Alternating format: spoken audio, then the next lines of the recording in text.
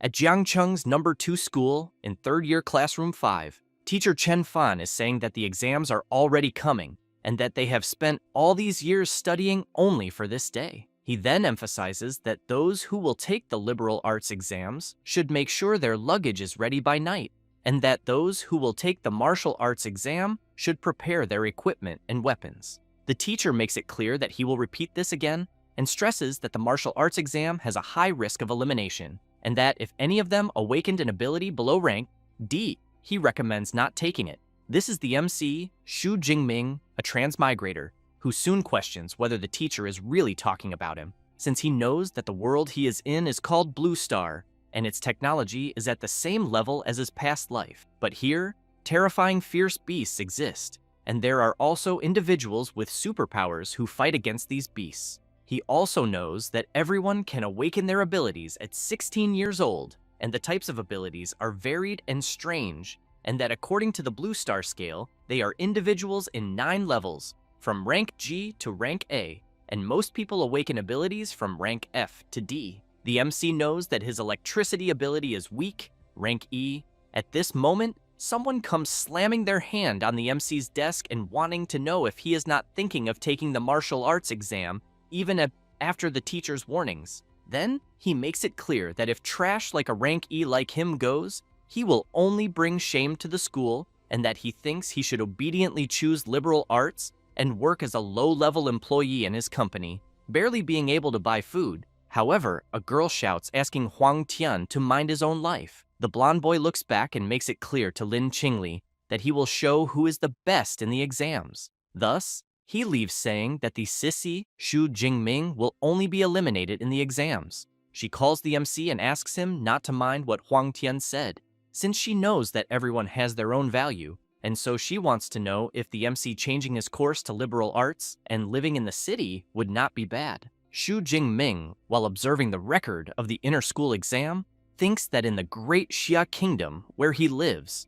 higher education is divided into 2 disciplines, liberal arts and martial arts, and that those with low-level abilities or those without confidence in combat can choose to study liberal arts and become ordinary people. However, he has in mind that those who choose martial arts must enter a designated place during the exam and fight to the death with fierce beasts. And only after passing the exam can the person enter a university of awakeners, and after many years of training at the university and with its mentors, the person can stop being someone without rank and become a powerful ranked awakener. Then, after reflecting on this, he takes a deep breath and thinks that the teacher and Lin Qingli are worried that something could happen if he chooses the martial arts exam. But he knows that in a world full of dangers like this, even if he could avoid the martial arts exam, which has a high elimination rate, he cannot escape from the beast that can invade at any moment. He then thinks that his parents of this era were eliminated because of a beast tide,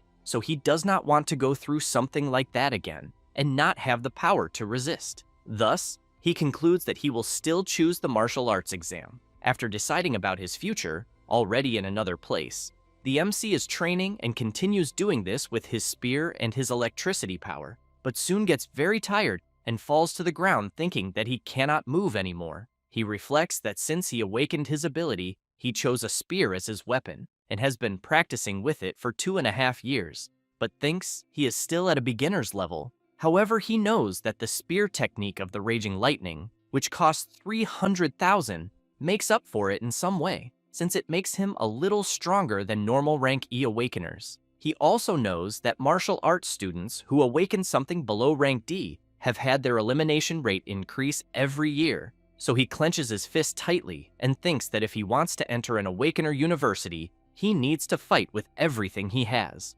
Until a screen begins to appear in front of him, and the screen shows that the system is being activated. The MC is very surprised by this and quickly stands up, and the system warns that it has been successfully activated and wants to know if the MC would like to claim the newbie gift. Jingming wonders if this is the stolen transmigrator system, so he immediately wants to know what is in the gift. The system informs him that the newbie gift contains a super rank S ability and 200 ability points. Jingming wonders if he really received a super rank S ability, since he knows that even in a great country like Xiahua, it takes 3 to 4 years for someone to awaken one. and that when such a person appears, they are fought over by the best universities and receive nearly endless resources until they become the highest level awakener. With this, he shouts that he, a rank E trash, still has a chance to change his destiny and then accepts the gift. The system announces that the newbie gift has been accepted and 200 ability points were given, and the Super Rank S ability, Purple Cloud Thunder God Lightning, is being delivered. At this moment, the MC's heart begins to suffer a strong electric shock, and soon his entire body starts releasing a high voltage. While he keeps enduring it, the system announces the progress, and as soon as it reaches 30%, an explosion happens in the MC's room, visible from outside. People are frightened, and a child in his mother's arms points his finger upward and wants to know what is happening. Other people notice where the explosion was, and quickly grab their phones and call the fire department saying that something happened to the Shu family's son. Meanwhile, the MC, as the completion rate keeps rising, thinks that it hurts too much. Outside, people notice that the sky suddenly became dark and a huge electric dragon emerges. A man watching the event from his window comments to another person that the thunder was really frightening and that he feels some kind of gigantic pressure, so he wants to know if it could be a powerful thunder-type beast about to invade. He then calls for Jiang Cheng's 3rd Legion and asks them to raise the alert state. At that moment, the huge electric dragon descends from the sky at high speed and crashes onto the MC's building, striking it directly. After suffering this impact, Jingming starts screaming even more, but the system informs that the completion rate has reached 100% and that the ability transfer has been completed. After that, the calamity subsides, and Jingming clenches his fist tightly and, completely excited with his power overflowing throughout his body, comments that this is the rank S ability of the Purple Sky Divine Thunder, since he knows it is incomparable to the shock baton from before, because he thinks that one strike on someone would be enough to destroy them. However, as he observes his room, he thinks that the destruction was too much, and that it was a good thing he controlled it a little. Otherwise, he thinks it would not have been just the training room that suffered, until he remembers that the system's gift also gave him 200 ability points, so he wants to know what they are for. The system explains that ability points can be obtained by eliminating beasts, and that consuming ability points can increase the level of abilities. It then says that the MC can see his ability points and improvement options on the system panel. Jingming laughs and thinks that he loves this broken and simple thing, so he does not waste time and asks to open the system panel. The MC carefully observes all of his status, and as soon as he does this, he gets excited and comments that the next day is the unified exam, and he needs to use the ability points wisely to maximize his combat power. So he asks his system to put the points into himself, since he knows that the essence of superpowers is in the body and mind of the human being, and therefore he will improve these 2 basic attributes first. So, while the points are credited, his body begins to release intense energy. The MC is surprised and wonders if this is what it feels like to have an improvement in blood power and mental power. He then prepares and makes some movements, then realizes that after improving his attributes, it doesn't matter if they are combat techniques or ability control, both will improve. Thus, he sees on his system panel that he placed 20 attribute points in each, and that this means each point is worth 0.2 of blood IQ and 0.2 hertz, and that with this strength entering an Awakener University will not be a problem, but he wonders among the 700,000 students in Jiangnan where he will rank, and how he compares to the prodigies trained by elite mentors since childhood. He then picks up his spear with his foot, and while moving, it concludes that he will go to the martial hall to test these improved attributes. However, at that moment, someone kicks the door open. It is the firefighters. One of them says they received a rescue call from there. Jingming explains that it was probably caused by fluctuations in his training, but emphasizes that everything is resolved at the moment. The firefighters take a deep breath, and one of them comments that he understands and that since everything is resolved, they will return. The MC thanks them for their concern, but before leaving, the firefighter looks at Jingming and comments that such a big commotion in the end was just a student training his powers, and that he thinks the next generation is truly incredible. After the firefighters leave, Jingming goes outside, and while walking down the street, people get curious wanting to know if he is fine after the incident. The MC replies that everything is under control and that he is going to a certain place to train a little. Jingming, while walking through the city, thinks that for an awakener to become a complete superpower user, he needs to train his body and mind to extract more from his powers. And that is why martial halls providing training spaces and instructors become famous.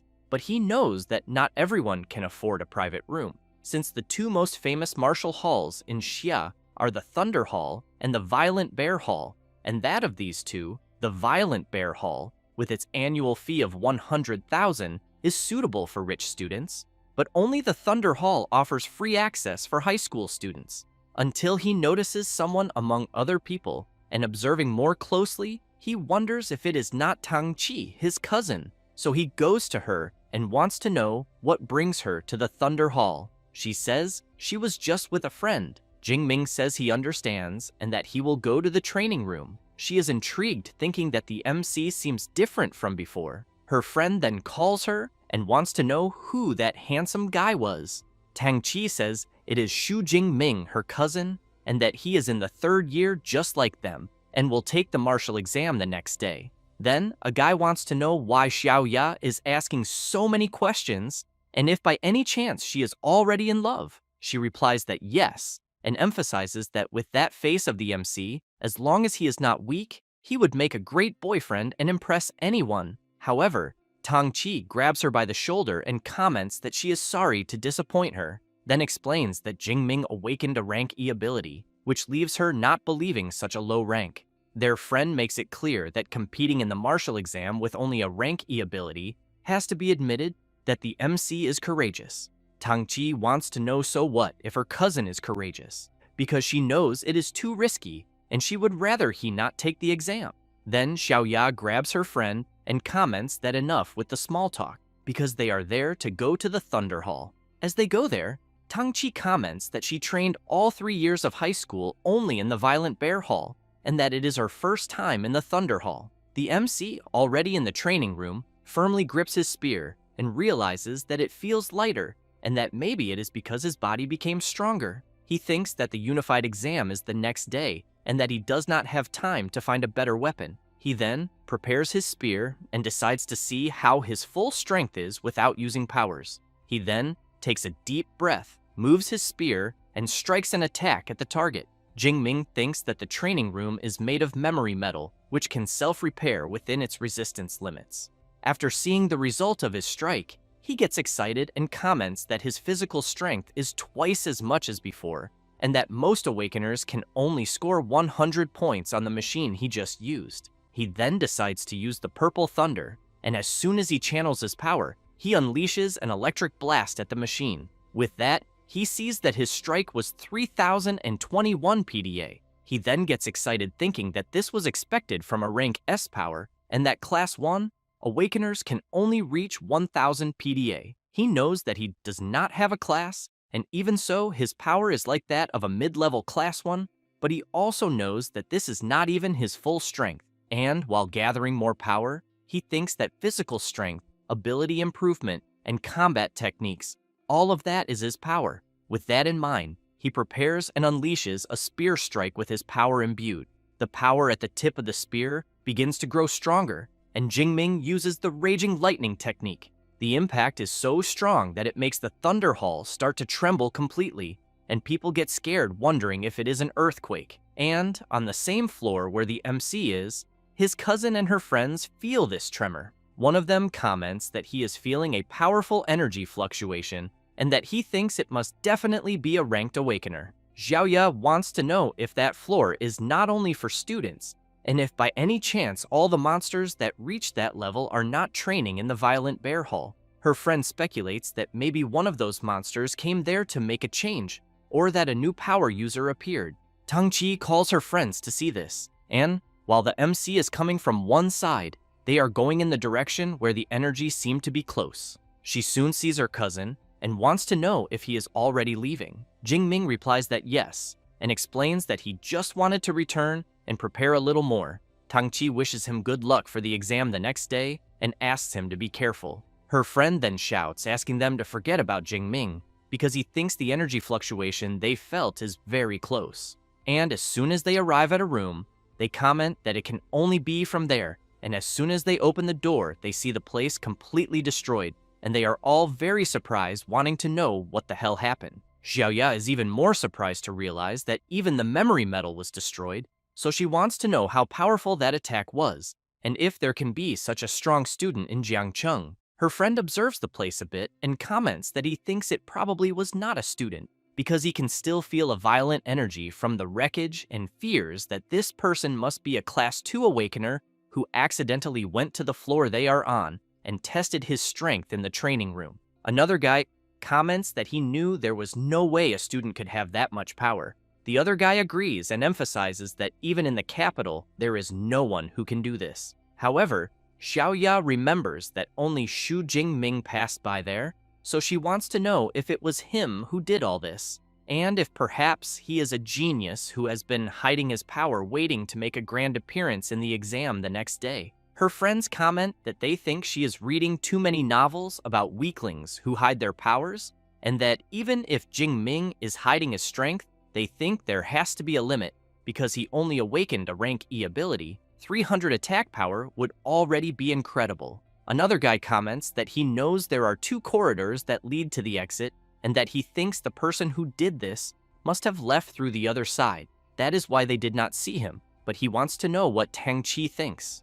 While observing the wreckage, she replies that maybe it could be, but thinks that the holes left seem to have been made by a spear. So she becomes apprehensive and questions whether her cousin is really overestimating himself. After that, and already on the day of the unified exam, several participants begin to gather. Jingming arrives at the location. Some people want to know if this will be the exam location because they think they saw a unicorn rhino, since they know they usually used common beasts like shadow cats or iron-haired boars. So they want to know why the exam difficulty is so high this time. Until a guy approaches asking, so what if it is a unicorn rhino? Then makes it clear that if they cannot handle beasts of that level, even if they enter an Awakener University by luck, they will still be nobodies. Seeing this, Jingming asks his friend who that guy acting all tough is. Liu Jia says it is Zhou Mingyang from school number 1, the guy of the Windstorm Sword, then says there are rumors that he has a rank B power called Swift Gale,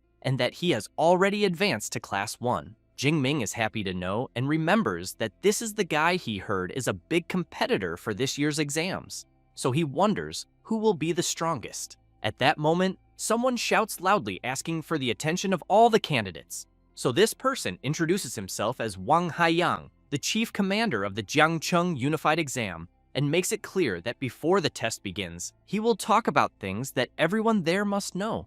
That said, he explains that the exam will last from 9 in the morning until 9 at night, being 12 hours in total, and that the test site will be the ruined city behind them. He also emphasizes that just like in previous exams, the area is divided into outer, intermediate, inner, and central zones, and that killing monsters of different types and levels will give different points, and that the higher the level of the beast, the stronger it is, and the more points are gained. However, the commander becomes serious and makes it very clear to everyone that the central area is like the bonus question in a written exam, meant only for the best students. So he asks everyone to know their limits, and not to risk their lives just for points.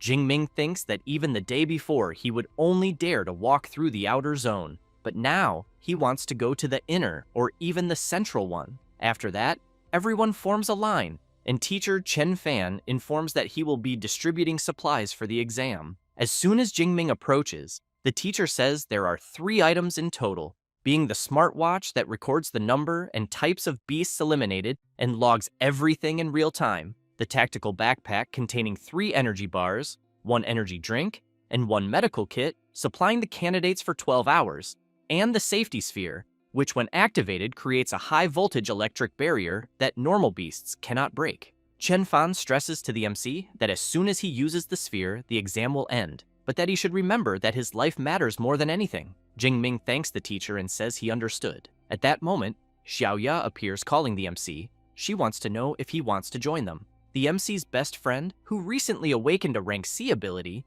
makes it clear to his friend that once they enter the exam, he will protect him. However, one of the guys in the group calls Xiaoya and says that it is good she is kind, but that this is the unified exam. The other guy, makes it clear to her that a team can have at most only 5 people, and that if they take the MC, he wants to know how they will get a high score. Liu Jie tells his group that they had agreed before, so he wants to know if they will really want to go back on it. Jingming listens to them arguing and quickly holds his friend back from going at the others, but makes it clear to everyone that he will go alone and that they can form their own team. Liu Jie and Xiaoya want to know if he is serious, then ask him to be careful. After the MC leaves, a guy from Xiaoya's group suggests going to call Huang Tian. Meanwhile, Jingming is thinking that even without them, he can still get a high score. Thus, the examiners announce the beginning of the 2037th Zhangcheng exam, and soon activate the cameras of the exam site and the drone live stream. All the candidates waste no time in advance, and some groups begin following their own routes. Meanwhile, the MC, while moving, thinks that he will go all out in this unified exam, then clicks on his watch, and it announces that the verification of candidate Xu Jingming from 3rd year, Class 5, and School Number 2 of Jiangcheng is complete. It then shows the exam ID and the live ranking of Field 179, in which first is Zhou Mingyang with 7 points, second is Li Lan with 5 points, and third is Zhao Hu with 4 points. After knowing this, Jingming thinks that this was already expected from the best student of School Number 1, since he is already eliminating the beasts, so he knows it is time to do his part as well. He then thinks that there is still a long way from the outer zone to the central one, and that he will go straight to the central, until while running, he notices something that catches his attention and sees a fallen body of one of the candidates, and soon he is frightened to realize that the guy's injuries are serious, and that apparently he did not even have time to use the sphere. Then he realizes that this is exactly why teacher Chen Fan asked not to take the exam, and looking at the body of the fallen candidate on the ground, he thinks that if he had not awakened a rank S ability, he would probably end up the same way. He then crouches and clicks on the guy's watch, which immediately calls a doctor, and thinks that he still has no regrets, and that he knows the unified exam is brutal, but that opportunities always come with danger, since not everyone has the chance to change their destiny, until he gets scared by hearing a sinister noise, and as soon as he turns, he sees a dark creature slowly approaching. Then he concludes that the creature left someone alive to ambush whoever came close, being precisely a trap. The wolf begins to growl at the MC and soon leaps. Jinming dodges the creature's attack and observes that the wolf is agile, has sharp claws and fangs, and a bite with a pressure force of 1 ton. Knowing that the creature deserves the title of Rookie Eliminator, the wolf starts growling at the MC, and he keeps thinking that the reason fierce beasts are called fierce is because they possess a special wild aura that intimidates their prey. And it is said that most awakens who encounter a fierce beast for the first time will be completely subdued by its aura, and he knows they cannot even use 30% of their strength, and some will just stand still and be eliminated. He also has in mind that this is why rich families hire high-level awakens to take their children to wild areas and act as their bodyguards, all so they get used to fighting these beasts from an early age. However, while thinking, he knows he did not have that kind of luxury. This is his first time facing a fierce beast. The wolf leaps again, and about to be attacked by the creature's sharp claws, he grips his spear firmly and without hesitation impales the wolf with it. He then concludes that apparently the creature's intimidating aura has no effect on him. With that, the system warns that the MC eliminated a shadow cat and gained 3 more skill points. Jinming knows that fierce beasts are ranked from 1st to 9th class, totaling 9 levels, and that beasts below the 1st rank are called unranked fierce beasts, and are equivalent to newly awakened humans. However, the MC knows that eliminating a fierce beast grants skill points that can be used to make him stronger, but that unranked beasts give very few points.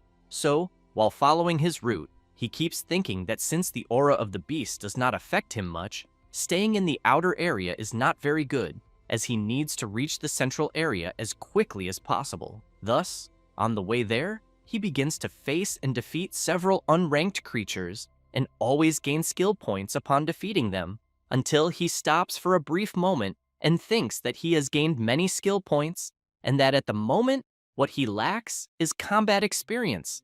because using the purple sky divine thunder can instantly eliminate those unranked beasts he has faced before, but that will not make him stronger. Not to mention that the higher the skill level, the more exhausting it is, and he fears that if he uses the purple thunder with full power, he will not last even 1 hour, since with his former rank E skill, weak electricity, he could endure more than 3 hours. And while moving again, he thinks that the exam lasts 12 hours, and therefore he cannot waste his skill before entering the central area, and that he thinks for the rest of the exam, he will use the strategy he is using and his spear skills to eliminate fierce beasts and gain more combat experience.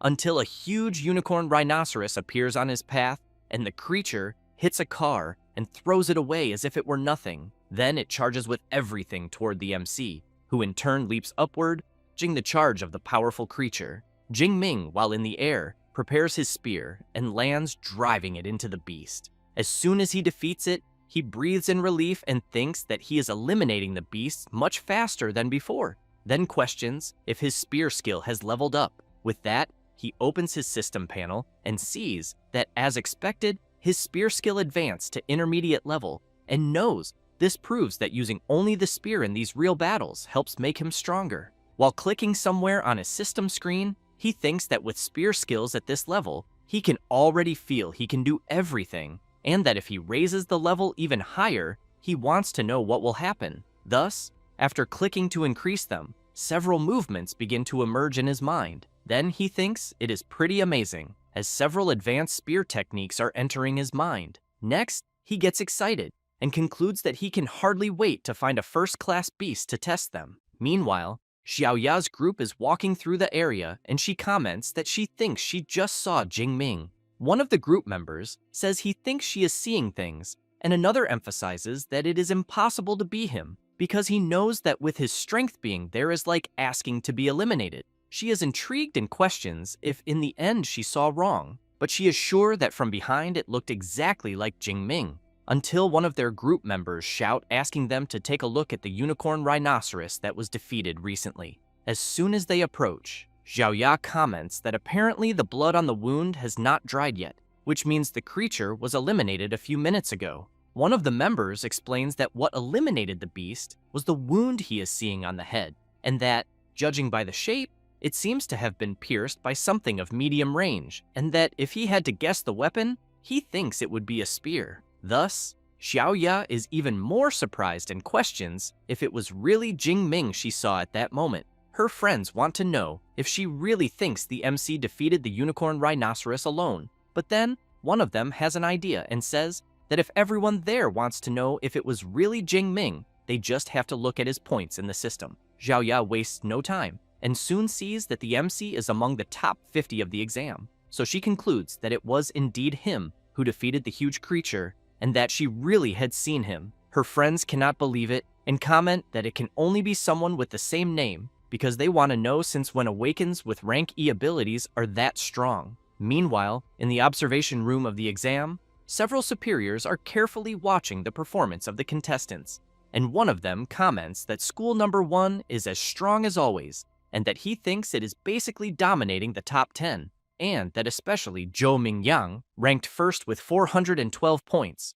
already seems to have the title of City Champion decided. Zhang Washan, director of the Jiangcheng Education Agency, comments that Zhou Mingyang is the best in the city, and that his swift gale is powerful. Even in the provincial martial exam, he would not lose to anyone, so he makes it clear that if everyone there asked, he would say that Zhou Mingyang can reach the top 100 of Jiangnan province. Then, he calls Director Liu of school number 1 and emphasizes that he has always been satisfied with the education of the school, and that the education of school number 3 is also not bad, because at least they managed to reach the top 10 this time. The director of school number 3 comments that it is all thanks to his help, and asks him to continue supporting them. However, Zhang Washan turns and emphasizes that school number 2 needs to improve since the best student of the school is only in rank 18. Zhao Yao, director of school number 2, thinks that only 8 students from his school managed to reach the top 50, so he hopes Li Ming, Yang Jian, Tang Ju, and Xu Jingming give their all in the exam. Then, he is intrigued by the name Xu Jingming and questions if he feels he has heard that name before, And if by chance there is someone like that in the Hall of the Ascendants, Professor Chen Fan cannot believe that the MC managed to reach the top 50, so he questions if he is not a rank E awakened and if by chance he was hiding his strength, but he knows that even if he had hidden it, he wants to know if a rank E ability suddenly turned into a rank S1. And while he observes Zhou Mingyang, he reflects that only the top 10 have cameras especially for them, and that it is not possible that there is anything of Xu Jingming at this moment, and therefore, he really wants to know how he managed such a high score. Back in the exam and in the central area, which has a very high danger level, someone is walking through the place. It is the MC who, while eating a cereal bar, thinks that upon reaching the central area, it is noticeable that the number of beasts has decreased,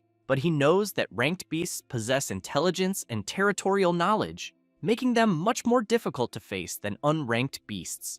However, he soon hears a noise and sees a huge tiger striking cars with a single swipe and throwing them far away. The creature, as soon as it notices the MC, lets out a huge roar. Jingming realizes it is a first-class beast, the blade-clawed tiger, and thinks he is lucky since he just entered the central area and already found a first-class beast. Then he gets excited and, while charging forward, thinks it is the perfect scenario because he will test his new abilities. The huge tiger does not stay still and charges forward as well. Jingming quickly stops, prepares his spear, and strikes at the creature's paw. The tiger feels the MC's attack on its paw, and he notices this, and questions if the strength of a first-class blade-clawed tiger is only that, as he thinks that only the Tiger King could give him some trouble. With that in mind, he charges at the creature, and, as soon as he dodges its lunge, drives his spear straight into the tiger,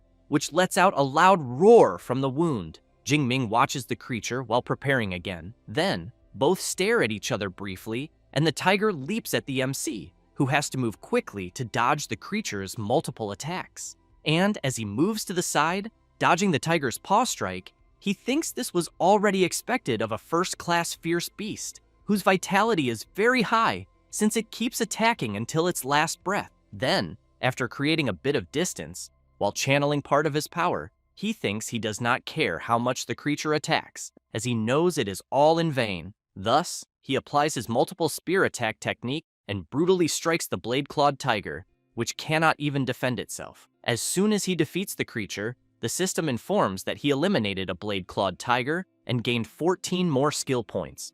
Jingming, pleased for having easily defeated the tiger, comments that he thinks the skill points gained by killing a first-class beast are practically double those of unranked ones. And, while continuing on his way, he thinks that the stronger the beast, the more points are gained, and that what others see as a dangerous challenge field, he knows is a treasure land for leveling up. Moreover, it is such a rare chance, and therefore, he must take full advantage to gain as many skill points as possible. Meanwhile, in the exam supervisor's room, everyone sees that Xu Jingming just rose to rank 32, and several directors go to Professor Chen Fan and want to know if the MC is really from his class, since among all the parallel classes, only the student from his class made it into the top 50, and therefore, they think the professor's classes are incredible. He feels embarrassed and tries to explain that it is all the student's effort and that he did nothing special, until someone points to the big screen and asks everyone to look because Jingming rose again in the ranking, and now he gained 44 points at once. Zhang Wushan emphasizes that according to the martial exam scoring system, eliminating an unranked beast gives 6 to 8 points, and eliminating a first-class one gives 14 to 16 points. Zhao Yao says that the clock counts eliminations every 4 seconds, but he is interrupted by the student agency director, who comments that whoever Xu Jingming is, in just 4 seconds he eliminated 5 unranked beasts or 3 first-class beasts. Then he calls director Zhao Yao and says that his school has a very good seed and therefore wants to know how he has never heard him mention Xu Jingming before. He replies that, to be honest, he just found out, and makes it clear that if director Zhang Wushan wants details, he will need to ask Professor Chen Fan. Then Zhao Yao goes to the professor and asks him to explain Xu Jingming's situation to the student agency director. Chen Fan, as soon as he approaches Zhang Wushan, a little afraid to say, comments that the MC awakened a rank E ability, weak electricity, Zhao Yao shouts, wanting to know if it really is a rank E ability, and if by chance he is not mistaken. A bit embarrassed, Chen Fan replies no, and emphasizes that before the exams he specifically told Jingming not to attempt the martial exam. Zhang Wuxian, while drinking his coffee, comments that reaching so far with only a rank E ability makes him believe that the MC must be incredibly skilled in other areas, which makes him even more interesting. He then makes it clear that for now, they will just wait and see, because he thinks that at this pace he will soon reach the top 10. However, he becomes serious and emphasizes that then they will find out he got there by cheating. Hearing this leaves both the director of the second school and the MC's teacher quite frightened. Meanwhile, the exam board is updated and rank 8 is occupied by the contestant Li Ziyi, rank 9 by Xu Jingming, rank 10 by Ma Yuwem, rank 11 by Ye Li, and rank 12 by Tang Qi. And she, as soon as she sees the updated board, realizes that it was her cousin who after all caused all that commotion earlier. Zhou Mingyang also sees the board and a little surprised questions if really, with only 6 hours left for the exam to end, someone just entered the top 10 and, upon seeing the contestant's name, thinks he has never heard of him. With his entry into the top ranks, a drone begins to follow the MC and observe his every movement. After the system notifies that he eliminated a first-class shadow cat, the MC thinks he already knew that, because hunting beasts in the central area is much more efficient, until he notices a drone flying overhead and questions if by chance he just entered the top 10. Then, he gets excited and thinks that the martial exam was made to test the strength and potential of the candidates, and that the better the results, the more attention the person will receive. But he knows he never thought of hiding his strength. However, he thinks that before going deeper into the central area, he needs to increase his strength more, and as soon as he sees his skill points in his system panel, he is quite surprised, thinking that he already has more than 300 skill points, and even so, it is not enough to level up, and that he thinks it seems that the only way to go beyond a first-class awakened is to learn a cultivation method. Thus, he decides he will continue improving his basic attributes, and as soon as he credits some points into the physical and spirit attribute, the MC feels an incredible sensation, and thinks it is time to go to the core area. It does not take long to get where he wanted, and he sees several blade-clawed tigers eating a unicorn rhinoceros. From afar, he notices there are 9 blade-clawed tigers, but knows that among them, there is one with an impressive aura and size and with extremely large blades on its paws, and therefore thinks it must be the blade-clawed Tiger King. Then he decides it is time to make a big harvest, but soon notices something and turns to see what it is, and sees that it is Zhou Mingyang, who in turn thinks the MC was quite sharp, since he even managed to notice him, and that he did not expect him to be Xu Jingming, the one who invaded the top 10. The MC is impressed and wants to know if he knows him. Zhou Mingyang smiles and makes it clear that he knows everyone who reached the core area except for the MC, so he emphasizes that seeing a new face so suddenly only made him guess that he was the one who was climbing the ranking. Jingming comments that he understood, but Mingyang puts his hand on his sword and stresses that he has been keeping an eye on the group of blade-clawed tigers for quite some time. The MC immediately wants to know if he wants to steal his prey. Mingyang comments that it seems the MC did not understand, so he explains that the blade-clawed Tiger King is an intermediate first-class beast, and that hunting 9 blade-clawed tigers without a team, no matter how strong he is just impossible, and that is why he thinks they could cooperate. However, the MC comments that they will not need to cooperate because he alone can defeat all the creatures. He says this and jumps on top of the bus, facing the creatures. They quickly notice the presence of the MC, who thinks that it was already expected of beasts led by a commander, in which they can even use battle formations. The leader of the blade-clawed tigers growls to the others, and they charge at the MC. Zhou Mingyang is watching from afar, and thinks he wants to see if Jingming really has extraordinary abilities, or if he is just heading for his defeat. The MC starts spinning his spear and increases the speed of the spin, and as soon as the tigers leap at him, his spear begins to strike the creatures. Then he delivers a circular attack hitting several tigers at once. With that, the system notifies that he eliminated some first-class blade-clawed tigers and gained more skill points. The creatures are thrown away, and the leader goes to them. Jingming regrets realizing he is still weak because he could not eliminate them all, but soon notices that the tiger leader is coming at full speed in his direction and then lets out a powerful shrill roar that shatters several building windows. Zhou Mingyang tries to cover his ears because of the beast's loud roar. Jingming is prepared and wants to know if the tiger leader is trying to intimidate him, as he thinks maybe other people would be afraid, but that is not his case. Thus, he charges at the beast, which immediately tries to strike him, but the MC manages to block with his spear. Jingming jumps high while blocking, but the tiger quickly turns around. However, the MC was already prepared and lands a powerful spear attack on the tiger leader. After pulling the spear out of the beast's head, the system notifies that he eliminated an advanced first-class blade-clawed tiger and received 20 skill points. Zhou Mingyang is stunned, unable to believe that the MC managed to finish them all at once, so he wants to know what kind of monster he is. Jingming comments that it was a great harvest of skill points and that he thinks at the pace he is going, it will be impossible to know how many skill points he will have by the end of the exam. But he knows the more the better, and therefore needs to hurry and find another group of beasts.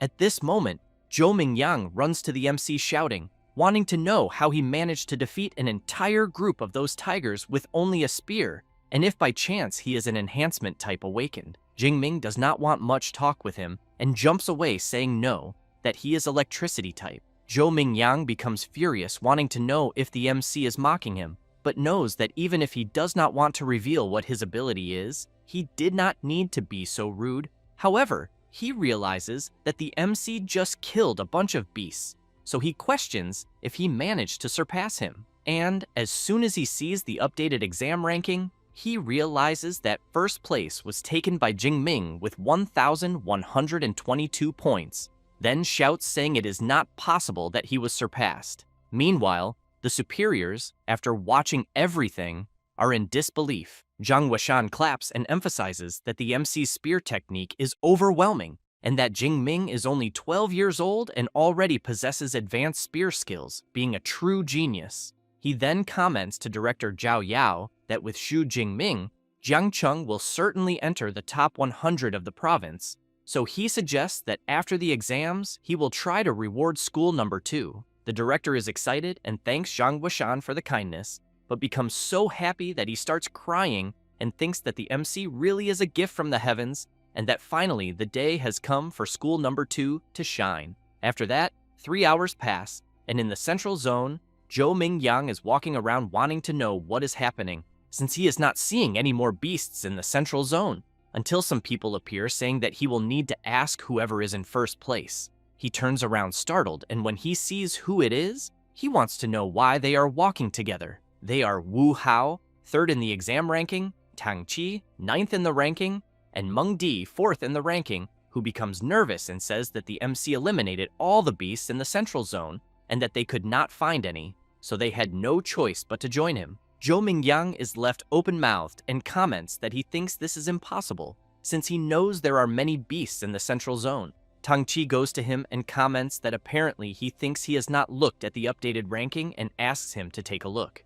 As soon as she shows it, Zhou Mingyang sees that the MC has more than 3,000 points, 2,000 more than his own points, so he is completely shocked. Tang Qi takes a deep breath and asks if he now understands, because if they removed the MC's points before he entered the central zone, he would still have 2,500 points, which means he eliminated almost 200 beasts in the central zone alone. Zhou Mingyang comments that this was why Mingjing was so afraid of them killing the beasts he was targeting, since he had thought of that from the beginning. Tang Qi emphasizes that with only a few hours left before the exam ends, they thought about joining together to challenge the core zone. Zhou Mingyang is surprised and wants to know if she is crazy, because he knows that the beasts there are at least advanced first class, and that some are even second-class beast kings. Meng Di makes it clear that this is why they will join together, and then wants to know if he will be left behind. As night falls,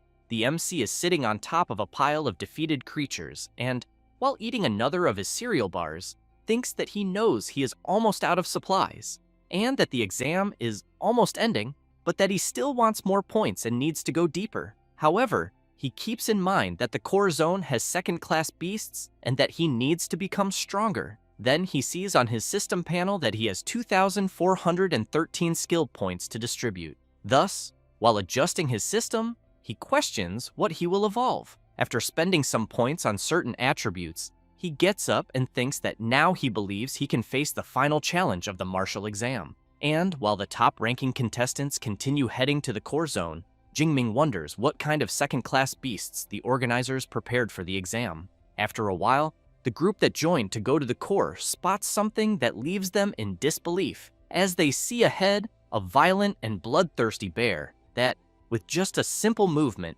causes enormous destruction in the area. Zhou Mingyang comments that now they are screwed. Meng Di, worried about the situation, says that it seems to be a rare ferocious beast and that, judging by the creature's fur, it is comparable to a low-rank metal, and she thinks that not even missiles could pierce it, and one blow from the creature could eliminate them all. Tang Qi emphasizes that it would be better to give up on the plan, since knowing that the bear would be the least of their concerns.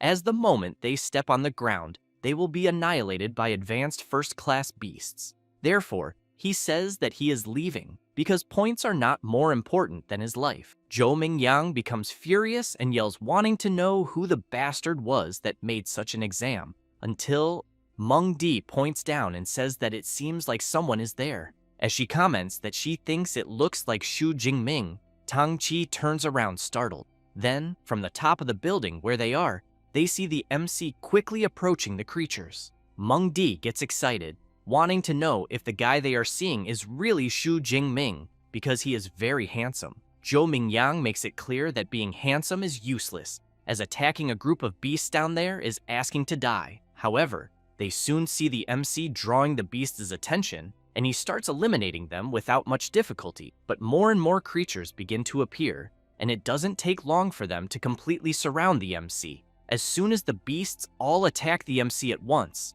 everyone thinks he has been exterminated. Wu Hao wants to know if Jingming will really die like that. Zhou Mingyang comments that he was an idiot and that if he dies, it is his own fault. Tang Qi turns around startled and runs off saying that she has to help him, but is held back by Meng Di, who wants to know if Tang Qi hadn't said that her life wasn't worth more than that. She replies that they don't understand and explains that Jingming is her cousin, and that's why she cannot stand still watching him be eliminated. However, amid the creature's pause, a strong electric current begins to form, and an explosion of power occurs in the area. Zhou Mingyang, seeing the strong thunder in front of him, wants to know if it could be the power Yingming had mentioned. After completely eliminating the beasts that were surrounding him with his electric power, Jingming thinks that using only physical strength to deal with the beasts around him is overestimating himself too much, and that therefore he will need to use his abilities. Then, the MC looks at the power in his hand and reflects that this was already expected from an S-rank ability, being very dominant and destructive. However, he realizes something, and as soon as he looks up, he sees the enormous bloodthirsty bear very close, which soon lets out a powerful, thunderous roar. Jingming thinks that he knows the violent and bloodthirsty bear is gigantic, but on the other hand, it is not fast, and that's why he believes that with his purple heaven divine thunder, he can finish the creature. But, seeing more creatures approaching as well, he knows that while he is fighting the enormous bear, the other creatures may end up interfering. So he takes a deep breath, releases his powerful power, and concludes that he will first get everything ready before the fight against the violent bear. Thus, he quickly leaps and charges with everything, eliminates the first beast, and while the system notifies that he has defeated an advanced first-class beast and obtained ability points, the MC easily eliminates many beasts around him. All excited, he questions if this is how an S-rank ability enhances the body, but he knows that unfortunately, having lightning running through his body is dangerous, so he cannot maintain it for too long. However, while eliminating more beasts, he knows that the time he has is more than enough to deal with them. But as soon as he finishes defeating a unicorn rhinoceros, he realizes that the violent bear is coming at him with everything, and the creature delivers a powerful attack with its enormous paw. But as soon as it lifts its paw from where it struck, it realizes that the MC managed to dodge at the last moment, the bear becomes furious and charges at the MC again, who in turn leaps over the bear and uses the creature's back to gain momentum and quickly continue eliminating the creatures that are in the way. The bear roars loudly in rage. Jingming looks at the creature and wonders if the bear got angry after seeing its minions being defeated one by one. He says this, and while advancing against the last creature in front of him, the MC makes it clear that he will only eliminate one more and then give his full attention to the enormous bear. However, the ferocious bear appears right behind the rhinoceros that the MC was about to defeat and strikes with its claws. Close to being hit, Jingming is surprised and thinks that the bear predicted where he was going. With that, the bear manages to clash its two paws together and, due to the powerful impact of its attack, everything around is thrown far away. But as soon as the bear opens its claws, it realizes it only eliminated the rhinoceros and the MC is high up. And while channeling his power, he gets excited and comments that now there are no more useless creatures to get in the way, and that he really wants to see if the fur of the bloodthirsty bear will be able to withstand the strength of his thunder. He says this and immediately attacks, and a huge electric explosion occurs. The group of competitors on top of the building feel the strong impact of the MC's attack, and even the supervisors are surprised to witness such power. Zhang Wuxian calls for director Zhao Yao and wants to know if he was really saying that what they just saw is an E-rank ability, because he thinks he must be joking. One of the directors emphasizes that just by releasing the power they saw, the MC can annihilate an entire group of advanced first-class beasts, and could even face a second-class boss on equal terms, meaning he thinks not even an A-rank ability could handle that so easily. Zhao Yao wonders if it could be a mutation. Zhang Wuxian laughs and emphasizes that regardless, after what they just saw, he thinks perhaps the entire country will be watching Xu Jingming. Back to the battle. After the dust settles, the bear's skin barely suffered a scratch, and the creature becomes even more furious and lets out a loud roar. Jingming is thrown back and questions whether he really only caused a small scratch, and as soon as he hits the ground, he thinks that this was already expected from a rare second-class beast, since it is fully covered in thick fur, so he knows no blade will penetrate, and most importantly, it does not conduct electricity. He also thinks that with the power he currently has, trying to jump 2 levels to defeat the violent bloodthirsty bear is asking too much. At this moment, the enormous bear begins to release a dark power, which leaves the MC quite frightened, wanting to know what is happening. The bear leaps into the air, and where it lands causes enormous devastation, and Jingming is thrown back. Then, he observes the damage the bear caused, and questions whether it has already activated the Fury ability, as it seems the bear really hates him. The enormous beast then stares at the MC and soon lets out another of its loud roars, then charges at him, trying to hit him several times. But Jingming keeps dodging all the attacks and runs to try to gain some distance. And while doing this, he thinks the bear is very impressive, as he knows that when a beast enters a fury state, its physical strength increases absurdly. At that moment, the bear tries to hit at the MC, but he manages to dodge and thinks that, in compensation, the little intelligence it had is gone, turning into just a killing machine driven by instinct. But he keeps in mind that it is better not to go for a direct confrontation, as it would be foolish to face it head-on, and that the ideal is to use agility to wear the bear down little by little. After gaining distance, he begins to channel his power and concludes that he should just take the opportunity to paralyze the bear for a while. Thus, he quickly moves to the creature's back and strikes with his energized spear at one of the bear's legs, and, due to the impact of the MC's attack, the creature crashes hard to the ground. Jingming takes advantage of the time he has and activates his Purple Heaven Divine Thunder ability, and a lightning strike hits the bloodthirsty bear directly. The MC intensifies his ability even more, and the enormous bear ends up fainting. Jingming smiles and thinks that after more than 30 seconds of Purple Heaven Divine Thunder, he believes not even the thickest defense could withstand it. However, the bear opens its eye and takes advantage of the MC being distracted and tries to strike him, but the enormous creature ends up under the effect of paralysis. Jingming laughs and comments that finally the time has come. Then he prepares his spear and activates his Storm Lightning Rupture ability and hits the bear head-on, sending it flying far away. And, as soon as it crashes into some cars, a huge explosion occurs. After the dust settles, it is possible to see a huge hole in the middle of the creature's chest. With that, the system notifies that the violent second-class bear was eliminated and the MC received 24 more ability points. While one of the drones positions itself right in front of Jingming, he thinks that it is finally over and that, to defeat this monster, he had even evolved the Storm Lightning Rupture technique from basic to advanced before the fight. However, visibly tired, he also knows that even though it lasted only about 2 minutes, it was the most exciting battle of his life. Then, he questions himself about how many points he will be able to get if he eliminates all the beasts in the central zone. After that, the supervisors see that the MC has more than 10,000 points in the exam and go crazy shouting that this is truly surreal. Zhang Weishan, completely excited, emphasizes that the MC not only broke the school record, but also that of the entire province, and that he thinks he is a genius among geniuses. He says this while looking at Xu Jingming's image on the big screen. Meanwhile, he is looking at his watch and seeing that the exam time is ending, so he thinks that he has already killed all the beasts in the inner zone and the central zone, and that now he will return to the middle zone, because he knows that the more he eliminates, the better, since even a mosquito leg is still meat.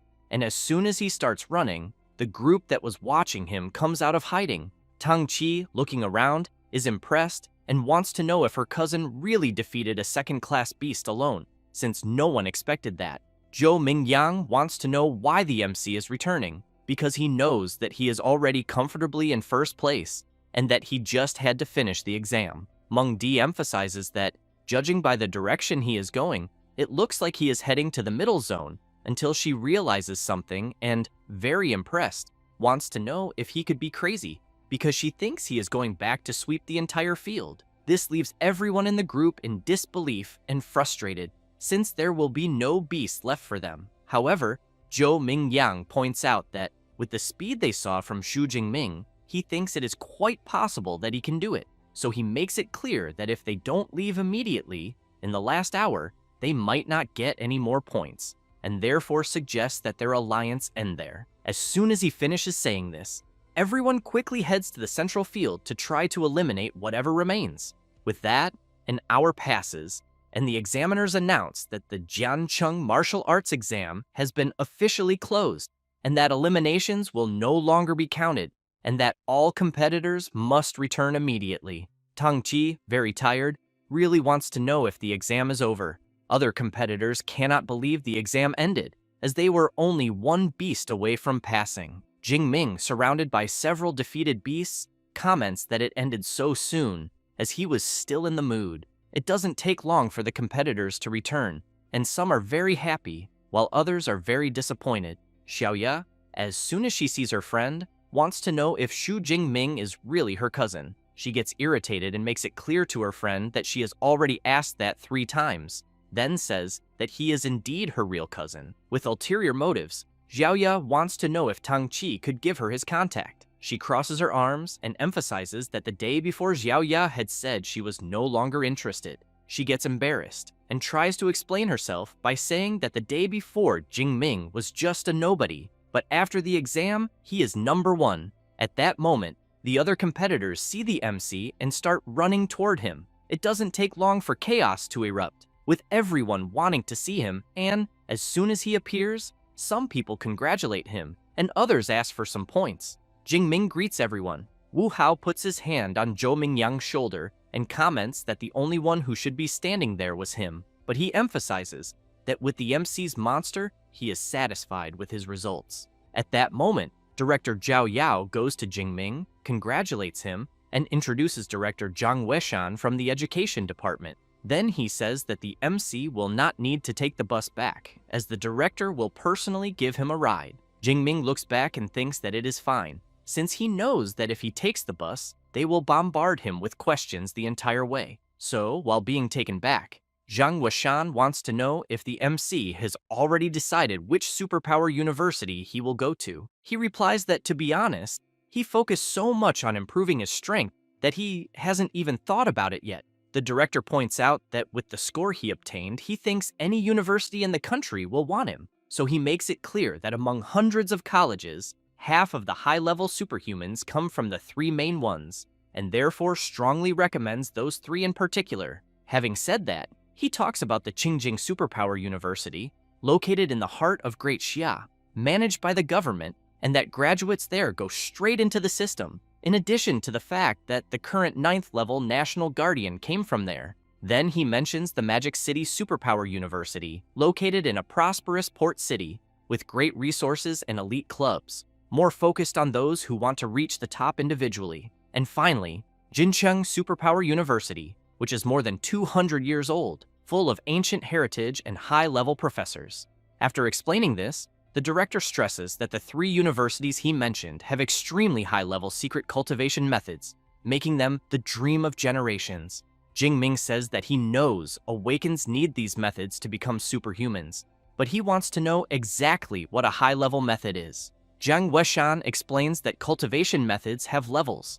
With basic methods, most Awakens take 3 to 4 years to become superhuman, and with the highest level ones, it can be done in just 6 months. Then he tells the MC to rest assured, because with his score he is sure he will receive a special invitation, and also thinks that even the 3 great universities will make good offers, and that afterward the MC will just have to choose the one that suits him best. Jingming says he understands and thanks the director. After that, the next day, the MC is taking a shower, and as soon as he opens his system panel, he sees that he has 2,534 ability points, so he thinks that this amount should last until he enters university. However, he questions whether there will also be a beast hunting tournament there, because if not, he thinks he will have to go straight to the wild zone. Meanwhile, outside, 2 women are wondering why the door is broken, but end up thinking it's perfect, because that way they can scare the MC. And as soon as they open the door, they shout surprise. It is Tang Qi and her mother Shu Qingwan. However, the MC has just gotten out of the shower and is very startled, wanting to know what the hell they are doing there. Then he runs off embarrassed, saying it wasn't his fault. While putting on clothes, Jingming thinks that in the year his parents died, his aunt was by his side the whole time and gave him family affection, and she also became his guardian and sometimes made bamboo with pork. After sitting at the table, his aunt comments that she doesn't understand much about these martial arts exams, but stresses that since she learned he was going to take it, she was worried for days. But now that she sees him well, she thinks she can be at ease. She also makes it clear that results don't matter. Even if she thinks he didn't pass, it's all fine. Jingming wants to know if his cousin didn't tell her anything. Tang Qi winks and comments that she thinks it's better if he tells her himself. Thus, the MC tells his aunt that he actually did very well in the exam and that he surpassed 10,000 points. As soon as she hears this, she spits out everything she was drinking. Then she wants to know if he is really telling the truth. Her daughter says it is true and that her cousin scored more than 10,000 points. The MC goes to her, and as soon as they hug, she starts crying and thinking that the Shu family finally has someone to carry the name forward, and that she is sure her nephew's parents, wherever they are proud of him. Meanwhile, some people are watching the MC's performance in the martial arts exam, and a woman says that Shu Jingming, 18 years old, awakened with a weak E-rank natural type electricity ability. A guy comments that if the score the MC achieved is real, they urgently need to recruit him. A bald man points out that with that talent on paper and that level, he doesn't think it is possible for him to have done it. Then another guy says that judging by the way the MC fought this ability, cannot just be level E, as it is at least A and maybe even S. The blonde one wants to know how a forgotten place like Jiangcheng produced the first place, as he thinks that maybe Shu Jingming cheated, used someone else, or took some drug. At that moment, the woman asks them to stop the discussion, then slams the table and makes it clear that for now, they will classify Shu Jingming as a special S-level recruit, and that, to know if the score he achieved is true, she will personally go to Jiangcheng to investigate. Meanwhile, Jingming is receiving a message from the education department saying that his result in the martial exam is out, and that he ranked first in the Jiangnan province with 11,124 points. He is happy and celebrates upon learning that he is first place in Jiangnan province. Thus, it does not take long for several reports about him to come out, making him the main topic. And at this moment, there is a press conference with the director and teacher of the second Jiangcheng school. Reporters asked director Zhao Yao about all these doubts on the internet regarding the MC's score, what he has to say, since many comment that this was covered up, so they also want to know if they are questioning whether the results are real. He replies that the official website of his school has already uploaded the video of Xu Jingming's exam, and that everyone can access it to check and draw their own conclusions, in addition to the martial exam being completely fair, leaving no room for doubt. As soon as the reporters see the video, they cannot believe the performance. Zhao Yao laughs and comments that the MC's score is legitimate, being the first student from Jiangcheng to reach the top of the province. Then, Professor Chen Fan shows Xu Jingming's prize, and director Zhao Yao says that it is the cash prize from the city's education department, along with a great gift, also a complete manual of training techniques for Xu Jingming, in addition to the city hall, also giving the same amount in money and a luxury mansion in the city. While the director asks everyone to be quick and take pictures, as this will be the newspaper cover, someone observes all this from afar. It is the woman who was watching the MC's performance before, who comments that even with Jiang Cheng releasing the video of the exam, she thinks that does not prove that Jingming did not use doping, since she knows that the main thing at the moment is to know what Xu Jingming's ability level really is. Meanwhile, the director, a little embarrassed, is asking Professor Chen Fan where the MC of the day is. He says he just called Jingming and that he said he is still training in the martial hall and will arrive soon.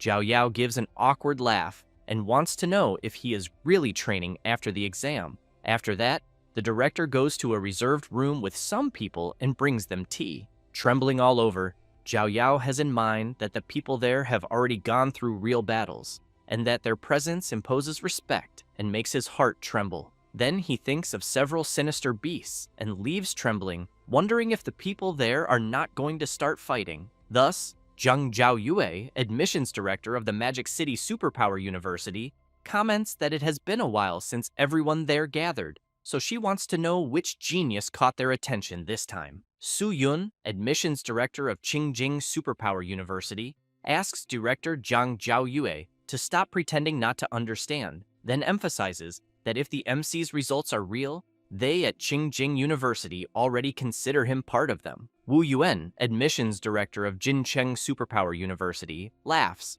and asks Su Yun if she thinks that just because she said that the MC will go to her university, because he thinks that they at Jincheng University will be the ones to take him. While Wu Yuan and Su Yun stare at each other with deadly looks, Zhang Zhaoyue takes a deep breath and thinks that this is as always. At the time of recruiting a provincial first place, the universities are always clashing. At that moment, someone opens the door. It is the MC, who immediately greets everyone. They are surprised by his entrance, and Zhang Zhaoyue notices that he is full of energy and that he and the spear seem like one. And it is also clear that he continued training hard after the exam, and that, even in front of 3 advanced ability users, the MC did not even tremble. Director Zhao Yao introduces the people there to the MC and emphasizes that they are all very important people. Zhang Zhaoyue stands up, calls the MC, and says that they all watched his exam video, then says that his combat ability is impressive, as well as his incredible techniques.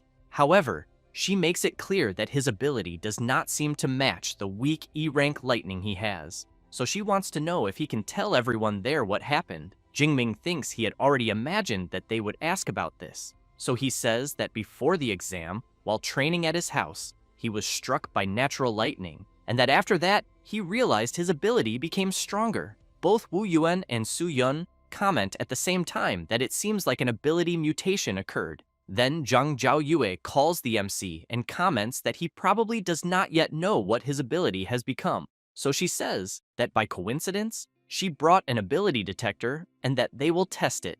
While the director tries at all costs to hold the MC's spear, he approaches the device and Zhang Zhaoyu asks him to just release power. Thus, Jingming begins to channel his lightning power into the detector. Su Yun is very surprised to see that the lightning is very violent, as it was even able to accelerate her heartbeat. It does not take long for the device to notify that the ability detection has been completed, and just as it was about to announce that the Purple Heaven Divine Thunder ability is classified at a certain level, the device begins to suffer very high fluctuations and tries to analyze again. However, The power is so great that it shatters the detector into several pieces, and everyone tries to protect themselves. The director wants to know what the hell just happened.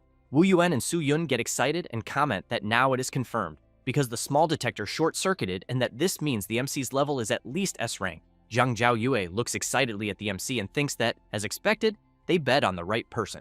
Thus, Wu Yuan shouts, calling Xu Jingming, and says that Jincheng University offers him 4 million in entrance bonuses and a complete set of C-rank equipment, and that for 4 years, all training methods and combat techniques will be free. Su Yun laughs and wants to know if that is all Jincheng University has to offer. Then she steps forward and makes it clear to Xu Jingming that if he chooses Qingjing University, they will offer 6 million in entrance bonuses, plus 4 years of equipment, methods, and techniques, all from their school at no cost. Jingming is completely shocked, thinking that all the proposals are very tempting. However, Zhang Zhaoyue says that Magic City University does not offer entrance bonuses or equipment, but in terms of training methods and combat techniques, they will offer everything the others offer. And in addition, every year the MC will receive an S-rank cultivation resource. Wu Yuan and Su Yun cannot believe that she is really offering S-rank resources. Jingming, on the other hand, wants to know what that would be. She goes to him and wants to know if he has ever heard of dragon-type beasts, because they are extremely powerful, and beasts with a dragon-like appearance are called dragon class. Then, she emphasizes that these beasts are already born at the 4th or 5th rank, far above the others, being much superior to any other beast. Zhang Zhaoyue continues saying that among the S-rank resources, there is the vital blood of an adult dragon class beast, rank 8, in which, after ingesting this blood, the MC's body will undergo a very brutal transformation, becoming as resistant as one of those beasts she mentioned, and that all S-rank resources are at this same level. Su Yun comments that she was even tempted, and that she thinks Magic City is really absurdly rich. Wu Yuan comments that those resources Zhang Zhaoyue mentioned are reserved for veteran students, and that she wants to give one right away to a freshman, and for that reason he cannot compete. Thus, Director Zhao Yao comments that it is time for a decision, so he asks the MC that among the 3 top universities, he should decide which one he wants to go to. Jingming smiles, and very excited, says that he wants to go to the Magic City Superpower University. Then he thinks that he knows Magic City University not only has the best conditions, but also their level of practical training is the highest, and that half of the champions of the inter-university tournaments came from there. After deciding, he goes to Su Yun and Wu Yuan and says that he sincerely thanks them for their interest. Zhang Zhaoyue takes an invitation from her magic ring, and as soon as she gives it to the MC, says that they are looking forward to his arrival, and that freshman classes start on the 1st of September, but emphasizes that since he was specially recruited, he can show up earlier, and they will arrange his accommodation. Jingming wants to know if he could access the training methods and combat techniques from the library beforehand. She replies that it will not be a problem, and informs him that the library can provide him with a study room of his own, without interruptions, and makes it clear that her contacts are on the card, and that when he arrives in Magic City, he just has to call her. Jingming looks at the invitation, and comments that he can hardly wait to start. After that, the next day, the MC goes straight to the train station, which soon announces that train G91 bound for Magic City will begin ticket inspection. Jingming says goodbye to his uncles and his cousin. Qingguan begins to cry and comments that her nephew really has grown up. Tang Daolin emphasizes that with this trip, little Ming is destined to reach the heavens. Then he looks at his daughter and wants to know if she will fill out the college application form soon, because since her cousin will study in Magic City, she should also try to choose a university there. Qingguan agrees with her husband and comments that this way, the two will be able to help each other in the future. Tang Qi gets a little embarrassed, but replies that she knows very well. After boarding the train, while reading a book, the MC thinks that it will take 6 hours to reach his destination, and that he will use this time to review some training methods, and that, among the exam rewards, the most important is the training method called Abyssal Sea Technique that he is reading, since he has in mind that, just like abilities, training methods also have different levels, and there are 4 categories: basic, intermediate, advanced, and superior, and the higher the level, the faster the cultivation. Thus, he thinks that what he has there is an intermediate method,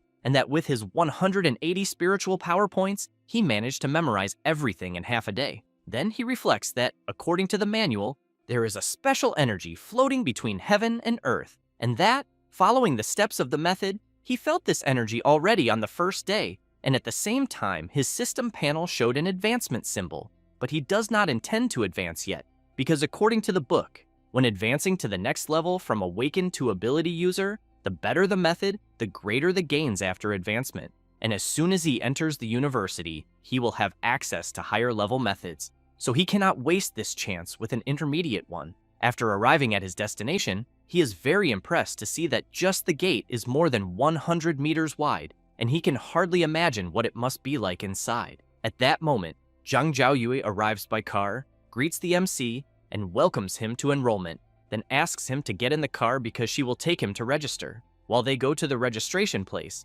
she wants to know if Magic City University is not impressive because it covers 26 square kilometers, with an average of 2,600 square meters per student, and that some visitors cannot even explore everything in a single day. Jing Ming comments that seeing it up close is even more incredible. After registering, she hands him his badge and campus card and informs him that he only needs to swipe the card to enter the dormitories. Jing Ming, very impressed, comments that he has seen several, even back when he did his doctorate in his past life, and that there are 4-person rooms, single rooms, and even 3-bedroom apartments for doctoral students. But in front of the dormitory he will stay in, he knows he has never seen villas being used as dormitories. Zhang Zhaoyue says that at Magic City University everyone lives in a villa, and that the higher the score, the more luxurious it is. And as the provincial first place, he will stay in the most luxurious one, being more than 800 square meters. However, she asks him not to worry about loneliness, because the villas are shared by 2 students, with 2 floors, and that he and another colleague will share 1 floor each. Jing Ming thinks that a double dormitory is not so bad, as it is better than being alone, and that being an orphan before and after transmigrating, he always preferred the lively atmosphere of a 4-person room. As soon as they enter the dormitory, Zhang Zhaoyue says that all the MC's enrollment paperwork is complete, but emphasizes that she will explain a few things he needs to know there. Thus, she says that there are 2 main things, the credit system and the exclusive mentor system. Then she says she will start with the credit system, in which at Magic City, credit is everything, to eat, buy equipment, or rare treasures, and that the purchasing power of 1 credit equals 10,000 of Great Xia's currency. Then she emphasizes that there are several ways to earn credits, and that one of them is through fixed annual distribution based on his evaluation. For example, his entry classification is S, so this year he will receive 100 credits. Having said that, she claps her hands and asks Eva to appear. Quickly, a robot appears, calls the MC by name, and informs him that he currently has 100 credits. Zhang Zhaoyue says that the robot's name is Eva, and that it is the AI assistant installed in each dormitory, and that Eva's true body is the school's central AI. The ones in the dormitories are just sub-bodies. But she emphasizes that even as a sub-body, it has already reached the standard of rank 4 AI, being able to help a lot in daily life. Jing Ming is very impressed to know that a sub-body is rank 4, since he has in mind that AI technology on Blue Star is much more advanced than in his previous life. Zhang Zhaoyue says that she will now explain about the exclusive mentor system, where every student can choose a mentor they admire and become an apprentice, but obviously only if the mentor accepts. Jing Ming wants to know if even as a freshman he can have individual guidance. She replies that yes, and says that the university's mentors are all high-level ability users, and that almost all of them have unique and secret combat techniques and training methods, and that you can only learn them after becoming an apprentice. Then she makes it clear that in Magic City, there are 4 mentors with lightning abilities. Among them, the Dean of the Academy of Weapons, Yang Zhentian, being the person she most recommends for the MC, until Eva shows some information, stating that Yang Zhentian is 52 years old, Dean of the Academy of Weapons at Magic City University, a high-level 7th rank ability user, possesses an A-rank lightning ability called True Thunder of Wind and Fire, is a master in martial arts, sword, spear, longsword, and various weapons, earned the nickname Thunder Spear, and once faced alone the 8th rank Tremor Demon Serpent for 3 days and 3 nights before defeating it. Zhang Zhaoyue says that the information on the other 3 mentors is also with Eva, and that 2 are from the Elemental Academy, and the last is also from the Academy of Weapons, but uses a sword. Jingming gets excited and comments that since his focus is lightning and spear, he thinks Dean Yang is indeed the best option. Thus, after some time, he goes to a mansion and thinks that, as expected, a mentor's house is much more advanced than the students' dormitories. Then a guy approaches, wanting to know if the MC is there to become someone's apprentice, but then realizes something and wants to know if the MC is still just an awakened or a special recruit. Jingming simply replies yes, and the guy says that in previous years, the special recruits were at least rank 1 intermediate or high, and that he did not expect an awakened this year. Then he says he is from the Academy of Weapons, and that his name is Tan Mingyang, a 3rd-year student. The MC introduces himself and says that he has just entered the university. Mingyang emphasizes that the MC is quite fast in learning about the mentor system on the very first day, as most only find out after the freshman tournament. Jingming gets curious about this tournament he just heard of and asks Mingyang to be clearer. He says it is a tradition at Magic City University and usually takes place 3 or 4 days after official enrollment, and that all teachers watch, and the freshmen who stand out are contested by the academies and sometimes become direct disciples. However, he makes it clear that for special recruits like the MC, it is not possible to become an apprentice before that. But he thinks that becoming Dean Yang's apprentice right upon arrival is almost like winning the lottery, and that he will probably just be making the visit for nothing. Jingming thanks Mingyang for the explanation, calling him senior, but wants to know if he is also there to try to become Dean Yang's apprentice. He replies yes, and says that he has already tried several times this past semester, but has always been rejected, and that is why he is almost giving up. But deep down, he still cannot let go of it. At that moment, someone opens the mansion door and then welcomes the 2 and informs them that Dean Yang is already waiting for them and that they are to follow him. Mingyang is intrigued because he has in mind that in previous times the butler was never so welcoming. As soon as they enter, the dean is with another person waiting for them, and the MC immediately realizes that the presence of the dean of the Academy of Weapons, the 7th rank ability user known as Thunder Spear, Yang Gentian, is indeed quite impressive. The old man comments that the black-haired boy must be Xu Jingming and says that director Zhang Zhaoyue has already informed him, then asks the MC to accompany him because he will take him to the training room. As soon as they arrive in the training room, the principal says that he watched the video of the MC's martial arts exam and that his combat ability is impressive, in addition to having advanced level marksmanship. However, he emphasizes that before anything else, he wants to see with his own eyes the special rank S superpower, the divine thunder of the purple sky. Jingming says he will show it and quickly begins to focus. Then he releases his powerful power, unleashing lightning throughout the place. The principal is impressed when he sees the divine thunder of the purple sky and thinks that although he also has a lightning-type power, the true thunder of wind and fire, he knows that the difference between rank A and rank S is something that cannot be overcome with effort, and therefore thinks that if the MC really dedicates himself, maybe one day he will reach his level. Then he calls the MC and says that with his potential, becoming his disciple would not be a problem. But he makes it clear that throughout his life he had many friends and also many enemies, and that if he decides to be his disciple, he cannot guarantee that he will not be involved in this, as some may even try to attack him because of it. Then he wants to know if he still wants to move forward. Jingming quickly kneels down and, full of confidence, calls the principal master and answers that he does. Then he thinks that he has always admired those who grew up in the midst of bloody battles, since the more enemies defeated, the more the master's combat strength is proven.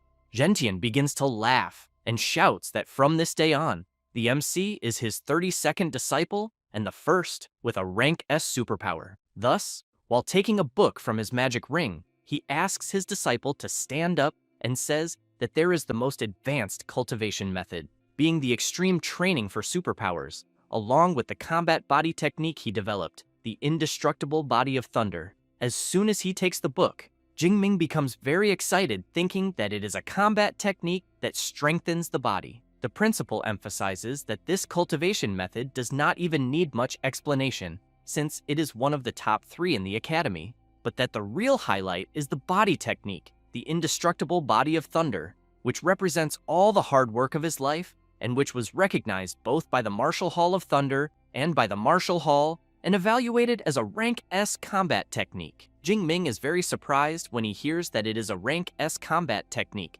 as he knows that just like superpowers, techniques also have their classifications, and that the higher the classification, the harder it is to master, but the final power is incomparable. He also knows that most 7th rank masters are respected for creating rank A techniques, but that Master Gentian created a rank S1, and on top of that, the most complex type, being a body technique, and therefore thinks that the talent required for this is something frightening. The principal explains that the technique he passed on to the MC only works for those who have lightning-type powers and has 13 stages, where each advancement transforms the body, but to cultivate it, one must have already awakened a superpower. Thus, after advancing with the extreme method, the MC is to look for him again, as he will personally help him build the foundation of the indestructible body of thunder. Jingming quickly thanks his master several times, and thinks that with a mentor guiding everything is easier,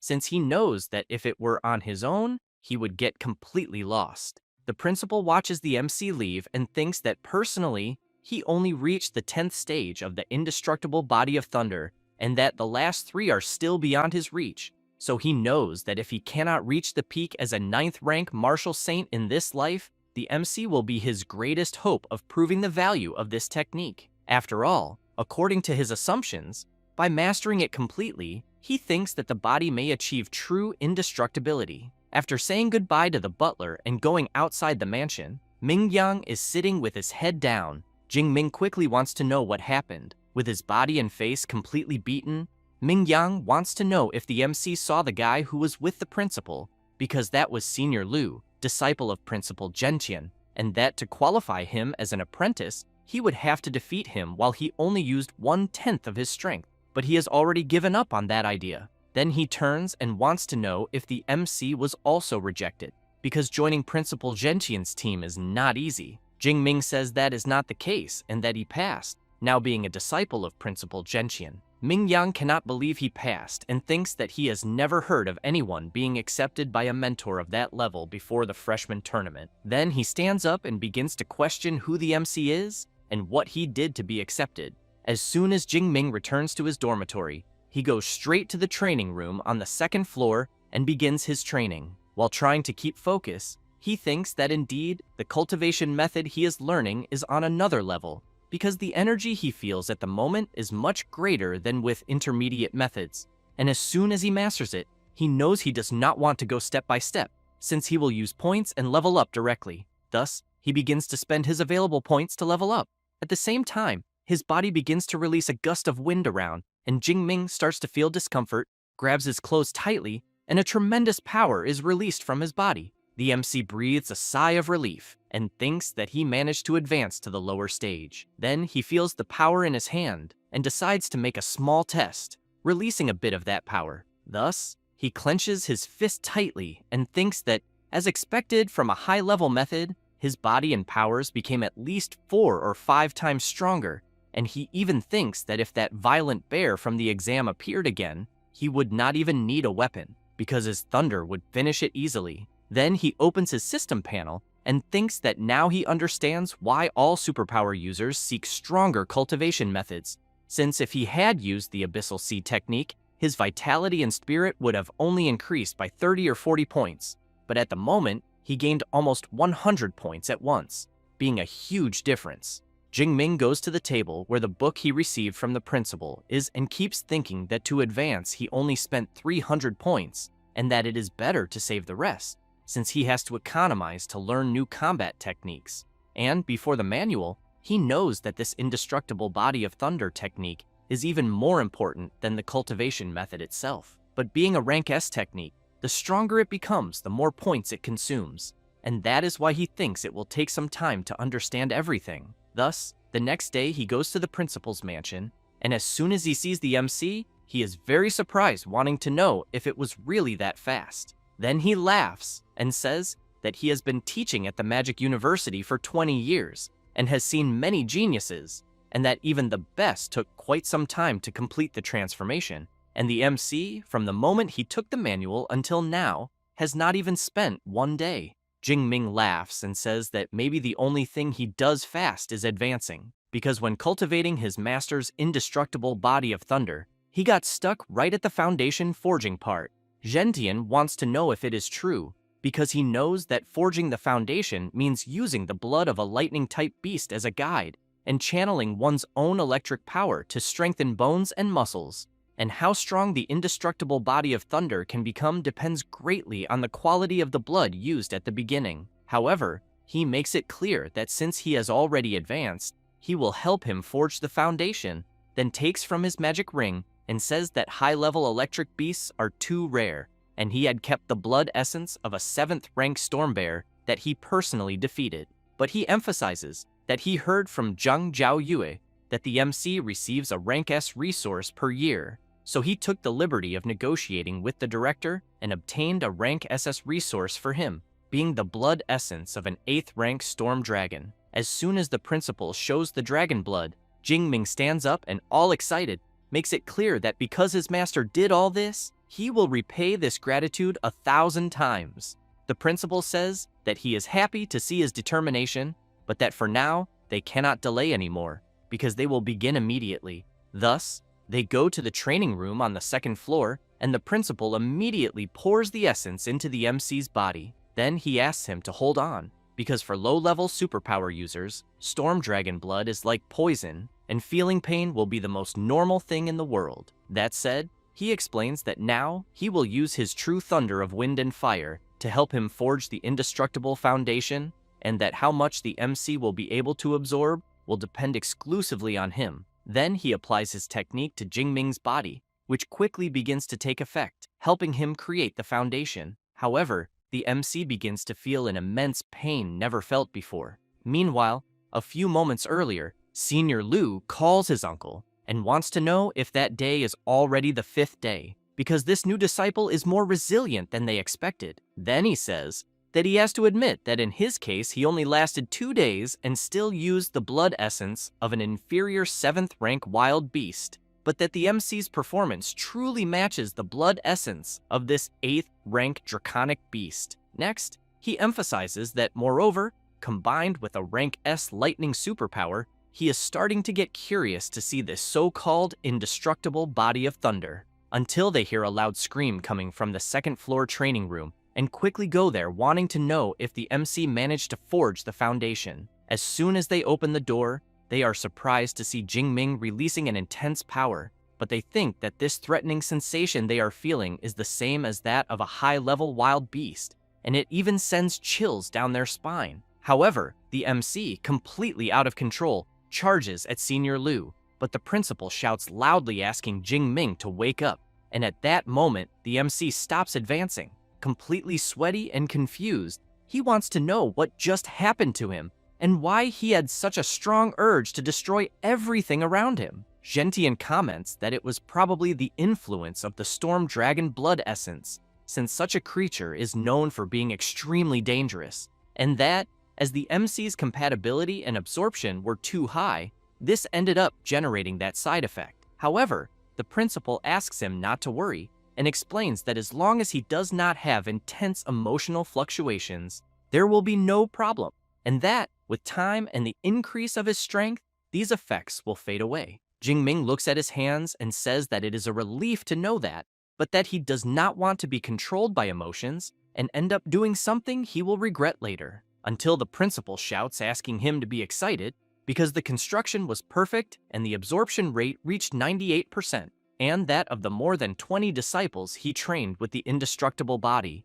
the maximum someone achieved was 92%. And after all these years of records, the MC has just broken the record. Lu is happy, congratulates his junior brother for managing to forge the foundation of the indestructible body of thunder, and then emphasizes that his path in martial arts will be much smoother. The principal tells the MC that the person next to him is his senior brother, Liu Ming, a superpower user at the peak of the 3rd rank, and that if the MC has doubts about training, he can seek him out.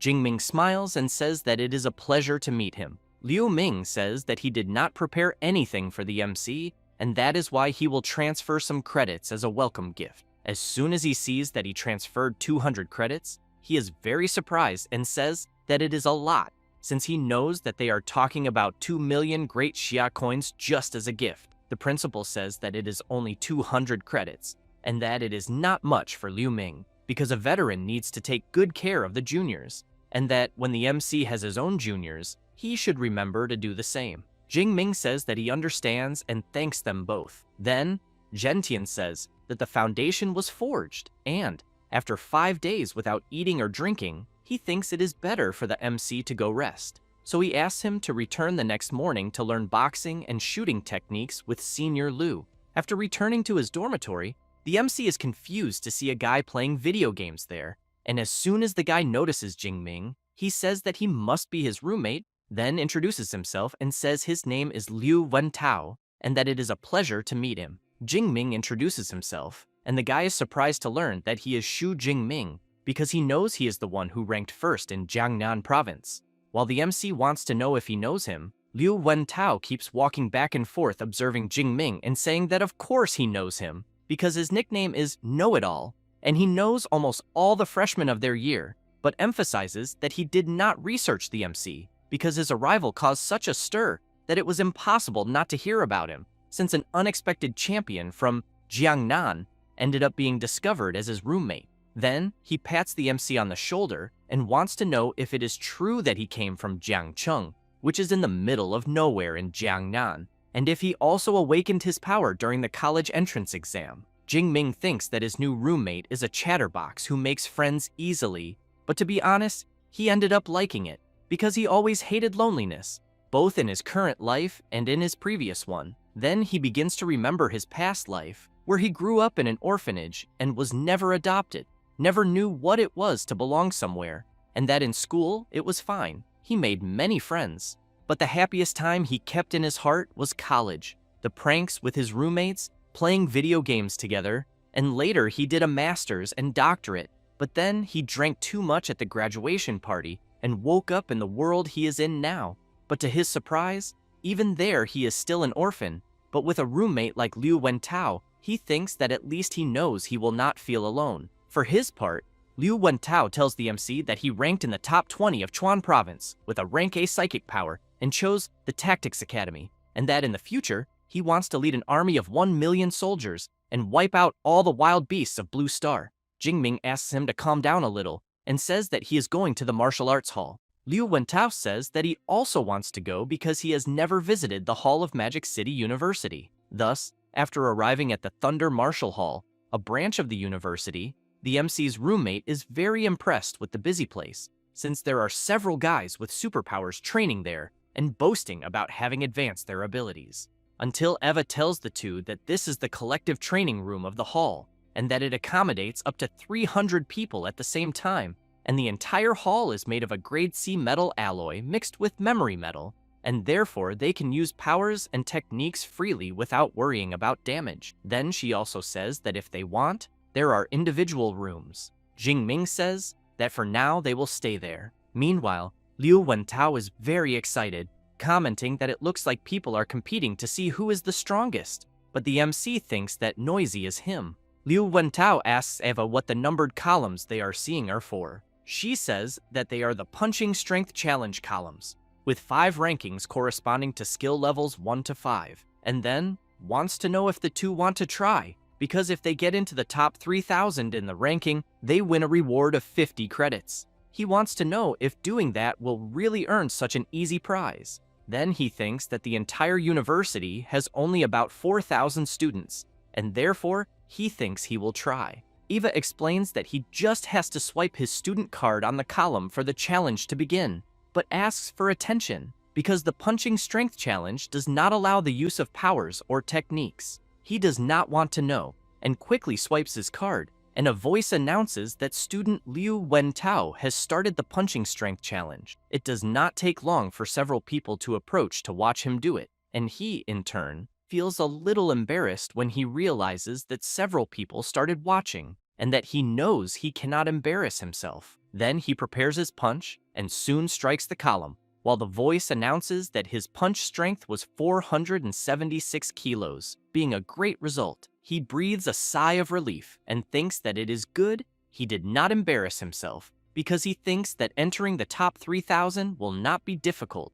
But he is completely shocked when he hears that his position is above 100,000 and then wants to know how the hell that is possible, since he knows the university does not even have that many students. Ava explains that this ranking includes the students in the history of Magic City University, which is more than 100 years of records. He gets nervous and says that was a low blow, and that now he understands why everyone was staring at him, because they were just waiting to laugh at his face. The people around burst into laughter when they see that Liu Wentao ranked above 100,000. Jingming tries to comfort him, asking his friend not to take it personally, since his power is psychic and physical strength was never his strong point.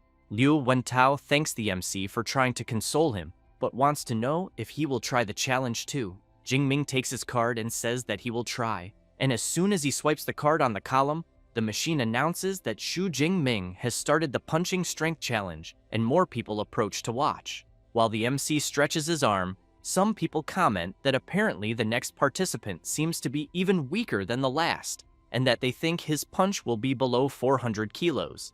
Jingming has in mind that he advanced to the first rank, spent 5 days and 5 nights forging the foundation, and achieved the tempered body, so he really wants to see with the punch he is about to throw what the true level of his physical strength is. Thus, he prepares his strike and delivers it with full force to the column.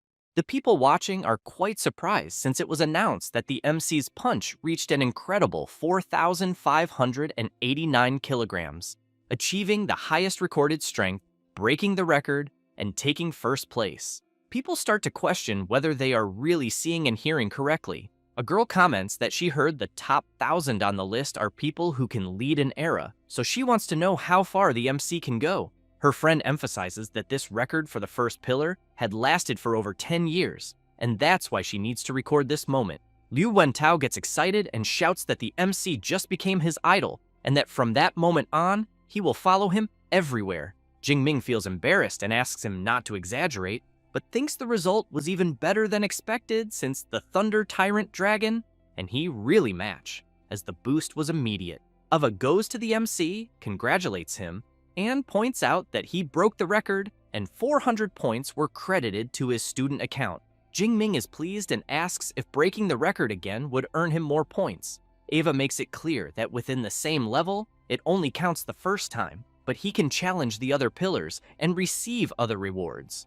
Therefore, the MC looks at the remaining pillars and thinks that the other 4 are for students from ranks 2 to 5, so he decides to wait and break those later. At that moment, the MC is surrounded by several girls asking if it's his first time there and offering to help him use the equipment. However, he gets embarrassed and leaves, calling Liu Wentao and saying he needs to train in a private room. Meanwhile, Liu Ming is on his phone, calls the principal, and says that junior brother Xu is very popular on the campus forum because he broke the record with over 4,500 kilograms, and that he thinks the boy's physical strength is absurd. Zhentian comments that he should be resting, so he wants to know why he went to the gym to break a record. Liu Ming takes a deep breath and thinks that when he was at the advanced stage of rank 1 and had the first level of the indestructible thunder body, his punch barely exceeded 3,500 kilograms. But the MC easily surpassed him. Meanwhile, somewhere else, a guy is looking at his phone, gets furious, and releases a bit of his power, breaking things on the table when he realizes Xu Jingming also went to the Magic City. Furious, he thinks that because of the MC, he lost first place in Jiangnan province and became a laughingstock in Ning'an, but he knows that this time he will regain all the honor that belongs to him. Meanwhile, in the private training room, the MC is thinking that with the indestructible thunder body, he can endure 5 days without eating or sleeping. Then he tries to cut himself with a small knife, but it easily breaks upon contact with his body. He thinks that the physical training he underwent made his skin as resistant as a lower-rank metallic alloy. He also knows that for an ordinary person, it would be like armor against blades, and that, apparently, this rank S body combat technique truly lives up to its name.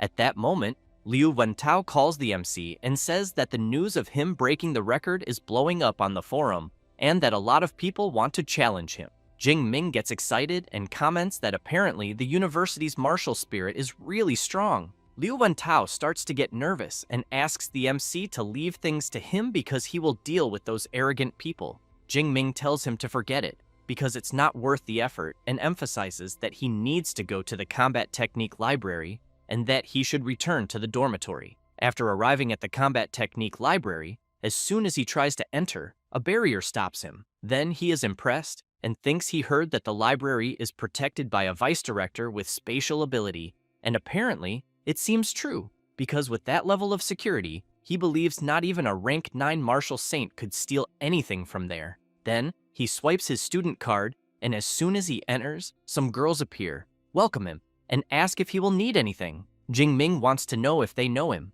One of them explains that students with S access can consult all the techniques in the library and that they received the notice as soon as his card was scanned. Then she thinks that rank S means unlimited potential, someone who has everything to become at least a grandmaster, and therefore she believes she must get along very well with him. Jing Ming says he understands and says he wants to see combat techniques with electrical affinity, so he wants to know which floor they are on. She says that rank B techniques and below are on the 2nd and 3rd floors, and the more advanced ones are on the 4th floor, and that he can enter by swiping his card. Thus, she shows the direction to the MC, who soon thanks her. After arriving where he wants, Eva says that after he chooses the combat technique online, they will bring him the original manual, and that original manuals of rank B or above are valuable, so she asks the MC to handle them with great care. Jing Ming asks to show all electrical techniques from rank B and above. Eva immediately shows several abilities, and one of them is the Great Call of the Celestial Thunder of rank SS, which creates a storm domain up to 80 kilometers in diameter, but requires superior rank B electrical ability and being at least rank 5. The other ability is the Wrath of the God of Thunder of rank SS, which summons a divine lightning of punishment with colossal power and also requires superior rank B electrical ability and being at least rank 4. Jing Ming is very impressed with the high rank techniques and realizes that the library there is truly on another level, but he wants to know if he can really look at all that for free. However, he comments that he still has skill and rank limitations since he knows he can only learn rank A techniques at the moment. Then he reflects on attack, defense, movement, support, and body reinforcement, since there are many rank A technique options. However, he knows that it's a good thing he has a good teacher, otherwise it would be difficult to choose. Thus, he takes a paper and remembers that he had already been given some recommendations before, and that this will save him time. Then he walks around looking for the abilities that make the most sense. After observing for a while, he says he will go with 4, the Thunder Spear, which concentrates lightning in the shape of a spear that can be thrown, the Chain Thunder Spear, which hits several vital points with an electric spear accumulating energy in the enemy that explodes at the end of the technique, the Thunder Step ability, which uses an electric burst to move a certain distance, and finally, the Thunder Prison ability, which creates an electric prison that prevents the enemy from moving. Then the MC thinks that the Thunder Spear is for ranged attacks, the Chain Spear for heavy offense, the Thunder Step for mobility, and the Prison for control, and that with these 4 techniques and the indestructible Thunder Body, he will be practically without weaknesses. Eva says that the 4 techniques the MC chose have an average learning time of up to 6 months to reach the initial stage, so she recommends that he combine them with lower level techniques. He says it's not necessary, that it's already great this way. It doesn't take long for the teacher to arrive with the techniques the MC chose. As soon as she places the ability manuals on the table, Jing Ming thinks that on the market, rank C or B techniques are worth millions, and rank A ones are priceless.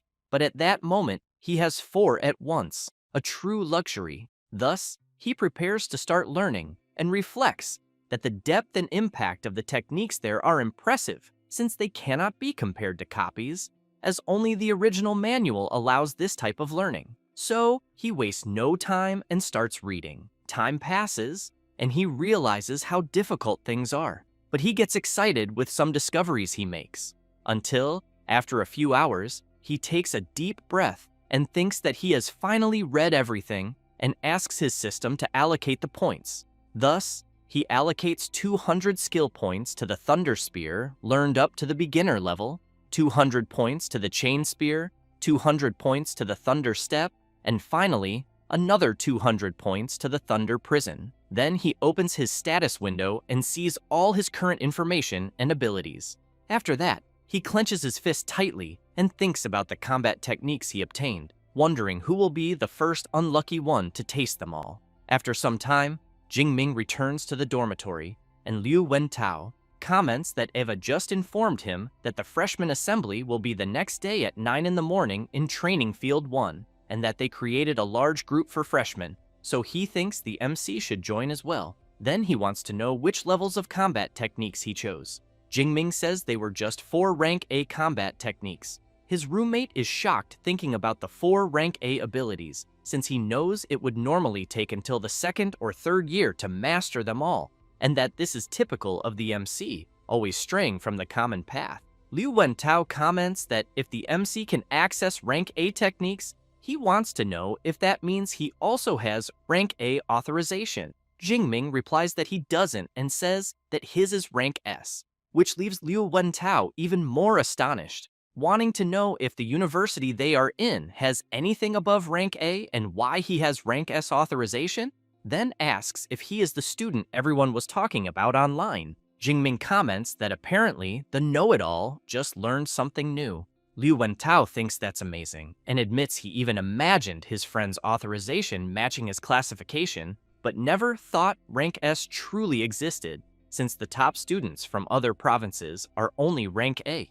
Then he smiles and thinks that luckily he bet on his friend from the start, since he can now say he's an old-time fan. After that, the MC goes to the training room on the 2nd floor and, while looking at the free training spear, thinks that he already has combat techniques and that now he needs proper equipment since he knows his old level F black obsidian spear was discarded, and that's why he didn't even bring it. But even if he had, he knows it wouldn't withstand his current power. So, he calls for Eva and asks her to open the school shop and look for spear-type weapons. While she shows several varieties, the MC thinks there are spears of ranks F, E, and D with various options, and that it seems possible to adjust their length and weight. But he knows that the higher the level, the heavier and more expensive they become. So he decides to go with a rank E spear that weighs around 210 kilograms, along with a low-rank combat suit and boots. As soon as he completes the purchase, Eva says that he bought a long spear, a combat suit, and low-rank combat boots, with a total cost of 237 credits, leaving 383 credits remaining, and that the MC's purchases will be delivered the next morning. Jingming realizes that credits disappear too quickly since almost half of them are gone at once. Then he grips the spear firmly and thinks that until his new spear arrives, he'll have to make do with the one there, and that it will be his training partner for his 4 new rank A combat techniques that night. The next day, at the freshman assembly, people get excited when they see the MC and wonder if it was really him who broke the school record the day before. Then a guy named Lei Zhou shouts, calling the MC and saying he wants to challenge him. The people around are surprised to see who's shouting since they know he's the 2nd place in the Jiangnan combat exam, scoring more than 9,300 points. And they've also heard that he comes from a wealthy family and that both his parents are 4th rank awakened. Jingming apologizes to Lei Zhou and says he's not at all interested in his challenge. He approaches and asks the MC not to refuse so quickly, then says that, as far as he remembers, the MC's aunt works with rare and exotic plants. Then he gets even closer and makes it clear that his family is her biggest buyer and that they still owe a good amount, so he thinks that if the payment is delayed, the MC's aunt's family might have problems. Jingming becomes serious and wants to know if he is really threatening him. Lei Zhou quickly jumps back and, quite worried, wonders why the MC suddenly seemed like a wild beast ready to attack, but replies that he wouldn't call it a threat, but rather a friendly reminder. Jingming gives in to Lei Zhou's provocation and asks for the time and place. He replies that it will be within the next 7 days at noon in Battle Arena 3. The people around are surprised since apparently the first place will fight against the second, and they think it's going to be quite a show, so they plan to arrive early to get a good seat. At that moment, someone calls for the students and welcomes everyone to the Magic City University. Then he says that the assembly is not the official opening ceremony and that they gathered everyone to clear up doubts about the credit system, exclusive mentors, and other things. But first, he wants to present the school's combat power ranking. He also emphasizes that they will use a virtual immersion capsule to fight in a holographic simulation and that the final placement depends on how many stages they can clear. So he asks everyone to give their best to climb the ranking since the rewards are very generous. After some time explaining everything and with the students talking about what they heard, the MC, a bit bored, thinks that it's finally over since it lasted more than an hour, and the only interesting part he heard was about the virtual capsule because he needs to test it as soon as possible. But he keeps in mind that in the coming days, it's better to look for Mr. Liu Ming and his mentor to start daily training. Thus, the next day, he starts new training with Liu Ming and also with Principal Gentian. He follows his training rigorously for a few days until, 7 days later, Liu Ming, quite impressed, wants to know if the MC has really reached the intermediate level of the first rank and how long it's been.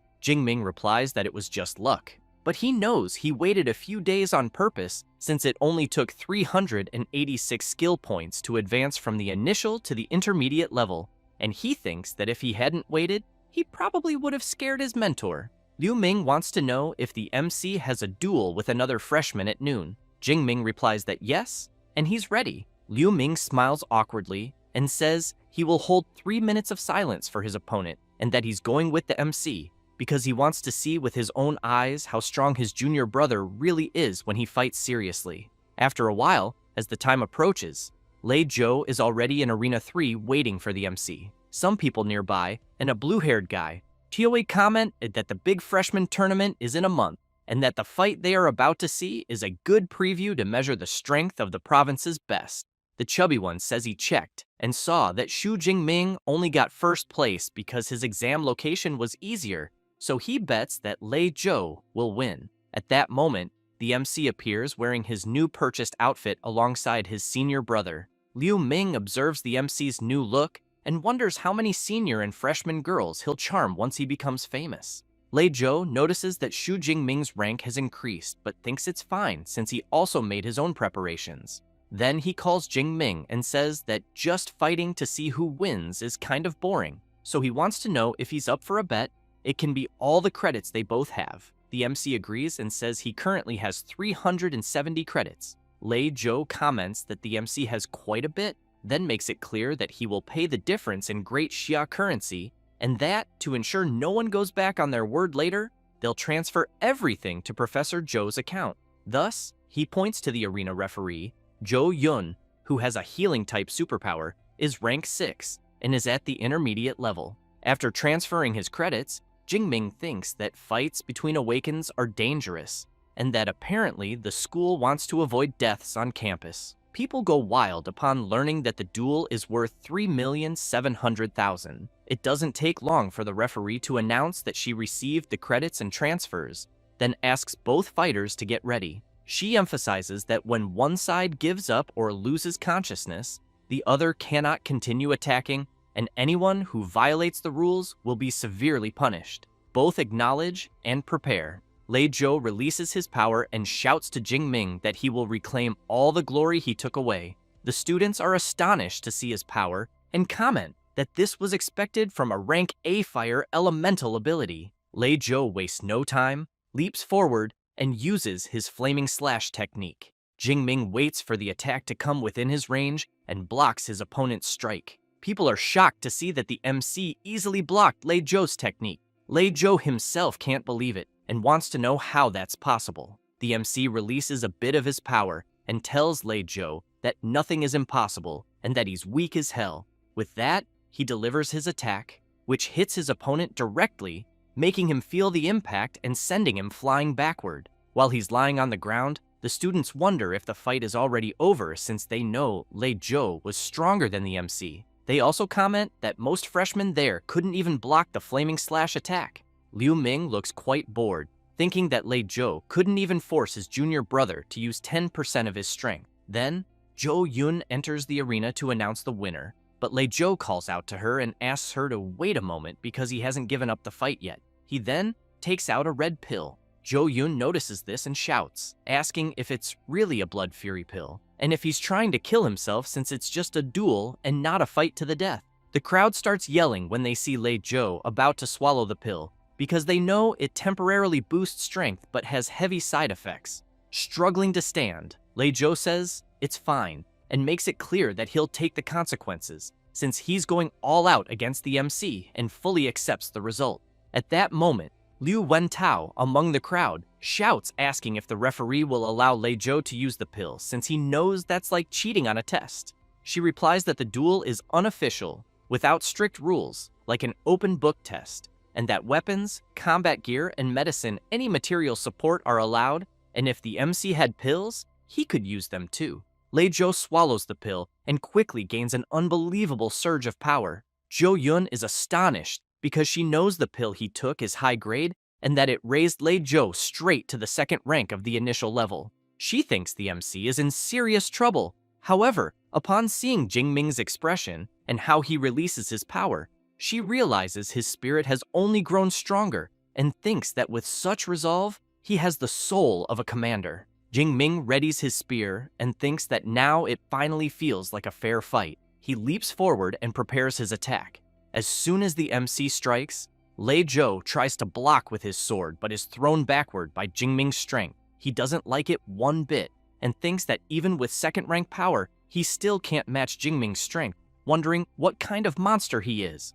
As he gets up and launches his fireball attack, he concludes that he can't face him head-on, so he'll attack from a distance. However, with a simple movement of his spear, Jingming completely dissipates his opponent's attack and asks if that's all he has to offer. Lei Zhou becomes furious and wonders what kind of electric ability the MC is using, but realizes that he can't get close either, so he figures that if he can endure until the MC's lightning runs out before the pill's effect fades, he still has a chance. Thus, he tries once again with his multiple fireball attack, but the MC doesn't stay still either and launches one of his electric abilities, which grazes Lei Zhou, but is enough to make him worried, wondering if the MC also has long-range attacks. However, he soon realizes there's electric energy above his head and shouts to know what the hell is happening. Jingming activates his Thunder Prison, and as soon as Lei Zhou is trapped, he wants to know if it's a restraining technique. Then he tries to use his flame barrier to break free from the electric prison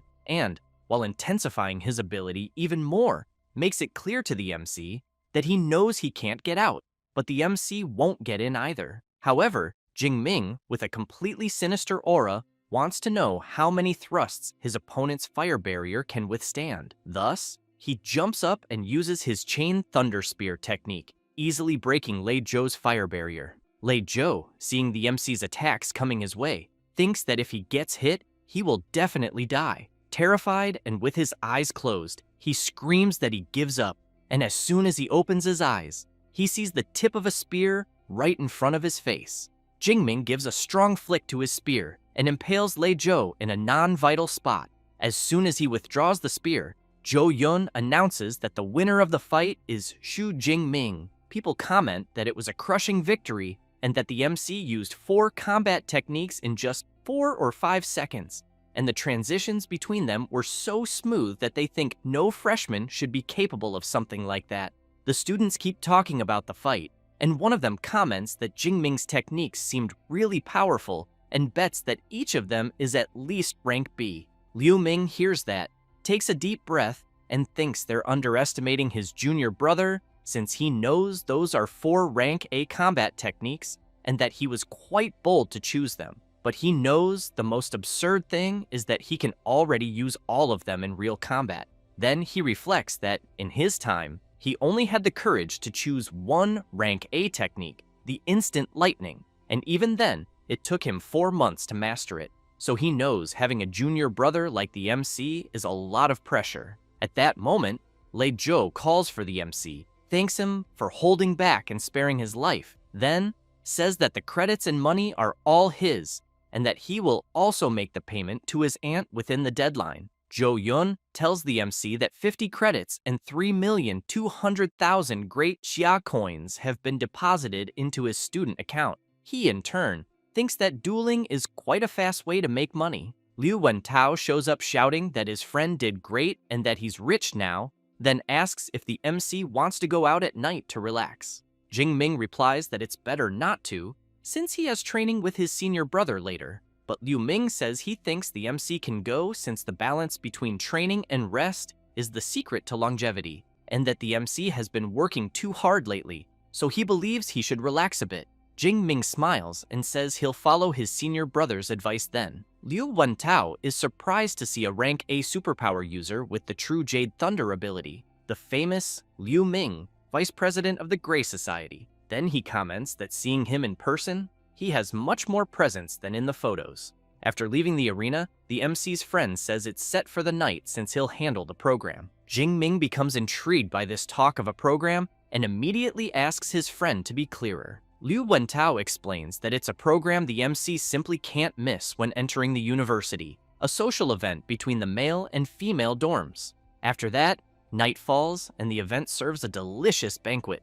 The MC's friend says that he became super popular and that he posted an invitation for the gathering on the campus forum, then asks Jingming to guess how many people signed up. He replies that he doesn't know, so Liu Wentao says it was over 100 and that he almost went crazy trying to choose a partner among so many people. Jingming comments that his friend really gets excited about this kind of thing, but that he's quite curious to know who he chose. Liu Wentao laughs and says he'll keep it a secret, telling him he'll find out soon. Then a girl arrives, and the MC's friend asks her to come closer. She greets everyone and introduces herself, saying her name is Qi Dongxia. Her roommate also introduces herself, saying she's her friend, and her name is Song Qiuyun. Liu Wentao says that Qi Dongxia has a rank A beast-type reinforcement ability, and that Song Qiuyun is a rank A user of natural light-type ability at the advanced stage of the first rank, and that she even got the highest score on the Sichuan State Entrance Exam. The MC smiles and introduces himself. Song Qiuyun is surprised to learn that he's the famous Xu Jingming, and immediately asks if he's up for a friendly fight. Qi Dongxia feels embarrassed, calls her friend, and asks her to stop being a fight addict since it's a date. She looks confused and says she thought she was going to spar with student Jingming. The MC laughs, asks them to sit, and explains it was just a misunderstanding. Liu Wentao agrees and emphasizes that tonight is only for having fun, that they'll eat first and then stroll around the commercial street. As soon as they finish eating, they go to the center of Magic City, to Huaihai Commercial Street. Everyone is impressed to see how lively the place is. Then, they pass by a store with stylish and modern clothes. They also see a weapon shop, and the MC thinks that it's no wonder it's one of the biggest commercial centers in the country, since the armors, weapons, and pills are far more complete than in Jiangcheng. They stop to eat some snacks, and afterward, the girls start doing some shopping and soon hand their shopping bags to the MC, who just watches them. He notices that they've already spent several million that night and thinks that Song Qiuyun seems quite modest in her way of dressing, but didn't expect her to be so wealthy. Liu Wentao wants to know if his friend didn't know since she's famous for being rich and for having a very powerful family. At that moment, Qi Dongxia shouts asking if they can carry just a few more bags. After a while, they return to the dorms, and the girls say they can leave them there. Song Qiuyun remarks that they had an amazing night and thanks them for it. Jingming smiles and says goodbye to them. However, a bit embarrassed, Song Qiuyun calls for the MC and emphasizes that what she said earlier was serious because one day she really wants to challenge him to a real duel. He's impressed by her attitude, so he turns and makes it clear that he'll be waiting for that day. She becomes even more embarrassed, and Qi Dongxia notices it and says that since classes started, she's never seen her friend treat a guy nicely, but with Jingming, she was even kind, so she points out that she was right to drag her to the date. Song Qiuyun says that her rank A ability, Dawn Light, gives her very sharp perception, and that she can sense the malicious thoughts of men when they stare at her. But she makes it clear that with the MC, it's different because he only looked at her with admiration, without any malice. Qi Dongxia thinks it seems her friend's heart has started to beat differently. As they walk, Liu Wentao takes a deep breath and says that going out for a walk once in a while is actually nice. Jingming agrees, but still thinking about Song Chu-yun, he comments about the advanced stage of the first rank she's in, and that he still has to work hard to get there. With that, 15 days pass, and after a lot of training, the MC says that he thinks the time has come to advance again, so he calls his system and asks it to distribute the points. As his power overflows through his body, the system notifies that 456 skill points were spent, and that the MC advanced from the intermediate to the advanced stage of the first rank. Then the system notifies that he spent another 354 skill points, and that now his indestructible thunder body is at level 2. Jingming takes a deep breath and thinks that, as always, leveling up improved his overall strength, and that the second level of body strengthening still focuses on bones and muscles. But he keeps in mind that according to the book in front of him, if he manages to reach the third level, he will unlock a special state called the Extreme Thunder State, gaining an absurd increase in strength and speed for a short period of time. Then he opens his status window and thinks that he's quite excited about the Extreme Thunder State, but knows it's a shame that his skill points are almost gone. So he considers that it might be time to ask the professor for permission and go to the Wild Zone to hunt some beasts and gather more points. After visiting Principal Gentian and telling him that he evolved, the principal can't believe it and wants to know if the MC really evolved again in such a short time. Jingming says that's what he was about to say, that it happened the previous night, and that his indestructible thunder body also advanced to the second level. Very impressed and excited, Gentian thinks that advancing in rank and body strengthening are two huge milestones, and that his student speaks as if he had just drunk a glass of water. So he believes that with a rank S ability and the MC's effort, it's impossible for him to fail. Liu Ming appears saying that he had already said before that his junior brother is a complete monster, since it took him more than 6 months to go from the initial stage to the advanced stage of the first rank. The principal points out that it's not only evolution that matters because combat training is also essential, so he asks the MC to fight his senior brother Liu Ming to show how far his strength has come. Thus, both go to a combat training room, and Liu Ming makes it clear to the MC that he will use the power of the initial stage of the second rank. Then, both get ready, and as soon as the principal asks them to start, they move at incredible speed. As soon as their weapons clash, Liu Ming is surprised and thinks that his junior brother's strength is truly amazing, and that he seems to be on the same level as his own. On the other hand, Jingming thinks it's the first time since he got the system that he's facing someone as strong as himself. After thinking about this, he activates his Thunder Prison technique and traps Liu Ming. Then he leaps toward him with his Chain Thunder Spear technique. Liu Ming, in turn, smiles and tells the MC that the combination he's using is the same one he used to defeat Lei Zhou, then emphasizes that it's a pity he's not that freshman. Thus, he activates his True Jade Thunder ability, blocking the MC's attack. After fighting for 20 minutes, Jingming is exhausted, commenting to his senior brother that his Divine Thunder ran out, and that, because of that, he admits defeat. Liu Ming makes it clear that he didn't lose due to lack of technique, but because of the energy of his ability. The principal comments that the fight wasn't bad at all, and that the MC's performance exceeded all his expectations since he thought Liu Ming would win easily, but it was so close that he had to rely on physical endurance to win. Liu Ming smiles and wants to know if the MC knows what his strength level was moments before. Jingming asks what it was, and his senior brother says that he was invincible in the second rank. The MC is very surprised to hear that, but the principal says that the training is over and that both can rest a little, then explains that the fruit there is of the clear spiritual type, which helps to recover energy, making it perfect to eat after intense training. Jingming goes to the principal and says that he wants to ask for something. Thus, he explains that he is thinking of leaving the university for a while and going to the Wild Zone. Gentian wants to know how long the MC intends to stay away. He replies that a little over a month, but makes it clear that he will return before the freshman tournament.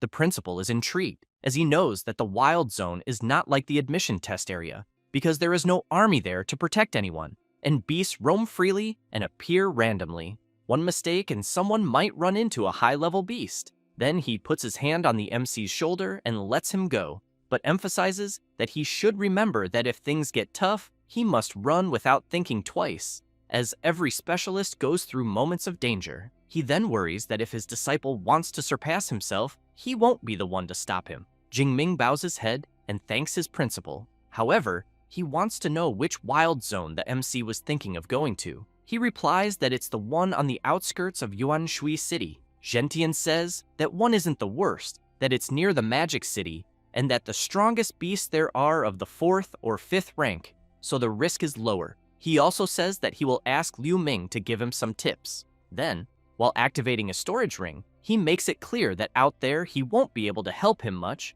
but will prepare a very good weapon for him. Thus, after taking something from his magical warehouse, he hands it to the MC. After that, Jingming returns to his dormitory and immediately asks Eva to open the university's mission system. While observing some missions, he thinks that, according to what his senior brother said, it's best to accept some field missions before leaving the university to collect some credits. After checking the missions, he knows they involve collecting beast materials, rare herbs, hunting fugitives, and military campaigns. He concludes that the missions that give the most credits always involve combat, and that it's basically throwing students into the fire. He also concludes that now he understands better why they say that the best students of the Magic City University are not on campus but outside, and therefore he thinks he will take 1 rank A mission and 3 rank B1s. Thus, after accepting the missions and preparing for them, he says that he can't keep delaying. As soon as he arrives at the supply base in Yuanshui City, he sees that the place is quite busy, but on the other hand, he feels quite excited, and as soon as he enters a place, a woman approaches him, welcomes him, and asks how she can help. Jingming says that he wants to register as an adventurer, but thinks that to enter the Wild Zone, he first needs to register as a nationally recognized adventurer. As soon as she takes the MC's card, she is very surprised to see that he is a student from Magic City University, as it's quite rare to see a first-rank person going to the Wild Zone. Then she says it will take a little while to prepare his ID, so she suggests that he can go rest a bit. As soon as the MC turns to go wait somewhere for his ID to be ready, he hears some euphoric people shouting that the goddess Jiang Chuyi is there. This is Jiang Chuyi, a second-year student at Magic City University. As she walks through the place with her guards, people comment that it seems like she will record more content in the Wild Zone. Jingming wonders if she is from the same university as him, as he thought she was as beautiful as Song Chu-yun. At that moment, the woman arrives with the MC's ID and also gives him a smartwatch with satellite, then explains that it already comes with the Wild Zone map and shows the beast's movements and the danger level of each area. While the MC is talking to her, someone from afar is lurking, watching, and as soon as the woman walks away, the guy approaches Jingming and wants to know if it's his first time in the Wild Zone, because if he doesn't have pills, he suggests that he shouldn't even think about entering. Then he asks if he wants to buy some. Jingming asks the price. The guy opens his coat and says that first-grade healing pills are 20,000 each, and first-grade antidotes are 15,000, but emphasizes that second-grade ones are better, though more expensive, costing around 30 to 40,000 each. Jingming wants to know if that's really the price because he didn't find it that expensive. The seller laughs and says that apparently the MC has good taste, then makes it clear that the pills he sells there are known for being good and cheap. However, Jingming knows that first-grade pills usually cost 30 to 40,000, so he realizes something is wrong, guessing it's a scam, and that the seller must trick rookies who seem clueless. The guy quickly asks how many the MC wants. Jingming laughs and asks if the seller has already fooled many beginners with that cheap talk. The man doesn't like it and asks if the boy noticed from the beginning and was just mocking him. Jingming asks what he thinks. The seller gets serious and makes it clear to the MC that it's the first time anyone has dared to mess with him there at the supply base, until a girl shouts calling Zhao Chunlin and wants to know if he's trying to scam another rookie there. The seller gets embarrassed when he sees it's Wang Qian, but tells the MC that he got lucky this time. Then he warns that it's better if he doesn't leave the base for the next few days. People around notice the commotion, and a girl comments that things got bad for the MC because he messed with Zhao Chunlin. Another person says they heard that he's already in the intermediate stage of the second rank, and that the MC seems to still be in the advanced stage of the first rank, having no chance. Wang Qian tells Jingming that Zhao Chunlin doesn't forget easily, so she suggests he stay in the base for a while. Jingming thanks her for the warning, but wants to know if no one does anything about someone who deceives others like that. She says that Zhao Chunlin has ties with the black market, so she thinks no one is crazy enough to go against him. Then she emphasizes that if the MC wants to buy something, he should do so in official stores, and remember not to leave the base for a while. Jingming thinks she was kind to warn him, but keeps in mind that first he will buy everything he needs for the month he'll spend outside, such as healing pills, antidotes, fury pills, and many other things. Thus, he wastes no time and goes after everything he needs. And as soon as he finishes preparing his things, he leaves the base and immediately runs into Zhao Chunlin, who makes it clear to the MC that he had warned him not to leave the base, and that even so, he had the audacity to show up outside. Jingming smiles and asks what he wants. While cracking his knuckles, Zhao Chunlin replies that the MC embarrassed him, and that because of that, he's going to break his legs and leave him in a wheelchair for the rest of his life. At that moment, Wang Qian appears shouting, saying that she had warned the MC not to leave the base. Her friend tries to stop her, saying it's good for the boy to learn a lesson so he'll stop acting on impulse. While Zhao Chunlin activates his metallic skin superpower, covering his entire body, he makes it clear that if he can't teach a rookie a lesson, how will he manage to assert himself? Then he states that with his metallic skin and D-rank combat suit, he's sure the MC's strength won't even scratch his defense. Jingming begins to unleash his power and tells Zhao Chunlin to shut the fuck up.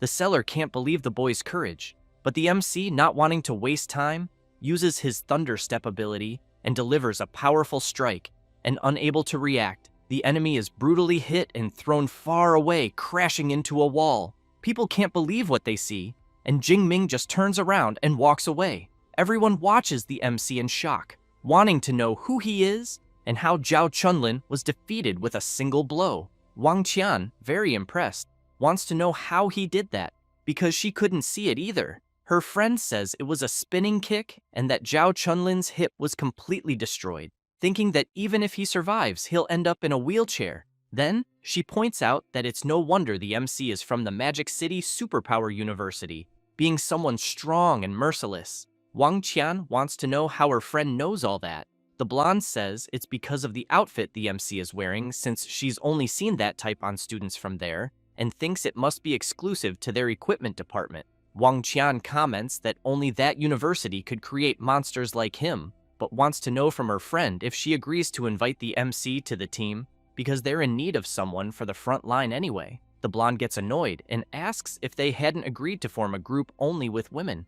The other girls on the team want to know if Wang Qian is interested in the MC. After that, Jingming swipes his card and is informed that the information has been confirmed and his entry into the wild area has been authorized. With that, the MC enters the Yuanshui Wild Zone. He soon hears several roars from beasts and thinks that the roar he heard is a territorial warning, guessing it must be at least a 4th-rank beast. But that's not what he wants today. As he walks through the forest, he thinks that the Yuanshui Wild Zone is divided into 2 areas, the Ruined City and the Mountainous Forest, and that the beasts in the Ruined City are weaker, so he concludes that he'll start earning skill points there. Then, looking at the map on his smartwatch, he observes that Ping'an County seems like a good choice, since it has more 2nd-rank beasts and rarely 1st-rank ones, almost none above that, and he notices that the area is quite large and should have around 500 or 600 beasts.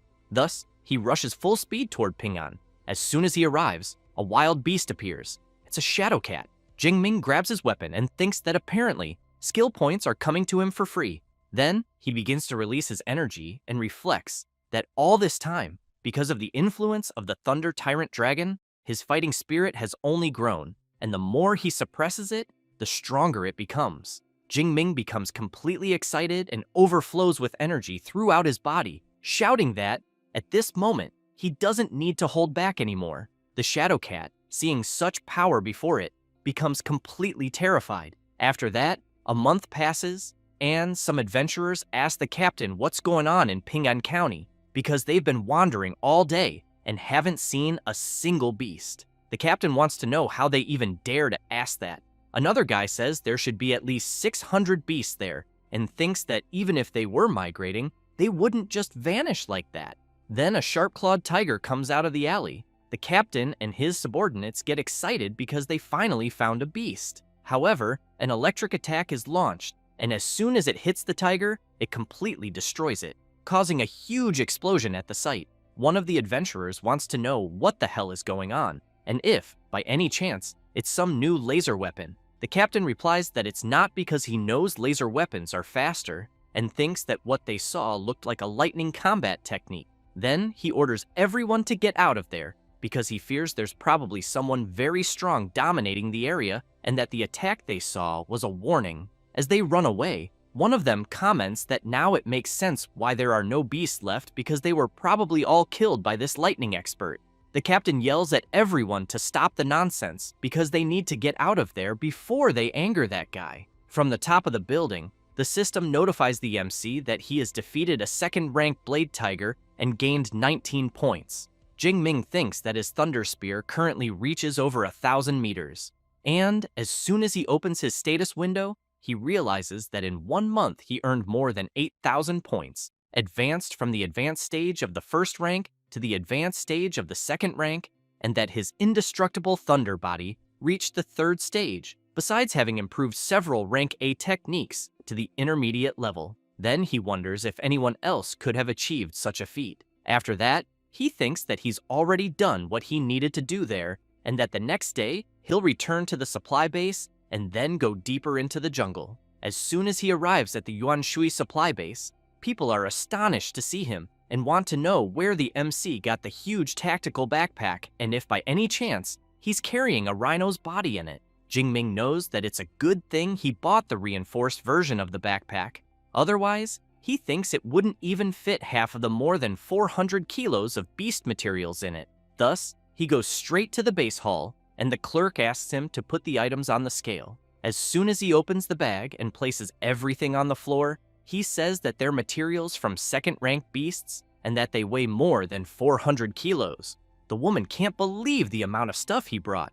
Then she notices that there are blade tiger tendons, horns, and many other valuable things. Feeling a bit awkward, she asks the MC to wait a moment because it's a lot and she needs to call more people to help with the inventory. It doesn't take long before a man shows up, introducing himself as Zhao Yi, the supervisor of the acquisition department. Jingming shakes his hand and introduces himself as well. Zhao Yi comments that the MC is quite promising since hunting all that at his age is very impressive, but emphasizes that he'll call the team to count the materials and therefore asks if the MC can accompany him for a moment. Thus, while the acquisition team inventories the materials, they go to a more private place, and Zhao Yi gives the MC a platinum member card from the base, explaining that the card grants a 5% discount on purchases. But he thinks that a young second rank with such potential as the boy in front of him is someone he needs to maintain good relations with. Jingming thanks the supervisor,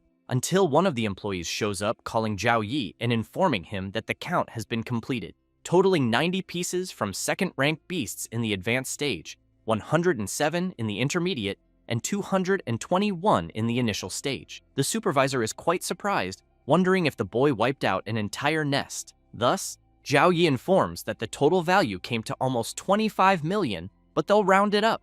Jingming feels happy and thanks him. It doesn't take long before a message arrives informing him that 25 million has been deposited into the MC's bank account and that he now has a new balance of 29 million. Jingming thinks that now he can truly say he's become rich. Then the MC says goodbye to the supervisor and comments that he'll soon bring more materials. He asks the MC to take his card and call him when he has time. As Jingming leaves, Zhao Yi thinks that the boy will go very far. Then he notices his phone ringing, and when he sees it's Zhao Chunlin, he answers and wants to know what he wants. Furious, Zhao Chunlin yells, saying that he saw who attacked him at the base and that the supervisor needs to avenge him. Zhao Yi wants to know if it's the second-ranked boy he mentioned and how he plans to take revenge. Zhao Chunlin yells, asking the supervisor to send the Shark and Tiger Squad because he wants to see the MC beg to die. Zhao Yi replies that fine, the squad is under his command, but makes it clear that after this, he shouldn't call again.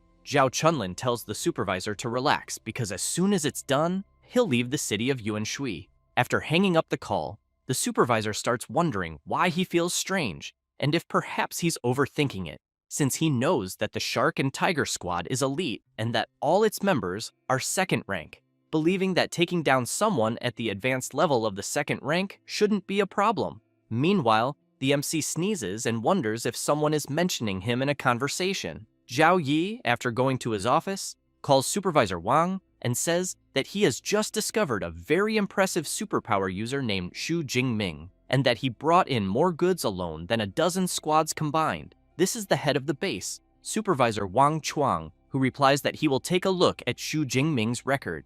As soon as he sees the results, he's very impressed and shouts to Supervisor Zhao that this Xu Jingming is extremely important and that if he shows up at the base again, he's to be informed immediately. Zhao Yi replies that he understands and thinks that he would never have imagined that the MC would make old Wang so excited. So it seems that the boy really is someone significant. Wang Chuang, seeing Xu Jingming's record, comments that he never imagined another disciple of Principal Yang Zhentian would appear at his base, and that apparently the MC's talent is even more astonishing than Liu Ming's, being a true monster. Meanwhile, Jingming is walking and thinking that the dimensional rings for sale there cost more than 10 million and only hold the equivalent of a suitcase, which is absurd. But he knows that considering how practical they are, he's almost buying one, though he keeps wondering how much one that could hold a spear would cost. At that moment, his phone starts ringing, and when he answers, he sees it's Liu Wentao asking when he'll return to campus. Jingming says he might come back in about 2 weeks, but wants to know if something happened. However, while talking on the phone, a group led by Zhao Chunlin is lurking, watching the MC from a distance. The seller says that the boy ahead is the one they're looking for, so he tells the squad to break his legs and bring him. Liu Wentao tells the MC that during the time he was away, a new student joined the university and that the guy is very arrogant. However, the MC senses something strange, and his friend wants to know what happened. Jingming replies that it's nothing and asks Liu Wentao to continue telling the news.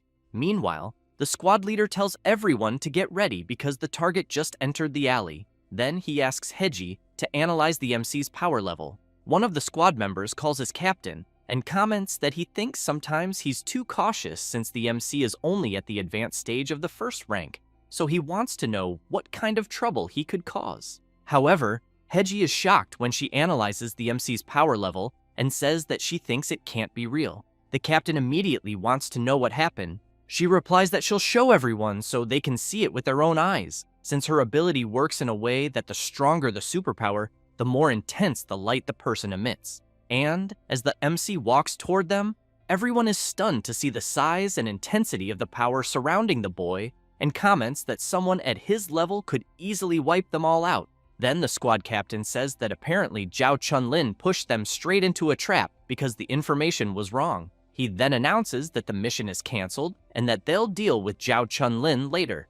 As Jingming gets closer, everyone in the squad retreats, and the MC wants to know what happened and why they suddenly ran away. He then makes it clear that he's the only one at the base who has issues with Zhao Chunlin and knows that he definitely tried to take revenge in secret and that some people never change, and that the next time he sees that guy, he'll have to be tougher. As soon as the squad returns and finds Zhao Chunlin, the captain punches him square in the face, knocking him hard to the ground, and he, in turn, wants to know why the hell he's being beaten. The captain wants to know if he still has the nerve to ask because the information he provided was completely wrong, and they almost died because of him, since the target isn't at the advanced stage of the first rank, but at the advanced stage of the second rank. Zhao Chunlin is confused and wants to know how that's possible, since it's only been a month since the boy appeared. The captain turns and makes it clear that it doesn't matter anymore because he canceled the mission, and they'll report directly to Supervisor Zhao Yi.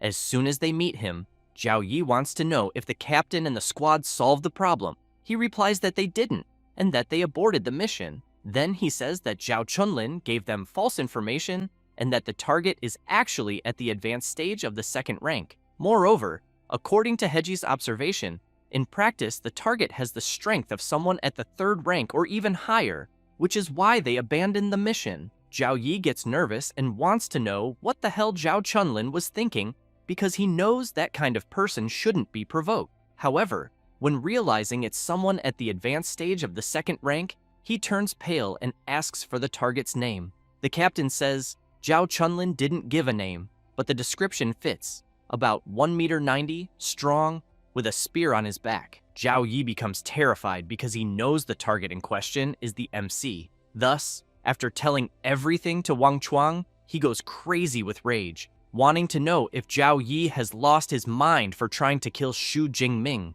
Supervisor Zhao gets embarrassed and says that the MC is still only at the advanced stage of the second rank, and therefore thinks there's no reason to overreact. Wang Chuang calls Zhao Yi an idiot and tells him to check Xu Jingming's file. He's shocked to discover that the MC ranked first in Jiangnan province and is a freshman at Magic City University, and that at 18 years old, he's already at the advanced stage of the second rank. Then, he says he's never seen anything like that, because at that age, at best, the most promising should only be at the initial stage. Furthermore, the director of the Armament Academy, Yang Zhentian, is his exclusive mentor. Thus, he says, they're truly screwed. Wang Chuang emphasizes that someone at that level, even if he destroyed the entire base, the government wouldn't say a thing. Zhao Yi immediately apologizes repeatedly and makes it clear that he won't cause any more trouble there. Then he orders them to bring Zhao Chunlin. With his face completely beaten,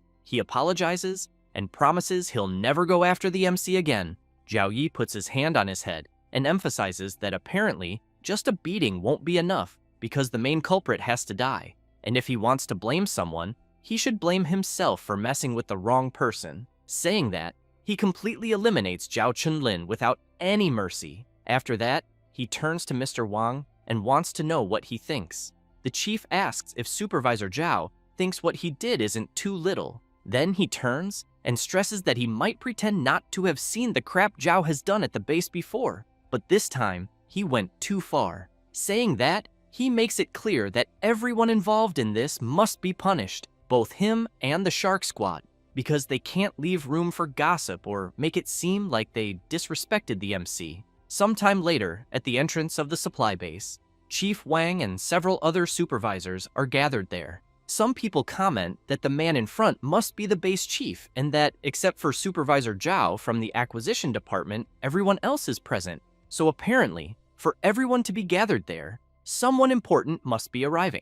Then the blonde looks to the side and asks Wang Qian if that isn't the boy from Magic City University. It's the MC, who is quite surprised to see so many people watching him. Mr. Wang immediately approaches him and says that he's glad he returned, then introduces himself and explains that he's the head of the base. Wang Qian is very surprised to realize that all the supervisors are gathered there to personally welcome the MC. The blonde emphasizes that she thinks this boy is not just a simple student. Wang Chuang says that he heard what Zhao Chunlin did to him, then makes it clear that the base takes full responsibility. He also says that Zhao Chunlin was executed on the spot and that the others involved have already been punished, promising that they will spend the rest of their lives in prison. And, as a way of apologizing, the base has prepared a special gift for him. Jingming thinks that it's no wonder Mr. Wang is the chief since he handled everything so quickly. Thus, Wang Chuang shows the black member credential of the base, the highest level, and from that moment on,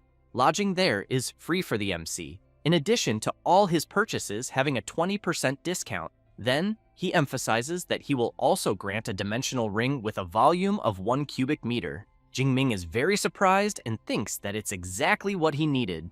As soon as Jingming takes the ring, the girl thinks that Mr. Wang Chuang was very generous. Meanwhile, the MC reflects that a dimensional ring of 1 cubic meter costs at least 50 million of the great Xia currency, so he comments that since the manager was so attentive, he will gladly accept it. Wang Chuang comments that this was to be expected from a student of Professor Gentian, but emphasizes that the MC's senior, Liu Ming, also trained there at the Yuan Shui supply base, so he wants to know if Jingming knew that. The MC answers that he did not know, and then they talk a bit more. After that, Jingming returns to his room and thinks that the luxury room unlocked with a black member card is on another level, as it is much more comfortable than his dorm at the university, and that after an entire month of training, he will finally be able to truly rest. Next, he remembers Mr. Chuang saying that if he has any problem again, he just needs to call him, since he has some influence there in Yuan Shui. He then thinks that this must be the power of connections, as he knows that a common second-rank genius would never receive the kind of treatment he is receiving. Therefore, he closes his eyes and thinks that the dimensional ring needs to be bound with spiritual power before it can be used, and he knows that his spiritual power is at 972 hertz, far above the average of awakened individuals in the advanced stage of the second rank, which ranges between 600 and 700. He then gets excited and comments that it seems he can take things out just with thought and store them by simply touching, and that apart from the fact that living beings cannot be stored, the ring is very practical. As soon as he senses and stores some things inside the ring, he quickly calls his master and tells him that he just left the wild zone and has something to say. After the MC tells him what happened during the month he was away, Gentian becomes very surprised, wanting to know if, after Jingming was targeted for assassination, they gave him only a dimensional ring as compensation, then makes it clear that if anything had happened to Jingming, he would have destroyed the entire supply base. The MC feels a bit embarrassed to hear that, but Gentian wants to know if Jingming had said that the elite shark squad of second rank followed him into an alley and gave up in the end. He answers that maybe the squad realized that he was also in the advanced stage of the second rank, which did not match the information they had, so they went back to confirm. Gentian becomes very surprised and shouts, wanting to know if the MC is really already in the advanced stage of the second rank, because he knows that he trained in the wild zone for only about a month. Jingming answers yes, and says that he advanced a few days ago. Gentian bursts into laughter and emphasizes that he knew his student, his disciple, would amaze him, and that he thinks the MC's cultivation speed is even faster than his own back in the day. But he wants to know when the MC plans to return so they can celebrate in person. Jingming says that he will be back before classes start, as he is planning to go to the advanced level wild zone during the last term. He also says that he has already mastered the Thunder Step well, and thinks that 4th rank beasts should not be able to catch him. But even so, he believes that if he encounters a 5th rank beast, he can still use a Blood Fury pill to survive, and that's why he thinks it is worth trying his luck and gaining more experience. Gentian comments that the MC is right and that he seems to be handling everything very naturally, but even so, he makes it clear to Jingming to remember to always be careful. The MC smiles and asks his master to relax. After hanging up, someone arrives calling for Gentian and comments that it had been a while since they had seen him so excited. He laughs and says that not only did Jingming do well in training, but he also showed results in real combat, and that his progression speed is truly absurd, as he knows people say that life or death crises make the strong evolve, but for his disciple, it almost seems like cheat code. A few hours later, Jingming wastes no time and arrives at the wild zone of the forest mountain, and soon notices that there are beast roars everywhere, and he also knows that the beast resources in that region seem to be far more abundant than in the other areas he visited. However, as soon as he steps on a dry branch, an attack comes at him with everything, so he uses his ability and dodges at the last second. The attack hits the trees and cuts them as if they were nothing. Jingming sees that the attack was made by a terrifying windwolf, so he reflects that 3rd rank beasts usually have special abilities very similar to awakened individuals, and that the wolf in front of him is of the wind type. So based on the power of the wind blade attack he dodged moments ago, the creature should be in the intermediate stage of the 3rd rank, so he wonders how many skill points he will gain if he eliminates the wolf. However, he turns immediately upon hearing someone approaching and saying that the terrifying wind wolf is right ahead. Jingming sees that it is Jiang Chuyi along with her lackeys, who quickly comment that the gale surrounding the creature is nothing weak, and that they think the wolf must be in the intermediate stage of the 3rd rank, and they also know that a beast of that level is perfect to become a kill highlight for Miss Jiang. Then, while one of Jiang Chuyi's lackeys comments that he will do the usual, meaning they will block the escape route first, Jingming becomes alert and thinks that, aside from Jiang Chuyi, the others are in the 3rd rank and are trying to steal his target, as he knows that in the wild zone there is a rule that the beast belongs to whoever finds it first. Otherwise, it is considered provocation. Jiang Chuyi calls her captain and makes it clear that she has already told him several times that she does not like taking other people's prey just for filming. He asks her not to say that, because this is not stealing but helping for fun. and he also thinks that a second-rank adventurer facing a third-rank beast and being saved by a goddess at the critical moment gets many views. Jiang Chuyi emphasizes that she does not need that kind of fake and stage scene, and that the guy in front looks very calm and does not seem to need help. The captain does not like hearing that at all. The other warrior comments that since the money belongs to Miss Jiang, the decision is hers. The captain comments that since she was not pleased, he suggests they go after another beast. As soon as everyone leaves, Jingming thinks that Jiang Chuyi seems to be a good person because an influencer with tens of millions of fans must have something special. However, he thinks that her captain had a very hostile look and therefore thinks she does not seem to have much control over the team. But soon after, while dodging the wolf's charge, he keeps in mind that when there are third-rank awakened individuals nearby, he ends up becoming a dog. But he wants to know when they will leave. The wolf charges at him. He also wants to know if the wolf is underestimating him, thinking it will defeat him easily. Therefore, without any mercy, he uses his technique of the lightning rupture of the gale directly on the wolf. With that, the system warns that the kill of a beast in the intermediate stage of the third rank has been made, and the MC has gained 34 skill points.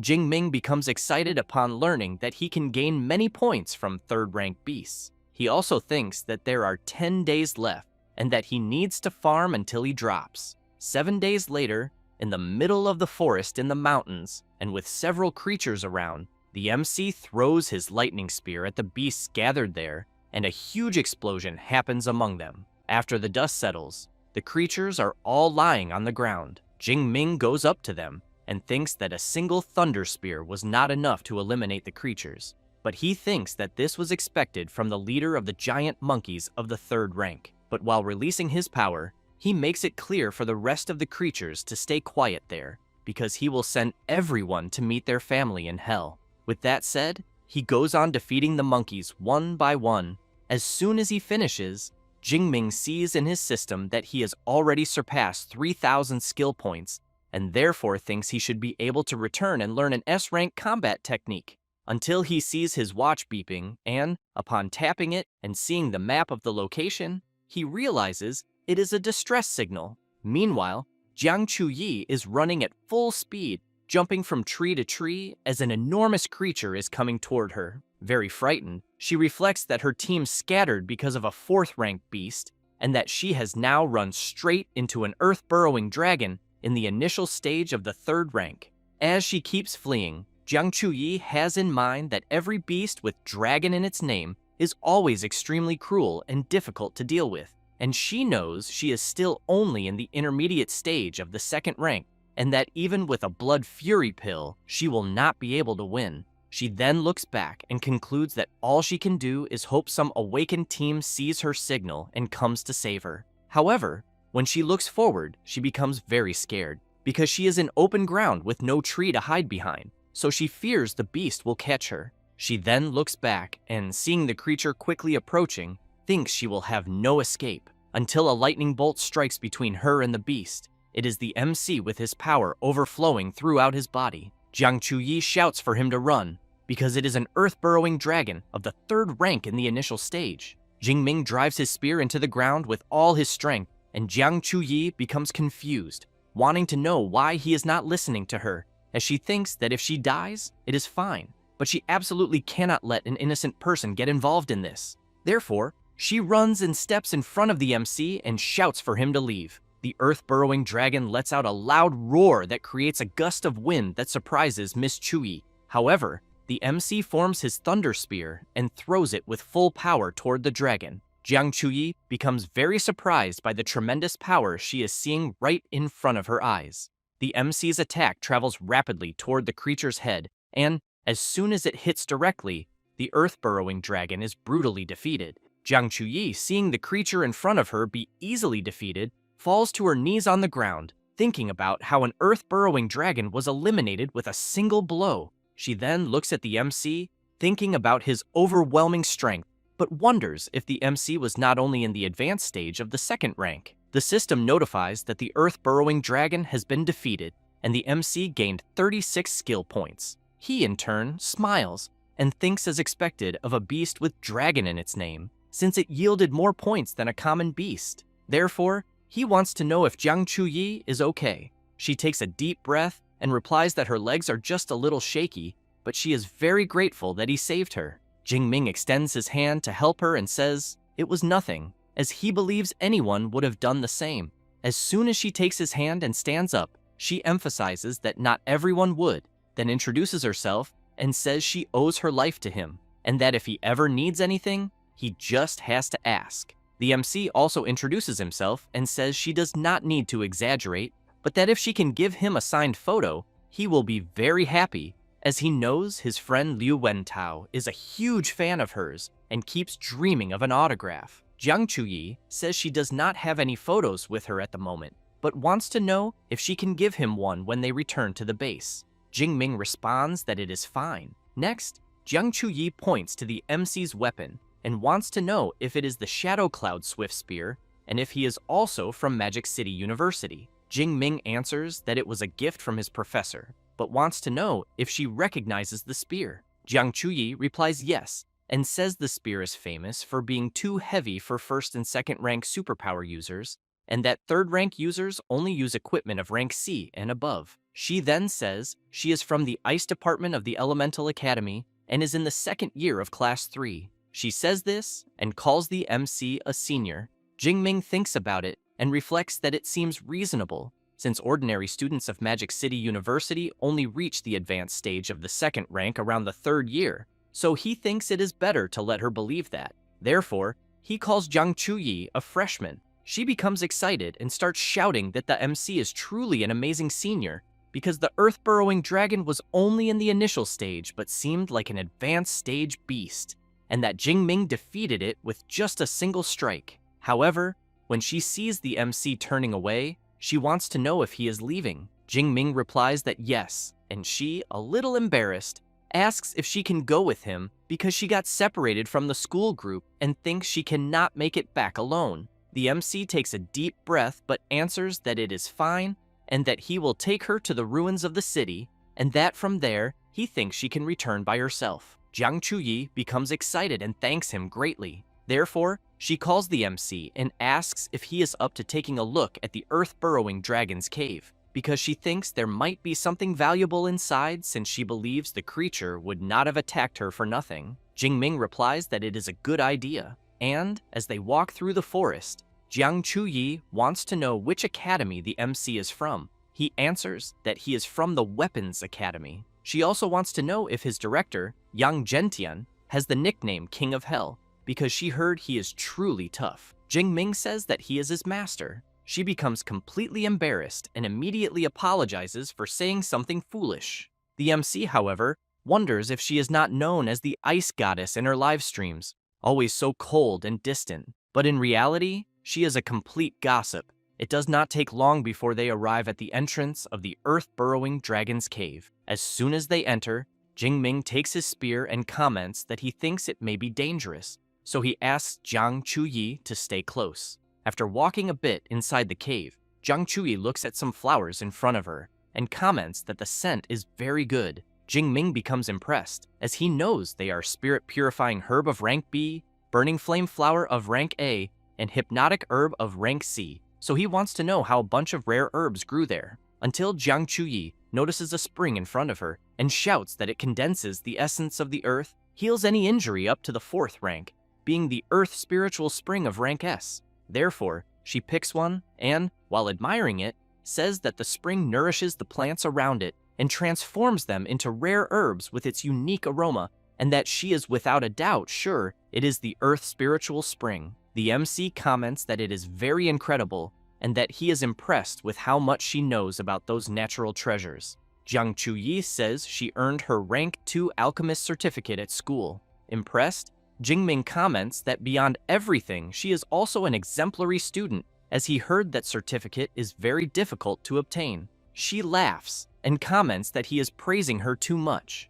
but explains that the spring there can make at least 5 bottles of S-rank medicinal healing water. The MC says he will take 4 portions and she can keep one, and that the rare herbs will be split half and half. She becomes excited and thanks him. Meanwhile, her team is walking nearby, and one of them comments to the captain that he thinks there is no monster inside the cave, but wants to know if there will be anything good, until Jing Ming and Jiang Chuyi hear the conversation. The captain answers that there might be something interesting, because from what he can see it looks like the lair of a third-rank earth-burrowing dragon. Then they encounter Jiang Chuyi and the MC. She says she was startled, but in the end, it was just her team and her captain. Jing Ming, however, has in mind that a team of peak third-rank superpower users discovering the Earth spiritual spring there will be very bad. The captain smiles, calls Miss Jiang, and says they were looking for her and did not expect to find her there. But one of the team members, with an unfriendly expression, wants to know what she is doing accompanied by the guy from earlier. She says the MC is a senior from Magic City University and that she met him on the way by chance. However, she emphasizes that the herbs there are good and that since they found them first, they will split them. The captain wants to know if it is true but thanks her. However, his friend comments to his captain that something is strange because he thinks the well ahead in the middle looks very much like the Earth spiritual spring. At the same moment, all of Miss Jiang's team changes their expression upon learning that it is an S-rank celestial treasure, and the MC notices this as well and thinks that just mentioning a high-level resource already made the atmosphere tense. At that moment, the captain of Miss Jiang's team, while releasing his power, shouts that apparently she was not very honest. Jiang Chuyi becomes scared and emphasizes that since they discovered it, she thinks they can keep the spring and the herbs, then calls the MC so they can get out of there. But when she sees that he stayed still, she goes to him and very quietly tells him that Captain Wang and his team are all at the peak of the third rank and that neither of them can deal with them. Jing Ming calls her a freshman and emphasizes that they are only at the peak of the third rank and he does not think they are stronger. Therefore, he becomes excited and asks if she really thinks that if they hand everything over, they will let them go. The captain laughs and says that the boy seems very arrogant, but that he got the deduction right. He then says that Miss Jiang is famous and that if she goes back and plays the victim and posts something online, his group will not be able to live in the country anymore. So he knows it is better to finish both of them right there. Jiang Chuyi grabs a pill and thinks she has no other choice because she cannot drag the MC into this. Therefore, she puts the blood fury pill in her mouth, and as soon as she consumes it, she boosts her power and uses her natural ice element technique, Frozen Soul. The place where they are begins to freeze.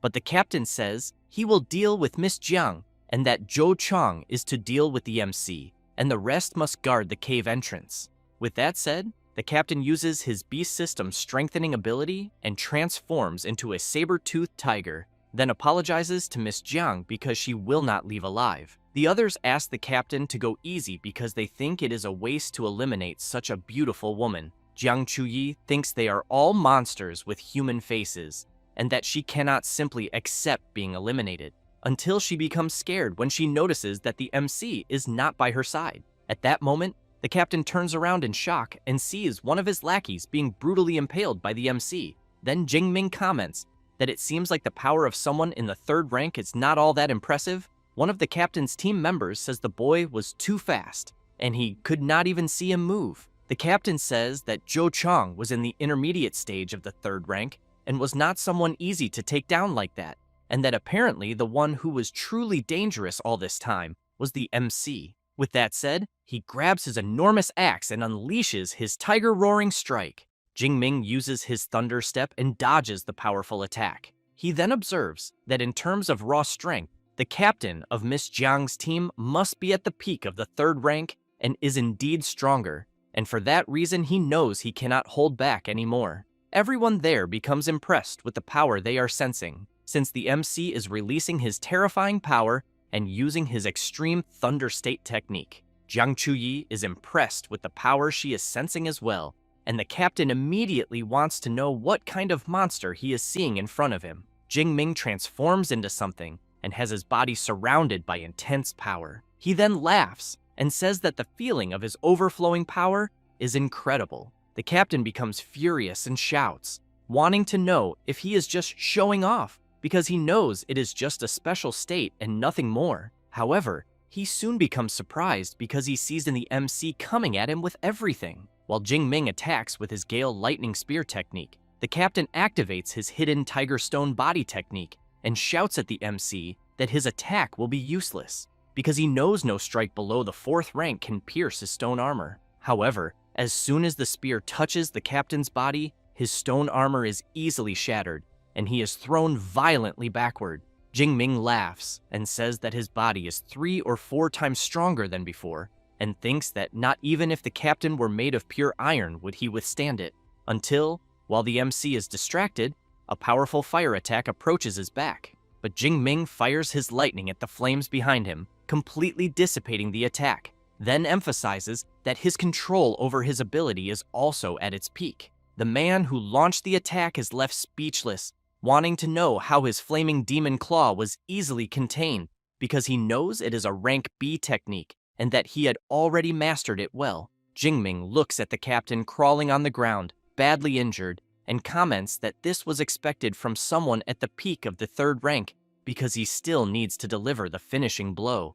The captain turns around scared and screams, begging the MC not to eliminate him because he will give him the Earth Spiritual Spring and many millions in money from his private fortune. Jingming replies that it is too late to beg. With that said, he eliminates the captain, and Jiang Chuyi becomes impressed, wondering if what she is seeing is a dream, because she knows that hiring the squad alone costs 6 million and that people said the captain was invincible within the 3rd rank, and even so, he ended up being eliminated. She then observes the MC and thinks that he is unbelievable because she has never heard of any student from Magic City University with a battle record like what she just witnessed.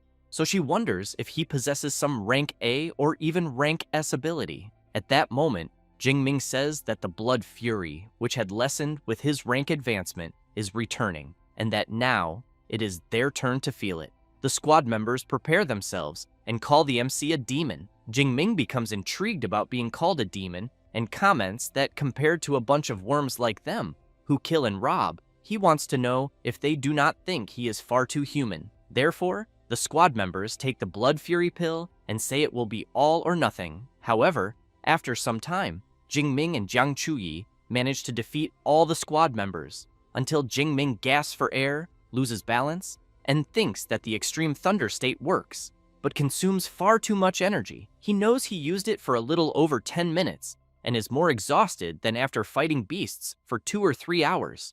Jiang Chuyi holds the MC's arm so he does not fall and, very worried, wants to know if he is okay. Jingming replies that yes, but he is just a little tired, then suggests it is best to quickly take the Earth Spiritual Spring and the rare flowers and herbs and get out to rest. Jiang Chuyi comments that fortunately the blood did not contaminate the spring. Therefore, they begin collecting some bottles of the spring water. Jingming says that he has half a bottle more than he expected, and that this bottle and a half will be hers because he knows she worked hard in the fight.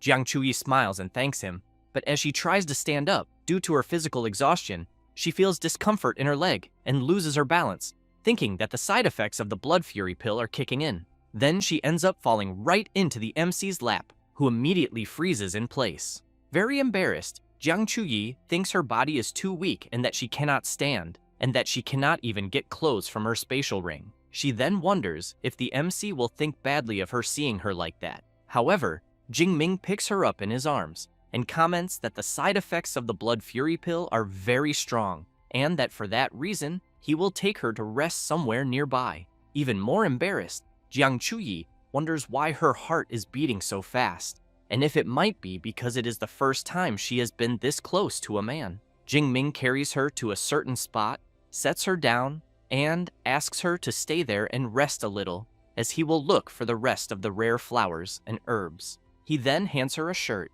and as soon as he leaves, Jiang Chuyi starts thinking that Jingming is indeed a very considerate person in the end. Therefore, the MC goes to the fallen bodies of the squad members and takes their rings. He then thinks about money, rare flowers, beast materials, and rank C techniques, and concludes that the elite 3rd rank squad had nothing of real value, but he hopes to trade the 2 1 cubic meter rings for a 2 cubic meter one, because he knows carrying that giant spear all the time is a pain in the neck. Jiang Chuyi calls the MC and says that the Earth Spiritual Spring can ease his weakened state caused by the Blood Fury pill, so she wants to know if he can give her a little, because she thinks it will help. Therefore, Jingming pours a bit of the spring's liquid into her mouth, and Jiang Chuyi exhales in relief and, very excited, comments that she is already feeling much better, but that she thinks to fully recover it will still take about 3 or 4 hours. Jingming emphasizes that he had never heard that it was possible to neutralize the effects of the Blood Fury pill like this,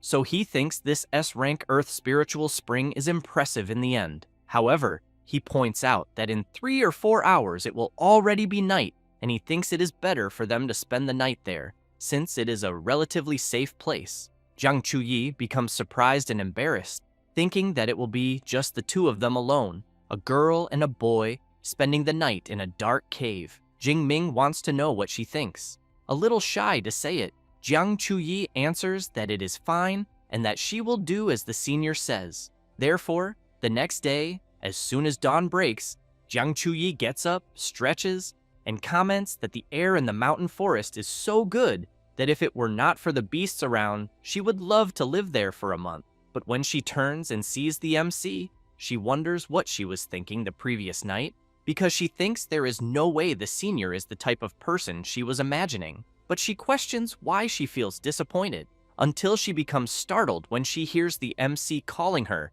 and saying he will accompany her to the edge of the forest. Then both run out, but the MC quickly asks her to wait a moment. A 5th-rank flaming tiger appears right in front of them, but only passes by. Jingming wants to know if the tiger noticed them there. Jiang Chuyi wants to know why the creature seems to be running from something, until she becomes frightened when she hears a strange noise and turns to look. A swarm of rats is running at full speed. Jiang Chuyi says they are iron-devouring rats, and that they are only 1st rank. But when they form a swarm, she knows that even a 6th-rank specialist can be eliminated if surrounded.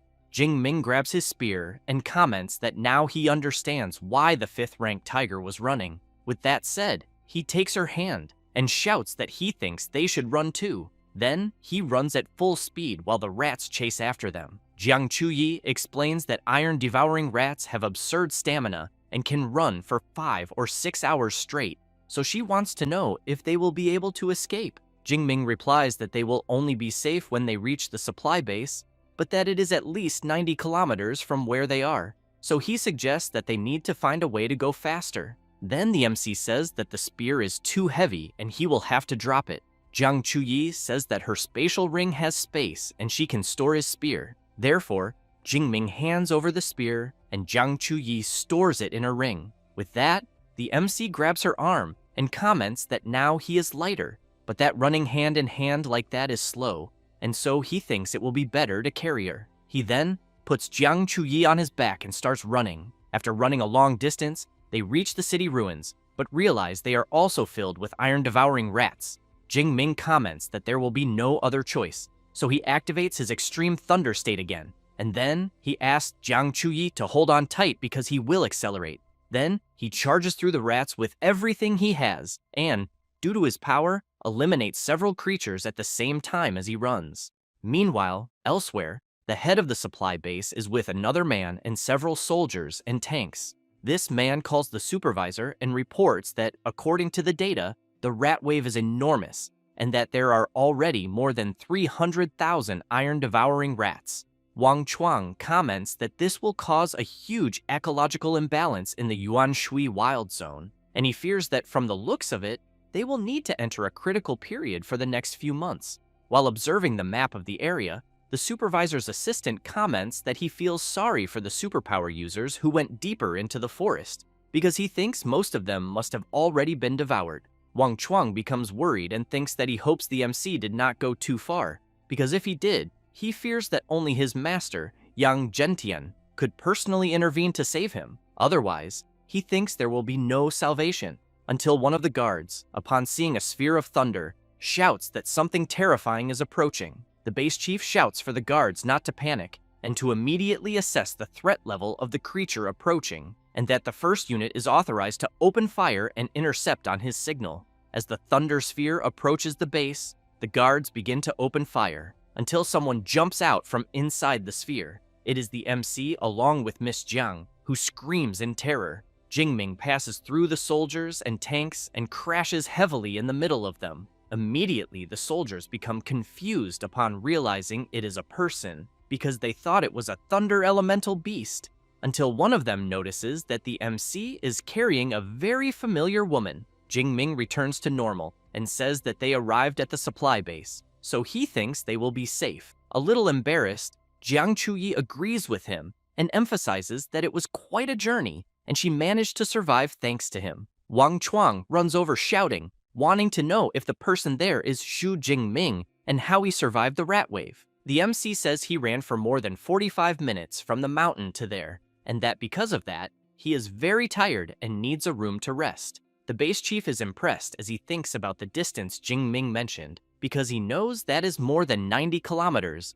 and that not even a 4th rank user could run all that, yet Xu Jingming managed it. He then says he will arrange a room immediately and someone to assist him, but Jiang Chuyi says it is not necessary because she will take care of him. As the two leave, the soldiers become very surprised to learn that the girl with Jingming is the goddess Jiang Chuyi, so they wonder what kind of relationship they have. After that, Jingming wakes up, and Jiang Chuyi says he finally woke up, then tells him he slept 2 full days and 2 nights, and that she almost gave him water from the Earth's spiritual spring. Jingming gets up and asks if he really slept that long, but quickly changes the subject and asks about the current situation in the wild zone. Jiang Chuyi says the rat wave still has not retreated, and that because of that, the forest remains blocked, but she emphasizes that even when the wave retreats, she thinks it will take some time before beasts appear there again. Jingming says there are only a few days left until classes begin,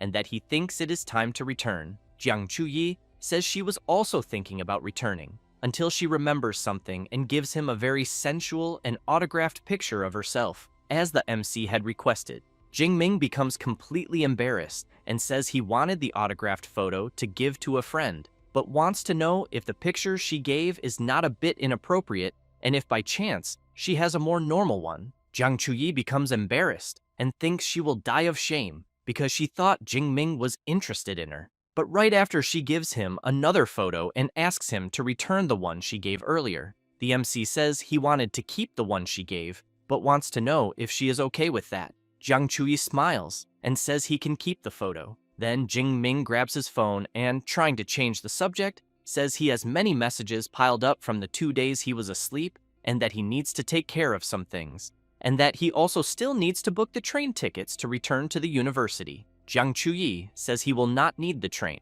because she arrived there driving, and that when it is time to return, he can go with her if he wants. With that said, a few hours pass and they leave. Jingming says that internet celebrities are on another level because they even have limited edition sports cars that cost tens of millions, and that it is the first time he has experienced this kind of autonomous driving. Jiang Chuyi laughs and explains that even though it is only a level 5 AI, making a car drive by itself is very simple. It does not take long before they arrive at Magic City University. Both get out of the car, and while the MC walks with Jiang Chuyi, people start noticing and commenting that he has a strong body and a dangerous dominant aura. Jingming looks up and thinks that he is finally back, because he knows the change in his strength over the last month and a half he was away was absurd. Jiang Chuyi wants to know which district his dormitory is in. Jingming says it is in District 3. She says that hers is in District 2 and that apparently they will be parting ways there, then emphasizes that if the MC ever needs her help, he just has to call. Jingming says he will definitely do that. With that said, Jiang Chuyi walks up to him and gives him a kiss on the cheek, leaving him embarrassed. She then turns and asks him to consider what she did as a small form of gratitude for saving her life. Therefore, Jiang Chuyi says goodbye to the MC and says she eagerly looks forward to seeing him again. Jingming, still in shock, wonders if he actually just got kissed. After returning to her dorm, Jiang Chuyi thinks that someone as strong as the MC should not be a complete nobody, and that because of that she will search for information about him, until she sees something about a freshman breaking records, the strongest in the first rank, then wonders why everything is about freshmen, until she finds the detailed records of the MC and discovers that he is a freshman in the advanced stage of the second rank after all, then thinks that she had been calling him senior the whole time, and that the next time they meet, she will show him who is in charge. Meanwhile, Jingming is in his room thinking about the burning flame flower, dark wolf hide, and all the mission items gathered there, along with the spatial rings and more than 25 million on his card. He then looks at his status on his system and thinks that it really was a shame he ran into the rats. Otherwise, he would have gained even more skill points. But even so, he still has more than 3,700 points, and he thinks it should be enough to learn 2 S-rank combat techniques. At that moment, Liu Wentao appears shouting and calling the MC, saying he heard there was a rat wave where he was recently and that he was worried about him. Jingming says that yes, there was, but explains that the army is already taking care of it. Liu Wentao senses his friend's aura and immediately wants to know if he advanced to the second rank. Jingming says he is in the advanced stage of the second rank to be exact, but emphasizes that he went through some life or death situations but got lucky and not only survived, but also gained an advancement. Liu Wentao, Ichiu, says he knew his friend was not someone ordinary because he knows life or death situations increase strength at an absurd rate, and that it even makes him want to try it. Jingming asks his friend not to think like that, because his case was special, then stresses that the wild zone is extremely dangerous, and that if he ever goes there, he should only think about doing it after reaching the second rank. Liu Wentao says he was only speaking figuratively, because for now, he is not even thinking about going there. Then he says that Song Chuyin looked for him several times during the period his friend was gone, so he thinks that when the MC can, he should get in touch with her. Jingming says he will talk to her after finishing some things, and that he brought a present from the Wild Zone for him. As soon as he takes out the autographed photo of Jiang Chuyi, Liu Wentao instantly falls in love with her. Later, the MC goes to the university library and thinks about his 871 academic credits from 4 missions, and that doing missions is a very fast way to earn credits. He then calls Eva and asks her to filter all S-rank combat techniques of the Thunder type. She quickly presents the Thunder Tribulation Seal, which condenses the Thunder Elemental ability into a seal to attack, causing massive electrical damage, but which can only be learned by ability users of second rank or higher, with a Thunder type ability of rank C or above. It also shows the Thunder Fist, which maximizes the user's Thunder type ability by concentrating it into the fist to attack. And finally, the Thunder Prison Domain technique, which creates a thunder barrier around the enemy while firing continuous lightning inside the barrier, but which can only be learned by users of the 3rd rank or higher with a Thunder type ability of rank B or above. After seeing all the abilities Eva displayed, Jingming thinks that even in a top institution like Magic City University, there are only a little more than 20 Thunder type combat techniques at rank S. But he keeps in mind that S-rank techniques are crucial for increasing his strength in the future, so he knows he needs to choose carefully. Then Eva shows a few more, and Jingming decides it will be 2, one for long-range magical attacks and the other for defense, being a good balance between offense and defense. He also thinks that for close combat techniques, others might only be able to focus on one path, but since he has a cheat system, he does not need to worry about that, because he will get everything. Until, when reading the technique manual, he becomes surprised and thinks that the Heavenly Thunder art he is seeing is a prerequisite for the only SS rank technique in the Thunder department of Magic University, which is called the Heavenly Guide of the 1,000 Thunder Prisons. Then he concludes that it is truly profound, being far more than the indestructible Thunder Body, which is also an S-rank technique. He also realizes that the technique he is reading is so complex that it seems even more painful than spending nights studying foreign literature in his PhD in his previous life. Therefore, 6 hours pass, and the MC is quite discouraged, thinking that he finally managed to understand the basics, and that now he will leave the rest to his system. He then clenches his fist tightly and calls the system. Next, he raises his fist and shouts for it to apply the skill points. His body immediately is surrounded by electrical energy, and very surprised, he wonders if evolving an S-rank technique to the initial stage really cost 1,600 skill points. Points he nearly died collecting in the Wild Zone. until Ava approaches Jingming and informs him that it is already almost 1 in the morning, so she suggests he return to the dormitory and manage his time better, and that he should please avoid using abilities inside the library. Jingming thinks it is already so late, and that learning the underworld thunder armor will take even longer, so he thinks it is better to come back another day. Meanwhile, elsewhere, some people are training their running, and one of these people is Song Chu-yun, who thinks that she trained late every night for the last month and is even surprised by her own progress. So she thinks that when Jingming returns, she will challenge him and show who is the true #1 among the freshmen, until she looks up after seeing a bird flying and realizes it is a black feathered falcon. Song Chu-yun knows it is a wild beast that relies on speed and camouflage feathers to hunt in the city. Judging by its speed, she thinks it must be 3rd rank. However, she becomes puzzled when hearing thunder sounds despite there being no clouds in the sky. And then she sees a powerful ball of electrical energy hit the falcon directly, which is instantly destroyed. Song Chu-yun becomes impressed, wondering if it was a high-level superpower user taking action, and that, by the looks of it, whoever did it is right there on campus, so she wonders if it could be some senior or a professor. However, she has no idea that this was done by a freshman who, to be precise, is Xu Jingming and far away from the campus. Next, the system notifies that the MC defeated a 3rd-rank black-feathered falcon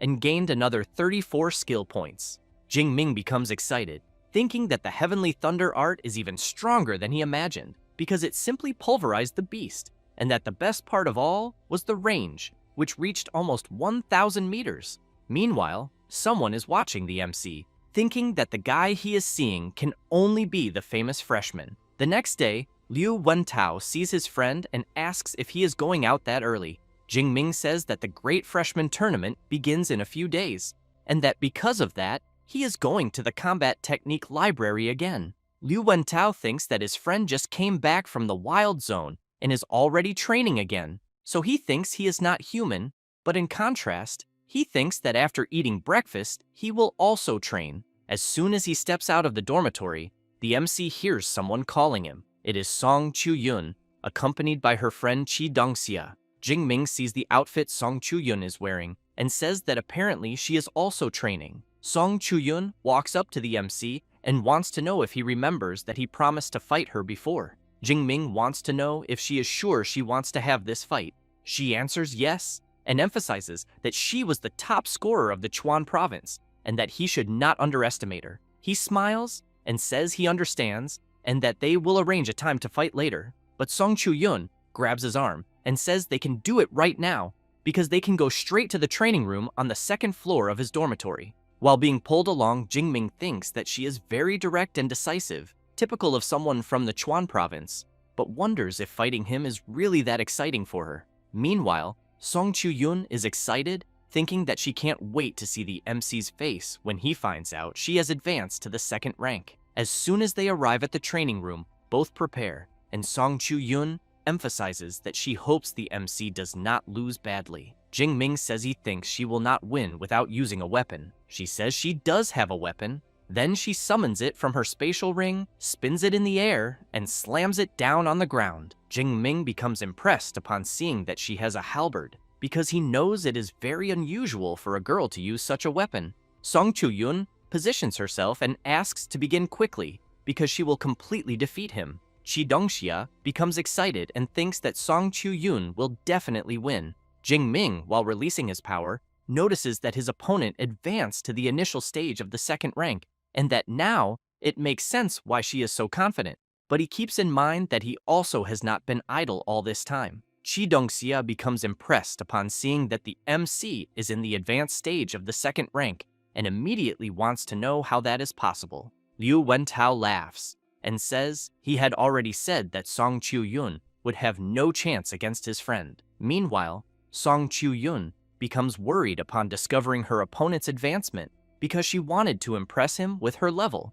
But in the end, she was the one who ended up surpassed, because she knows they are each the best from their respective provinces, so she wonders how he advanced so quickly. Jingming wants to know if Song Chu-yun still wants to continue. She replies yes, but asks him to go a little easy. The MC thinks that this was to be expected from the best of Chuan province because she knows when to retreat and when to advance. So he asks her to relax and go all out because he will not attack first. Song Chu-yun activates her ability and says she hopes the MC will not regret his decision. Jingming becomes surprised when he sees her A-rank light superpower, Morning Sunlight, because he knows that like thunder, it is a natural type ability. Song Chu-yun does not stay still, jumps up, and uses her technique, Burning Light. Jingming sees that it is a technique that enhances the power of the weapon and that it is the first time he has witnessed something like that. Song Chu-yun also uses her other ability, Heavy Slash of the Light Flame, but the MC manages to block her attack. While blocking, Jingming gives a slight smile and strikes his spear against her halberd. This forces her to retreat.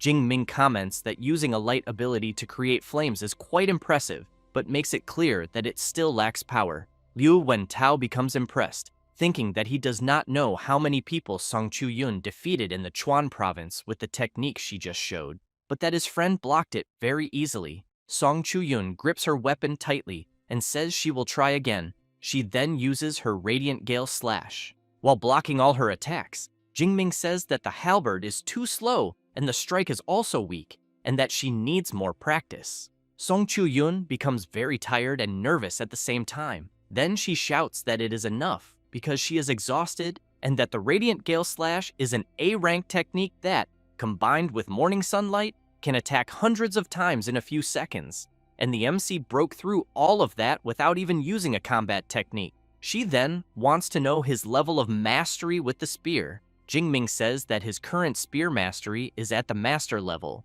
Song Chu-yun becomes very surprised upon hearing that and immediately wants to know how old the MC is, because she has trained with a halberd since she was 8 years old, and after 10 years only reached the advanced level. However, she turns away and says she gives up trying to beat him, because she thinks there is no way to defeat someone with an S-rank ability, absurd talent in cultivation, and comprehension. Jingming wants to know if she will not try using other techniques. She answers that his rank is higher, his spiritual power is higher, and on top of that, he has an S-rank ability, so none of her techniques would penetrate his defense. Next, she thanks him for fighting and asks if he will accept lunch as payment for having won the match. Jingming replies that that is fine. Song Chu-yun smiles and says she will meet the MC at noon. Her friend walks away, saying it is a shame because it seems student Jingming really is the strongest. Liu Wentao says the MC is incredible and that even among the best, he remains the strongest. Jingming laughs and says it was very easy because Song Chu-yun's strength is not that great, but that her progress is very fast. Liu Wentao finds it funny to hear his friend say that and comments that only he would say something like that, and he wants to know if the MC does not realize it, because Song Chu-yun is the great-granddaughter of Song Daoyuan, the 8th-rank Grandmaster of the Light Element who appears in the history books. Jingming becomes very surprised, wanting to know if it really is that specialist from 80 years ago, because he remembers the book dedicated an entire chapter to him. Liu Wentao explains that in the Chuan province, Grandmaster Song Daoyuan is a legend, and since Song Chu-yun is his favorite, of course she would evolve quickly. Jingming says that now everything makes sense, and that he thinks that is why she compared everything during the spar and had that ring capable of storing a 2-meter halberd. Next, he says he has to go, since it is time to learn more combat techniques. Therefore, Jingming goes straight to the university library, and while channeling his power into his ability, he thinks that condensing the Underworld Thunder Armor consumes 1/5 of his energy and lasts half an hour, and that apparently it reduces up to 90% of impact and even counterattacks automatically, being a kind of reverse thorn. 4 hours later, Jingming decides to see how much will remain after investing in the Underworld Thunder Armor. He then discovers that a little more than 700 points are left, and that because of that, he thinks he needs to go to the wild zones of Yagcheng or Tongxiang to recover afterward. Jingming becomes excited, thinking that from that moment on, he will fully prepare for the Great Freshman Tournament. Therefore, time passes, and the day of the Great Freshman Tournament arrives. Jingming sees Song Chu-yun and her friend and says that apparently the weapons of both of them are very different from what the other girls use. Qi Dongxia emphasizes that the stranger the style, the faster the victory, and that her goal is to place among the top 50. Meanwhile, Song Chu-yun says that her goal is a bit higher because she wants second place. The MC finds that strange and asks why. She answers that she already knows she cannot beat him, so she does not want to suffer again. Liu Wentao says that the best of Qinghai province, Li Chengji, also reached the second rank, and that he heard people saying he is very arrogant. Song Chu-yun says she cannot wait to see how strong he is. Chi Dongxia points her finger and asks everyone to look because she thinks they have arrived at the competition venue. Inside field number 3 of the Great Freshman Tournament, a friend of Jiang Chuyi comments that she did not expect to see her interested in the tournament and because she thought she did not enjoy watching these types of fights. Jiang Chuyi answers that it is because there is someone special she wants to observe. Her friend becomes curious and asks whether it is a man or a woman. Jiang Chuyi replies that it is a man and that she just saw him. As soon as Jingming enters the stadium with his friend and the girls, he becomes impressed and says that the arena is very large. Liu Wentao says he heard from his professor that the tournament will have a battle royale with 100 participants, and that because of that, he thinks it makes sense for the arena to be so big. Jingming looks around at the many people in the stands and quickly becomes excited thinking about the 100 participants, and that the tournament really promises a lot. Next, Liu Wentao becomes shocked when he looks up and asks why so many big shots from the clubs are in the stands. Because even the presidents of the 2 biggest clubs in the school, the Ash Club and the Meteorite Club, are there in person. Jingming becomes confused and asks if Magic City University has that kind of thing. Liu Wentao replies that of course it does, but emphasizes that the clubs at Magic City University are very different from electronics or chess clubs at humanities colleges, because the MC can think of them as combat teams formed by superpower users. He also explains that they usually organize expeditions to wild areas to hunt fierce beasts, and also distribute training resources regularly every month, and that after graduation, a person can even be transferred to their main guild and become an official member. Liu Wentao makes it clear that Mr. Liu Ming is the vice president of the Ash Club, so he thinks it is a great day for the MC to shine, but he wants to know why he cannot see him. Jingming thinks about that and reflects that since he returned to school, neither Liu Ming nor his master has shown any sign of life, but he heard that they went to the southwest, and he does not know if they are okay. Meanwhile, a guy is calling his president and saying he heard that the situation in the southwest is tense, and that he is very grateful that he took time out of his schedule to return to the school, but emphasizes that recruiting newcomers is something they can handle, and that he did not need to personally supervise it. This is Wei He, president of the Ash Club, who makes it very clear that he is not there for anyone else, and that his only purpose in returning is to recruit Liu Ming's junior, Xu Jingming, no matter the cost. But when he turns around, he becomes intrigued, wondering why Wu Yuan of the Meteorite Club is also there, and whether his target could also be Jingming. This is Wu Yuan, president of the Meteorite Club, who upon seeing Wei He looking at him, makes a hand gesture. Next, a magic appears in front of everyone, and Liu Wentao says that apparently the directors are arriving and that the tournament is about to begin. A sort of room appears above the magic, and people begin wondering if it could be a spatial ability. Then, someone begins to step out, and a woman appears. Liu Wentao says that the woman is the vice director responsible for the combat ability library. Jingming, wide-eyed, says she is very young to be a vice director. Song Qiuyun explains that superpower users have strong bodies, so they age more slowly, but she thinks the vice director is not even 40 yet. Therefore, the vice director says it is a pleasure and introduces herself, saying her name is Ling Shuang and that she is one of the 3 vice directors of the university, normally responsible for guarding the combat ability library. She then emphasizes that since the director is not at the university and the other 2 vice directors are busy with important matters, she will be the one conducting the opening ceremony for the freshmen this year. With that said, she says that first of all, she welcomes everyone to the Magic City Superpower University, and that this year's freshman class has 1,024 students, including the top 6 scorers from the provincial exams. She then says that there are 56 with A rank abilities, 832 with rank B, 135 with rank C and D, and beyond that, the class has a rare S rank superpower user. Liu Wentao immediately looks at his friend as does Song Chu-yun. Ling Shuang explains that to help them grow, the university distributes resources each academic year based on their level, and that there are 5 levels in total, from D up to S. Then the Great Freshman Competition will determine their training during the first year. The vice director explains the ranking system, credit system, combat power ranking, mission system, and that competition at Magic City University is extremely intense,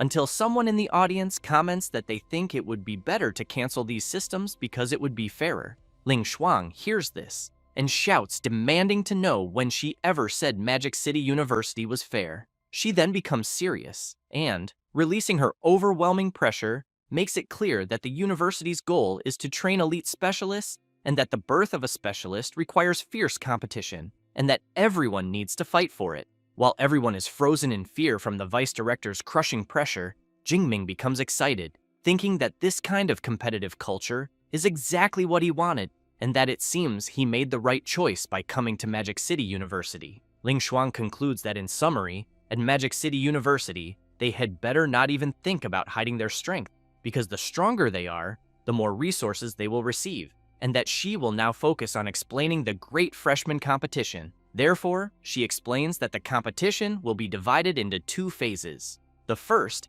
is a battle royale with 100 people, and Eva will record the number of enemies defeated by each participant. The top 5 of each round will advance to the second phase, and there will be 10 rounds in total. Eva shows the rewards, where first place will receive a spatial ring with a capacity of 10 cubic meters, a set of A-rank training resources, and 1,000 academic credits. Second place will receive an A-rank combat armor, a set of B-rank resources, and 900 credits. And third place, a B-rank armor, a set of B-rank resources, and 800 credits. Luo Wentao becomes impressed and asks how much a 10 cubic meter spatial ring would be worth. Qi Dongxia answers that it probably cannot even be bought with money. Then, while Eva shows the privileges of the ranked students, Ling Shuang says that the competition will determine each person's level and that the S-rank privileges will be evaluated separately by the university itself. With that said, she says she has said all she needed to say and informs Director Sun that the rest is up to her, who quickly steps forward and announces that she officially declares the Great Freshman Competition open. She emphasizes that students with exceptional performance can be accepted as personal disciples of professors, so she suggests everyone do their best. This is the director of the Elemental Academy, Sun Qing-shui. The participants begin talking among themselves about doing their best and hoping some professor will notice them. As the participants head to the arena, the organizers announce that the first phase has 10 rounds and that they will draw the students for the first round, so the students selected by Eva must go on stage. Liu Wentao becomes surprised to see that the so-called Li Chengzi will also participate in the first round, who in turn looks at the MC and makes a hand gesture implying that he is done for. Qi Dongxia tells the MC that Li Chengji is trying to provoke him. Liu Wentao laughs and thinks that of all the people Li Chengji could have provoked,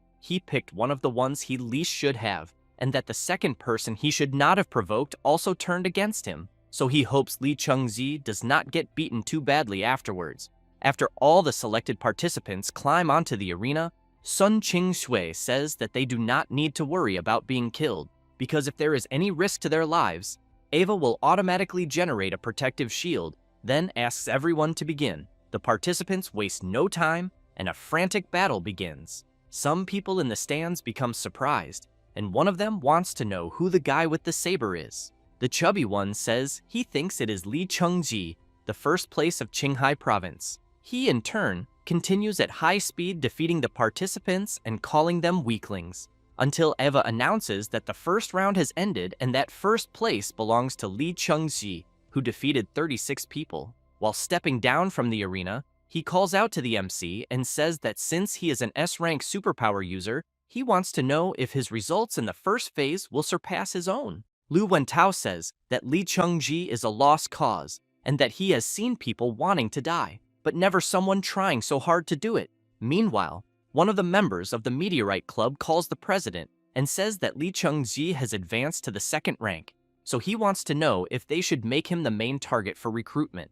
Wu Yuan replies that it will not be necessary because the main target is still Xu Jingming. The club member wants to know if the president has some kind of privileged information. He says that it is not exactly privileged information because he saw it with his own eyes one certain day. At that moment, Eva announces that they will start drawing the participants for the second round. After being called, Jingming says that he was lucky to be selected for the second round. Liu Wentao and Song Chu-yun shout that they will be cheering for him. As soon as he steps onto the arena, the other participants become surprised to find out that they will have to face Jingming, and that by the looks of it, the only thing they can do is fight for the other 4 spots. Jingming looks around and wonders if the participants think they are safe just because they are far away. One of the directors wants to know if the boy he is seeing is the new disciple that director Yang Gentian accepted some time ago, because he thinks his aura seems very sharp, and he really wants to see how he will perform.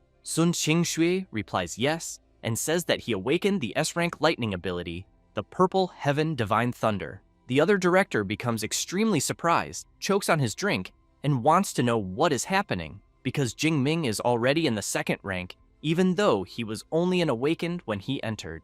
The other director says that it has been a little over a month, so he thinks this pace of evolution is quite frightening. Sun Qingshui says that the old Yang Gentian did not mention such news, and that apparently he knows how to keep secrets. She then shouts for the second round to begin. The MC, while spinning his spear and releasing his power, thinks that this was already expected, because compared to fighting beasts, he still prefers fighting humans.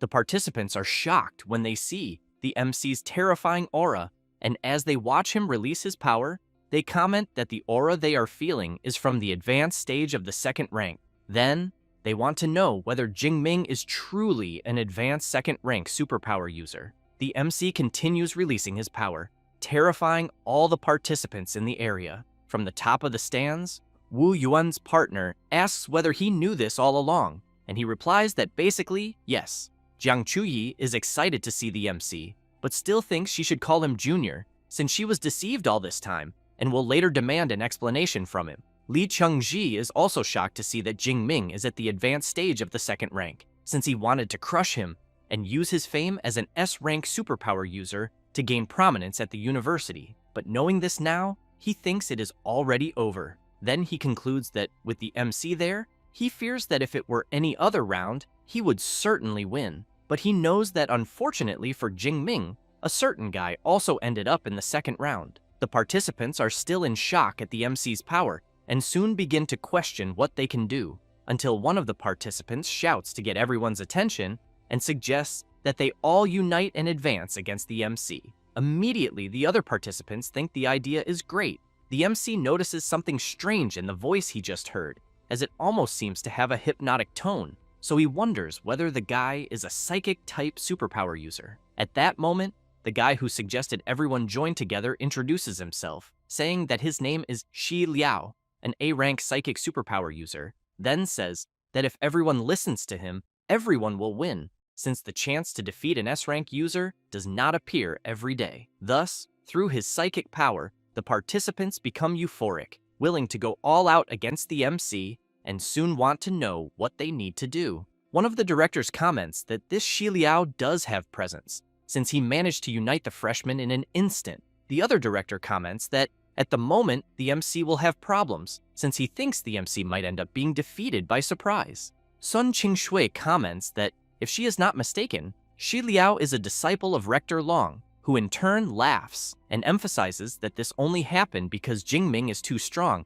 and ended up becoming a common enemy, but also thinks that his disciple was just lucky this time. The director of the Elemental Academy points out that luck is also a form of strength, but that at the moment she thinks Jingming is really screwed, since if an S-rank superpower user does not even pass the first phase of the Great Freshman Tournament, he will become a joke. The MC carefully watches the participants gather together, and Shi Liao, using his psychic powers, comments that if Jingming had eliminated him before the second phase, he thinks he might have been able to turn the tables. But now, he knows that everyone is watching him, so he wants to know how he will reverse this scenario of 102 against 1. The MC, while laughing, prepares his spear and asks who said he is at a disadvantage. Shi Liao, worried about his opponent's movement, shouts warning the awakened close combat fighters to attack from the front. The long range awakened to fire immediately, and the support awakened to use buffs. Thus, many rush toward the MC, shouting that the chance to defeat an S rank has arrived. Xi Liao shouts from afar, telling Jingming to forget about attacking him and deal with the others around him first. The MC comments that there are a lot of people, but that this still makes no difference at all. That said, he hurls his powerful spear in Xi Liao's direction. The MC's ability completely obliterates the stone barrier, and a huge explosion occurs at the location, throwing everyone who was nearby far away. However, the MC's ability continues to intensify more and more. The participants who were hit by the explosion are frightened, thinking that the power will explode again. Jingming's electrical ability begins to grow stronger, and another explosion, even stronger than the previous one, occurs. The freshmen who are outside are shocked, since even a mushroom cloud appeared in the arena due to the strong explosion. At that moment, Eva appears in the arena and, while some participants are enveloped by a protective barrier, she informs that an uncontrollable energy impact was detected and that some lives were at risk, so the energy defense network was automatically activated. But she regrets to inform that the participants protected by the defense network were eliminated by the MC. Xi Liao, slightly injured, thinks that if he had not provoked the MC, he certainly would have advanced, since he ended up not defeating anyone and will no longer have a chance in the second phase of the tournament. However, he tells everyone not to worry about him, since the rest should continue attacking. And because of his hypnotic power, the participants soon get back up and charge at the MC again, who simply waits for the right moment to counterattack, then channels his power to the maximum. Meanwhile, Shi Liao is cheering, thinking that trading 1-for-1 to defeat Jingming is already worth it, until he is completely surprised by the power he is feeling, since Jingming is sending all the participants who were attacking him flying into the air with his ability all at once. Then, the MC takes a deep breath, since it is being far too easy. Shi Liao, impressed, wants to know whether the MC is not using any combat techniques and whether he perhaps only used pure ability manipulation to block all the elemental attacks. Thus, he collapses to the ground and thinks that he gathered so many people, but in the end, they are still just mere ants. The participants outside begin commenting among themselves that what they are seeing is absurd. One of them comments that he also learned the Thunder Spear, but his does not even compare to Jingming's. Jiang Chuyi stands up and very pleased shouts saying that she knew Jingming would handle it. Song Chuyun and Liu Wentao celebrate, and she comments that the participants were naive to think they would defeat the MC. At that moment, one of the directors comments that Jingming's proficiency with the Thunder Spear is at least at the advanced level, and that his Thunder network has no openings at all. Long Ke comments that the MC even generated a sonic boom when throwing the Thunder Spear, and that the speed exceeded Mach 2. Sun Qing comments that it is a shame old Yang is not there to see this. Otherwise, he would ask Jingming about his secrets. Meanwhile, the remaining participants in the arena want to know what they will do to break the MC's defense. Jingming laughs and emphasizes that if they are afraid to attack him, he will resolve it himself. Thus, he leaps at high speed and with a simple movement manages to defeat several opponents without much difficulty, which leaves the rest quite frightened, shouting for them to maintain formation. That said, the participants close ranks as a group. Jingming comments that now it has become interesting and, while charging in and defeating them one by one, begins pointing out several of their mistakes. In the blink of an eye, he manages to crush his opponents. Then, he drives his spear with full force into the ground and says that they are all fucking weaklings. The freshmen, while lying on the ground, think that they were defeated easily and that the MC still calls them weak. At that moment, Eva goes to the MC and announces that the second round of the first phase has come to an end, and that the one who qualified is Xu Jingming with 102 eliminations. Eva also announces that the other 4 who qualified are, but she is interrupted. Sun Qing comments that, excluding Jingming, who has already qualified, all the others will participate in the 11th round, and that there will be a repêchage to select the rest. A woman in the audience comments that it is the first time she has seen a freshman competition where only one person qualifies in a round. The guy next to her, very excited, agrees and thinks that, to reach Jingming, the clubs will end up killing each other later. The chubby director wants to know whether the freshman competition has already been going on for more than 40 years. The other director replies that yes, and informs that the previous record was also held by an S rank, but with only 87 eliminations, then thinks that the MC's new record will probably last quite a while. Long Kei points out that, if he is not mistaken, Jingming took only 7 minutes to accomplish what he did, then comments that he does not know how Mr. Yang Gentian trained the MC, but that his spear technique has truly reached the master level. Sun Qingxue is surprised to hear about the level the MC has reached with the spear, then thinks that he really has absurd talent on the path of weapons, since she was considering trying to recruit him for the Elemental Academy, but now it no longer makes sense. Sun Qingxue has in mind that, with Jingming there, they will not need to worry about the inter-school study excursion of the 3 academies this semester. Meanwhile, Qi Dongxia and Song Qiuyun are congratulating the MC. Liu Wentao, very excited, comments that his friend did not see Li Chengji's expression, then says that when the MC eliminated Xi Liao, Li Chengji's face turned purple like a pig's liver. Thus, the MC looks at Li Chengji and concludes that in the end, he is nothing more than a paper tiger who only knows how to bully the weak. However, he keeps in mind that Li Chengji's arrogant manner moments earlier irritated him, since he could not swallow that, but he knows he can let it go, since he will challenge him in the second phase.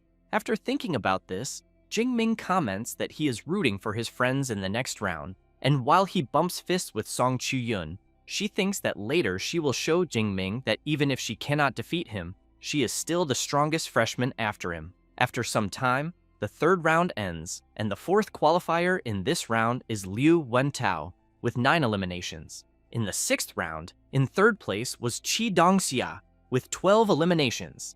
The 8th round was about to begin, and, very excited, Song Qiuyun was thinking that her turn had finally arrived. The freshmen in the stands become enamored with her and shout that she is the 1st place from Chuan province, and that they also know she uses a halberd as her weapon. At that moment, the 8th round begins, and Song Qiuyun immediately prepares herself, and without thinking twice, charges toward her opponents. Some freshmen watch her fight and conclude that apparently she is also at the advanced 2nd rank. Then, from the top of the stands, Wu Yuan asks his partner to add Song Qiuyun as the 2nd recruitment priority, and that Li Chengji is temporarily 3rd at the moment. Back in the 8th round, Song Qiuyun activates her ability Dawn Phoenix Dance and goes on to defeat several freshmen. Then she uses the halberd technique Light Piercing, and with a single thrust, manages to defeat several at the same time, who fall to the ground complaining that they were defeated. Thus, Eva announces that the 1st place in the 8th round is Song Qiuyun, with 45 eliminations. She quickly stores her halberd in her magic ring and goes to her friends. Song Qiuyun asks the MC what he thought of her performance. Jingming replies that it was truly impressive, and that she combined magical combat and close combat abilities very well, then emphasizes that he is looking forward to her performance in the 2nd phase. After that, 2 hours pass, and Eva announces that the 2nd phase of the freshman competition will be the free challenge, then explains that everyone has 3 chances to challenge anyone and take their higher ranking, and that those below the top 50 cannot challenge the top 50. That said, the arena platforms begin to move. Li Chengji thinks that he needs to leave Jingming alone and wonders whether he should challenge the 2nd place, Song Qiuyun, until he is quite startled to hear someone asking Eva that they want to challenge the 3rd place, Li Chengji. Seeing that it is the MC making the request, Li Chengji becomes furious and immediately comments that the MC is in 1st place, then wants to know why he is challenging the 3rd place. Jingming replies that the rules never said that challenges must go from the lower rank to the higher rank, and also asks whether Li Chengji really thought he was someone he could provoke at will. The freshmen around want to know what is happening, and whether the 1st place and the 3rd have some kind of feud. One of the freshmen says that Li Chengji made a throat-slitting gesture at Jingming earlier with the intention of provoking him. It does not take long for Eva to announce that she has designated arena number 74 for the battle, and soon asks the participants to enter. Li Chengji comments that it is fine, and that he will see just how strong Jingming is with his S-rank ability. As soon as both step onto the arena, Eva tells them to begin. Lee Chung-ji does not waste time and immediately activates his bestial mode of the Furious Blood Lion King, an A-rank ability. Then he charges at the MC while shouting that the MC forced him to reach this point. Jingming focuses and replies that he forced him into nothing, since this is the consequence of his own arrogance. With that said, he also advances toward Lee Chung-ji and quickly appears behind him. However, with his transformation, Lee Chung-ji turns around quickly and unleashes the Furious Lion Slash. Jingming blocks the attack with his spear and, due to the powerful impact, sends the huge lion flying backward, who becomes terrified upon realizing that the MC's strength is greater than his own. At that moment, Jingming begins channeling his power and unleashes his Divine Thunder of the Purple Heaven ability onto the lion, who starts screaming, saying that it hurts too much. Lee Chung-ji tries with all his might to withstand the MC's attack. The people in the stands, seeing this, comment that Lee Chung-ji is a body reinforcement type superpower user of the 2nd rank, so they think that if he cannot endure it, the pain must be immense. But they also know that the most frightening one is Jingming, since he is controlling the Thunder's power to torture his opponent, keeping the pain below the limit so that Eva does not yet declare defeat. Until, after some time, Lee Chung-ji can no longer resist and collapses heavily onto the ground. Eva quickly announces that the winner of the fight is Jingming. After dissipating his ability, the MC thinks it is a pity, since he wanted to continue torturing him, but he knows that the time he tortured him should already be enough for Lee Chung-ji to remember it for the rest of his life. And he also hopes that Lee Chung-ji learns his lesson and controls himself more. Otherwise, he thinks that with his personality, he will end up in serious trouble. Then Lee Chung-ji wakes up in terror, thinking that for a moment he thought he was going to die. And when he looks to the side, he breathes a sigh of relief upon seeing that the MC has already left. However, Song Chu-yun calls Eva and comments that she also wants to challenge the 3rd place, which leaves him unable to believe what he is hearing, since he has just fought and was almost killed. And, after some time, Lee Chung-ji, with his bestial form active, is being brutally struck and thrown far away, and as soon as he crashes heavily to the ground, Eva announces that the winner of the fight between the 2nd place and the 3rd is Song Chu-yun. Lee Chung-ji is quickly placed on a stretcher, and, while being taken to the medical wing, Song Chu-yun runs to her friends and asks the MC if he saw how she finished off Lee Chung-ji. He replies that he did, and congratulates her on the great fight. She bumps fists with him and laughs a lot. The freshmen, seeing this, begin to get nervous, wanting to know what is going on between them, because they can see that there is something in the air between the two, until one of them tells everyone to shut up and keep their voices down, because he does not want to end up like Lee Chung-ji, getting beaten up by a couple fighting as a duo. After that, 4 hours pass, and Sun Ching-shui announces that time is up and that the great freshman competition is officially over, and that she will now announce the final results. It does not take long, and a big screen shows that Jingming finished in 1st place, Song Chu-yun in 2nd, and Lee Chung-ji in 3rd. And below that, in 26th place, Chi Dong-xia, and in 39th place, Liu Wentao. Then Sun Ching-shui asks everyone to access the school's official website and fill out their academy selection. Song Chu-yun becomes curious and soon wants to know which class Jingming ended up in. He shows that he is in the Weapons Academy, Freshman Class 2, then wants to know which one she got into. Song Chu-yun says that she is in the Elemental Academy, Freshman Class 3.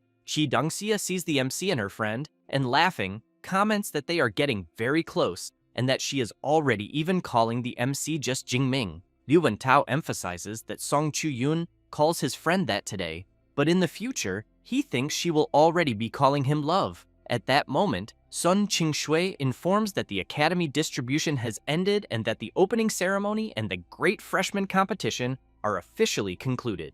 In addition, the students who performed well in the competition will later receive recruitment messages from exclusive mentors, and for that reason, everyone should stay very attentive. One of the directors laughs and emphasizes that this batch of freshmen is much tougher than the previous one. Long Ke agrees and points out that especially Jingming, since he thinks that in 1 or 2 more years, he will dominate the entire school. After leaving the stadium, the MC asks whether his friends are hungry and if they want to eat.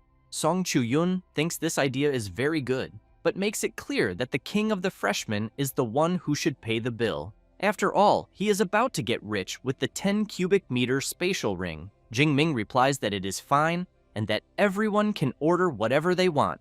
Liu Wentao gets excited and shouts, saying that his friend is the best. At that moment, Wu Yuan approaches the MC and asks him to wait a moment. Jingming immediately wants to know who he is. Wu Yuan introduces himself and says that he is the president of the Meteor Club and that he would like to invite the MC to join his society. Then he emphasizes that since the MC is currently the only S-rank student, the Meteor Club will show its sincerity. With that said, he explains that Jingming only needs to join them to take the position of vice president, receive 100 credits per semester, and obtain a B-class resource. The people around are indignant when they hear that the MC is receiving an offer to become vice president, since they know that the Meteor Club is one of the largest in the school and that having just this vice presidency on one's resume would certainly allow a person to enter an elite guild after graduation. However, Wu Yuan hears someone asking whether the Meteor Club is not being a bit stingy by offering only the vice presidency. It is Wei Hei who immediately invites Jingming to join the Ashes Club and comments that he can directly be the reserve president, since when he graduates, the MC will be the president and will not miss out on any of the other benefits. The people around go crazy over the offers Jingming is receiving. Wei Hei keeps in mind that the Meteor Club is subordinate to the Meteor Guild, and that, according to the guild's rules, their president must be chosen by the guild itself. Jingming thinks about the offers he received and comments that he needs time to think, and that he will give them an answer in a few days. However, he keeps in mind that in his past life he joined the student council during college and even served as president, but the result was that council matters took up an enormous amount of his time, and because of that, he thinks it is better to be cautious this time. Wu Yuan asks the MC to accept the card, since it contains his personal number and that he just needs to call him directly once he decides. Wei He does the same. Then Wu Yuan points out that if the MC's friends want to join Meteor, they will be very welcome as well. Wei He comments that the same goes for them. After the two leave, Song Chu-yun comments that it is not easy to get out of there, especially since several other presidents of other clubs are coming up to the MC wanting to recruit him. After some time, Jingming comments that they finally managed to get out until he sees someone coming in his direction. It is Jiang Chuyi who calls the MC Junior and comments that it has been some time since she last saw him. Jingming gives an awkward laugh and greets her, calling her Senior. Song Chu-yun becomes curious and immediately wants to know who she is. The MC says that she is Senior's sister, Jiang Chuyi, and that he met her in the wilderness of the water source region some time ago. She says that she is from the Elemental Academy, second year class 3. Liu Wentao immediately falls in love, calling her a goddess, and thinks that as expected of the MC, that cold beauty really does know how to smile. Song Chu-yun introduces herself and says that she is Jingming's classmate. Jiang Chuyi is surprised to see that Song Chu-yun is a beautiful woman, since her face is charming and her body is full of curves, giving an inexplicable urge to snuggle up to her. However, she realizes what she is thinking and reflects that it is a terrible thought, since she knows that Song Chu-yun's charm can captivate both men and women. Then, Song Chu-yun comments that they are going out to eat and asks whether Jiang Chuyi wants to go as well. After everyone arrives at the restaurant, they make a toast to the end of the Great Freshman competition. Jiang Chuyi, a little embarrassed, links her arm with the MC's arm and wishes him good health. Song Chu-yun does the same and calls the MC to continue drinking with her. Liu Wentao, seeing this, quietly comments to Qi Dongxia that the two girls seem to be interested in his friend, so he thinks they need to evacuate the battlefield of love immediately. With that said, he calls the MC and says that he will leave Song Chu-yun and Jiang Chuyi with him, since he is going with Qi Dongxia to take care of some things. Jingming takes a deep breath and wonders why his friend is running away so quickly, in addition to knowing that alcohol would only bring trouble. Jiang Chuyi comments that she is not able to walk properly and asks whether the MC can help her. Song Chu-yun comments that she also cannot walk and will need help. Jingming asks whether they are really sure about that. Immediately, they answer yes. Thus, Jingming begins accompanying them, and some guys around notice that one of the girls with the MC is the goddess Jiang Chuyi, but that the other girl is also very beautiful. After leaving the girls, the MC takes a deep breath upon arriving at his dormitory, but as soon as he enters, he sees a girl and immediately wants to know who she is. The girl gets up from the sofa, greets the MC, and says that she is his class advisor. Then she introduces herself, saying that her name is Su Yu and that she brought his reward for the great freshman competition. Next, she explains that the safe can be opened with the MC's fingerprint and that she will send him the group number soon, but that he should remember to join the class group, since from that moment on, no matter what happens at the school, he should contact her directly to help him resolve it.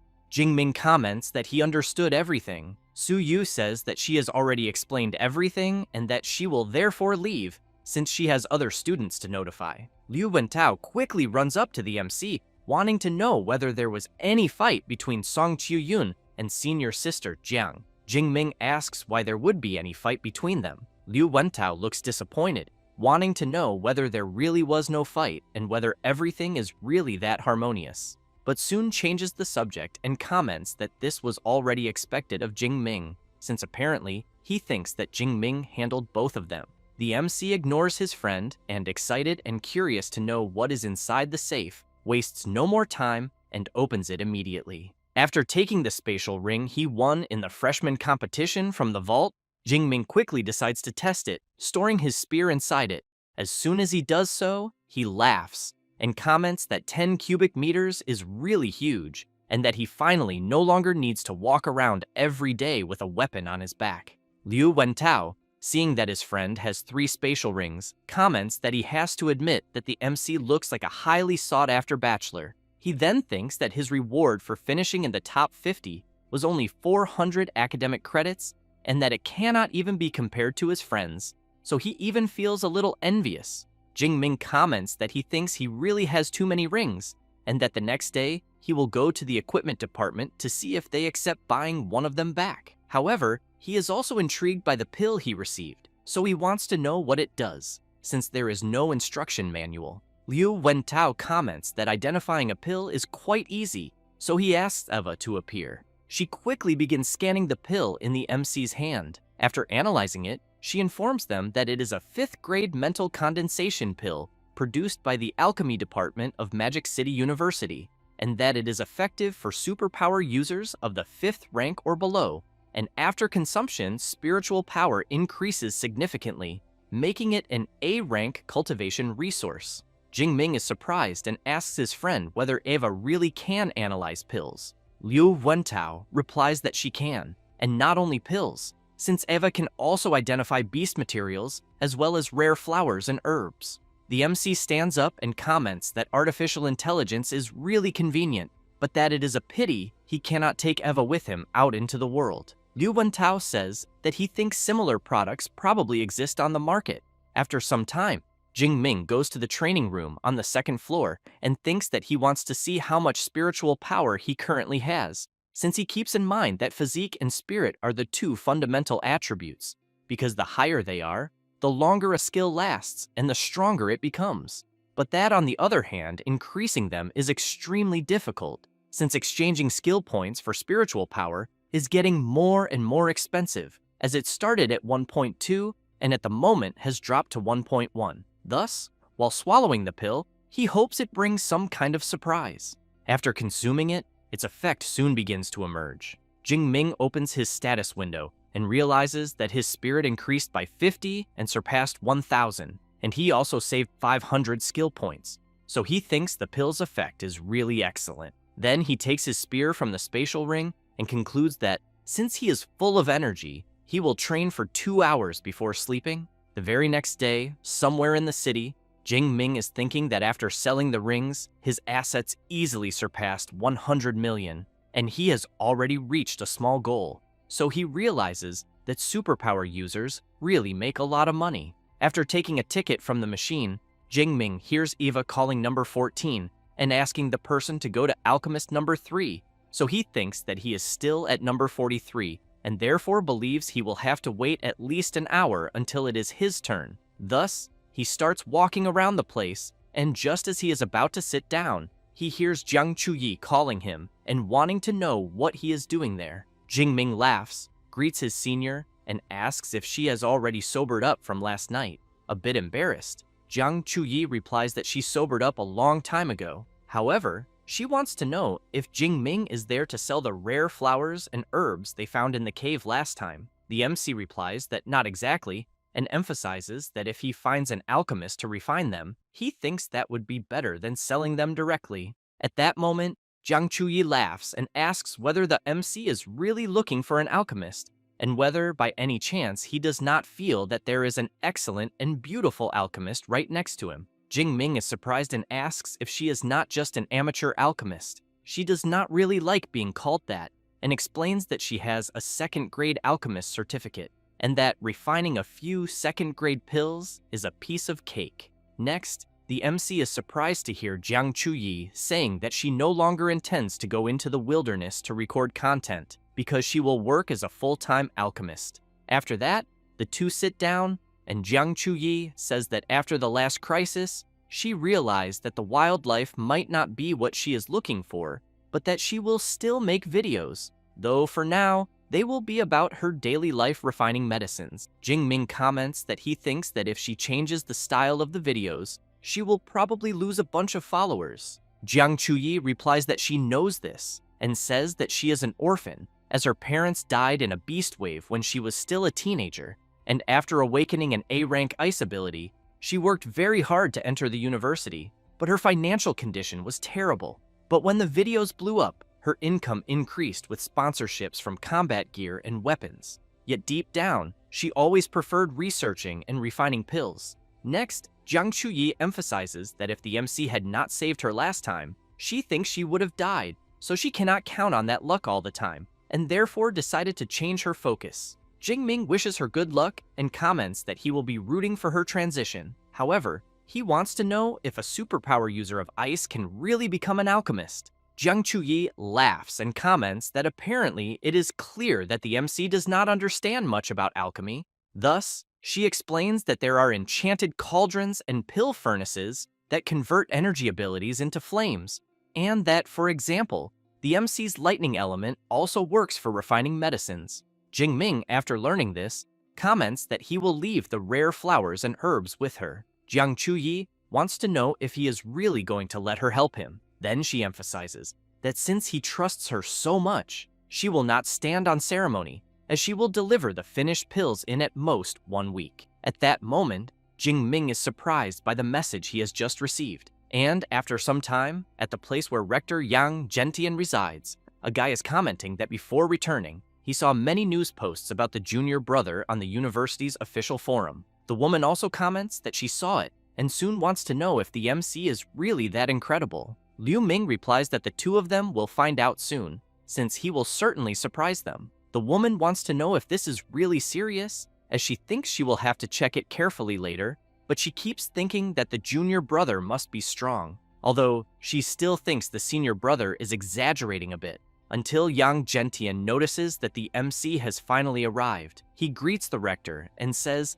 that as soon as he saw his message, he came right away. However, he is quite surprised to see Liu Ming all bandaged and in a wheelchair, so he wants to know what happened to him. Yang Gentian says that it was the 8th rank Grandmaster, Wang Lin, since to lure monsters, he used the Ashes Guild as bait, and in the end, the guild suffered huge losses, and Liu Ming was seriously injured, and that he also fought with Grandmaster Wang Lin, but even though he did not win in the end, Wang Lin did not come out unscathed either. Next, he says that this was precisely why he was unable to attend the Grand Freshman competition. Jingming becomes nervous upon learning the story, since he knows that an 8th rank Grandmaster is capable of moving mountains and filling seas, and that he never imagined there was someone so despicable at that level. The MC starts thinking about an 8th rank Grandmaster, since he has in mind that he is still only at the 2nd rank, and that if he considered avenging his senior brother,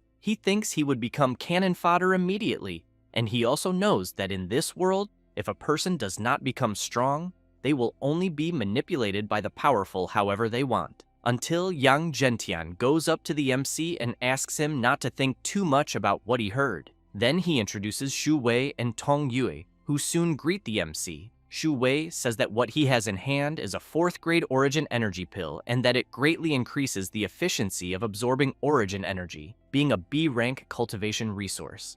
Tongyue comments that she will transfer 200 academic credits to the MC. Jingming bows and thanks his senior brothers. Then Liu Ming says that the MC's senior sister seems to doubt what he said, so he asks Jingming to tell Tongyue that he really mastered 4 A-rank Thunder Element combat skills. The MC says that his senior brother Liu Ming is indeed right. The MC's 2 senior brothers are surprised, and Shu Wei wants to know if it is really true and how the MC managed to do it. Tongyue, on the other hand, wants to know how Jingming advanced to the upper stage of the 2nd rank while learning combat skills, saying this while thinking that A-rank combat skills are absurdly difficult since she barely managed to advance to the upper stage of the 2nd rank because she was trying to master 2, and knowing that the MC is at the same rank as her and still masters more A-rank combat skills makes her question where the justice in that is. Jingming says that he did not have any special experience since he was simply born with good comprehension, but thinks that he definitely cannot tell them about his system. Yang Gentian comments that he has always been very satisfied with the MC's comprehension and effort, so he says that later they will hold a dinner to celebrate, since they need to celebrate Jingming for placing 1st in the grand competition, and also that Director Sun has not stopped praising him. The MC remarks that it was quite easy since they were far too weak, but he wants to know if Yang Gentian could help him test a combat skill. Shu Wei asks which skill, and since Liu Ming is having difficulty moving, he is there because he thinks there is no need to trouble the professor. But Jingming says that it is the S-rank combat skill, the Netherworld Thunder Armor. This leaves everyone instantly surprised upon hearing about an S-rank skill. Shu Wei feels disheartened and comments that it is better to forget it then, since at the lower stage of the 3rd rank, he thinks he cannot break the defense of the Netherworld Thunder Armor. Thus, they go to the training field. Shu Wei asks whether his brothers really think that the MC learned an S-rank combat skill. Liu Ming comments that from what he knows of Jingming, he thinks he would not say that lightly. At that moment, the MC begins to channel his power and activates the Netherworld Thunder Armor skill. Then, very confidently, he asks his master to come at him with everything he has. Yang Gentian, while preparing his power, makes it clear to the MC that he will start by using the intensity of a superpower user at the peak stage of the 3rd rank. Having said that, he unleashes his power at the MC, and a powerful explosion occurs. After the dust settles, Jingming is unharmed. Thus, he asks the professor to increase the power a bit more. Yang Gentian becomes excited and shouts that he will increase it, and that the MC should let him know if he cannot endure it. While being struck by the professor's power, the MC keeps asking him to increase the attack power more and more, and as soon as Yang Gentian applies 10 times more power to his attack, the MC's Netherworld Thunder Armor cannot withstand it and shatters into several pieces. Yang Gentian goes to Jingming and comments that it was not bad at all, since the attack intensity of a superpower user at the lower stage of the 4th rank is about 10 times greater than that of someone at the peak stage of the 3rd rank. So he emphasizes that to break the MC's defense, he thinks it would require at least an A-rank superpower user at the 4th rank. Shu Wei, deeply impressed, wants to know whether an S-rank combat skill combined with another S-rank combat skill can really reach such a terrifying level.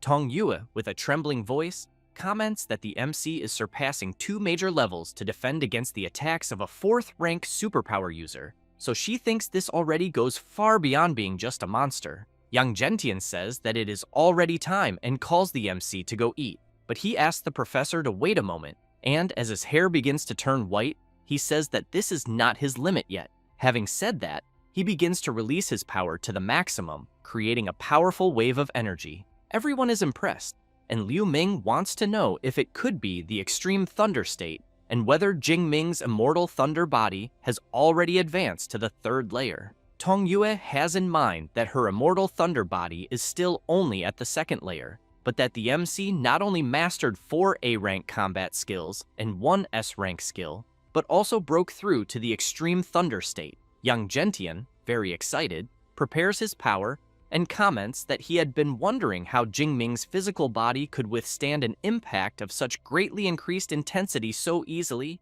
then concludes that it was because his immortal thunder body had already entered the third layer. Having said that, he channels even more power to unleash at Jingming and see if he can endure it. 3 minutes later, the MC is on his knees on the ground. Yang Gentian comments that it was incredible, since Jingming managed to withstand 20 times more, and this means that it would require the attack intensity of a superpower user at the intermediate stage of the 4th rank to break his defense. Then he calls the MC and emphasizes that the fact that he reached such a level truly exceeded all his expectations as a teacher. Jingming apologizes to his professor for the trouble, but thinks that at the moment, he finally knows the true limit of his defensive power. Yang Gentian helps Jingming to his feet and says that of all his students, Jingming is the one who makes him the most at ease, since he learns everything without needing to be taught. Having said that, he calls everyone to go eat and emphasizes that he is in a great mood and that everyone can order the most expensive dishes.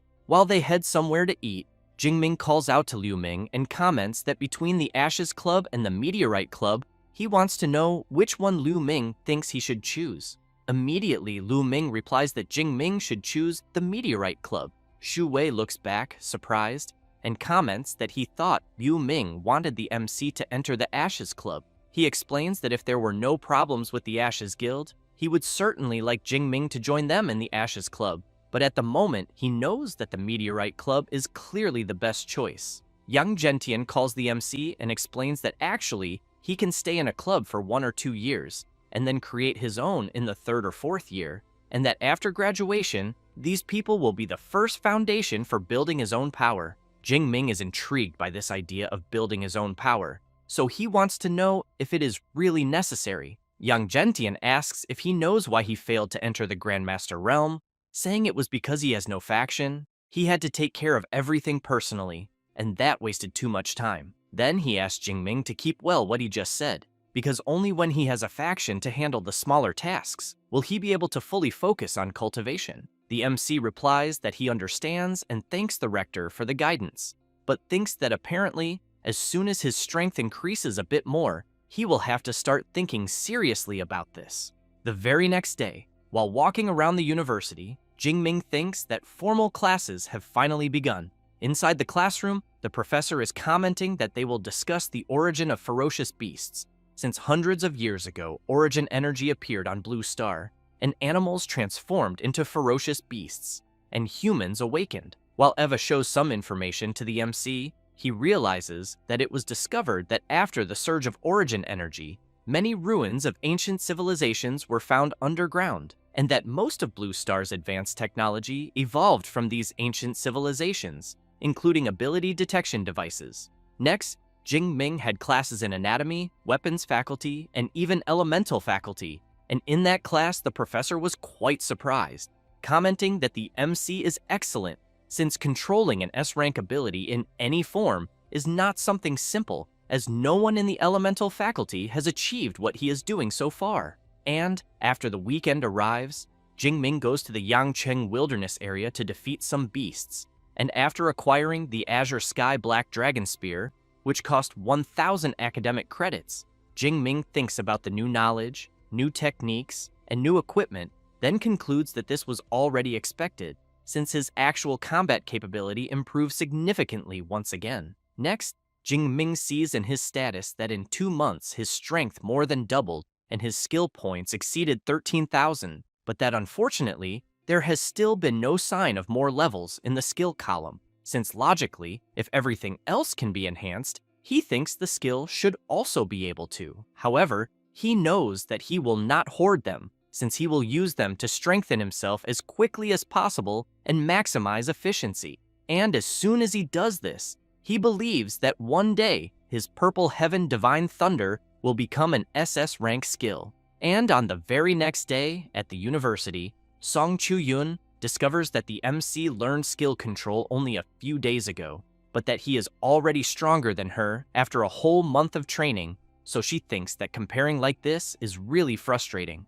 Jingming comments that he just had a sudden epiphany, but thinks that he has the system, and obviously that cannot be compared. Song Chu-yun says that next week the joint study excursion of the freshmen from the universities will begin, so she wants to know if Jingming will participate. He replies that he heard the destination is a wilderness area, so he will clearly participate, since he has in mind that it is a great opportunity to collect skill points, and he also very much wants to see what kind of geniuses were recruited by the other two top universities. After that, a week passes and the MC's class is gathered. Lu Wentao comments that with Jing Ming around on the study excursion, they can be at ease. Song Chiu-yun agrees and emphasizes that even without an S rank like him, they have already placed first for 4 consecutive years, so she thinks it seems that the 5-time championship is already guaranteed. At that moment, the door of the special passage begins to open, and Ling Shuang appears greeting everyone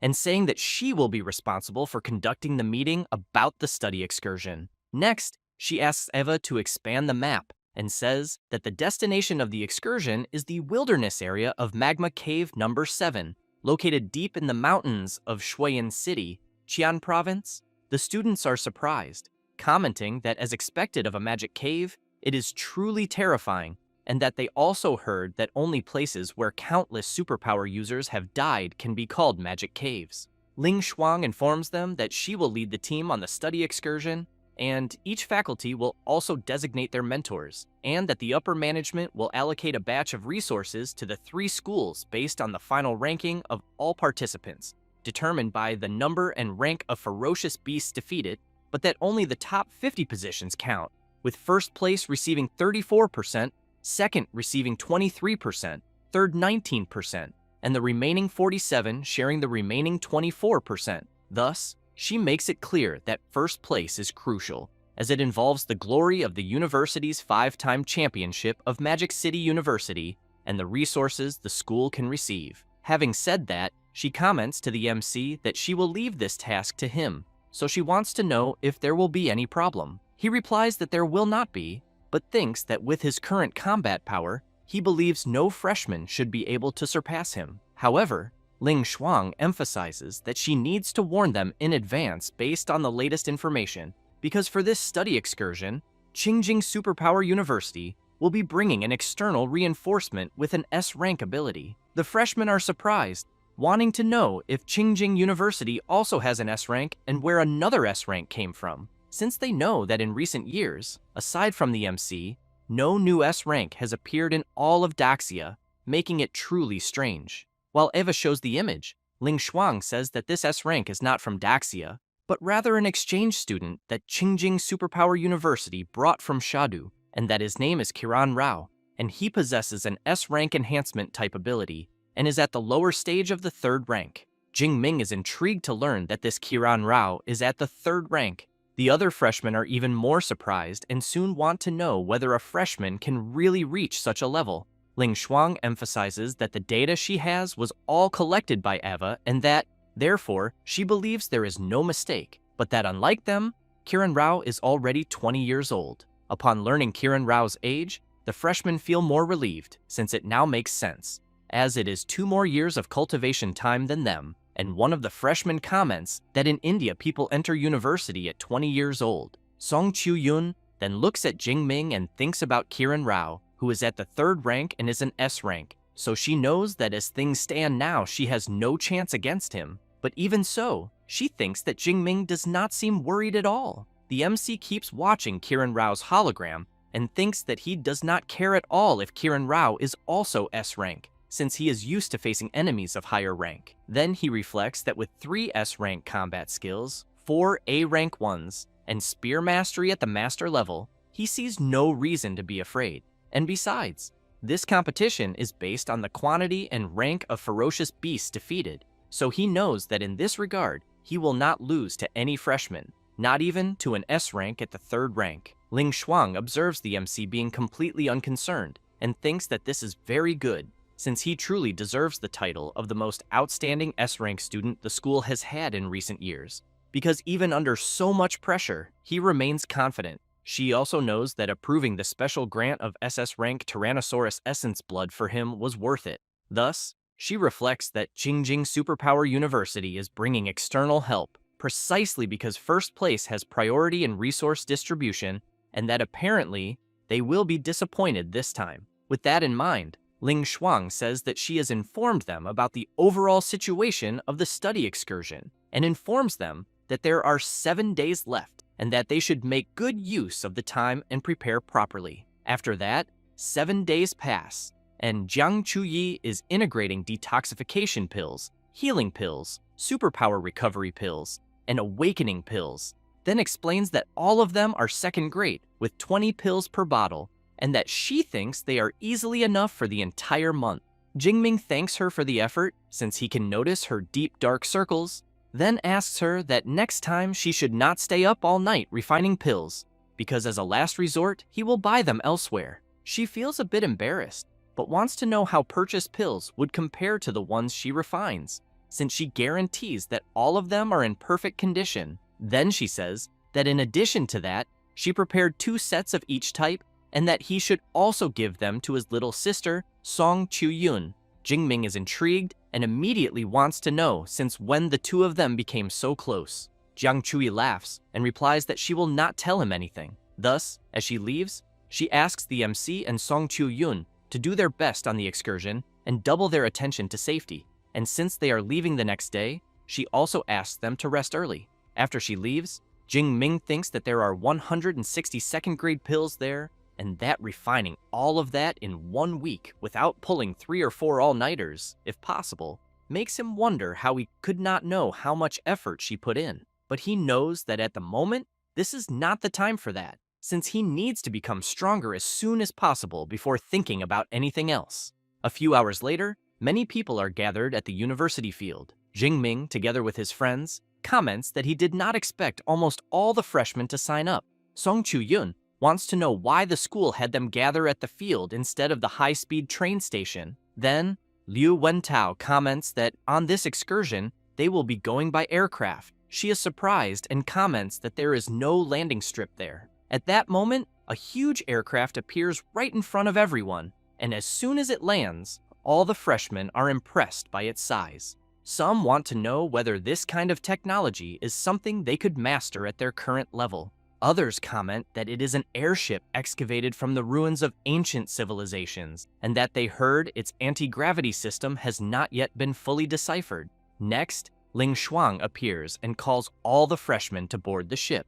Thus, they quickly begin to enter, and after everyone is inside, Ling Shuang activates the 2 polarities spatial realm, causing the aircraft to take off. Inside, the MC's class is surprised to see that the ground they are standing on has become transparent, and Qi Dongxia wants to know why. Liu Wentao comments that director Ling Shuang truly deserves the title of 8th rank Grandmaster, since the 2 polarities spatial realm they are seeing allows the airship to exist isolated from external space, so they do not need to worry about flying ferocious beasts during the flight. Jingming thinks that he should have imagined this, since only high-rank individuals have abilities that completely defy comprehension, and that when his immortal thunder body reaches the 6th layer, he will be able to temporarily acquire an ability from the fused, ferocious beast essence blood. So he wonders whether he will obtain an ability that allows him to fly. Ling Shuang asks Eva to depart immediately, and she replies that she understands and informs that the soldier-class airship is cleared for takeoff. After some time,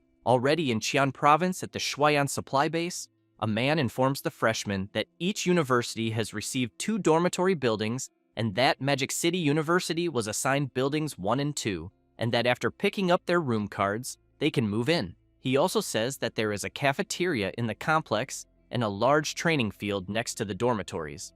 After picking up the cards, Qi Dongxia says that she got room 402 on the 4th floor. Liu Wentao says that he got room 203 on the 2nd floor. Jingming comments that he got room 504 on the 5th floor. Song Chu-yun laughs and says that she got the room next to the MC. Jingming comments that since he has a large spatial ring, he will not even need to go to the room to drop off his luggage. So he says that he will go straight to the training field. Song Chu-yun says that she already expected that from him, but that she will go along as well. As soon as they arrive at the large training field, Song Chu-yun points ahead and asks if the guy they are seeing is not the S rank from Qingyun's Ning University. Kiran Rao is training, while several people are impressed by his training, wanting to know how much weight he is lifting with each dumbbell. until Kiran Rao notices the MC and wonders if it is really him. Then he quickly drops the dumbbells on the ground and runs over.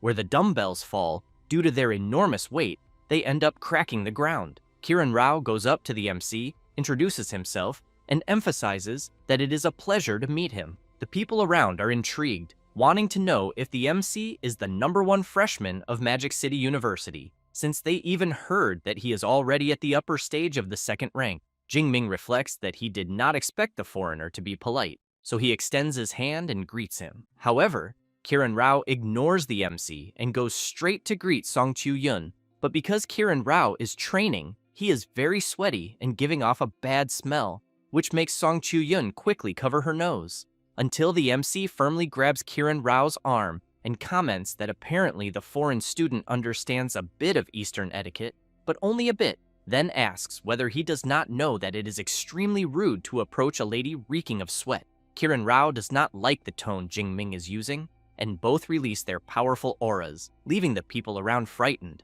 wondering whether they are really going to fight there. Jingming releases Kiran Rao's arm and recommends that he respect local customs and learn the etiquette and traditions of Daxia.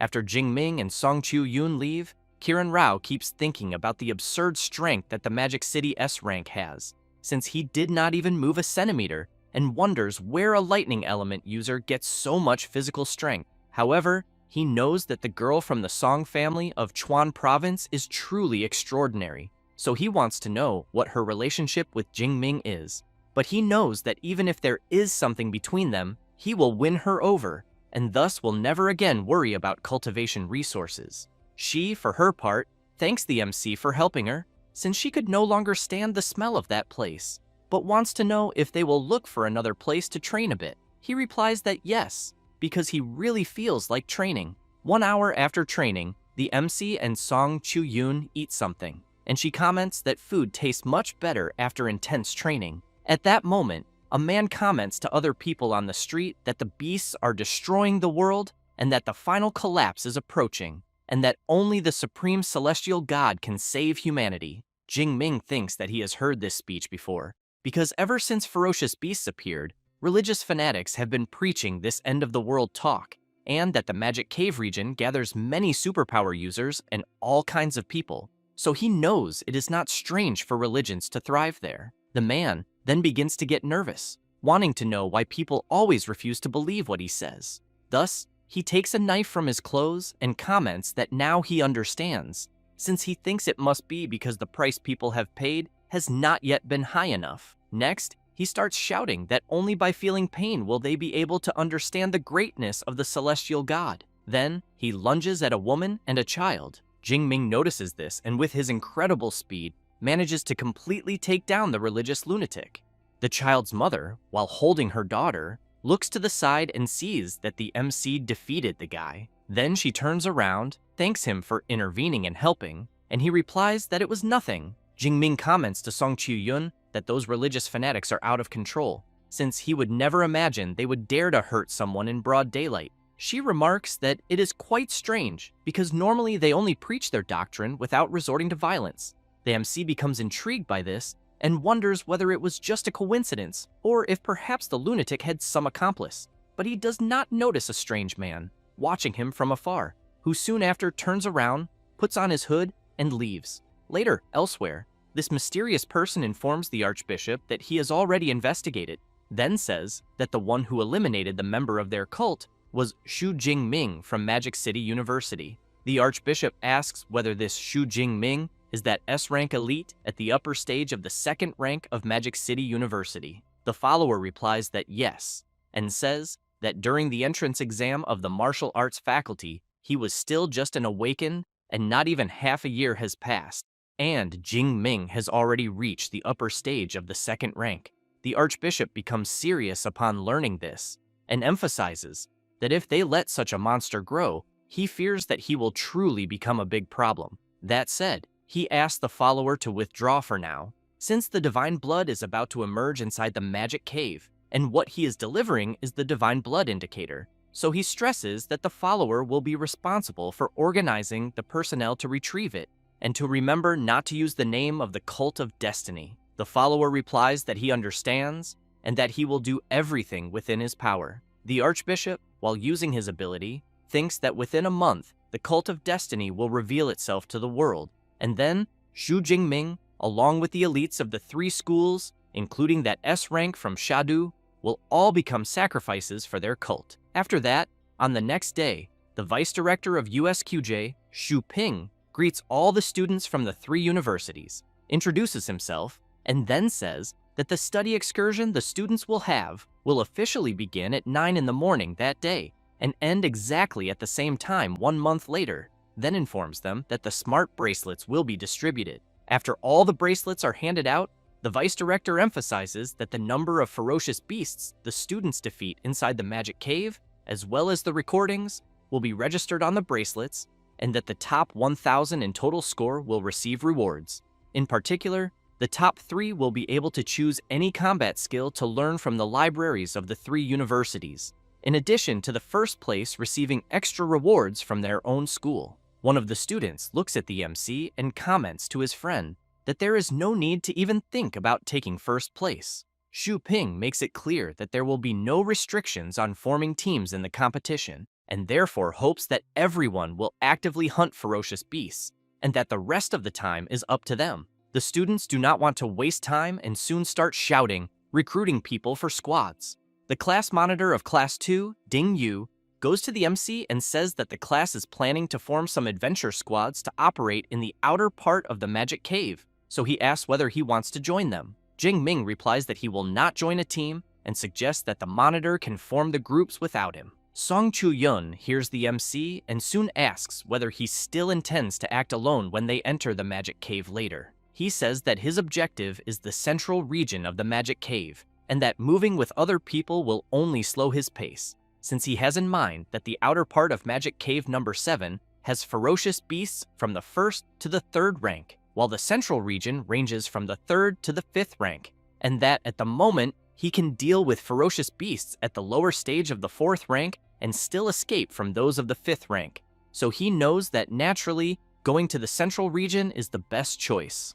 Song Chu-yun, somewhat intrigued, emphasizes that she thinks she would turn into minced meat if she entered the central region of the magic cave. But even so, she believes it should take 1 or 2 days to go from the periphery to the central region, so she asks whether, during that time, she can go together with the MC. He smiles and replies that yes. Song Chu-yun becomes excited and says that they will be leaving together soon. At that moment, Kiran appears calling out to the MC. He then comments that he is looking forward to his performance, since he hopes he will not fall too far behind. Jing Ming simply replies 100%, which leaves Kiran quite confused, trying to understand what that means. The MC turns around saying that he will defeat him with 100% certainty, which makes Kiran very nervous, saying that this is nothing but empty talk, since this time he will use an overwhelming victory to show all of Daxa his true strength. The vice director goes to the gate and announces that he officially declares the start of the study excursion. The students immediately begin to run, excited by the challenge. 7 hours later, inside Magic Cave number 7, the MC and Song Chu-yun are moving slowly, since there are several creatures ahead. Song Chu-yun comments that although iron-furred, pangolins are second-rank ferocious beasts, their fur is harder than a lower-grade alloy, and therefore they are not easy to deal with at all. Jing Ming asks her to leave the creatures to him. Saying that, he charges forward with everything he has. The pangolins do not stay still either, and roll forward at full speed toward the MC, who in turn attacks using his spear, defeating them one by one. Song Chu-yun is impressed when she sees her friend fight, and thinks that each thrust of his spear hits a weakness directly, without a single mistake, so she knows that this is not something that can be achieved merely with a high rank, since it requires frightening intuition and experience. She then also notices that his control over the skill is extremely refined,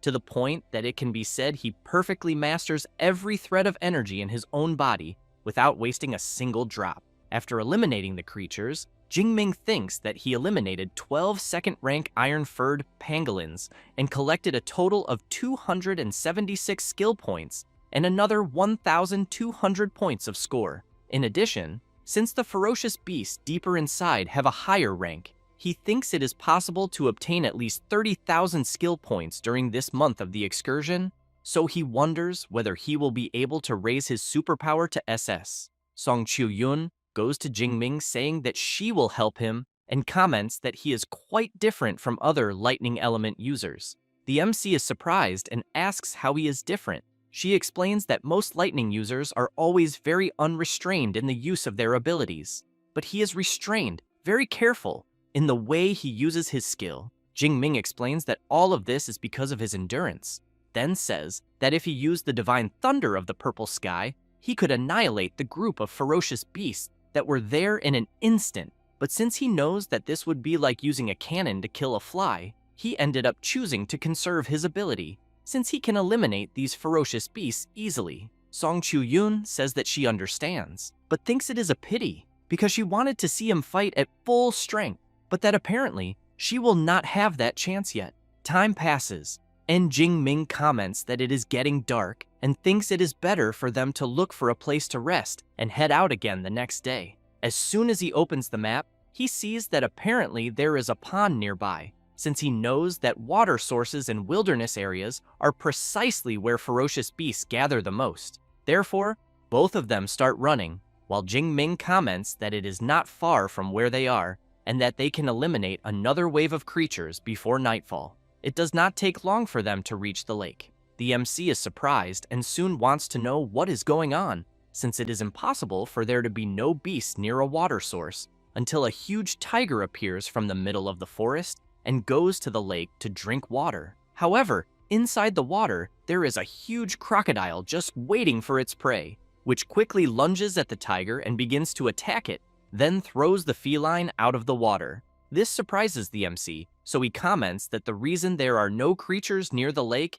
is precisely because of the terrifying giant crocodile. Song Chu-yun says that it is a 4th-rank ferocious beast, and that she would never have imagined they would encounter such a creature right in the outer part of the magic cave, since she knows that 4th-rank ferocious beasts have extremely keen perception and that they may have already been discovered.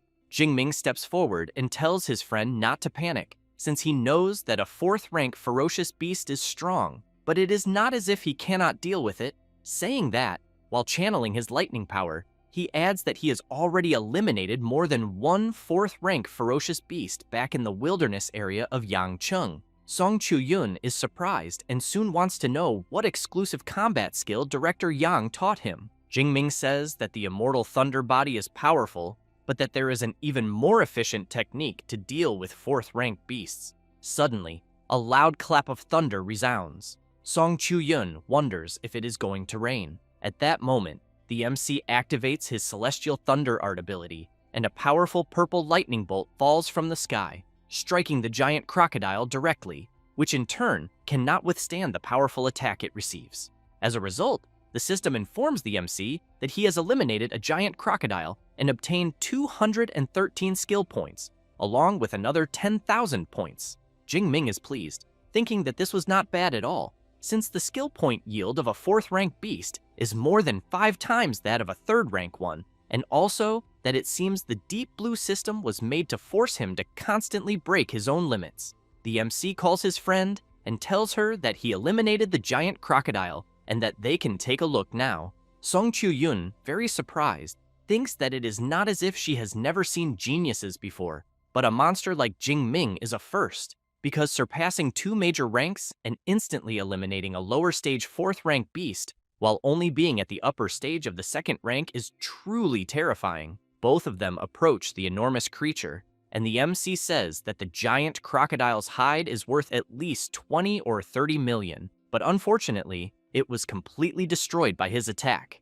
Song Chu-yun points out that it is not just the hide, since a 4th-rank beast is a treasure from head to toe. She then says that her spatial ring is large enough and that she will store the crocodile for now and return it when they go back to the supply base. While she absorbs the creature into the spatial ring, Jingming opens the system and comments that the ferocious beasts of the region probably already know about the danger of the water source there, so he thinks it will be difficult for others to approach to drink water, and because of that, he considers it better for them to look for a cave to rest. A little embarrassed, Song Chu-yun asks whether the MC could wait a bit, since, as there is a pond there, she wants to take a quick bath. Jingming asks for a moment and says that before that, he will check whether there are other ferocious beasts in the pond. Saying that, he releases his lightning into the water and soon becomes surprised, since he sees some bloodstains in the water. But another thing that intrigues him is the smell he is sensing, which even seems to have a fatal attraction. He then reflects that it is almost as if it were a desire coming directly from his instincts. Meanwhile, in another part of the forest, one of the followers calls the bishop and asks which lord the divine blood they will recover belongs to. He replies that it will be from the ancient dragon god. One of the followers becomes excited upon hearing this and comments that once they obtain this divine blood, the cult of destiny will gain another powerful envoy from it. However, the bishop becomes nervous, tells him to shut up, and makes it clear that everyone there belongs to the Blood Moon cult. At that moment, the sphere they are observing begins to react, and they soon wonder if the divine blood has appeared earlier than expected.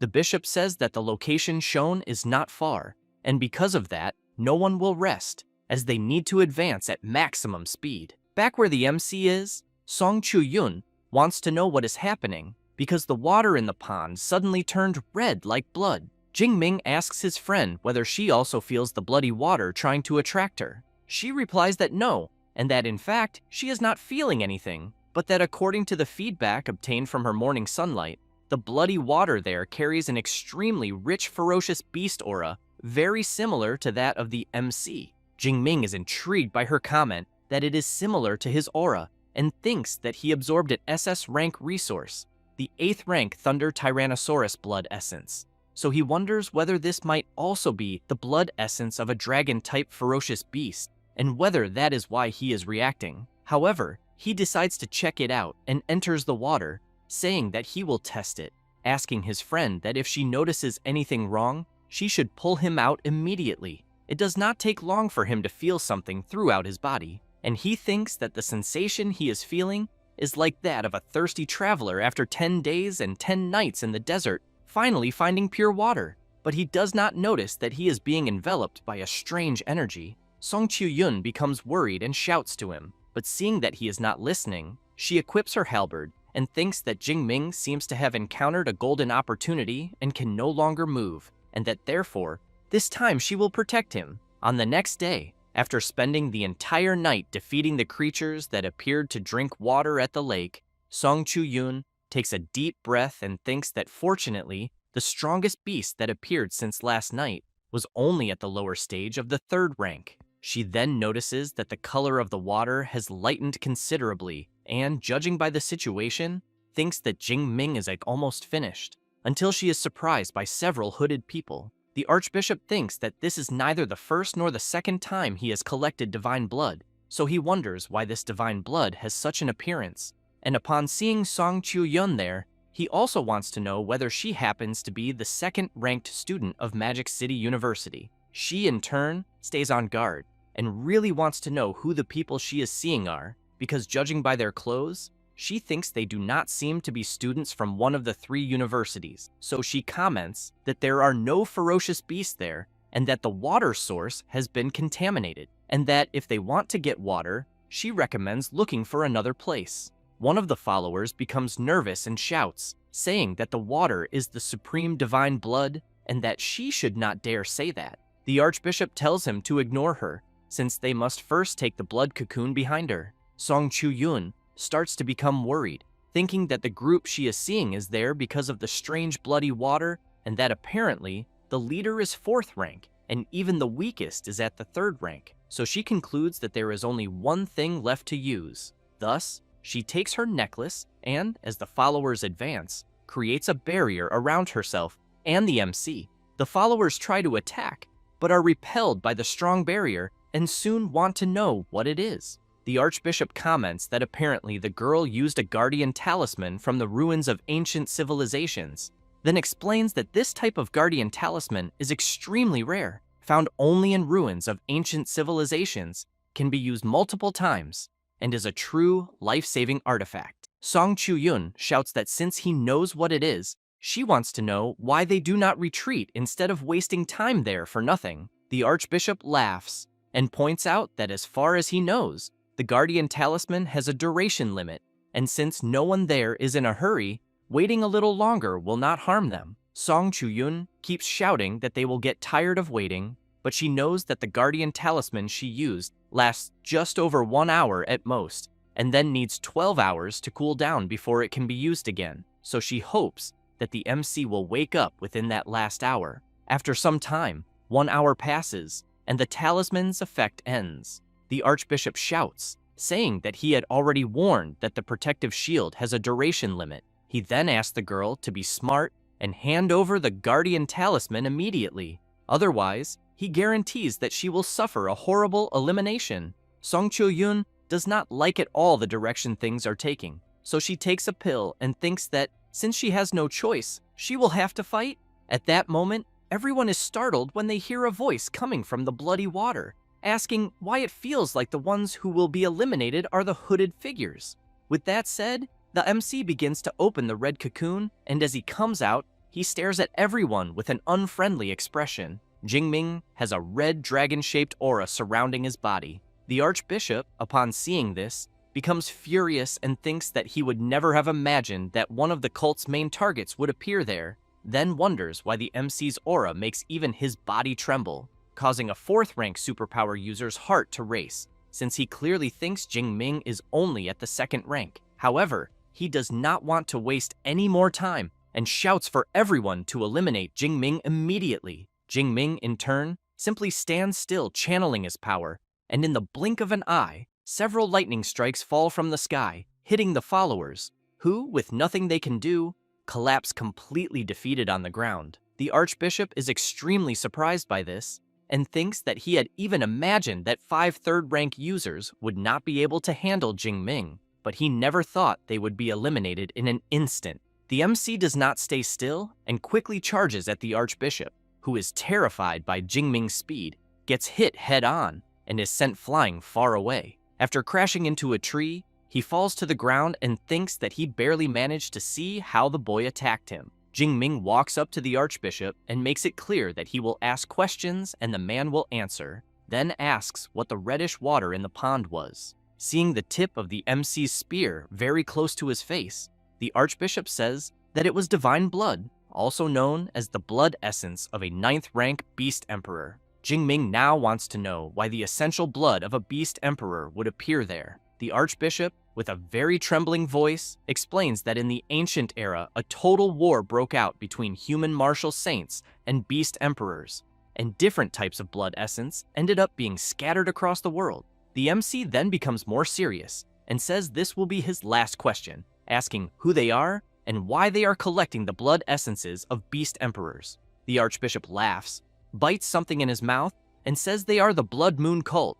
With that said, he begins to lose consciousness and soon collapses stiffly onto the ground. Jingming thinks that apparently the Archbishop committed suicide to avoid revealing more information, but he does not really care, because when he returns to the supply base, he will ask Director Ling Shuang about it. After seeing Jingming destroy any remaining traces of the Archbishop, Song Chu-yun asks whether her friend is all right. Seeing that she is very tired, the MC holds her, replies that everything is fine, and thanks her for her efforts. Song Chu-yun points at the fallen bodies and says that the group seemed to be there because of that bloody water in the pond. Jingming replies that yes, and says that they claim to be from the Blood Moon cult and were there to collect Beast Emperor blood essence. She is impressed upon hearing this and asks whether that really was what the MC was talking about, since she knows that this is an SS rank cultivation resource and normally needs to go through complex processing before being used,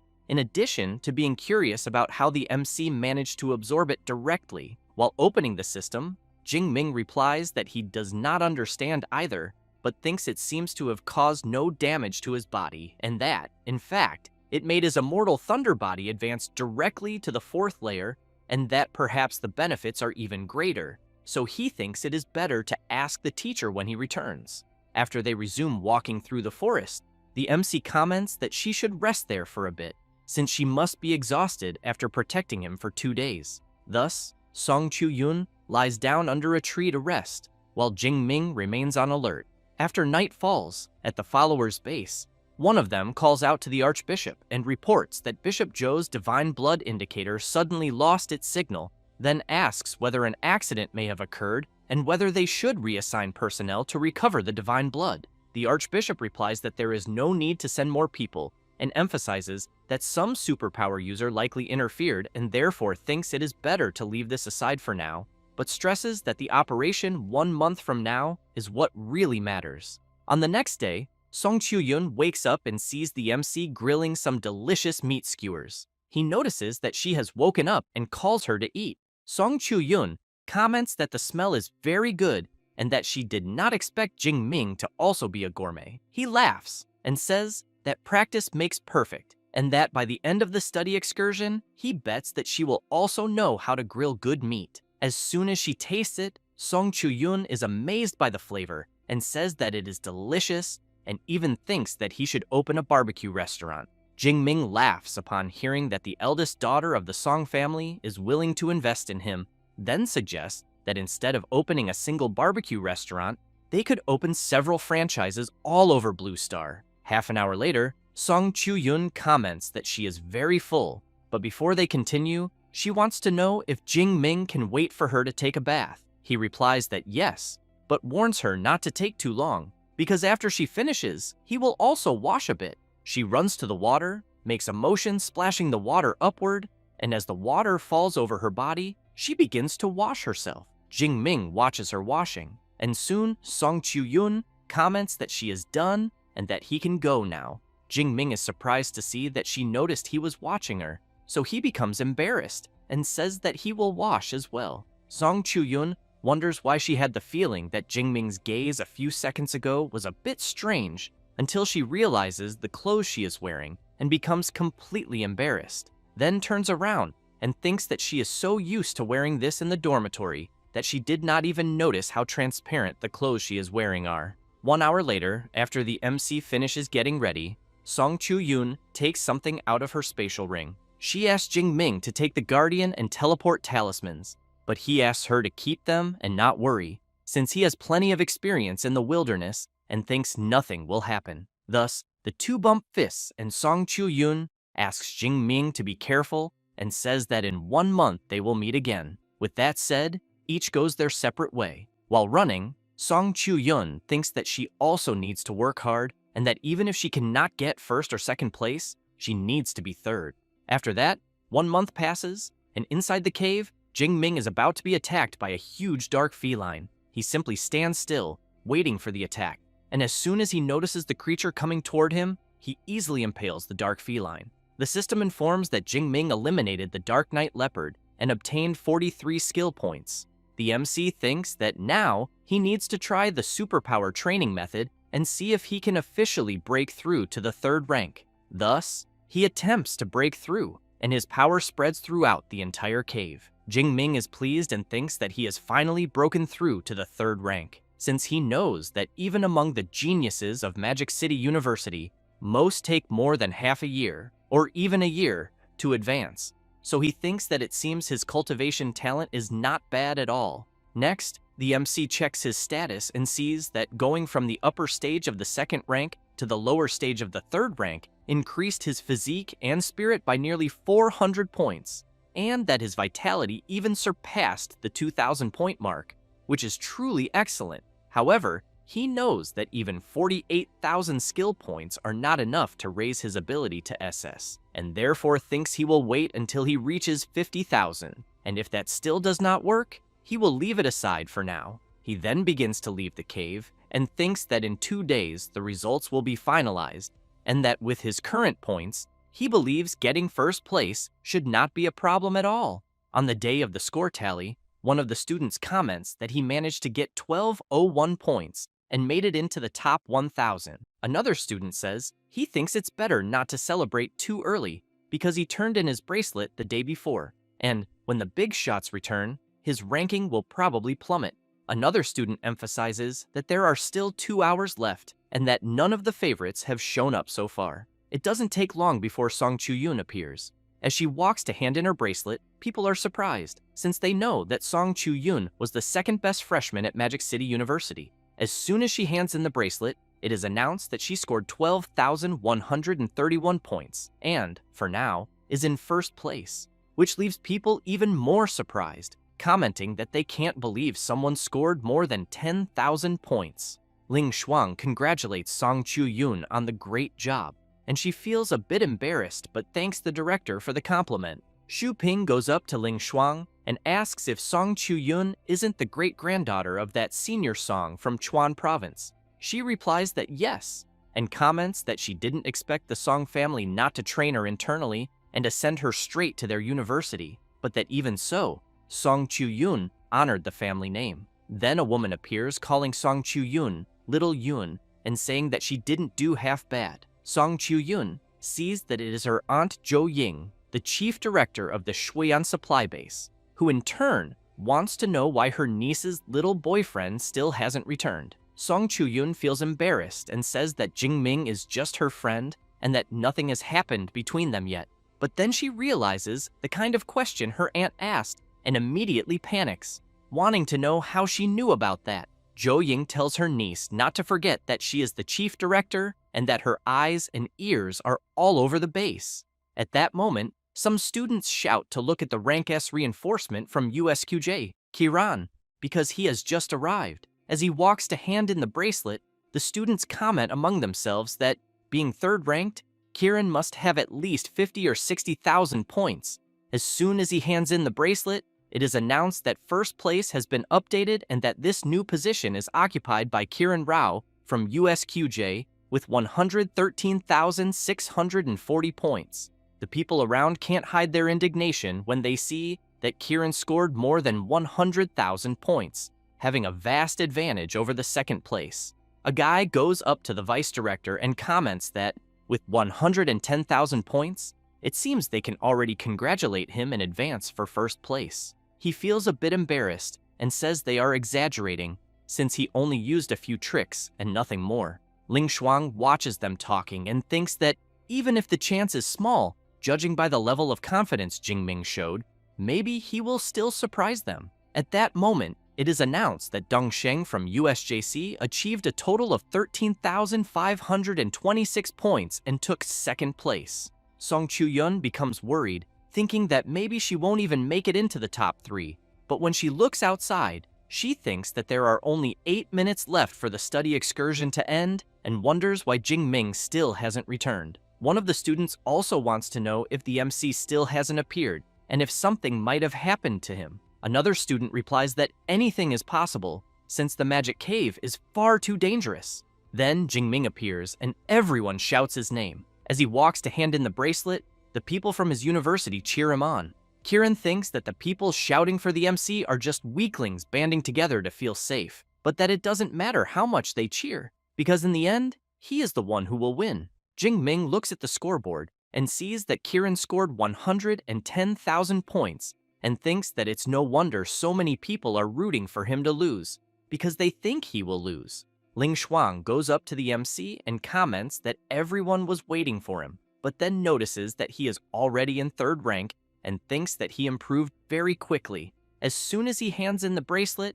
the students around start wondering how many points Jingming will score, since they think that, at most, he will get between 50 and 60,000 points. At that moment, it is announced that the student Xu Jingming from Magic City University scored an incredible 405,000 points. In this way, he takes first place with an absurd gap over the second place, which leaves all the big shots from the universities very surprised, as well as Kiran, who can't believe what he is seeing, and Song Chu-yoon, who is very happy for her friend. The people around also can't hide their shocked expressions, since they can't believe that someone managed to achieve such a score, and soon start wondering whether the rank S of Magic City is really that monstrous. Xu Ping doesn't like this at all, and thinks that, judging by the number of points Jingming scored, this can only mean that he eliminated 20,000 first-rank ferocious beasts, more than 600 creatures per day, a completely absurd result. Zhou Ying asks her niece if she already knew that her friend would be able to achieve that many points. Song Chu-yoon laughs, but replies that she didn't, and emphasizes that, with him, no miracle is really a surprise.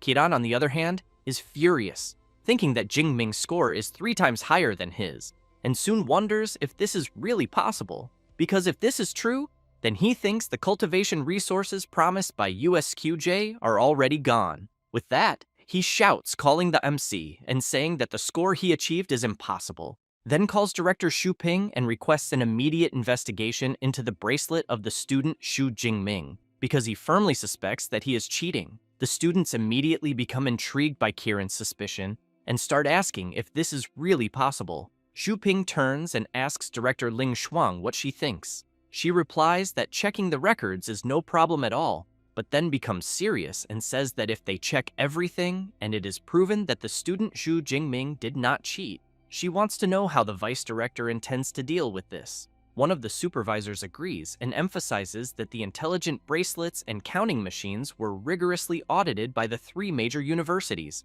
so he wants to know whether Vice Director Xu Ping is questioning the system itself. He looks at Ling Shuang and thinks that she is more than 10 years younger and yet is incredibly difficult to deal with. With this in mind, he announces to everyone that the student Xu Jingming cannot suffer an unjust accusation without reason, and that, if it is confirmed that there were no irregularities, USQJ is willing to compensate him with a rank S cultivation resource. With that, Ling Shuang looks at the MC and says that, in that case, they will check the records of the intelligent bracelet.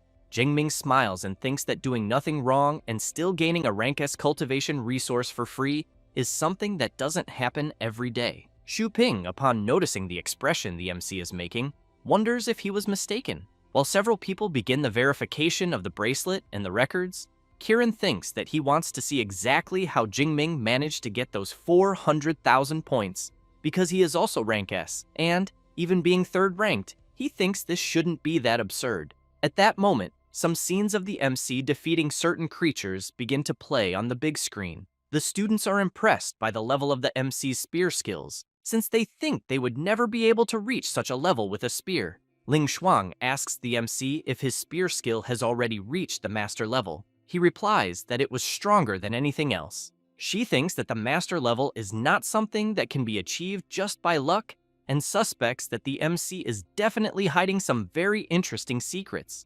Suddenly, the students are surprised by yet another thing, as they see Jingming defeating a 4th-ranked giant crocodile with just a single attack. So they soon want to know whether the lightning they saw was really fired by him, because the combat level is terrifyingly frightening. Kieran is also surprised, wondering if what he just saw is a rank S magical combat skill, since, as the MC uses a long spear, he really wants to know how he managed to master a magical skill. Ling Shuang has in mind that this skill is the celestial thunder art from the elemental faculty, and that, in the entire elemental faculty, only a handful of students have mastered a rank S skill, so she wonders how a freshman from the weapons faculty learned such a skill. She then asks Xu Ping if he still needs to see anything else. Completely embarrassed, he asks to conclude the assessment, since he thinks it is no longer necessary to continue after seeing what he saw. Having said that, he comments that Jingming is just a freshman and has already mastered a rank S combat skill, so he emphasizes that he is exceptional and that the rank S cultivation resource will be delivered to him very soon. Jingming thanks the vice director for the praise and emphasizes that he will be looking forward to the cultivation resources. Xu Ping takes a deep breath and thinks that he never imagined that, after so many preparations, USQJ would still lose to USCM, because if he had known how monstrous the student Xu Jingming was, he thinks he would have done everything to recruit him to USQJ. The vice director goes to the students gathered there and declares the study excursion competition concluded, saying that the top 3 placements will be as follows. In 3rd place, USJC with 27.5% of the resource quota. In 2nd place, USQJ with 31.5%, and in 1st place, USCM, which will receive 41% of the resource quota and priority in allocation. The MC's friends are very happy and shout celebrating the victory of Magic City University and saying that Jingming is really an incredible guy, since he managed the feat of winning 5 championships in a row. Xu Ping continues by saying that, in addition, the resources allocated to the 3 universities this time are rare and exotic flowers and herbs cultivated on the outer perimeter of the Magic Cave. But that, however, the next day, all freshmen, under the leadership of their respective mentors, will enter the plantation to carry out the harvest. And, after the harvest, Each university will organize, on its own, a half-month period of instruction. At that moment, Kieran calls out to the vice director and, very furious, says that he is not satisfied. So he wants to know whether the vice director would authorize a direct fight against Jingming, and emphasizes that if he ends up losing, they will provide the resources. But if he wins, the promised resources will continue to be delivered as before. Xu Ping becomes very serious and asks how confident Kieran is. Kieran comments that Jingming's rank S magical skill took 1 or 2 seconds to be cast, so he thinks that, in a one-on-one fight, he will definitely defeat him. The vice director becomes thoughtful, but comments that he is also not satisfied with the result and ends up agreeing to the request. Elsewhere, Ling Shuang wants to know how Jingming intends to organize the half-month instruction period with the mentor. The MC replies that he will return to the magic cave and continue hunting ferocious beasts. The director emphasizes that indeed facing life and death crises is a great way to temper oneself, but that he also needs to understand that alternating between effort and rest is essential for longevity. Jingming replies that he understands and that he will rest when he returns to the school after the end of the excursion, but adds that, in addition, he found a pool in the magic cave, and thus the two of them keep talking for a while. After hearing the story, Ling Shuang comments that, based on what Jingming described, that really was the blood essence of a 9th rank beast emperor, an SS rank cultivation resource, but that clearly the portion he absorbed must have been quite diluted, since she thinks that otherwise he would never be able to directly absorb a full portion of a beast emperor's blood essence. She then emphasizes that as for the fact that he managed to absorb it, this is probably related to the body tempering skill he is training, so she thinks it would be best for him to ask Yang Gentian. Having said that, she asks him to rest a bit, since it seems that Jingming is quite exhausted. At that moment, Song Chuyun introduces her aunt Zhou Ying to him and says that she is her aunt and the chief director of the Shuoyan supply base. Jingming greets her and says it is a pleasure to meet her. She laughs and says there is no need for so much formality and that he can just call her Aunt Zhou. Then she hands him the Song family's black gold card, since she thinks that in the future, he may be able to enjoy a 20% discount on all products from the Song family's businesses. Jingming is impressed by the Song family's black gold card and thinks that, from what he remembers, the Song family's businesses cover practically everything: combat suits, equipment, rare herbs, pills, and potions, so he thinks that a 20% discount on everything is quite an absurd benefit. Song Chuyun asks her friend to just accept it, since his equipment will need frequent upgrades anyway. As he takes the card, the MC starts wondering if he has ended up becoming a sugar baby, but he is soon surprised by a noise he hears and turns to see what it is. Several journalists surround the MC and ask if they can interview him. After that, later on, Ling Shuang tells the MC that Kieran wants to fight him and that USQJ's bet is 20% of the resources this time, while Magic City University's bet is half of the passes to the ruins. So she wants to know if he will accept. Jingming is confused about these passes to the ruins and asks them to explain better. Xu Ping explains that the passes are tickets to enter the ruins of ancient civilizations and that they brought in a rank S reinforcement precisely because of these 40 passes. And since the MC placed first, the passes naturally go to them, which is why they are quite dissatisfied. Jingming thinks that, in Magic City history classes, it was mentioned that before this era of civilization, there existed an even more ancient civilization. He then reflects that this ancient civilization also possessed ferocious beasts and superpower users, and its level of development was extremely advanced. Not only was the technology impressive, but their understanding of superpowers was also extremely profound. However, what is unknown is why the civilization suddenly came to an end, right at its peak, being buried deep underground. And only thousands of years later, when superpower users reappeared on Blue Star, were these ruins rediscovered, and the best training methods and SSS rank combat skills were obtained from them. However, some ruins can be accessed freely, while others require passes. Those with free access were looted long ago, which is why the passes are so highly contested.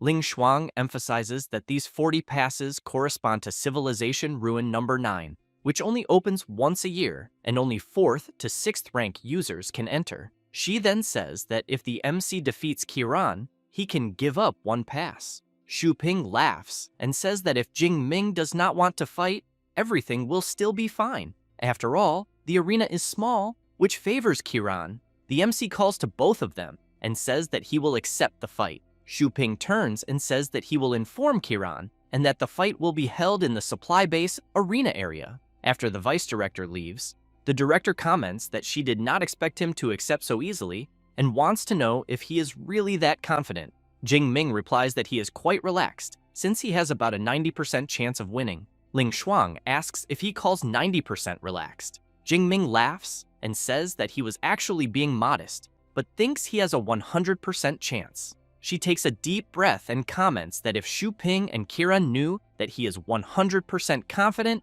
she imagines what their reaction would be. After the vice director tells Kiran the MC's decision, he becomes excited, saying that he did not expect Jing Ming to have the courage to accept the duel. He then asks if it is okay if the MC gets hurt a little. Xu Ping tells Kiran not to worry, since vice directors, mentors, and many students from the 3 major universities will be present, so he assures him to fight with everything he has, since if there is any risk, someone will intervene.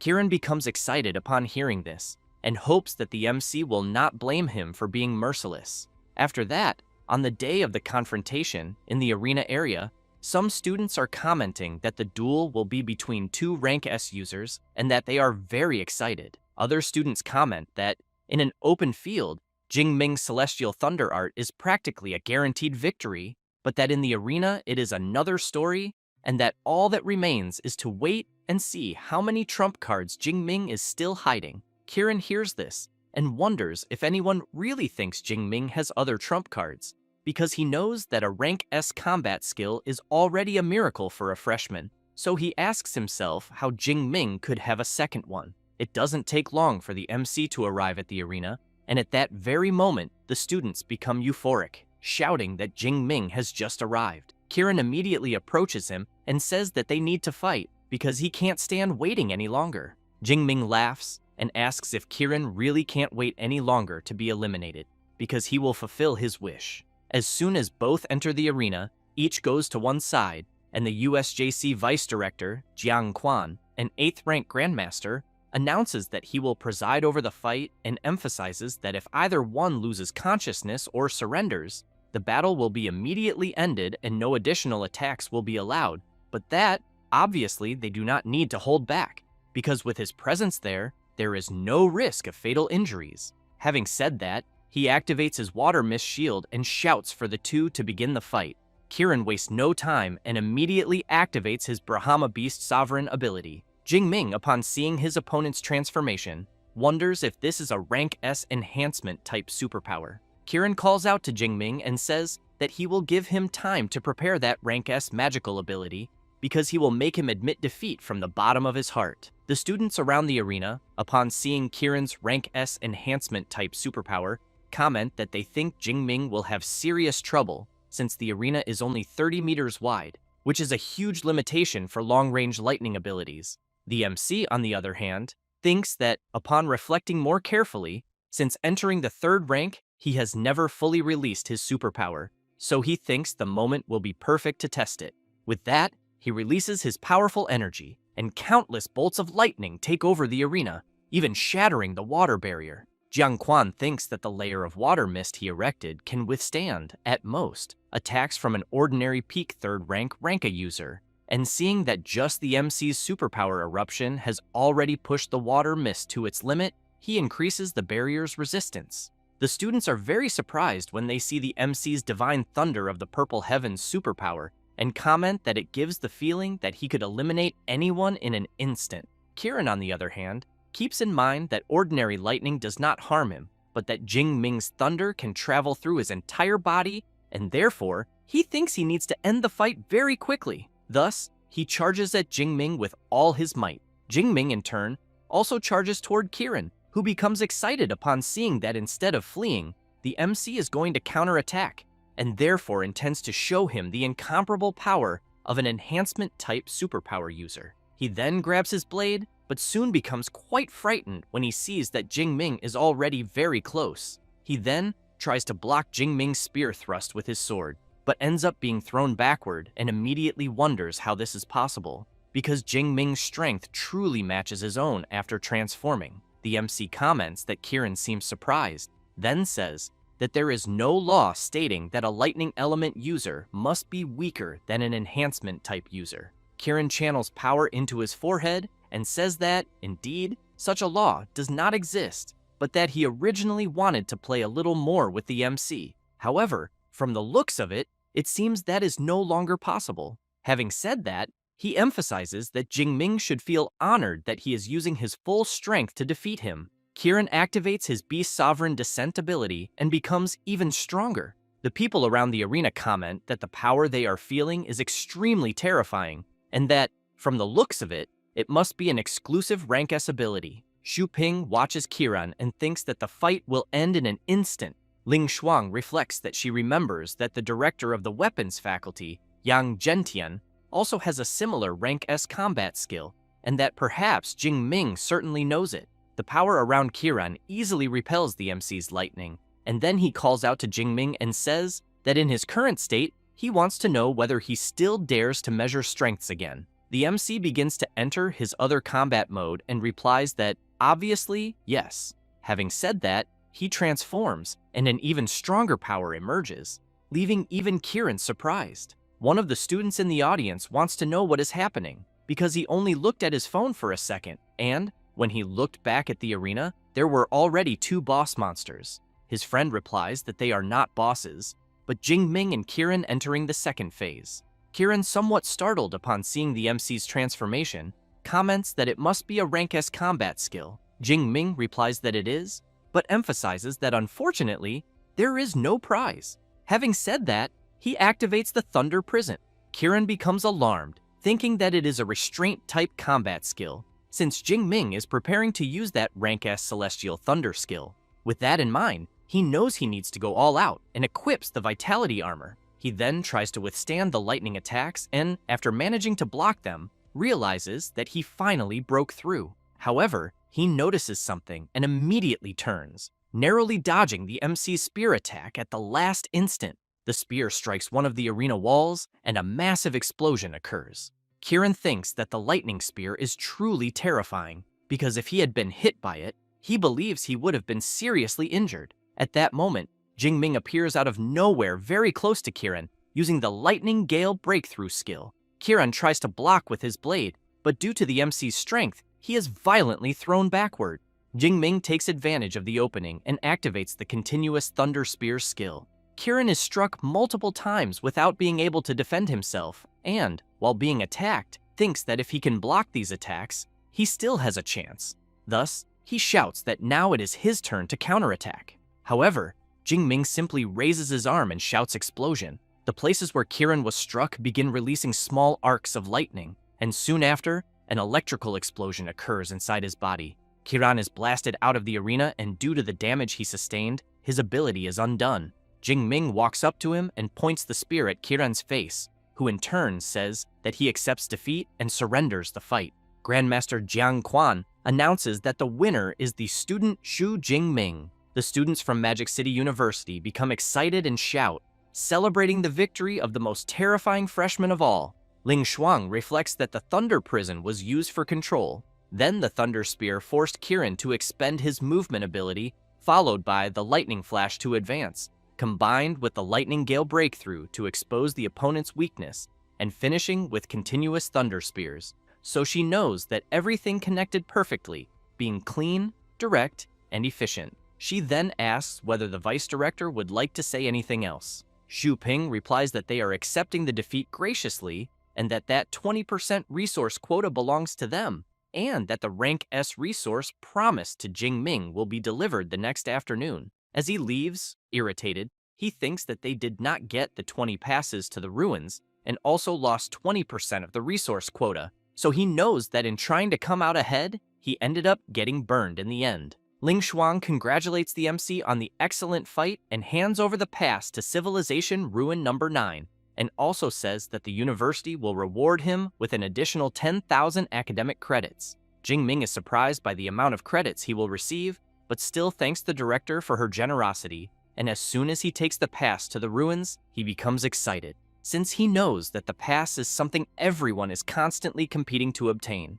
Ling Shuang once again asks the MC to go rest, but says that the Rank S resource promised by Qingjing Superpower University, as well as the permission to choose a combat skill from the libraries of the 3 universities, can all be claimed the next day after harvesting the rare flowers and herbs in the magical cave. Jingming reflects that this study excursion not only guaranteed a pass to the ruins, academic credits, and a Rank S resource, but also yielded a huge amount of rare flowers and herbs, along with a pile of ferocious beast materials. So he concludes that all of this was truly great. At that moment, a student approaches the MC and says that his fight was incredible and that it was great fortune to witness a genius like him. Jingming thanks him for the compliment, but as soon as the student leaves, he asks Song Chu-yun who that guy is. She says that he is the student Dong Sheng, the top-ranked student of Jincheng Superpower University. Jingming, somewhat surprised, emphasizes that it is no wonder he felt that Dong Sheng's cultivation is at the intermediate stage of the 2nd rank.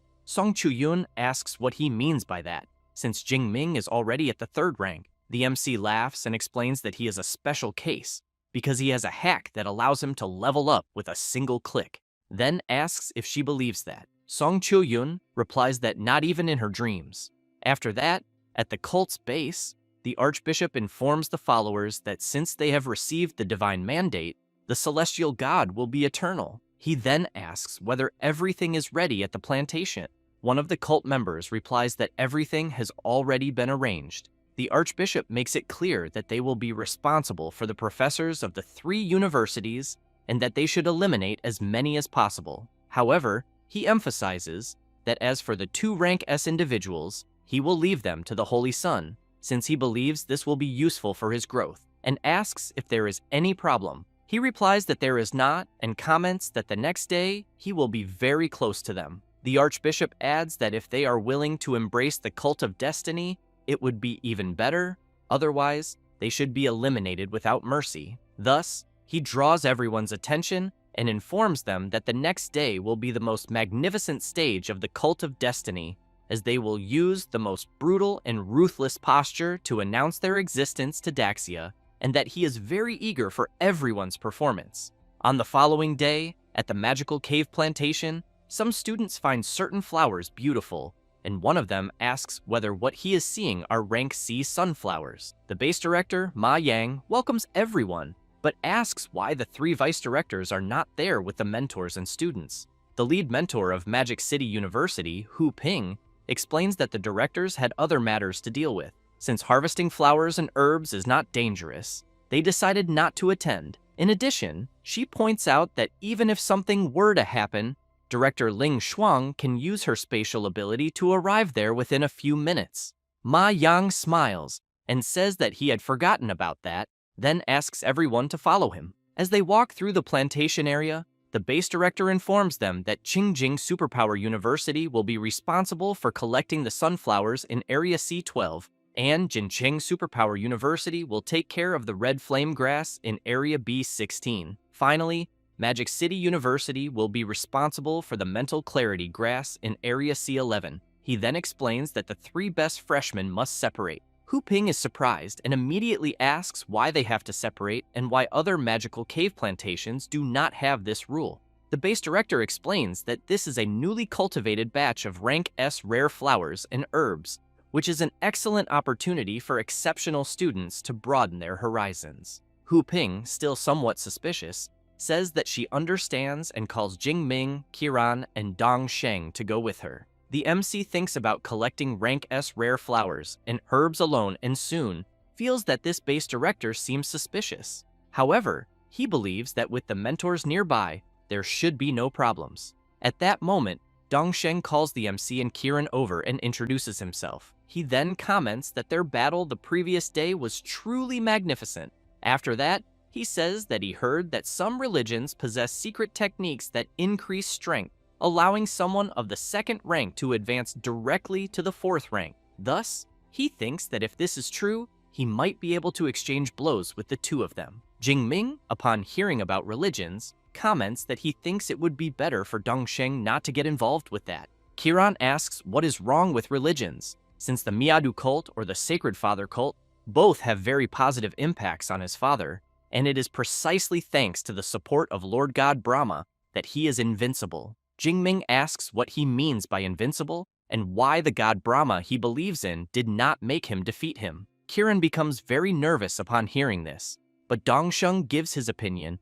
saying that he actually thinks Kiran is right, because some religions really do bring great benefits, and that when the MC personally feels the power that comes from religion, he thinks that perhaps he will change his mind. Jingming is intrigued by what Dongsheng said about when the time comes, and questions what he meant by that. At that moment, Ma Yang asks the mentor from Magic City University for permission and informs her that the 3 students have already arrived at the location. She asks whether they have really arrived and where the rank S rare flowers and herbs are. Ma Yang points to the side and tells the lead mentor that the rank S rare flowers and herbs are right there. She turns around, somewhat confused. The base director takes advantage of her distraction and lunges forward with his monstrous arm, attempting to strike her. Hu Ping jumps back to avoid being completely hit and is greatly shocked to see that the base director is a 7th rank Grandmaster. Next, she activates her rank A superpower, the Lacquer Shadow Spirit Cat,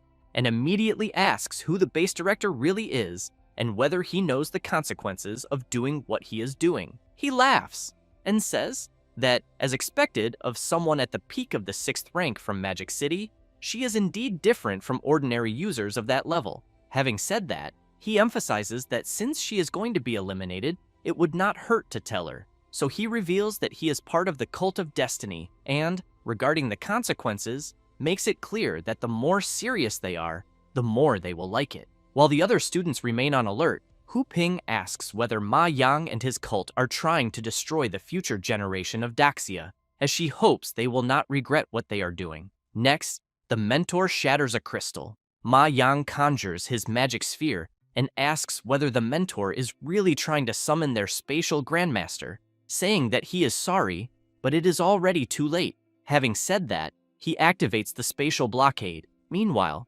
Ling Shuang wonders whether someone really dared to attack the joint team of the 3 schools, as she thinks they are seeking their own annihilation, so she asks the vice director and the grandmaster to immediately head to the plantation. Ling Shuang wastes no time and quickly uses her spatial ability. Seeing this, the students comment that they are feeling the powerful auras of the 3 and wonder whether something has happened. Zhou Ying orders squads 9 and 10 of the base to immediately advance to the magical cave plantation and protect Miss Song Chu-yun, but thinks that her little niece carries a guardian talisman and that 8th rank grandmasters from the 3 schools are already on their way to protect them, so he believes there should be no problems.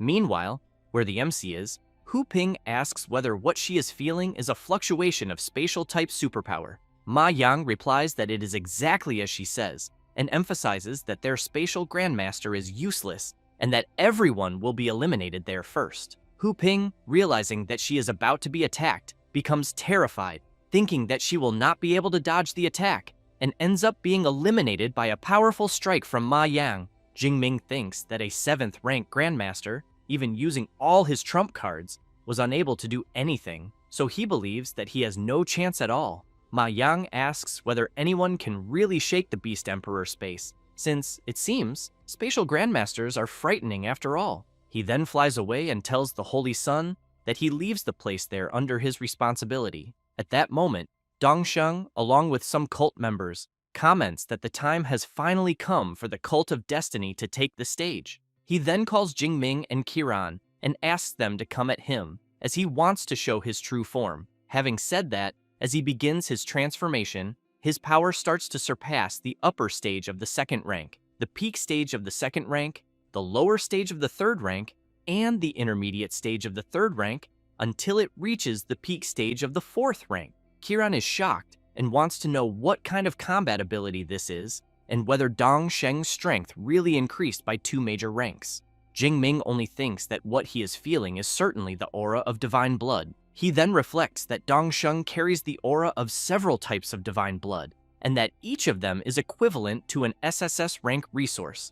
So now it makes sense that he jumped directly to the peak of the 4th rank. Dongsheng emphasizes that going directly from the intermediate stage of the 2nd rank to the peak of the 4th rank is the true power of the Cult of Destiny, and thus says that the MC and Kieran have two choices, the first being to join the Cult of Destiny and hunt the other students, or be crushed to the end. Meanwhile, some students shout that the 2 rank S students are in danger and that they need to help them immediately. However, some cult members appear and comment that no one will be saved, telling them to worry about themselves instead, as they are also targets. Song Cho-yun equips her halberd and quickly prepares for combat, while hoping that nothing happens to her friend. Outside the magical cave plantation, the directors are still being blocked. Xu Ping asks Ling Shuang why they do not teleport directly. She replies that she has already tried and informs him that somehow the space inside cannot be breached. She then observes Ma Yang and comments that what he must be holding in his hands is likely the bone of a 9th rank beast emperor with spatial abilities,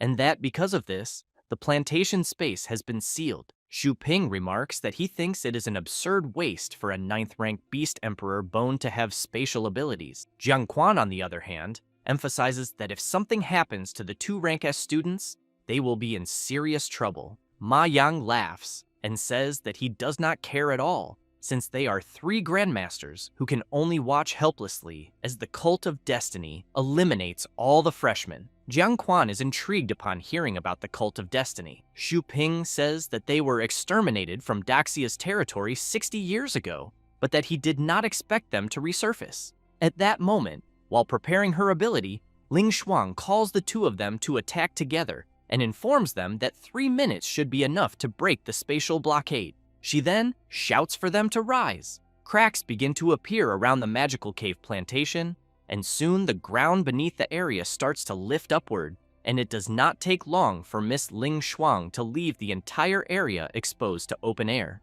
However, she informs them that the underground space is also sealed and cannot be breached, but that the weakest point of the seal is toward the southeast. Thus, both Xu Ping and Jiang Quan begin to transform, and after completing their transformation, they charge toward the southeast side with the intention of breaking the spatial blockade. The students and the members of the Cult of Destiny are frightened by the tremor and the noise, as they are witnessing the monstrous power of the vice directors trying to enter to save them. Meanwhile, Jingming is thinking that he still has 49,000 skill points on the system panel, so he considers that if he spends everything to level up, he should be able to reach the 4th rank and turn the tables. Dongsheng calls out to the 3 geniuses of the universities and asks if they are seeing this, saying that jumping from the intermediate stage of the 2nd rank to the peak of the 4th rank is the power of the Cult of Destiny. In addition, he will give them a chance to eliminate the surrounding freshmen, become members of the Cult of Destiny, and gain the opportunity to obtain the same power as his. As a result, some freshmen begin to consider the possibility of doing what was asked. But Ling Shuang shouts a warning that any freshman who dares to attack another will be expelled and eliminated immediately. This excites the freshmen who were considering such a possibility, saying that they will never be traitors and that they would rather be hunted to the end. Dongsheng becomes irritated by this turn of events and calls everyone idiots, as he never imagined that they would lack even a shred of courage. But as he turns around, he emphasizes that he will give the last 3 seconds for the 2 rank S students to decide whether they will join or be eliminated. Kieran drops his sword and falls to his knees on the ground, begging not to be eliminated, saying that he will join the Cult of Destiny. Dongsheng comments that he made a sensible choice, but wants to know what Jingming will do. He, in turn, begins to release his power and does not answer anything. Dongsheng comments that then the MC has chosen to be eliminated and orders Kieran to eliminate Jingming to prove his loyalty.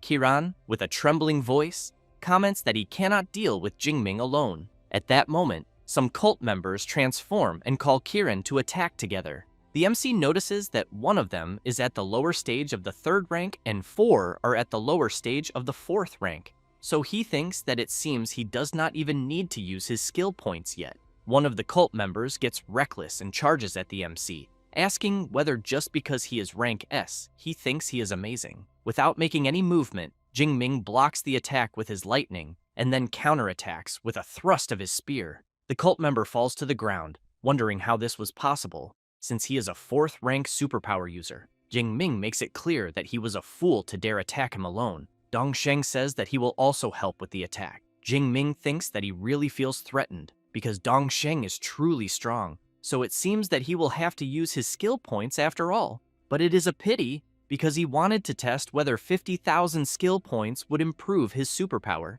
However, upon seeing the notification from his system informing him that by eliminating a Divine Blood envoy at the lower stage of the 4th rank, he obtained another 1,000 skill points, thus reaching 50,000 points, Jingming wastes no time and immediately upgrades his superpower. As the sky begins to darken and numerous bolts of lightning strike across the entire area, the system informs that it will begin the superpower evolution, starting the evolution of the Purple Sky Divine Thunder of rank S. While the evolution rate is at 30%, the MC's lightning begins to spread even further throughout the area. Dongsheng shouts that he thinks Jingming is just putting on a show and unleashes his attack. A huge explosion occurs inside the magical cave plantation, but the MC manages to block the attack, remaining unscathed, while the superpower evolution progress continues.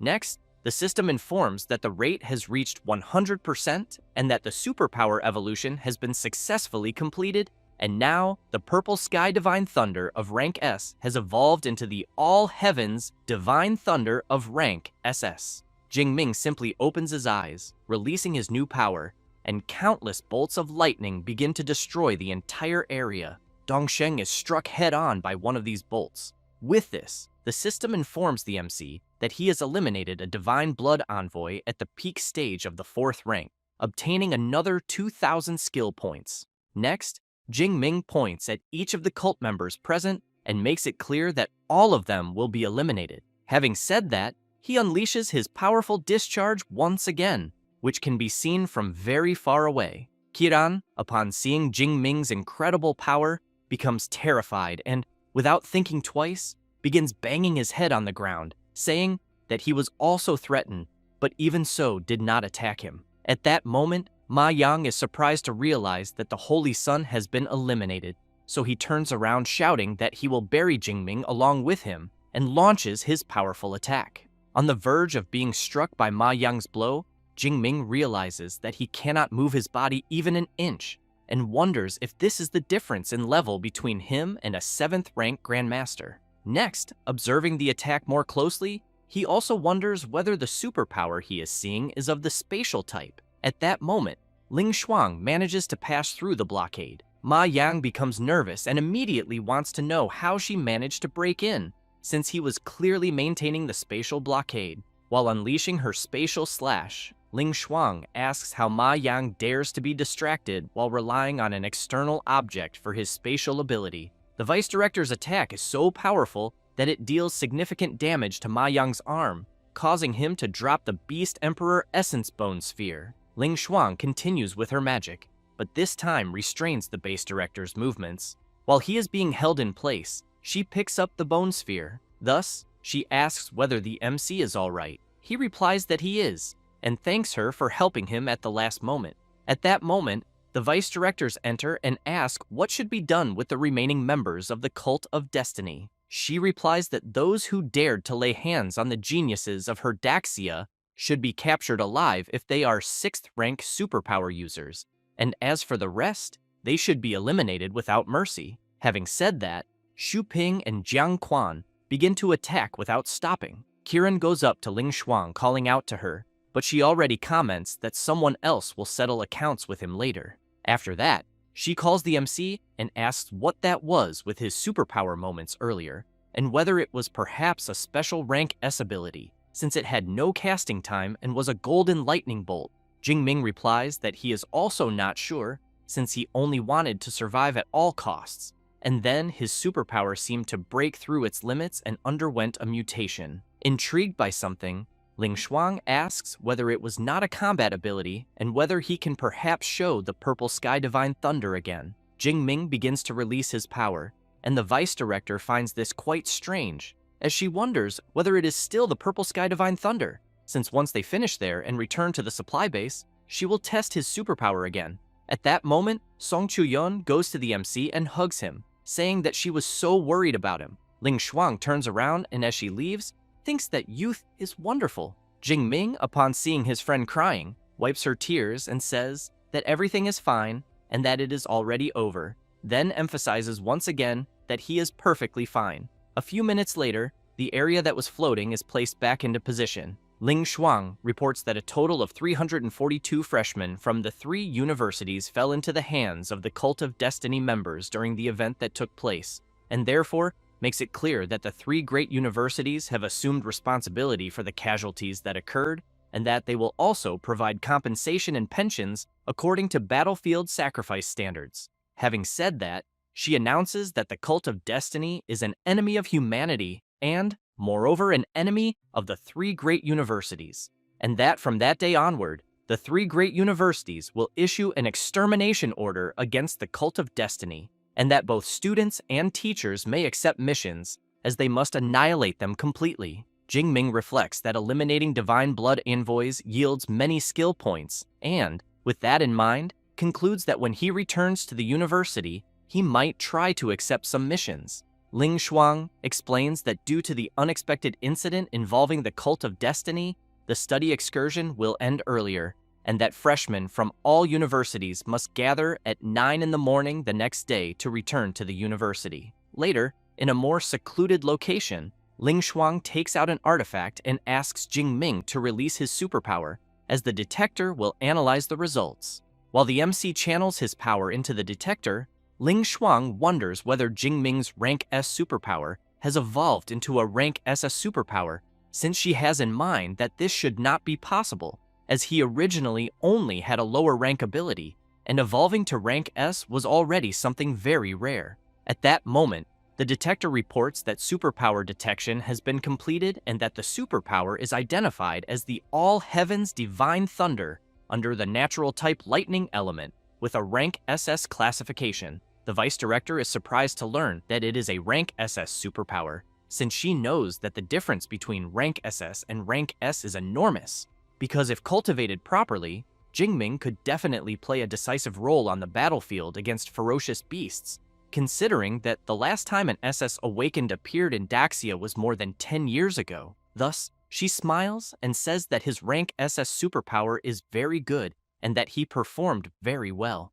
Jingming comments that his superpower really did undergo another evolution, but wants to know how the machine knows about the All Heavens Divine Thunder and whether this power has appeared before. Ling Shuang emphasizes that since it can be detected, it must naturally have appeared before, not in the modern era, but in the era of ancient civilizations, since the university's detectors are made based on detectors from ancient civilization ruins. However, she points out that this means Jingming's talent can already be comparable to that of the powerhouses of ancient times. Having said that, she emphasizes that there is no need for the MC to hide the fact that his superpower has evolved, but that he should also not flaunt it around carelessly, then asks him to take the talisman she personally made, and that if he crushes it within 400 kilometers, he can rush to her, so he should remember to use it only when he is in real danger. Jingbing takes the talisman and thanks the Vice Director. Ling Shuang also hands over the rank S resource promised to the MC by USQJ,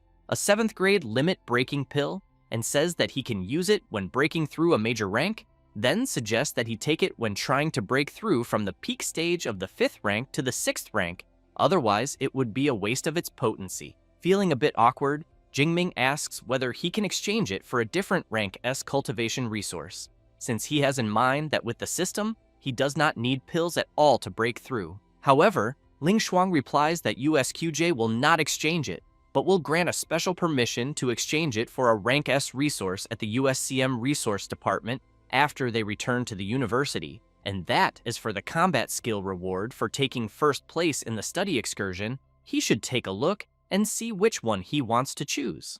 Thus, the Vice Director asks Eva to display all Lightning Element combat skills of rank A and above from USQJ and USJC. Quickly, Eva begins to show all the available skills. Jingming observes the SSS rank Obliterating Thundercloud skill, which uses Lightning Element superpower to trigger natural phenomena, forming a thundercloud that continuously fires lightning, but which can only be learned by users of the 5th rank or above, with a Lightning Element superpower of rank A or higher. He also sees the SS rank Descent of the God of Thunder's Judgment skill, which uses Lightning Element superpower to condense a Thunder God and judge all enemies. Jingming thinks that SS and SS rank combat skills are extremely tempting, but unfortunately, the rank requirements are extremely high, and he cannot learn them yet.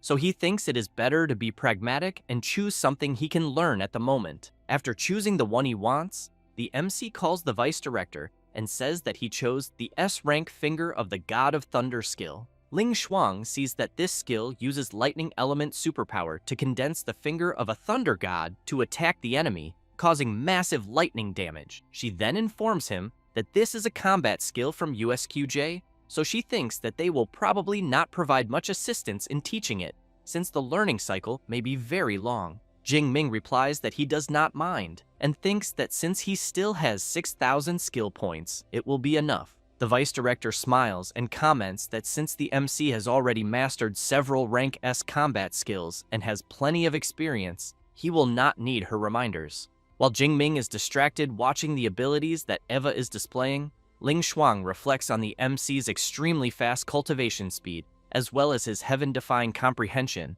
and even the fact that his superpower can undergo mutation again, so she knows that for so many exaggerated advantages to be concentrated in a single person, if he manages to grow, humanity will definitely gain an unparalleled expert. Later, in the private training room, the MC is focused until he asks the Deep Blue system to open his attribute panel. He then thinks that 50,000 skill points transformed his Purple Sky Divine Thunder of rank S into the All Heavens Divine Thunder of rank SS. And that compared to the Purple Sky Divine Thunder, the All Heavens Divine Thunder is even more difficult to control, since he needs to focus on training his control over his superpower, and while trying to control his new power, he hopes that one day he can obtain an SS rank Lightning Element superpower. Later, at 18 o'clock, some people on the street are surprised to see an aircraft in the sky and soon wonder whether it is an anti-gravity aircraft from an ancient civilization ruin. The aircraft begins to descend near the city, and as soon as it lands, a man steps out and, dressed in a very different manner, thinks of the MC and comments that he has finally arrived. The people around are intrigued by the old man's strange presence and comment that perhaps they should inform the base personnel. The old man thinks that the fewer people who know he is there, the better, so he snaps his fingers, and the people who were around begin to act normally, almost as if they had never seen him there. Meanwhile, at the base's temporary detention center, while two guards stand outside protecting the perimeter, Ma Yang, completely chained up, keeps shouting, begging to be released, and saying that the celestial god will punish anyone who dared to interfere with his plans. The head of intelligence of the security department comments to Ling Shuang that these fanatics from the Cult of Destiny are quite stubborn, and that, in the end, they have not managed to extract anything useful so far. She replies that she understands and emphasizes that they have put in a lot of effort and thinks they can rest a bit now. Ma Yang laughs and calls everyone useless, making it clear that if he were them, he would not waste time trying to extract information. Jiang Quan points out that not even the head of intelligence managed to do it, so it seems that all that remains is to wait for the superiors to send reinforcements. Ling Shuang asks him to relax and comments that, according to her estimate, they should be arriving at any moment. At that moment, the man from before who came down from the ship appears there at the prison. The deputy director immediately turns around upon sensing a powerful aura. The old man laughs and promptly apologizes for his delay. Ling Shuang bows and comments that she did not expect him to come personally. The old man replies that he had to come, since the Cult of Destiny reappeared after more than 60 years. As the old man approaches Ma Yang, Ling Shuang thinks that Liu Yushan is a mental-type superpower user of rank A, one of the few 9th-rank martial saints of Daxia, and a holder of great political power. But she wonders whether something like this truly required his presence. Liu Yushan activates his mental power and asks Ma Yang to answer with complete sincerity, wanting to know whether he is the supreme leader of the Cult of Destiny. After being caught by the ability, he answers that he is not and says that he is only an archbishop. Then the old man asks what the objective of their operations was and whether they had infiltrated agents into the universities and how many. Ma Yang replies that initially it was to eliminate the freshmen of the 3 universities and then announce to the world the existence of the Cult of Destiny, and that regarding infiltrators, only at USJC. 10 minutes later, Liu Yushan explains that the Archbishop's memories were tampered with by a superpower user, and, because of that, he believes the man cannot reveal anything important, such as the hideouts or who the supreme leader of the cult is. But from what they managed to extract, the Cult of Destiny is plotting something much bigger, so he believes the superiors will act very soon. Having said that, he makes it clear that for now, that is all regarding the Cult of Destiny, but that there is another matter concerning the evolution of the superpower of the student Xu Jingming, so he wants to know where he is, because he wishes to meet him personally. Ling Shuang thinks that, in the end, the old man had another reason for being there. Later, in the deputy director's office, the MC arrives asking whether she had sent for him. Ling Shuang asks Jingming to sit down first, and then says she will introduce Liu Yushan, advisor to the National Parliament of Daxia, as the MC turns around in great surprise, wondering whether there really is someone else in the room. Since he did not sense any presence, the old man greets Jingming and emphasizes that it is a pleasure to meet him, while Jingming, very surprised, thinks that something is very wrong there and is soon caught by an overwhelming pressure coming from the old man.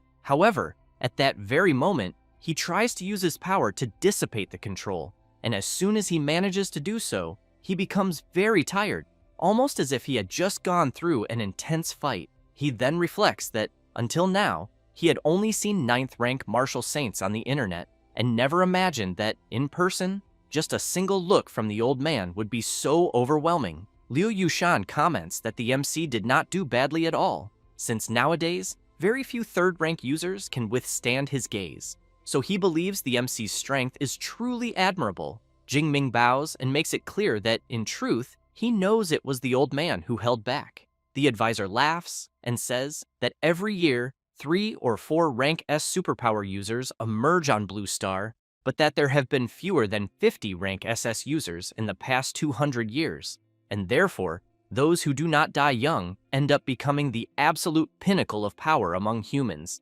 and he hopes the MC will be one of them. Having said that, he emphasizes that to help him on this path, they will provide support, then explains that what he just did was a mental seal capable of creating a layer of mental protection on him. Next, he places it on the MC's forehead, but as soon as he does so, he ends up feeling a bit dizzy and emphasizes that it is a rank SS mental combat ability he developed and is applying. In the future, even if a 9th rank mental type tries to break the seal, they will have to sweat a lot to do so. While Jingming helps the advisor sit down, Ling Shuang makes it clear that Liu Yushan is doing all of this for free for the MC and therefore thinks he should thank him properly. Immediately, Jingming thanks the advisor. He asks the MC not to thank him, as this was a collective decision of the parliament, and that when he becomes stronger, he only needs to help Daxia defeat more enemies. The deputy director explains to the MC that a thick layer of mental protection was applied around his sea of consciousness,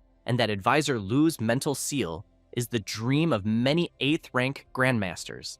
And yet, Jingming received it for free. He laughs and comments that it is because he is the most outstanding student of Magic City University. Ling Shuang laughs and says that apparently humility is not his strong suit, but changing the subject, she says that the National University League will begin in March and that she will be counting on him. Jingming is quite surprised to hear this and immediately asks if she is sure, since he is only a freshman. The deputy director makes it clear that it is out of the question for him to refuse, as she is already reserving a spot for him, but that there are still a few months left, and therefore, she thinks he should train hard until that day. The MC comments that he cannot wait to cross paths with the geniuses of the other universities. After that, 3 days later, at the Magic City University, the ship that took the group to the competition returned. As soon as it lands, Jiang Chuyi promptly greets the MC and Song Chuyun. Then she goes up to the two of them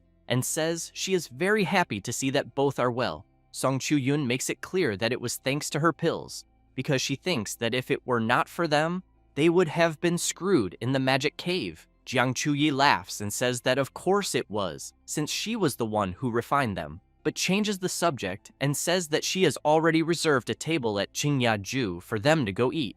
Jingming asks whether it will be on her tab. She replies yes, but wants to know if he remembered to bring the rare flowers and herbs she had asked for. The MC says that he brought a lot, but wants to know if she will be able to use all of it. As the three leave laughing and chatting, Ling Shuang just watches them and thinks that Jing Ming apparently has luck even with women, but that, thinking about it more carefully, she believes that the stronger the parents, the greater the chances of the children being born with powerful superpowers, and that having multiple partners actually makes sense. Then she thinks about her own time, since no one her age could reach her level, but in the end, knows that she is already in her 30s and still single. After that, Jiang Chuyi, upon seeing the amount of rare flowers and herbs that the MC brought from the magic cave, is completely surprised and immediately asks if he took everything. Jing Ming laughs and emphasizes that this is nothing special, since very few are strong enough to reach the central part of that cave, and that if he had stayed there longer, he thinks he would have gathered even more. Jiang Chuyi takes a deep breath and comments that she thinks she will now be quite busy for a long time. Then Jing Ming stands up and says that he is going to leave because he has to go to the resource department to exchange the rank S cultivation item he got from USQJ. It does not take long before he arrives at the resource department of USCM. Jing Ming asks Ava to list the rank S resources that he can exchange for a 7th grade limit-breaking pill. Upon seeing the list, the MC is impressed by the number of resources he sees, but asks Eva which of the resources shown on the list will maximize his control over the lightning superpower. Eva identifies the rank S Thunder Mystic Realm Pass, with which the MC can enter the Thunder Mystic Realm, located in Hedong City, Jiangnan Province, and train there. Jingming comments that Hedong City is less than 100 kilometers from his home, and that he has never heard of any Thunder Mystic Realm there. Eva explains that it appeared in Kanger Village, in Hedong City, 87 years ago, and that after the Thunder Dojo took over, it began to be managed strictly. A pass is required to enter, so most people do not even know it exists. The MC says he understands, but wants to know if there are beasts there. Ava replies that yes, and that almost all of them have mastered lightning control. Jingming thinks this is perfect and decides to choose this rank S resource. Later, the MC receives a call from someone asking if he is Vice President Xu Jingming. He replies that he is, but asks the reason. The guy informs him that the club will hold an exchange meeting later. The MC recalls that a few days ago he followed senior brother Liu Ming's advice and joined the Meteorite Club, and that he did not expect it, but has already become vice president, and the work came faster than he imagined. So he replies that he will attend the meeting. As soon as he hangs up, he thinks that this meeting actually seems quite interesting, since he will be able to exchange experiences among cultivators from different departments, and also knows that this always helps to understand things from another perspective. After that, the MC goes to visit Professor Yang Gentian, and as soon as he sees the MC, he cannot believe it when he realizes that Jingming has already reached the 3rd rank. Jingming laughs and replies that yes, he broke through during the study excursion. Young Gentian asks why the MC talks as if breaking through the 3rd rank bottleneck were as simple as drinking coffee, since they have not even completed 1 semester yet, and worries that if this continues, by the time he graduates, he will already be a 7th rank Grandmaster. Jingming invites the professor to go to the training room as he wants to show him up close the changes that the divine blood brought to his body. Upon arriving at the training room, the MC releases his powerful power. Professor Yang Gentian is quite surprised and soon asks whether the Purple Heaven Divine Thunder was not blue-violet and why the color changed, also noting that it is not just the color, since even the origin aura of the superpower is different. Jingming asks whether Deputy Director Ling Shuang did not tell the old man because his superpower evolved and is now the All Heavens Divine Thunder of rank SS. Yang Gentian is even more impressed upon learning that the superpower evolved from rank S to SS, and then realizes that now everything makes sense. He then comments that evolving the superpower is great, but that controlling a rank SS one is no joke, since it is much more complicated than a rank S one and will require a lot of training. The MC says he understands, but adds that he even exchanged for a Thunder Mystic Realm Pass and therefore wants to know what he needs to prepare before going. Young Gentian comments that the Thunder Mystic Realm is perfect for those who use lightning superpowers, since it even allows good cultivation and training there, but that before that, he wants to take a look at his physique first, so he asks the MC to activate the extreme thunder state. Jingming gives a slight smile and asks the professor to analyze carefully. Having said that, he releases his power to the maximum, even becoming similar to a level 3 Super Saiyan. Yang Gentian thinks this is very good and comments that the foundation of his immortal body has become more solid and that he believes the MC must have reached the upper level of the 8th rank and that it is also mixed with the aura of a Beast Emperor bloodline. Jingming thinks that he now understands why just his physical strength alone can contend with Kiran's, who is rank S. Yang Gentian asks the MC to rest a bit, because he is going to call an opponent to test his body in real combat. As he leaves the training room, he carefully observes the MC and thinks that Tong Yue is at the upper stage of the 2nd rank, Xu Wei at the lower stage of the 3rd, and Liu Ming is still recovering, and therefore believes that none of these 3 will be suitable, and also that he did not even notice it. But their junior brother, Jing Ming, is already stronger than all the other disciples currently at the university. 10 minutes later, a guy arrives saying that the MC's opponent has just arrived. This is Zhong Dan, a 4th-year student from the Weapons Academy, who introduces himself very nervously and says that he thinks he has not done anything wrong recently.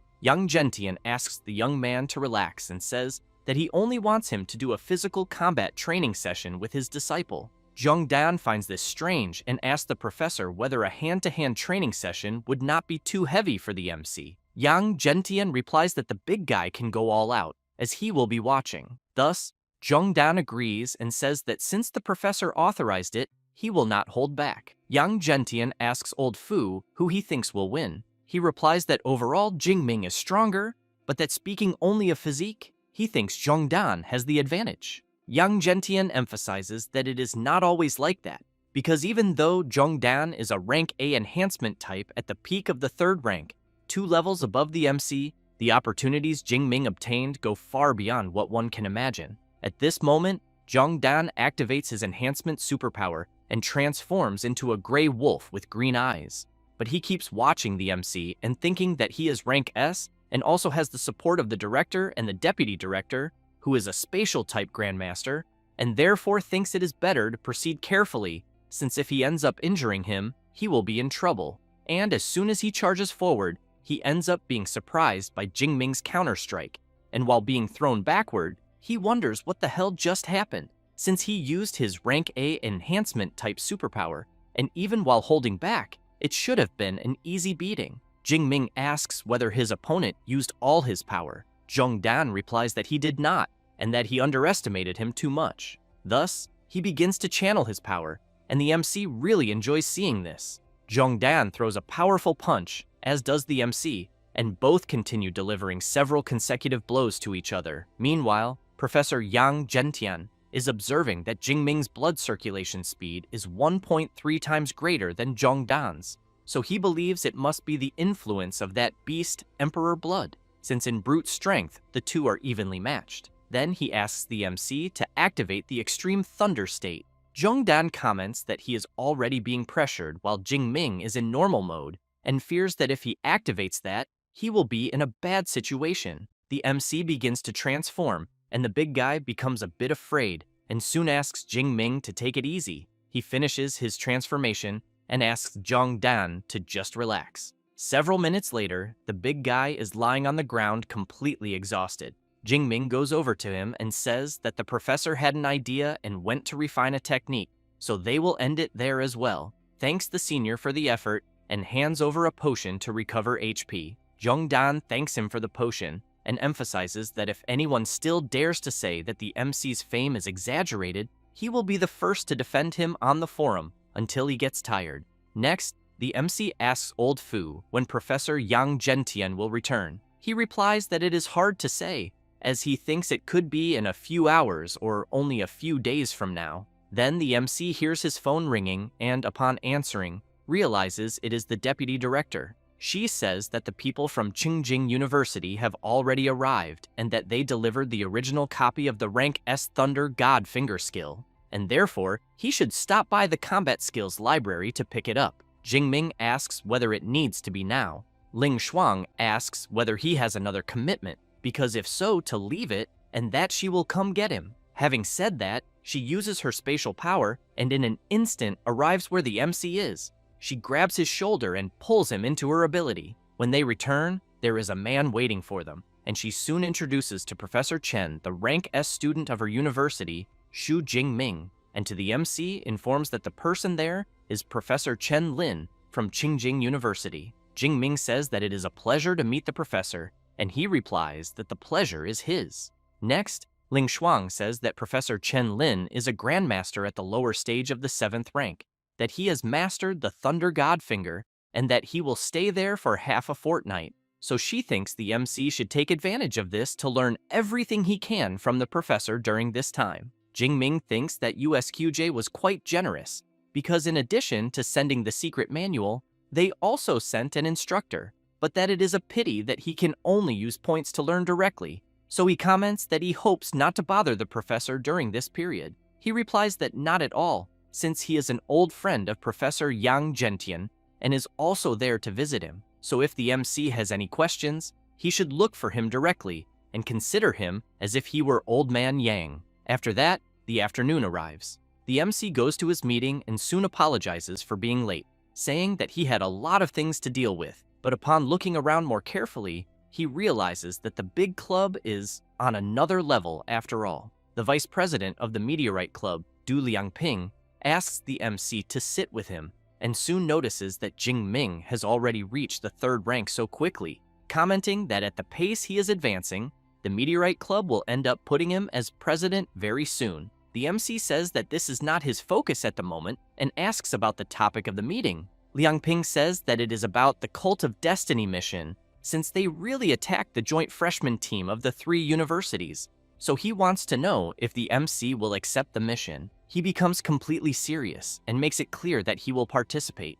A few minutes later, the meeting begins, and Wu Yuan comments that the Cult of Destiny has reappeared and that the Daxia government has officially issued an extermination order against them. He also informs that the university has received several missions related to the Cult of Destiny and, because of that, hopes that everyone will actively participate. Having said that, he mentions the MC and comments that he bets he will accept some mission and that, therefore, thinks that if he wants to form a team, he can look for him. Jingming laughs, thanks him for the invitation, but makes it clear that for now, he prefers to act alone. However, he has in mind that before accepting any mission, he needs to master the Thunder God's Finger, since having another S-rank combat skill will make him much safer. After the Meteorite Club meeting ends, the MC goes to talk to Professor Chen Lin. Jingming comments that he analyzed the Thunder God's Finger the previous night and had some doubts, so he would like to receive some guidance.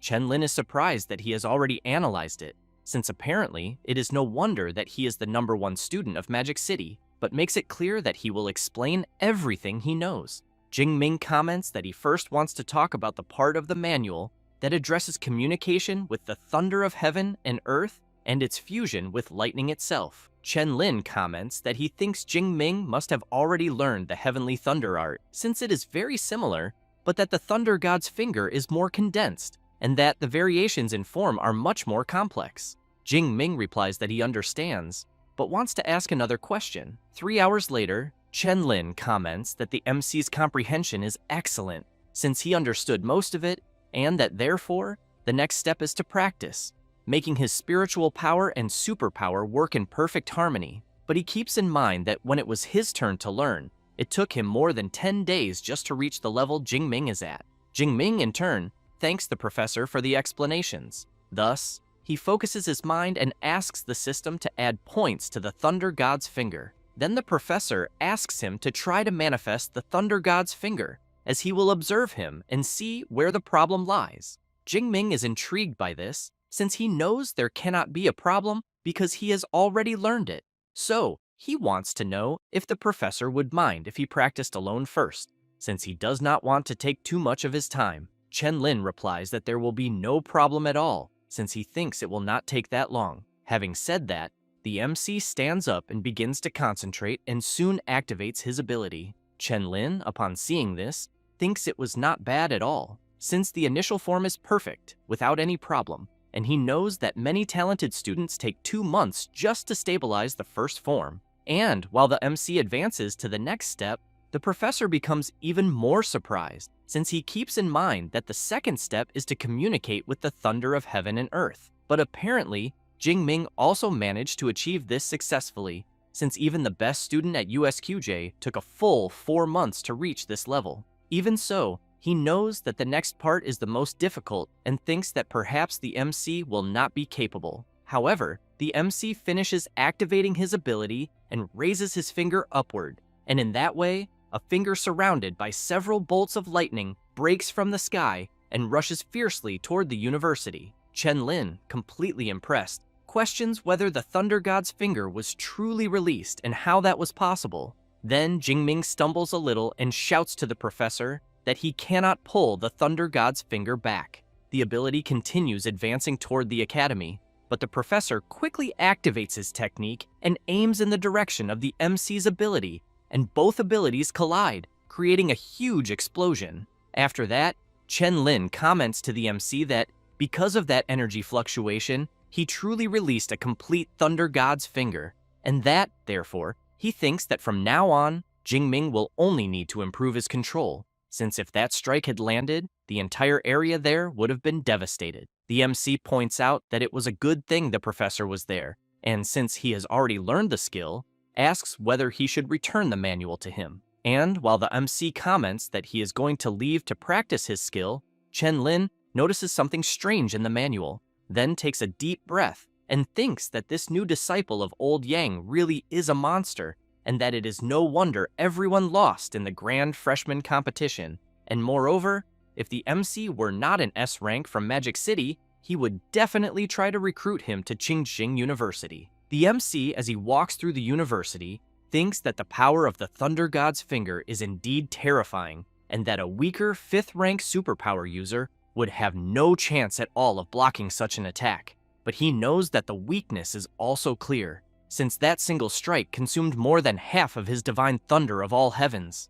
Next, he asks Eva to open the shop, as he wants to buy some pills to recover his superpower, until Song Chu-yun appears calling out to him. Jingming wants to know what she is doing there, and Song Chu-yun explains that she saw a giant lightning finger appear over the villa district a few moments ago and imagined that it could only be him, and so she came looking for him. Then, she wants to know what new skill he learned this time, and the MC replies that it was the S-rank Thunder God's finger, but emphasizes that he is still preparing for the missions against the Cult of Destiny. She is surprised and asks whether he has really already chosen a Cult of Destiny mission and of what rank. Jingming says that it is an S-rank mission involving a branch of the Cult of Destiny. She is shocked to learn that it is such a high-rank mission, because then she knows she will not be able to go with him and can only wish him good luck. The MC asks whether she will not accept any mission. Song Chu-yun feels a bit awkward, but replies that she will. However, she has not yet found suitable teammates.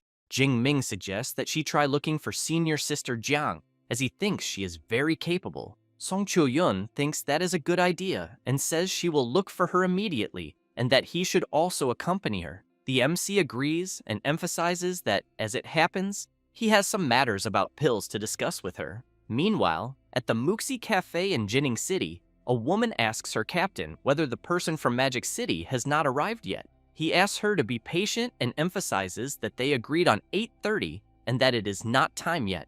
A man with glasses points out that it is the fault of Jining City's security department for being understaffed, but wants to know what kind of person will be coming. The captain says that his name is Jingming. He is 19 years old and is a first-year freshman. The woman is quite surprised to learn that the person doing the mission is a freshman, and therefore asks whether Magic City has gone crazy. The captain becomes serious and asks her to let him finish explaining, then explains that Jingming possesses an S-rank superpower and is at the initial stage of the 3rd rank, and moreover his real combat strength reaches the peak of the 3rd rank. Everyone in the room is impressed to learn that a Magic City freshman is already at the initial stage of the 3rd rank, and the captain further makes it clear that when he arrives, everyone is to behave like professionals.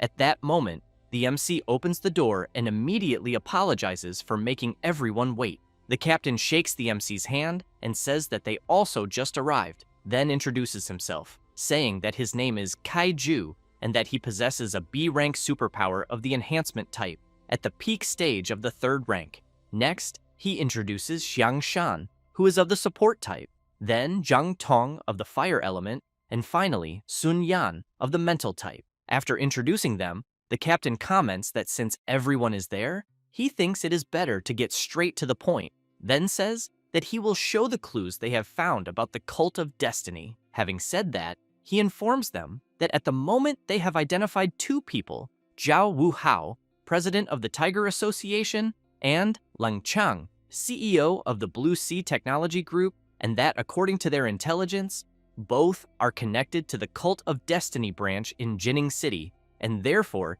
he believes that if they capture the 2 and hand them over to a mental superpower user for interrogation, they should discover the location of the Jining branch. However, he emphasizes that Leng Chang is more complicated to deal with, and that, because of this, they plan to capture Zhao Wuhao first, and that the MC will only need to follow their lead the next day. Jingming suggests that since there are 2 targets, why not split up? But Kaiju replies that acting together is safer. The MC thinks that, apparently, he is being underestimated, so he asks the captain to leave Leng Chang to him and have the others deal only with the Tiger Association. The captain becomes serious and thinks that this S-rank from Magic City is too confident, but he knows that even with an S-rank superpower, facing someone at the intermediate stage of the 4th rank is harder than ascending to the heavens.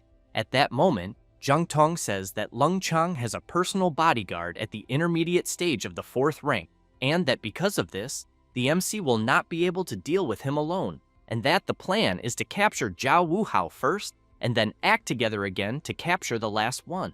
Even so, Jingming asks them not to worry, as he thinks everything will be fine. Zhang Tong becomes nervous and shouts, wanting to know if the MC cannot understand the seriousness of the situation, but the captain interrupts him. Then he comments that if Jingming insists so much, they will have to trouble him to act alone, and that he will hand over the 3-dimensional rendering of the group's base and the relevant information. Upon taking the material, Jingming replies that it is fine, but wonders whether they really have so little faith in an S rank, because apparently he will have to show some real skill. After that, a few hours later, the MC is on Eva's portable terminal, and she informs him that there are 5,362 sensor probes and 51 patrols with superpower users at Leng Chang's organization base. Jingming thinks that this guy managed to make a technology park more protected than a military base. Then, he hears his phone ringing and sees that it is an audio message from the captain,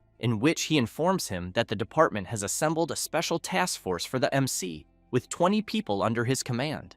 Jingming has in mind that he is almost certain these reinforcements will not help much when things get serious. The next day, at the technology park, Jingming is sitting at a table drinking tea, but he communicates with the captain of the reinforcements and asks how the reconnaissance is going. Wang Gang, captain of the special task force, says that they have searched several times, but so far, no breach in security has appeared. Jingming thinks that he did not want to resort to force, but it seems he will have to break in through the entrance. Then a woman appears, and upon seeing the MC, calls out his name. As she approaches, she is sure that it is Jingming. The MC recognizes her and comments that it is a coincidence for her to be there, but thinks that he almost forgot that Lin Qingli studies at a university there in Jining. She wants to know if the MC was not in Magic City, or if, by any chance, he is just sightseeing. Jingming replies that he just wanted to take a look at the Blue Sea Technology Park, but that they are not letting him enter.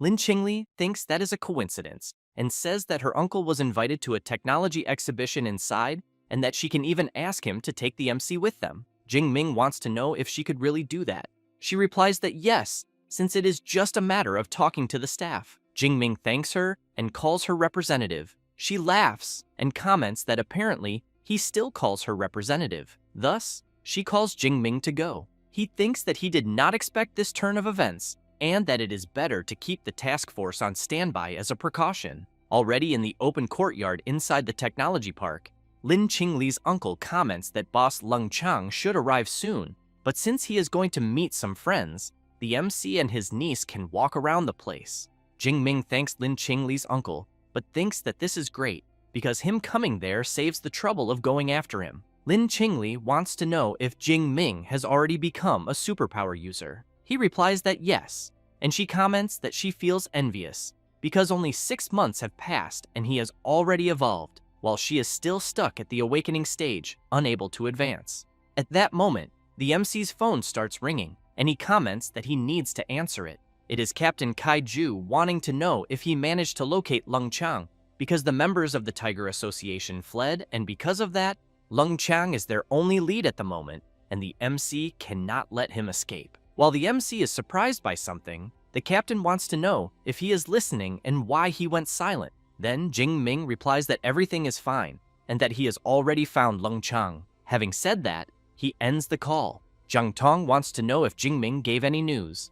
Kaiju says that the MC only said that he found Lung Chang, but since they still do not know how the situation is over there, he thinks it is better for everyone to head there immediately. Meanwhile, the MC asks Lin Qingli to take the others and hide for a few moments, because he has something to deal with. She is confused and asks him to be clearer. Jing Ming becomes serious and says that, in fact, he is there for another reason. Meanwhile, Lung Chang, CEO of the Blue Sea Company, is talking with other people and saying that he has been handling some matters in the building recently, until Jing Ming shouts, calling Lung Chang of the Cult of Destiny and ordering him to surrender immediately. Then he informs that, after an investigation by the Jining City Security Department, Lung Chang of the Blue Sea Company is involved with the Cult of Destiny and, because of that, asks all nearby civilians to leave immediately, and that anyone who insists on protecting Lung Chang will be treated as an accomplice of the cult. The people around are surprised, wanting to know if the CEO is really involved with the cult,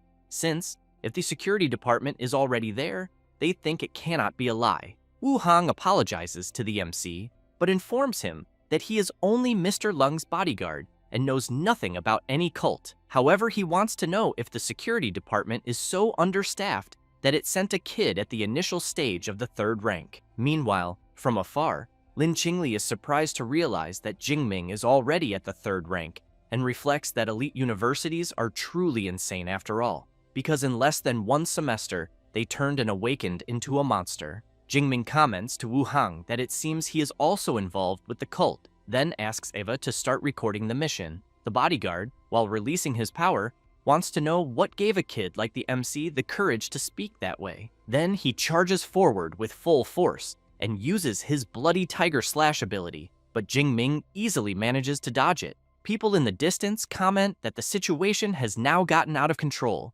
because Wu Hang charged forward, who in turn comments that apparently the MC's reflexes are quite good, but wants to know if he will be able to dodge again. Jing Ming makes it clear that he will not need to dodge again, because he has already understood the bodyguard's attack pattern. Having said that, he activates his extreme thunder power, which leaves Wu Hang very worried, wondering if what he is seeing is a divine ascension, since he has in mind that only divine blood envoys master something like that within the cult. Jing Ming creates his thunder spear and immediately throws it, and the bodyguard is struck head-on by the ability. Then, he falls defeated to the ground. Lin Jaime comments to his niece that the MC defeated Master Wu Hang in an instant, and therefore wants to know if Jing Ming is her schoolmate. Lin Qingli replies that yes, but that she is shocked by his rapid evolution. Meanwhile, Lung Chang takes advantage of the commotion to try to escape, and wonders since when the security department has such a monster. However, the MC comments that he will not let him escape and activates his Thunder Prison ability. Lung Chang is surrounded by several bolts of lightning,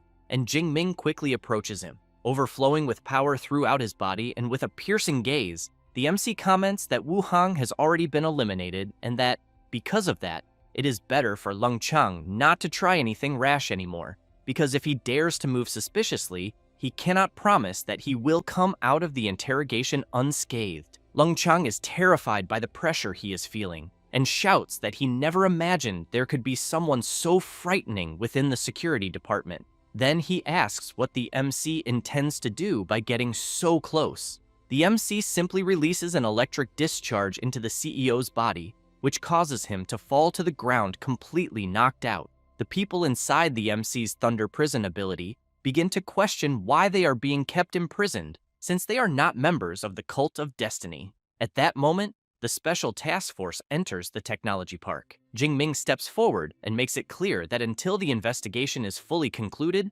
no one will be allowed to leave, and that anyone who tries to leave by force will be treated as a member of the Cult of Destiny. But he emphasizes that the security department will not frame innocent citizens, yet will also not allow any criminal to escape. A few hours later, Captain Kaiju's group arrives at the location, and he comments that, apparently, everything is completely under control, and that the Special Patrol Task Force shows no signs of combat, so he thinks it looks like the mission failed. Zhang Tong does not like this at all, because after so much effort, he thought they would finally manage to capture someone and follow the clues of the Cult of Destiny branch. The captain goes to one of the task force members and asks if Lung Chang escaped. He replies that he did not and informs that they have already taken control of the Blue Sea Technology Park and that everything at the location is under control and that Lung Chang has already been captured. Kaiju comments that this makes no sense and asks why none of them show signs of combat. The officer says that, to be honest, they themselves do not know exactly what happened because when they arrived, Officer Xu Jingming had already resolved everything and they only handled the cleanup. This leaves everyone in the captain's group incredulous, wanting to know how he resolved everything alone, and on top of that against Lung Chang's bodyguard, who is at the intermediate stage of the 4th rank. As soon as the group gets close to Wu Hang lying on the ground, the captain crouches down and wonders whether Jingming really eliminated someone at the level of the bodyguard, since he had thought that he merely drove the guy away. But elimination is completely different from simply defeating someone, and moreover, it was an instant elimination, so he thinks he truly underestimated this S rank from Magic City. At that moment, the MC appears and says that Kaiju finally arrived. He thanks Jingming for all the effort and emphasizes that it was thanks to him, because otherwise he thinks his squad would have been completely defeated, and comments that when this mission ends, he will definitely pay for a drink. The MC, while looking at Lung Chang chained up, comments that the drink can wait, because they need to interrogate the CEO first about the location of the Cult of Destiny branch. Sun Yan, after using his power on Lung Chang, informs that the Cult of Destiny branch is located in the suburbs of Jining City, with about 200 cultists, and that there are 3 at the initial stage of the 4th rank and 1 at the intermediate stage of the 4th rank, and that all of them are Divine Blood envoys. He also informs that there are 8 at the 3rd rank, and the rest are between the 1st and 2nd rank. Jingming thinks about the Divine Blood envoys, since after being so busy for so long, he has finally found what he was looking for, because each envoy represents an absurd amount of skill points. Kaiju comments that there are many superpower users there, so he wants to know if they should request reinforcements from the department. The MC makes it clear that it is not necessary, because he will handle it alone. Thus, they do not waste time and all head to the Cult of Destiny hideout in the suburbs. Sun Yan, with his power active, informs that the Cult of Destiny branch is indeed there, but that to the naked eye there does not seem to be anything strange. So he asks everyone to relax their minds, because he is going to share his vision. Jingming thinks that these mental abilities of superpower users are truly convenient, since he can take a look at the library when he returns, because he hopes that the lightning element can achieve a similar detection effect. After everyone views the area through Sun Yan's shared vision, the captain calls Zhang Tong and asks whether, with her fire element superpower, she can blow up the alloy gate ahead or bring down the mountain wall. She replies that both options are very difficult. While taking a 3rd grade superpower recovery pill, the MC asks everyone to leave it to him. Kaiju comments that, in that case, they will have to rely on him again, but thinks that they were unable to help capture Lung Chang, and that, when another obstacle appeared, they ended up depending on the MC once more. As soon as the MC recovers his energy, he enters extreme thunder mode and activates his Thunder God's Finger ability. The giant lightning finger strikes the barrier wall head-on, shattering it completely. But because the ability is so powerful, a shockwave of air is generated and forces the other group members to take cover to avoid being hit. Zhang Tong, upon seeing the explosion, asks whether this is really real, and Captain Kaiju wonders whether someone at the 3rd rank should have this level of destructive power. After returning to normal, Jingming takes a deep breath and thinks that this was quite satisfying, because the first time he used the Thunder God's Finger, Professor Chen Lin had to neutralize the strike, and there was no chance to feel the impact, so he concludes that this regret has finally been compensated. Then he informs Captain Kaiju that since the alloy gate has been breached, he will enter first. Having said that, he asks Eva to activate combat follow mode. As soon as she activates it, both rush into the hideout. Kaiju and his group activate their powers, and the captain orders 10 people to guard the outside to prevent any cultist from escaping, while the rest should follow him. Meanwhile, inside, one of the cult leaders tells everyone not to panic and to grab their weapons to face the enemy because the celestial god is eternal. One of the members, who seems to be Professor Chen Lin, shouts for everyone to listen to Priest Wang, saying they need to stay calm since these dogs from the security department are, at most, at the 3rd rank, while they have the noble 4th rank Divine Blood envoys, and therefore they will eliminate them as they appear, 1 by 1, 2 by 2. Having said that, all the members begin shouting that everything will be done for the mandate of heaven of the eternal celestial god, until, as they continue shouting, an enormous lightning spear strikes one of the members head-on and knocks him out instantly. Jingming appears right in front of them, apologizes for interrupting the mobilization before the battle, but asks whether any of them know where the Divine Blood envoys are. The members shout that one of the security department's dogs has appeared, and that apparently he is still at the initial stage of the 3rd rank. So they ask where such arrogance comes from, but they soon refuse to talk and charge forward. Jingming simply throws one of his lightning bolts and easily knocks out another cult member, which leaves his partner terribly frightened, causing him to drop to his knees and shout that he surrenders and begs to be spared. The MC becomes serious and asks where their Divine Blood envoys are. The cult member says that they are at the blood pool in the deepest part of the mountain, but as soon as he finishes speaking, he is struck head-on by the MC's power. The remaining members ask why Jingming eliminated the man even after he surrendered. The MC, while releasing even more of his power, laughs and asks when he ever said that he would spare someone just because they surrendered. The cult members become afraid and beg for mercy, saying they were only bewitched by the cult of destiny and ended up getting involved in this. Jingming asks Eva to scan the identity information of the members, but while she is scanning, he makes it clear that they will see just how innocent they really are. It does not take long for her to finish the scan, and she reports that Zhou Ping is a wanted fugitive responsible for killing a mother and daughter in the city of Manhwa.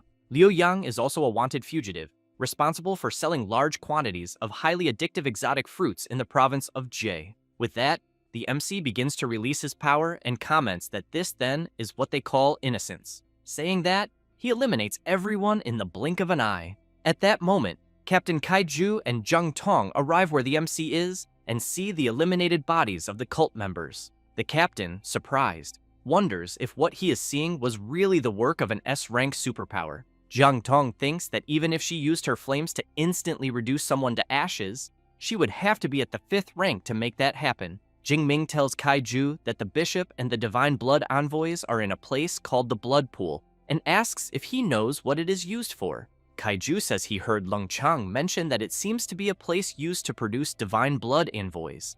After that, they arrive at a room where there are several people being kept under observation, almost as if they had been used as experiments.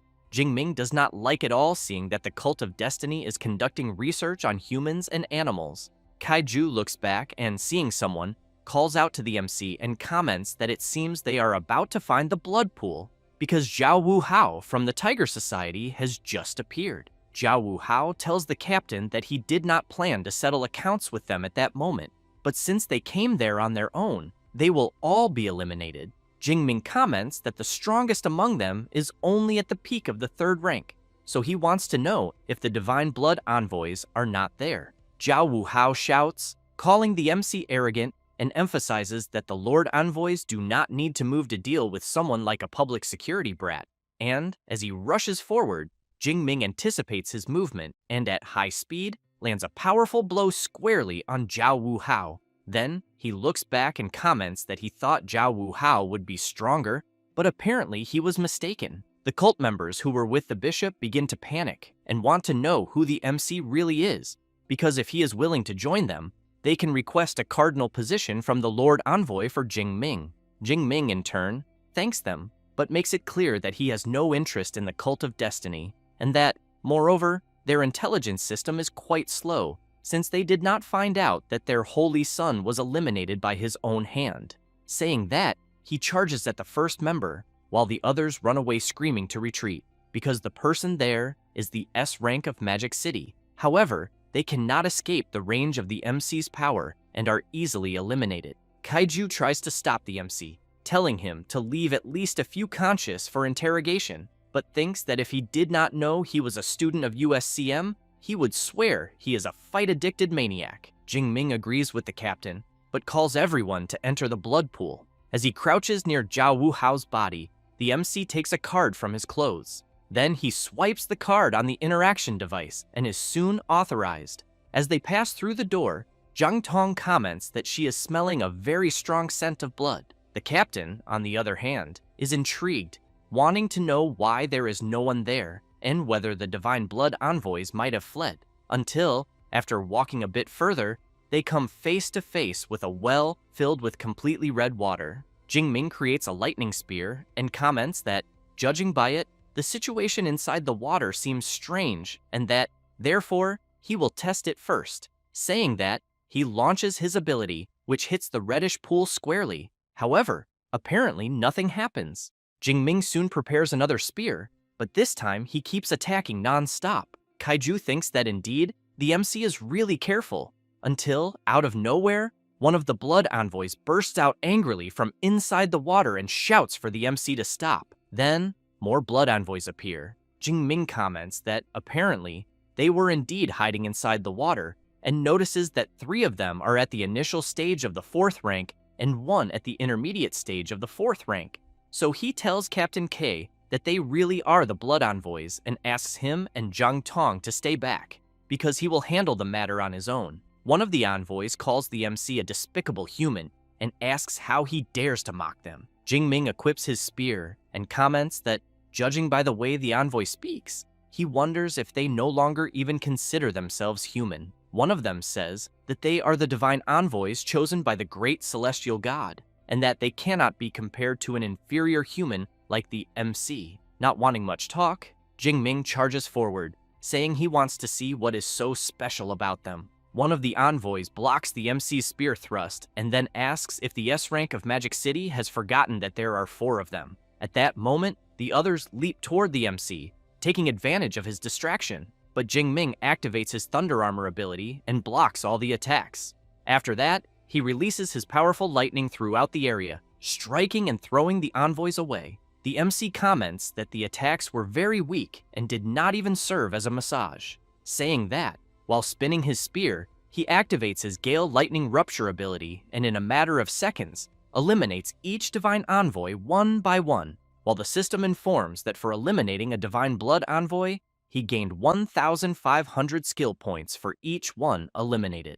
As he stores the spear in the spatial ring, Jingming reflects that eliminating them yielded 4,500 skill points, and that he also knows there are still 2 cubic meters of space left, so he thinks about the pills, flowers, rare herbs, and money he obtained during this trip. At that moment, Captain Kaiju and Zhang Tong approach the MC and comment that he was incredible, and soon ask whether everyone at the university in Magic City is as impressive as he is. Jingming replies that almost everyone is, but that he is just a little special. Kaiju comments that the MC even tries to be humble, but knows that anyone who believes that is a fool, then emphasizes that since the mission to annihilate the Cult of Destiny branch was a complete success, there will be a celebratory banquet later and thinks the MC should attend. Jingming laughs and says that he will indeed go to the banquet. The next day, at the university bank, some students are commenting that the D-rank mission was far too difficult as they were almost eliminated there, until one of the students laughs and emphasizes that this is because his friends are too weak, since he completed his D-rank mission and earned 74 academic credits. Then they see the MC arriving, and while he goes to withdraw the rewards, the people around wonder whether Jingming completed a C-rank mission, but as soon as the MC swipes his card for identification, he is congratulated for completing the first S-rank mission of the Cult of Destiny, and for rising to first place on the glory ranking. which leaves everyone around quite surprised to learn that it was such a high-ranked mission. Then, Eva displays the glory ranking, and the MC is in first place with his S-rank mission achievement, having a total completion time of 67 hours and 23 minutes. And second and third places are Li Kang and Zhang Yue for completing A-rank missions. The people, upon seeing the table, are astonished because the glory ranking was released only 2 days ago and there is already someone who completed an S-rank mission, until a guy approaches the MC and comments that he did not imagine anyone would complete an S-rank mission so quickly, and that, apparently, Jingming truly lives up to the reputation that precedes him. Saying that, he emphasizes that he has always liked making friends with the strong, so he introduces himself and says that his name is Yao Fang and that it is a pleasure to meet the MC. The surrounding students are intrigued to see the iceberg Yao Fang talking with a freshman because he is one of the 5 strongest in the university. Jingming knows that Yao Fang is a veteran of the Elements Department at the initial stage of the 4th rank, whose superpower is A-rank ice, and that he earned the nickname Iceberg after freezing the entire peak of a mountain during a mission. Thus, he takes Yao Fang's hand, calls him senior, and comments that he has already heard a lot about him. Yao Fang emphasizes that he actually made a bet with other veterans to see who would complete an S-rank mission first, but that in the end, everyone lost to Jingming, saying that he says he will turn in his mission first, but that when the opportunity arises, he will introduce the MC to the brothers of his circle. Jingming replies that it is fine, but wonders if that means he has entered the university's elite combat circle, and as he leaves, he remembers that his master sent a message the day before saying that he came out of seclusion, so he thinks that before taking another mission, it is better to go see him. After a few hours, at Professor Yang Gentian's house, the MC arrives greeting everyone and asking whether the immortal thunder body technique was improved. The old man makes it clear that it is not that simple, because he stayed in seclusion for 4 or 5 days and only managed to put together an initial outline. Liu Ming comments that it was not bad at all on the part of his junior brother, because besides completing an S-rank mission, he also made friends with Iceberg Yao Fang. The MC comments that apparently the senior is very well informed. He laughs and explains that he saw a post on the university's official website and that since the MC can already complete an S-rank mission alone, he thinks that he might be able to get a spot in the National University League in March. Yang Gentian emphasizes that it is not a might, because Director Ling had already said that Jingming is a pre-selected member of the league. Liu Ming cannot believe it and wants to know if the MC's spot is really already guaranteed, because that would make Jingming the first freshman in the university's history to compete in the University League. Yang Gentian calls everyone to go to the training room because Liu Ming has not fought with the MC since he recovered and therefore thinks it is a great time for a practical combat. He agrees and emphasizes that he also wants to see how strong the MC has become. As soon as everyone is in the training room, Liu Ming makes it clear to the MC that this time he will go all out. Yang Gentian comments that if everyone is ready, they can begin. Liu Ming does not waste time and immediately activates his extreme state, just like the MC. Liu Ming realizes that the MC's SS rank superpower is indeed very strong and thinks that to defeat him, he needs to resolve things quickly. Thus, he goes on the offensive. Jingming blocks the senior's charge, and then a frenetic and very intense fight begins. 3 minutes later, Liu Ming is quite tired, breathing heavily. Then he comments that he lost and that he cannot defeat Jingming, who in turn thanks the senior for the great fight. Liu Ming emphasizes that he did not hold back at all and that the MC is simply a monster. And because of that, he emphasizes that he will personally watch the National University League that year. Yang Gentian goes to the MC and asks about his plans, since he could take leave from any college class whenever he wanted. Jingming comments that he intends to focus on doing missions for a while, but reflects that from what he has noticed, hunting divine blood envoys yields skill points much faster than hunting ferocious beasts. After that, a month passes, and in the mission conclusion hall, Jingming remains in first place, now with 3 S-rank missions, 6 A-rank missions, and 4 B-rank missions. Second place is Kang Shi, and in third, Yao Fang. The students, upon seeing the table, comment that they would never believe that a freshman student would reach the top of the table. Jingming, in turn, is thinking that the award day has finally arrived and, very curious, wonders what the prizes will be. Then, the students notice that the MC is there and realize that he has already advanced to the intermediate stage of the 3rd rank, since they know that even for an S-rank superpower, that is far too fast, and that is why they are calling him the Thunder Emperor. Yao Fang appears and tells the MC that in just 1 month he has already earned a title. Jingming feels a bit embarrassed and tells the senior that it is just a nickname people made up. Yao Fang turns and comments that the person there with him is Bloody Hand Shen Dongling, whom he had mentioned before. She arrives saying that with such a physique at the intermediate stage of the 3rd rank, Jingming truly deserves the title of Thunder Emperor, but she wants to know about the 2 girls who live with him and whether they are not there by any chance. The MC replies that they are preparing for final exams and that after collecting his reward there, he also needs to head back. Yao Fang is surprised that the MC mentioned final exams and comments that he always forgets that he is still a freshman. At that moment, a guy appears informing them that the rewards will be distributed and, since the MC placed first in the glory ranking, he announces that he accumulated 978 eliminations of members of the Cult of Destiny, and that the reward for that is an S-rank resource and 3,000 academic credits. When people hear this, they are left open-mouthed, unable to believe that in less than a month, Jingming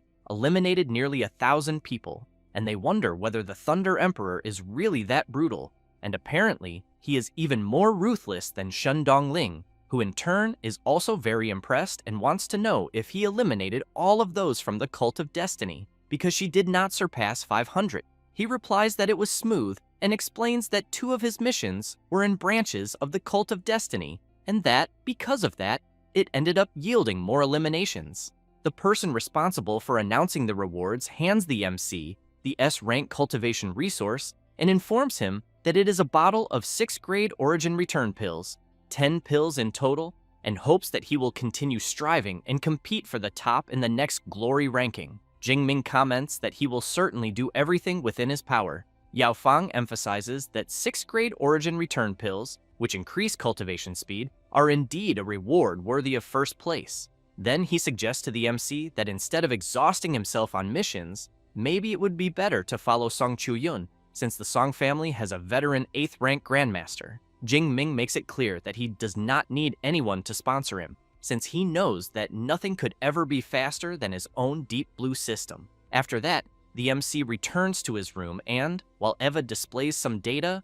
he thinks that according to his master, he should now learn a fist technique, and, since he knows that in the extreme thunder state his body is already a weapon, he believes that close combat also helps relieve the bloodthirsty side effects of the immortal thunder body. Thus, he chooses a technique and thinks that it should work. Jingming chose the A-rank Thunder Dragon Fist, where he condenses the lightning superpower into his fist through a special structure and strikes at lightning speed. Then the MC decides to raise the skill to the initial stage first and then test it with his master, until he hears his phone ringing. It is Ling Shuang asking the MC to go to her office as quickly as possible. As soon as Jingming arrives, he is surprised and immediately wants to know whether the vice director advanced. She comments that his perception is indeed very sharp and that he does not even seem like a 3rd rank superpower user. Jingming congratulates the vice director, but thinks that among the 3 vice directors at the initial stage of the 8th rank, the other 2, in their 50s, did not advance. But Director Ling took a step forward, so he wonders how old she must be, because judging by her skin and body, she looks so young. The vice director comments that speculating about a woman's age is not very polite, which leaves the MC quite surprised, wondering if she can read minds. Then he becomes very worried, since he knows that the vice director is famous for being strict, and that apparently he is about to face the fury of an 8th rank grandmaster.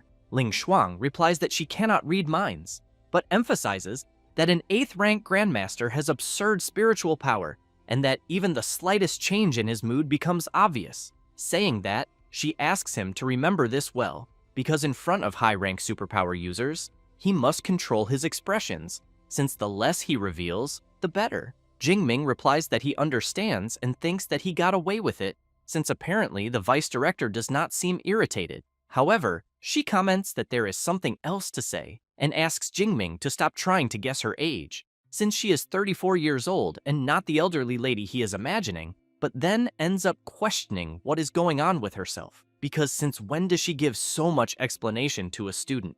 Jingming, very impressed, wants to know if she really is only 34 years old, because that is far too young, since the average age of an 8th rank Grandmaster in Daxia is 46 years old, and Professor Yang is already past 50 and is still only at the peak of the 7th rank, and for that reason, he admires her from the bottom of his heart. Ling Shuang asks him to stop the flattery, because they need to talk about something that really matters. So she wants to know what the MC plans to do, since winter vacation begins in 2 days.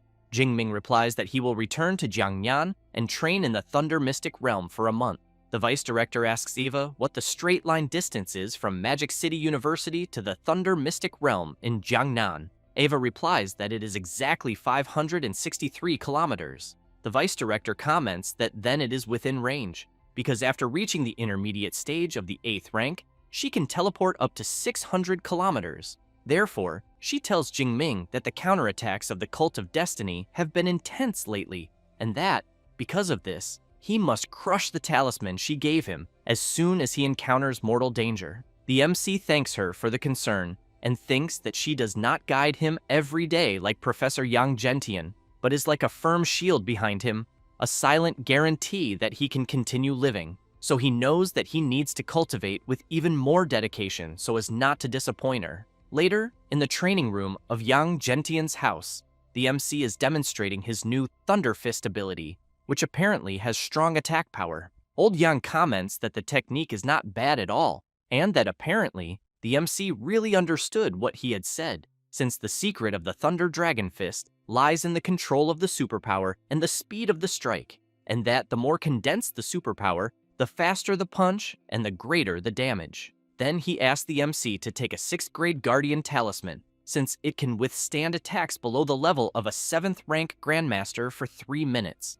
Jingming thanks the professor for the gift and thinks about the talisman, since these protective items from ancient ruins, like the one he just received, are almost impossible to obtain, even with money. Yang Gentian comments that since the MC is going to the Thunder Mystic Realm, he will pass along the contact of the MC's senior brother, Jiang Luo, because as he graduated the previous year, he was transferred there as a supervisor and believes this will greatly facilitate the MC's life. Jingming thinks this is perfect and thanks his master, who then emphasizes that the Thunder Mystic Realm is more than 500 kilometers away from Magic City, and that, because of that, Vice Director Ling Shuang will not be able to teleport that far, and therefore the MC must double his caution. Jingming wants to know if the master did not hear, then explains that the Vice Director advanced to the intermediate stage of the 8th rank and can now reach 600 kilometers with teleportation. He is quite surprised to learn this, and comments that her advancement speed is indeed very frightening. Then he laughs, and comments that apparently the disciple became quite close to the Vice Director, since he learned of such news before him. But if she is protecting him, he can rest assured. 2 days later, in the Jinghu Residential District, in the city of Jiangcheng, the MC greets his uncle, aunt, and sister. They are very happy to see that he has returned and comment that the food is almost ready, but Jingming asks them to leave the food for later because he needs them to sit down first since he brought some gifts. As soon as everyone sits, Jingming gives each of them a spatial ring and then explains that the rings have 1 cubic meter of space and that it will be much more practical for them to carry things. Tanxi, impressed, comments that the ring is bigger than her mentor's, but the MC's uncle asks her to put the ring away immediately because it is far too valuable and they cannot simply accept it. She wants to know if it is really that expensive. He replies that each of the rings costs at least 50 million and that this is equivalent to decades of their family's savings. Then asks if she thinks that is not expensive. Tanchi agrees and says that they cannot accept it, but Jingming asks them not to make a fuss and shows what he uses, a 10 cubic meter one, and adds that he is already at the intermediate stage of the 3rd rank and small rings are no longer useful. She is very impressed to learn that he is already so strong and comments that the mentors at her school barely reached the 4th rank. The MC's aunt comments that he ended up becoming someone very important after all. Tang Daolin comments that in that case, Jingming should give one to Tang Qi, as it will already help a lot in her life in the wilderness, and that he and the MC's aunt can go without. Saying that, he comments that he will finish cooking. After going to his room, Jingming decides to test the 6th grade origin return pill and, upon consuming it, concentrates on raising his cultivation as much as possible. Half an hour later, Jingming thinks that it is as expected of an S-rank resource, since the effect is absurd and that his physique and spirit increased by more than 10 points,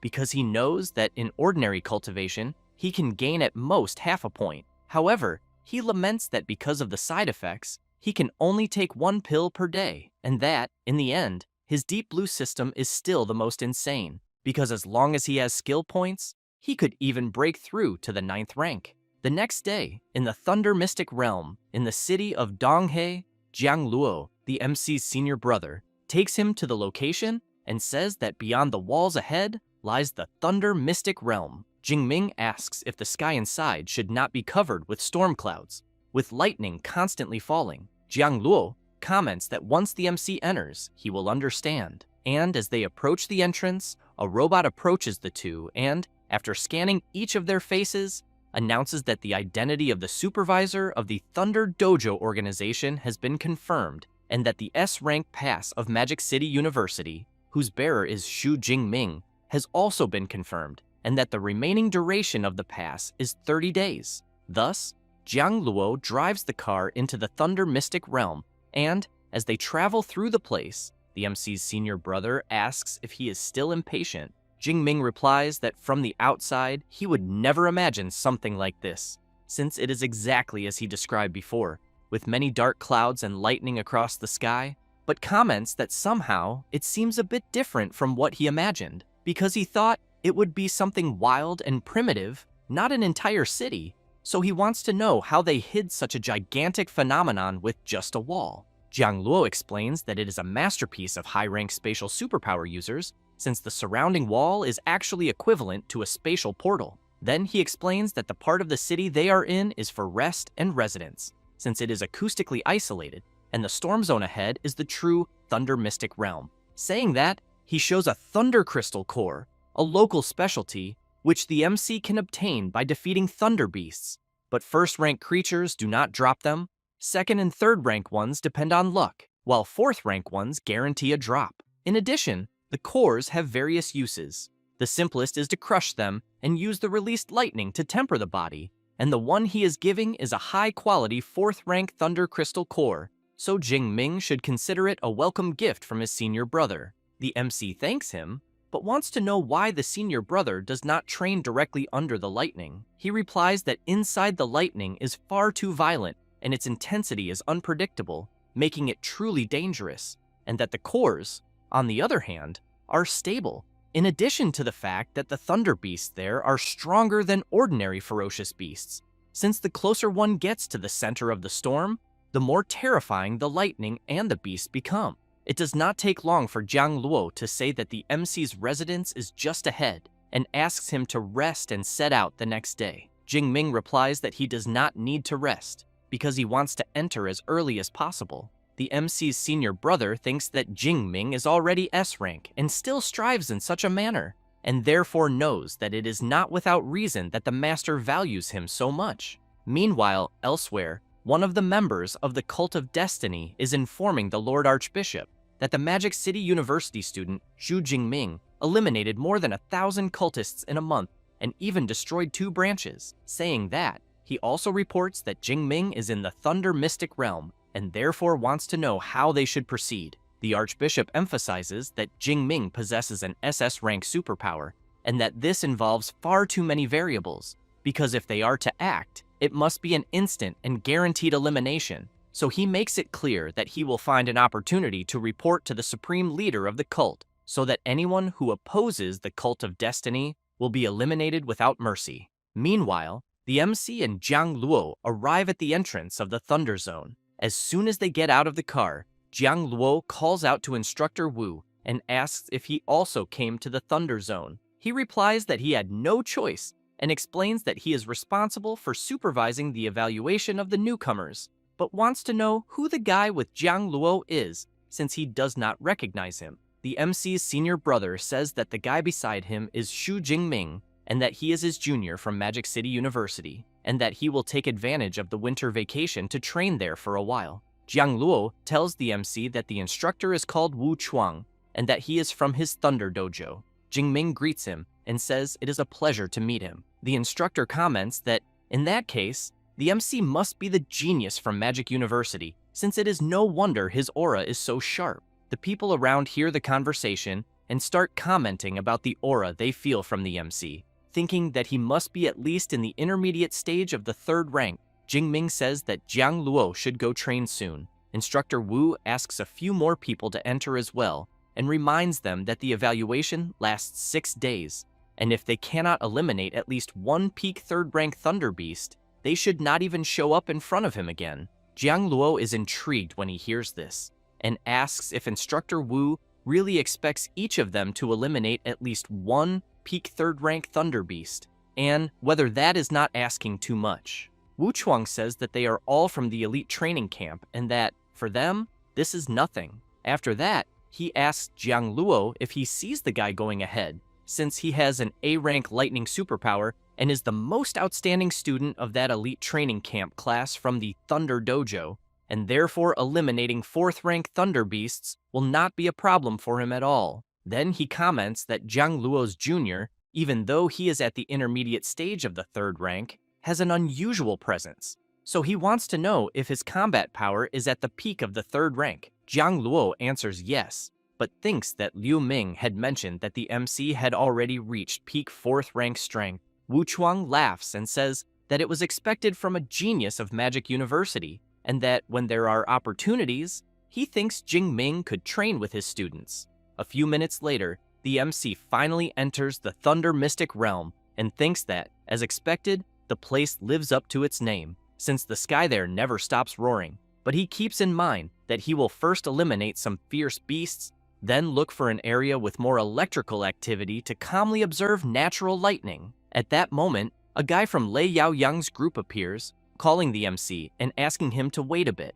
Jingming turns around and asks if something happened. The guy replies that they have always been curious about the strength of top university geniuses, so he proposes a competition to see who hunts more Thunder Beasts in the coming days, making it clear that it is just a friendly contest with no ill intent. Jingming apologizes and explains that he is not very interested in that. The guy is surprised by the MC's direct response, but Lei Yaoyang says that if Jingming does not want to, he asks his friend not to force him. The guy wonders if all people from top universities are like the MC, and if they do not even have the courage to accept a challenge. After that, Jingming runs through the forest until he is suddenly confronted by a huge creature that tears out one of the trees with its horn. Jingming realizes that it is a black-armored thunderbull and reflects that, judging by its size, the creature must be in the advanced stage of the 1st rank, and also remembers that Jiang Luo had said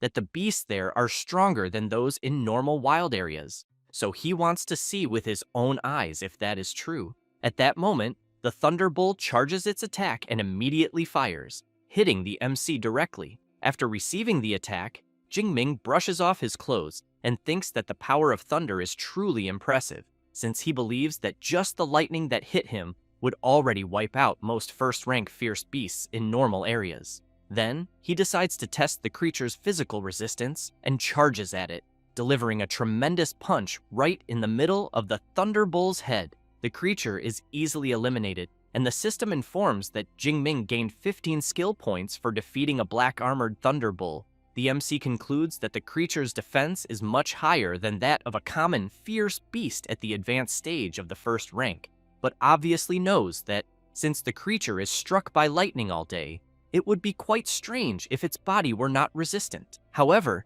he knows that thinking about it, it has been almost a month since he last fought fierce beasts, and because of that, he thinks it is better to start eliminating creatures right away, since he needs to advance to the advanced stage of the 3rd rank as soon as possible. 4 hours later, the MC eliminates a swift Thunder Iron Wolf and gains another 25 skill points. He reflects that the density of fierce beasts in the Thunder Zone is somewhat low, since he only managed to eliminate 9 creatures in 4 hours.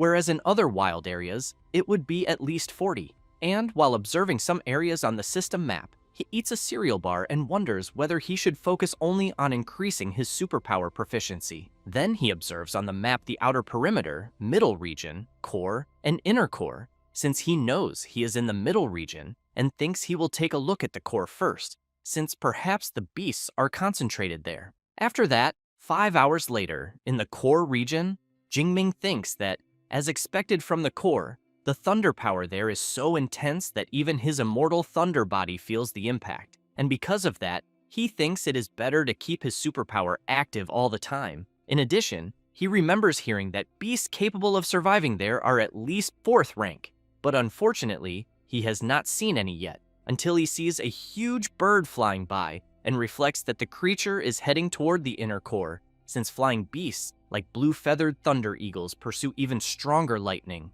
Then, he sees the creature heading toward the lightning bolts falling from the sky and thinks that it is not only the thunder eagles, but that the previous thunder beasts also did this, since for them, lightning is food, serving as a tool of natural evolution, and because of that, he thinks he might be able to use his all heavens divine thunder to attract the creatures. Thus, he jumps to the top of a tree, and while observing the lightning around him, concludes that he first needs to increase his proficiency with the all heavens divine thunder, and that, because of that, he will stay there and carefully observe natural lightning and cultivate a bit. Then he observes cloud lightning, ball lightning, forked lightning, and needle lightning, and thinks they are violent, untamable, and sharp. So he realizes that he had never stopped to notice how many details exist within lightning. And by observing his own power, he thinks that, as he had imagined, observing natural thunder truly increased his proficiency in lightning manipulation. 3 hours later, Jingming is trying to manipulate his own lightning and thinks that now his manipulation proficiency has finally reached the level of the former S-rank Purple Sky Divine Thunder, and that, to go further, he will need more time to liquefy the lightning. Then, he thinks about energy, liquefaction, and solidification, since each stage condenses more than the previous one, and each is much more powerful, but he knows that, for just one day, he has already learned and trained a lot, and therefore concludes that he will return to the middle region and test an idea he had. A few minutes later, the MC returns to the Thunder Zone in the middle region, and, while releasing his power everywhere, wonders if now will be the moment to see whether he can gather more skill points, until he hears several noises of fierce creatures in the middle of the forest and thinks that apparently his idea worked. Then he runs through the forest while releasing his power and hoping the thunder beasts will come to him. 2 hours later, Jingming is still running through the forest, but with a bunch of creatures chasing him. Then he thinks that it is enough and that it is time to collect. Then he stops, turns toward the creatures, and shouts, saying that since they are so eager to bathe in his lightning, he will grant their wish. With that, he activates his Thunder Prison ability, then his Thunder Spear, and attacks all the creatures at once. On the remaining creatures, Jingming activates his Divine Thunder and eliminates all the creatures around him, gaining several skill points. The MC gets excited when he sees that his move was perfect, being more than 10 times more efficient than before. Sometime later, after repeating the same move and eliminating the fierce beasts, Jingming is very tired, thinking about the 1,813 skill points he gained, and that at this pace he will reach the advanced stage of the 3rd rank very quickly. However, he knows he can endure at most 6 days and 6 nights without sleeping, and that more than 1 day has already passed. 2 hours attracting monsters, 8 hours recovering, 3,600 skill points twice per day. Excluding the time spent observing, he thinks the overall gain is still excellent. Then he thinks it is better to gather the spoils first, find a place to rest a bit, and then continue the hunt. And as he picks up the drop in his hand, he thinks that the very first 3rd rank Thunder Beast dropped a Thunder Crystal Core. 5 days later, in the middle region of the Thunder Zone, Lei Yaoyang's group is walking through the forest. The woman yawns, calls out to Yaoyang, and says it is still 3 in the morning, so she wants to know if they really need to wake up so early. He explains that in the Thunder Zone, 3 in the morning or noon makes no difference, since it looks like daytime all the time. Then she comments that it is the last day of the 6-day evaluation and wants to know when they will return. Yaoyang replies that it will be at 18 o'clock, since they have already met the targets. But the longer they stay, the better the impression will be, and asks her not to embarrass the elite training camp. She laughs, tells him to relax, and comments that the coward from Magic City University has probably left a long time ago. Her partner agrees and emphasizes that they have been rotating in a group and are already near their limit, let alone someone who is alone. The woman keeps laughing and says that apparently people from elite universities are not all that impressive, and that it was good she was smart enough not to take the martial arts college entrance exam, since joining the Thunder Dojo was the best choice. Then, as they walk a bit further, they are surprised by a tremor they feel and wonder if it could be an earthquake. The woman says it is a beast wave and that they need to get out, but Yaoyang asks them to wait a bit, since he thinks it is not such a large wave. Jingming appears running and releasing his power, while several creatures chase him. The woman sees that it is the university coward and immediately asks what he is up to. Yaoyang says that it seems he accidentally provoked a group of beasts and that it would be better to help him. But the woman asks Yaoyang to wait and wonders if the MC is leading the beast wave toward them to save himself. However, Jingming avoids Yaoyang's group and keeps running in another direction. The woman laughs and says the MC will be eliminated for being so selfish. Yaoyang comments that they are greater in number, so he wonders why the Thunder Beasts are not attacking them, and also thinks that the MC must be using golden lightning to attract all the beasts. But he is puzzled, thinking that the MC is only at the intermediate stage of the 3rd rank, so he questions why he would draw so many Thunder Beasts, since there are several peak 3rd rank ones chasing him. Then his partner calls him and informs him that the MC has stopped running. Yaoyang knows that it would be difficult even for him to deal with the group without using his trump cards, and because of that, he really wants to know what the MC intends to do. Jingming then releases his powerful lightning power and eliminates all the fierce beasts at once. Yaoyang feels this power and wonders if just the eruption of the MC's superpower is capable of covering such a large area, since he knows he is at the peak of the 3rd rank and can barely extend his own power for 30 meters. Then he thinks that there is something wrong with this lightning superpower, since he believes this is not just A rank, so he wonders if it could be S rank, but ends up thinking that this is not possible, since the S rank from Magic City is a freshman, and the guy he is seeing is already at the intermediate stage of the 3rd rank. As Jingming's power continues to spread throughout the area, Yaoyang's companions are impressed, wondering if the people from Magic City University also have such absurd power like what they are seeing, since the MC is eliminating Thunder Beasts as if he were getting rid of a few dogs. After eliminating the creatures, Jingming thinks that he obtained 23,000 skill points, which is exactly the amount he needed to finally advance.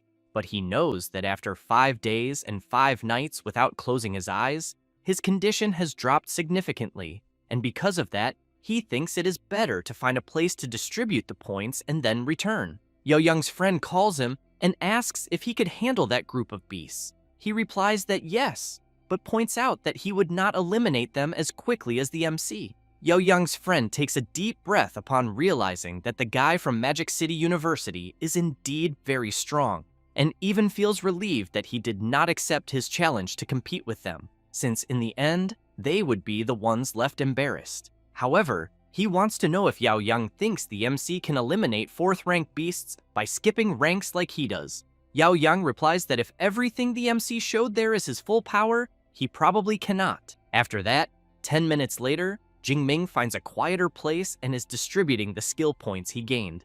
And as soon as he does that, his golden lightning becomes even stronger. And while trying to concentrate it at a single point, he thinks about the advanced stage of the 3rd rank, and that his physique and spirit have increased by nearly 500 points. And now, the range of his superpower is 40 meters, and he also knows that he is already at the level of a common 4th rank A rank superpower user. Then he concludes that he would go back, but since his spirit has recovered a bit, he goes to the core region again to observe natural thunder. Meanwhile, Jiang Luo is thinking about Jingming and that he has not returned for 5 days and 5 nights, so he wonders if something happened to him, since he knows he would only be able to endure 8 days. Then Wu Chuang appears wanting to know what Jiang Luo is doing there. He replies that he is waiting for his junior. Wu Chuang asks if he has not returned since the last time he entered. Jiang Luo replies that no, and that it is already the 6th day, since normally he thinks he should have already returned.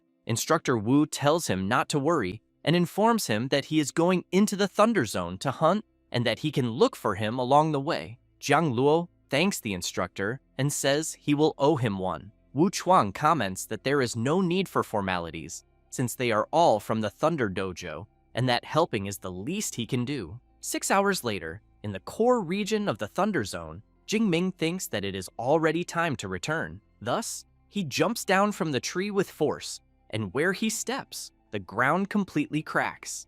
Jingming thinks that the physique of the advanced stage of the 3rd rank is truly absurd, but that it is still far from the peak. At that moment, a huge bear appears and lets out a loud, piercing roar. The MC realizes that it is a Storm Thunder Bear at the advanced stage of the 4th rank, and thinks that if he uses the Celestial Thunder art, he would eliminate it instantly. But since he is now at the advanced stage of the 3rd rank, he wants to see if he can take it down with just his fists. Thus, he activates his extreme thunder power and charges forward. Meanwhile, Wu Chuang is impressed when he sees the MC and thinks that he had been looking for him so much and ended up running into him there. And upon observing his movements more closely, he reflects that apparently the MC has broken through to the advanced stage of the 3rd rank, but wonders if the range of his lightning is not too exaggerated and whether he really intends to face the Storm Thunder Bear. Then he thinks that apparently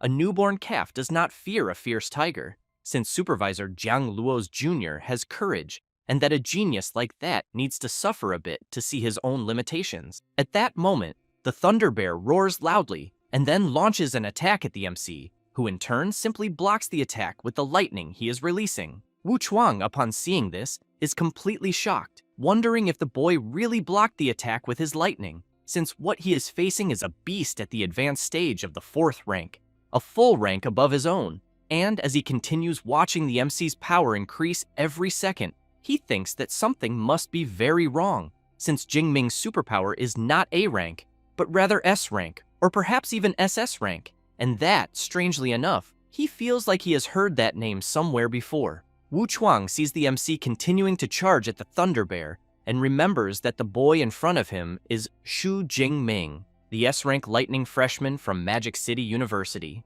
but wonders if this is not too exaggerated, since who would imagine that a first-year freshman would already be at the advanced stage of the 3rd rank? Meanwhile, the MC, overflowing with power, thinks that, apparently, his lightning still seems far superior. The Thunder Bear throws another punch, and the MC counters with one of his own, and both begin exchanging blows while releasing a powerful surge of lightning throughout the area. Wu Chuang becomes even more shocked as he is witnessing a freshman trading punches evenly with a Storm Thunder Bear. Then, he takes out a camera to record and thinks that the brats from the elite training camp always act arrogant, believing that no one from top universities can compare to them. So he decides he will show them what a true genius from a top university looks like. Jingming smiles and hopes the bear will block what he is about to do, since he believes that in terms of physical strength, he is not inferior at all to a Storm Thunder Bear.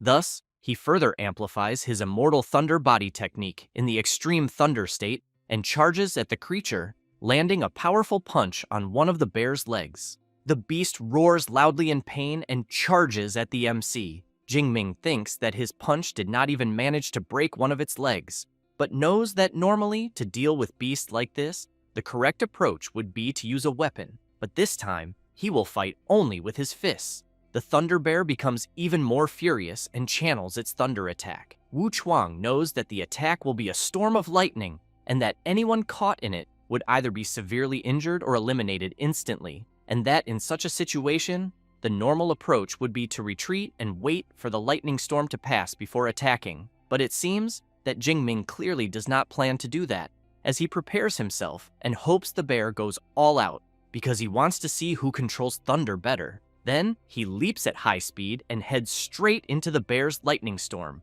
But before that, He activates his thunder armor and prepares to deliver another punch. However, the bear tries to strike him several times, forcing him to dodge all the attacks. Jingming, while leaping onto the beast's head, comments that the bear's movements are heavy and slow, and that, in the end, it is just a beast at the advanced stage of the 4th rank. With that, he uses his Thunder Dragon Fist technique and lands a direct hit on the bear. In this way, he manages to eliminate it and obtains 321 skill points for the kill. Wu Chuang, impressed, wonders if the freshman from Magic City University really eliminated an advanced 4th rank Storm Thunder Bear using only his fists. Then he decides to appear and tells the MC that this was expected from an S-rank university student, something impressive to witness. He also emphasizes that if Daxia had more prodigies like the MC, he wonders who would still worry about beasts. Then he says that he recorded the entire battle and that it was spectacular and that he wants to use it as teaching material in his martial arts gym. But first he needs to know if the MC authorizes it. Jingming takes a dagger from his spatial ring and tells Instructor Wu that he can use the footage however he wants. But he has in mind that that was not even his full strength, so he thinks it does not matter if the Thunder Martial Arts Gym has the video. The instructor comments that, on behalf of the Thunder Gym, he thanks the MC for the contribution. However, he wants to know if he has ever considered going to their Thunder Dojo after graduating. Jingming replies that he has not decided yet. Wu Chuang becomes excited and informs him that his master is a 9th rank martial saint of the lightning element, and that if he joins, he believes she herself will guide him, and they may even assign him to protect the Thunder Mystic realm, in addition to offering high-level benefits. Jingming thanks Instructor Wu for the kindness, but emphasizes that he will still think about it more carefully, though he thinks that guarding the Thunder Mystic realm is undoubtedly a position full of benefits for those who cultivate the lightning element. But since he is still a freshman, there is no need to rush. Wu Chuang says that he will wait for his decision and informs him that Jiang Luo is waiting for the MC outside, so he wants to know if he will continue in the Thunder Zone or if he wants him to inform him later that he is fine, since Jiang Luo was very worried. Jingming says that he does not think it is necessary to inform him, since he is already returning, but he thinks that he ended up forgetting about his senior brother. Before leaving, Instructor Wu comments that staying alone for 6 days in the Thunder Zone is truly impressive, and that this generation is really frightening, since in his time he only endured 4, but since he has other matters to handle, he leaves and asks Jingming to return soon. After Instructor Wu leaves, the MC sticks his arm into the Thunder Bear to retrieve its drop, and as soon as he manages to get it, he realizes that it is a bit inferior to what Jiang Luo gave, but that it is still excellent. After that, Jiang Luo sees the MC arriving from the Thunder Zone and immediately comments that he spent too much time inside, but wants to know how he is feeling. Jingming replies that it is nothing serious, but that he is just a bit sleepy. Jiang Luo hugs the MC and emphasizes that 5 consecutive days without sleeping, fighting beasts the entire time, it was obvious he would be exhausted, since in cultivation, the balance between effort and rest is essential. On the same day, at night, at 21 o'clock, in Instructor Wu's office, Lei Yaoyang's group arrives to report. Wu Chuang comments that during the 6 days of evaluation, there were no eliminations or serious injuries, and that, apparently, the safety measures worked well, but wants to know if the missions were completed. Yao Yang reports that all missions were completed and that everyone defeated at least 1 beast at the peak of the 3rd rank, and that he even eliminated 1 at the advanced stage of the 4th rank alone. The instructor thinks that Lei Yaoyang is indeed remarkable, since he can eliminate a 4th rank beast above his own level, but even so, it is a pity compared to the monster called Xu Jingming, though he still deserves recognition. Thus, he emphasizes that Lei Yaoyang did not disappoint him, but wants to know what his impression was of Supervisor Jiang Luo's junior from Magic City University. Yaoyang says that they met in the Thunder Zone, and that indeed he is very strong and far above the average of someone at the intermediate stage of the 3rd rank. The girl also emphasizes that Jingming has the ability to eliminate enemies in an area, and even believes that at his peak, his combat power should approach the peak of the 3rd rank. Wu Chuang is impressed and asks if they are right.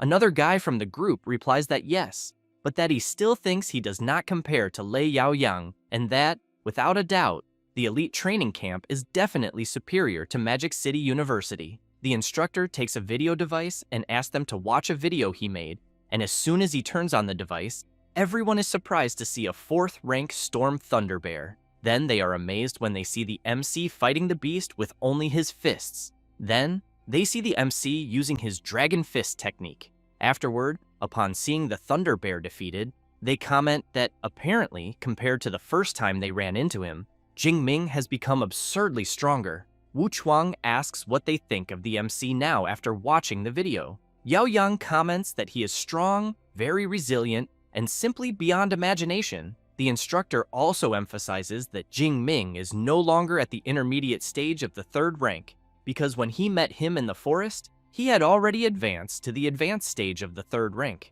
One of the training camp members really wants to know how he manages to level up so quickly. Yao Yang comments that a Storm Thunder Bear at the advanced stage of the 4th rank is enough to easily eliminate most superpower users at the advanced stage of the 4th rank. Yet, even so, the creature was beaten down. Wu Chuang asks everyone to stay calm, because even within Magic City University, Xu Jingming is a special exception. One of the members asks what he means by special exception, and whether Xu Jingming's identity is that special, or if he is the university dean's son. The instructor replies that not even the dean's grandson would have that level of ability, as he is referring to the MC's superpower, since he is an S-rank superpower user. Yao Yang asks if the MC is a freshman at Magic City University, and how a freshman's rank could be at the advanced stage of the 3rd rank. Wu Chuang emphasizes that, as much as he would like to deny it, the fact is that the MC has just turned 19 years old,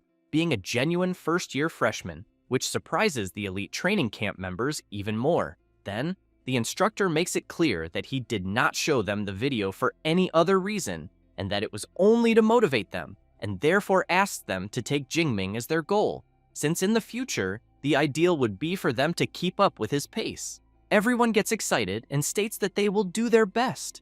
However, Yao Yang asks if the instructor can provide a copy of the video. He replies that he will upload the video to the dojo's internal page later, and that they just need to log in and watch it there. But one of the members thinks that might not be a good idea, since that year's National University League is about to begin. Wu Chuang takes a deep breath and comments that he completely forgot about that, so he thinks he will not post it, because if other universities see it, they will focus on the MC, and if he is not mistaken, in the last league, Magic City finished 2nd, but he believes that this time they should be able to compete for 1st place.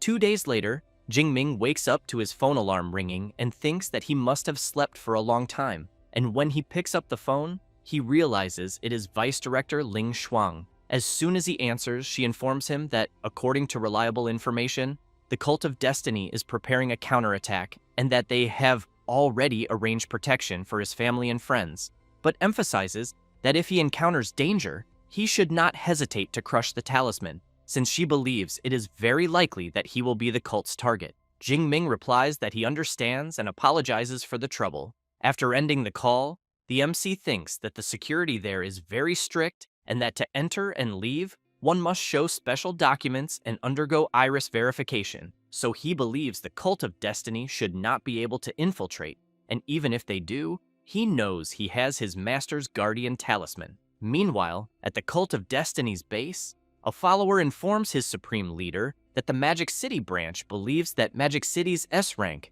Xu Jingming, is evolving too quickly and could become a threat, and that they request the assassination of the boy to eliminate future problems. So he asks whether they should authorize the operation. The Supreme Leader asks where Jingming is. His servant says that he is training in the Thunder Mystic Realm in Donghae City, Jiangnan Province, and that he should not be leaving anytime soon. The leader orders the Bloody Assassin, once he finishes his affairs in Jiangnan Province, to go there and destroy Xu Jingming and the Thunder Mystic Realm. He replies that he will do as his leader wishes, and emphasizes that what he loves most is hunting those little human geniuses. One of the followers comments that if the Bloody Assassin takes action, the target is guaranteed to be eliminated, since he knows that the Bloody Assassin is at the intermediate stage of the 8th rank with formidable combat ability, and that even if Ling Shuang at the initial stage of the 8th rank who is proficient in spatial superpowers, intervenes, there will be no problems. Later, in the center of Donghae City, several merchants are advertising their products and informing about promotions. Jingming, while walking around there, thinks that it is almost time for the Chinese New Year and that it seems he will spend it alone again. But on the other hand, he realizes that the cultivation effect of the Thunder Crystal Core is really very good, since 2 hours increase vitality by 3 points, equivalent to 6 days of training. Then he stops and observes a tall tower surrounded by lightning, and hopes that the Thunder Tower will not disappoint him, since he knows that the place was highly recommended by senior sister Jiang Luo, being a great place to observe natural lightning and improve proficiency in manipulating superpowers.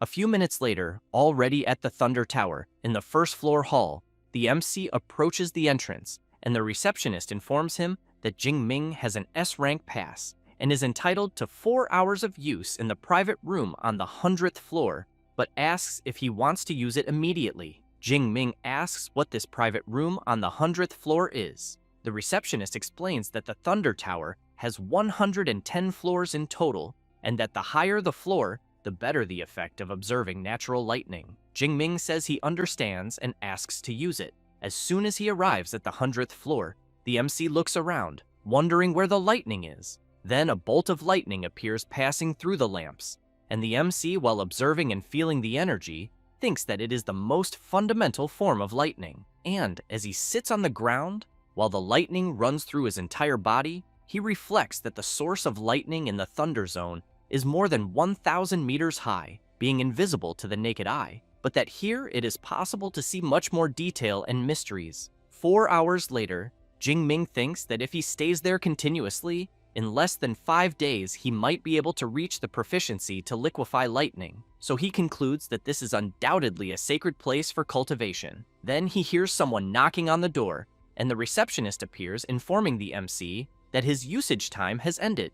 Jingming asks how he can extend the usage time of the private room. The receptionist informs that it can only be exchanged for Thunder Crystal Cores, since the 100th floor only accepts 4th rank cores, but emphasizes that 1 core at the initial stage of the 4th rank gives 3 hours of use, and that for each small stage above, the time increases by 1 hour. Jingming is quite surprised, asking if it is really that expensive, and thinks that the official purchase price of a 4th rank initial stage Thunder Crystal Core exceeds 6 million Daxia coins, and being 2 million per hour, he knows that this is definitely a money sink. However, the receptionist informs that the rooms from the 70th to the 90th floor accept 3rd rank cores. Jingming tells her to forget it, as he will stay there anyway, and as he hands some cores to her, the receptionist is quite surprised, since the boy gave peak stage and advanced stage 4th rank cores, so she wonders if he is really that rich.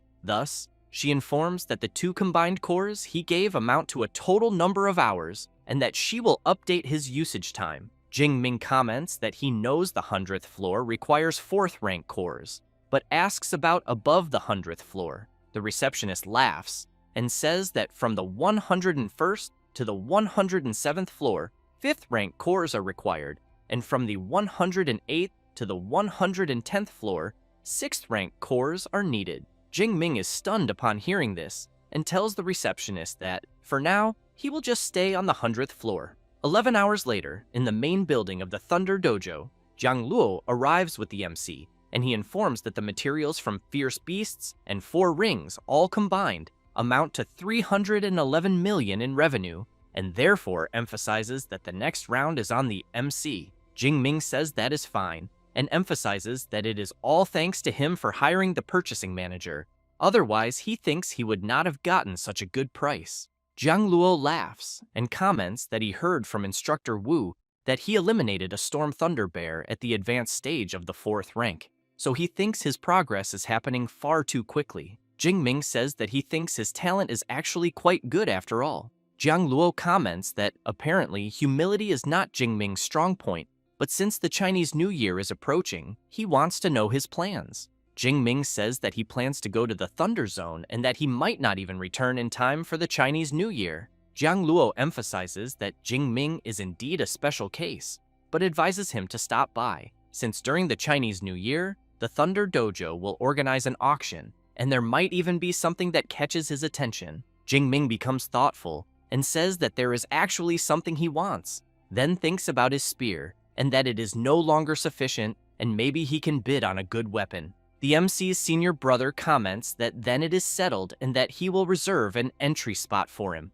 Jingming thinks this is great, but says that now he will head straight to the Thunder Zone. Meanwhile, in Song Chu-yun's room, she is talking with Jiang Chuyi and says that she wants to visit Jingming in the Thunder Mystic Realm during the Chinese New Year, but asks if Jiang Chuyi also wants to go together. She is happy to be invited and says that she will gladly go, but thinks that apparently Song Chu-yun wants to share Jingming with her. After that, 6 days pass, and the MC once again goes to the Thunder Tower and throws several thunder crystals to the receptionist and asks how long the crystals will last on the 100th floor. She begins checking the crystals and says that there is 1 at the peak of the 4th rank, 3 at the advanced stage, 1 at the intermediate stage, and 4 at the initial stage of the 4th rank, and that with this amount, the MC can exchange them for a total of 37 hours of usage time on the 100th floor. But the receptionist becomes intrigued, thinking that she has worked there for 2 years. Yet she can count on her fingers how many times someone has used 4th rank thunder crystals to exchange for time, and that she did not expect someone so young and handsome to bring 9 4th rank thunder crystals at once. So she wonders how he can be so strong at such a young age. Jingming asks if the usage time can be used separately. She replies that it can, and explains that as soon as he finishes his observation, he just needs to swipe the card on the machine in front of the door to stop the timer. Later, on the eve of the Chinese New Year, while the MC is cultivating, his phone rings. As soon as he answers, Song Chu-yun starts a video call and asks Jingming to guess where she is. He replies that she is in the Thunder Mystic Realm, which surprises her greatly and makes her ask how he figured it out. Jingming asks, besides the Thunder Mystic Realm, where else there would be so many lightning flashes behind her like he is seeing. Song Chu-yun comments that she forgot about that and says that she wanted to surprise him together with Jiang Chuyi, but they forgot to ask for his address, so they had to ask around for the location. Jingming asks if Jiang Chuyi is really there as well. She appears on the video call, asking if he is not going to welcome them. He replies that of course he will welcome both of them, then asks them to send the exact location as he will go pick them up immediately. Thus, the MC swipes the card on the machine, and it informs that the use of room 6 has ended, and that his remaining time is 4.5 hours. Jingming thinks about his remaining time and wonders whether he will be able to master the liquefaction of lightning within that time, as he fears that if he cannot, he will have to make another trip to the Thunder Zone. Later, as soon as the MC picks up his friends, they are quite surprised to see that Jingming has leveled up again,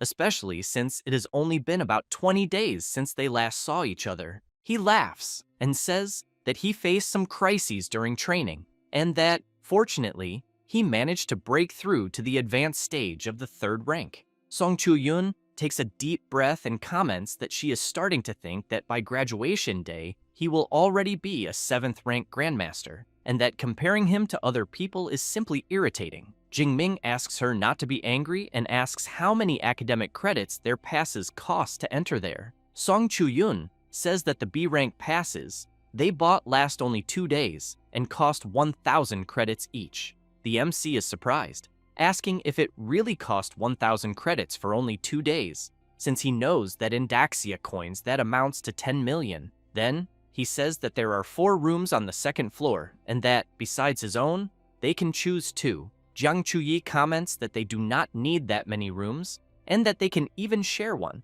The MC says he understands and asks the 2 of them to go upstairs, since when they come down, he will take them out to eat. Song Chu-yun points out that it is New Year's Eve, and that obviously everyone should eat there. Jiang Chuyi activates her spatial ring, takes out various foods from it, and says that before coming there, they had already prepared all the ingredients. Jingming asks if they know how to cook. Song Chu-yun replies that yes, and makes it clear that both of them are experts at it.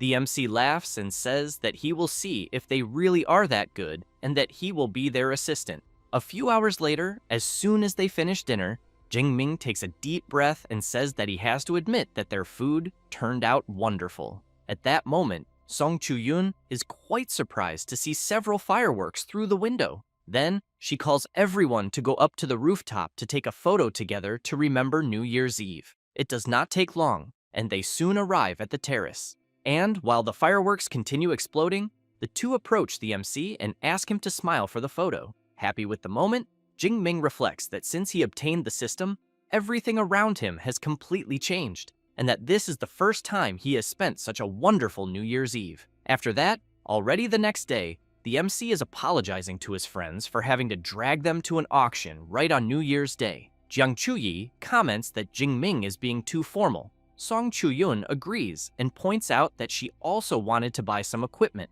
At that moment, Jiang Luo appears asking who the two girls are. Jingming says that they are his friends from Magic City University, with Song Chu-yun being a freshman and Jiang Chuyi a second-year student. That said, the MC introduces his senior Jiang Luo to his friends. Both greet him and say that it is a pleasure to meet him. Jiang Luo, surprised, thinks that his junior is truly impressive, since so many beautiful girls surround him, and even two at the same time. However, he calls everyone to go inside and informs that he will take care of the tickets for the two ladies. As they walk through the corridor, they hear a guy commenting that Sister Wan Ying is really the best, since she not only managed to bring them to the Thunder Mystic Realm, but also got them into the auction, since he heard that other people need to spend more than 10 million just to get an entry pass. Song Chu-yun asks the MC which family the people they are hearing belong to, as she apparently finds them quite arrogant.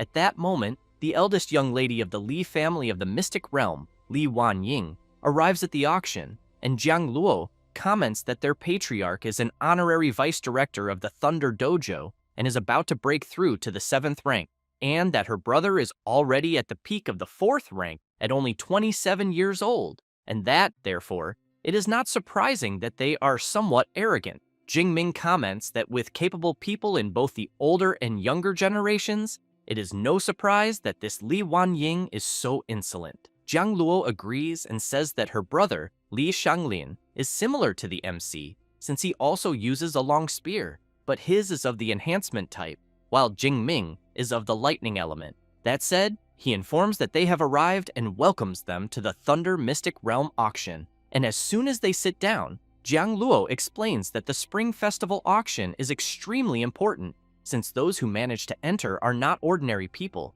and that all are elites with liquid assets exceeding 100 million, and about 800 guests have been invited. Then, he says that each seat has a number and an electronic screen on the right armrest, and that it is enough to enter the price on it and confirm to participate in the bid, and that after placing a bid, the person must raise their hand to signal. Jiang Luo emphasizes that the MC can also use the electronic screen to check the auction items and prepare bids in advance. Jingming says that he understands and that he will check what is available. Then he observes that there are rare flowers and herbs, thunder crystals, combat suits, S-rank resources, and more, totaling 108 items. Jiang Luo asks if the MC thinks that the items only going up to S-rank is too little, but actually thinks it is just right, since if they were more expensive, they would not be able to afford them in the end. Jingming laughs and says that his senior is absolutely right. Song Chu-yun calls the MC and asks if he has seen anything he wants to buy. Jingming replies that there are indeed some items that caught his attention, but that he will wait for the auctioneer's presentation to decide. And while waiting for the auction to begin, he thinks that there are two items that seem good, one being an S-rank long spear with a starting price of 500 million, since he knows it is already time to replace his C-rank Azure Sky Black Dragon Spear, and the other item is a package with 5 thunder crystals at the initial stage of the 4th rank, with a starting price of 40 million, since he knows it is much faster than going out to hunt thunder beasts. At that moment, the woman responsible for conducting the auction asks for everyone's attention and welcomes them to the auction organized by the Thunder Dojo, and informs that there will be 108 items to be auctioned, and that the first item will be a 30-year A-rank ice grass, which can increase spirit by 50 points for those below the 5th rank, and the starting price is 20 million, with a minimum increment of 100,000. Several people begin placing bids interested in the ice grass. 1 hour later, it is announced that the 36th item is a set of 5 thunder crystals at the initial stage of the 4th rank, with a starting price of 40 million, and that each increment must not be less than 200,000. Jingming places his bid and thinks that finally, one of the items he had in mind has appeared. The auctioneer announces that seat number 310 offered 41 million. Then, she announces that seat number 637 covered with 41.4 million. Then, seat number 708 with 41.8 million. The MC tries to place another bid and thinks that, apparently, there are too many people competing for this item and that, it seems, he will have to raise the price a bit to scare off the competitors. It is announced that seat 310 has bid 46 million for the item. The auctioneer asks everyone if they will make any higher bids and emphasizes that thunder crystals rarely appear for sale to the public, and that if they miss this chance, no one knows how long it will take for another opportunity to arise. However, no one volunteers to cover the bid of 46 million, and seat 310 is congratulated on the purchase of the item, being informed that delivery will be made as soon as the auction ends. Jingming is surprised, wondering if he really managed to buy the item so easily. Jiang Luo comments that the Thunder Dojo and the Great Superpower clans have plenty of thunder crystals, and that those who usually buy them are lone wolves. And since he raised the price by 5 million at once, it is quite obvious that everyone would give up. Then, she asks why Jingming wanted to buy so many 4th rank thunder crystals and whether it would not be cheaper to hunt thunder beasts. The MC replies that he feels his lightning proficiency is about to break through, and that, because of that, he wants to resolve everything at once. Jiang Luo is surprised to learn that her junior is once again about to break through, but wants to know if he is really close to breaking into the liquefaction realm, as she only achieved that feat in her final year. 2 hours later, the auctioneer announces item number 98, the S-rank spear, golden tip flowing cloud spear, forged by master blacksmith Yu Wen, with a total length of 2 meters, and that the shaft was made with a special A-rank creamier alloy, while the tip uses the S-rank extreme tip alloy, the hardest and sharpest that exists. Some participants are surprised by the item, since Master Yu Wen had not forged a new weapon for 1 or 2 years.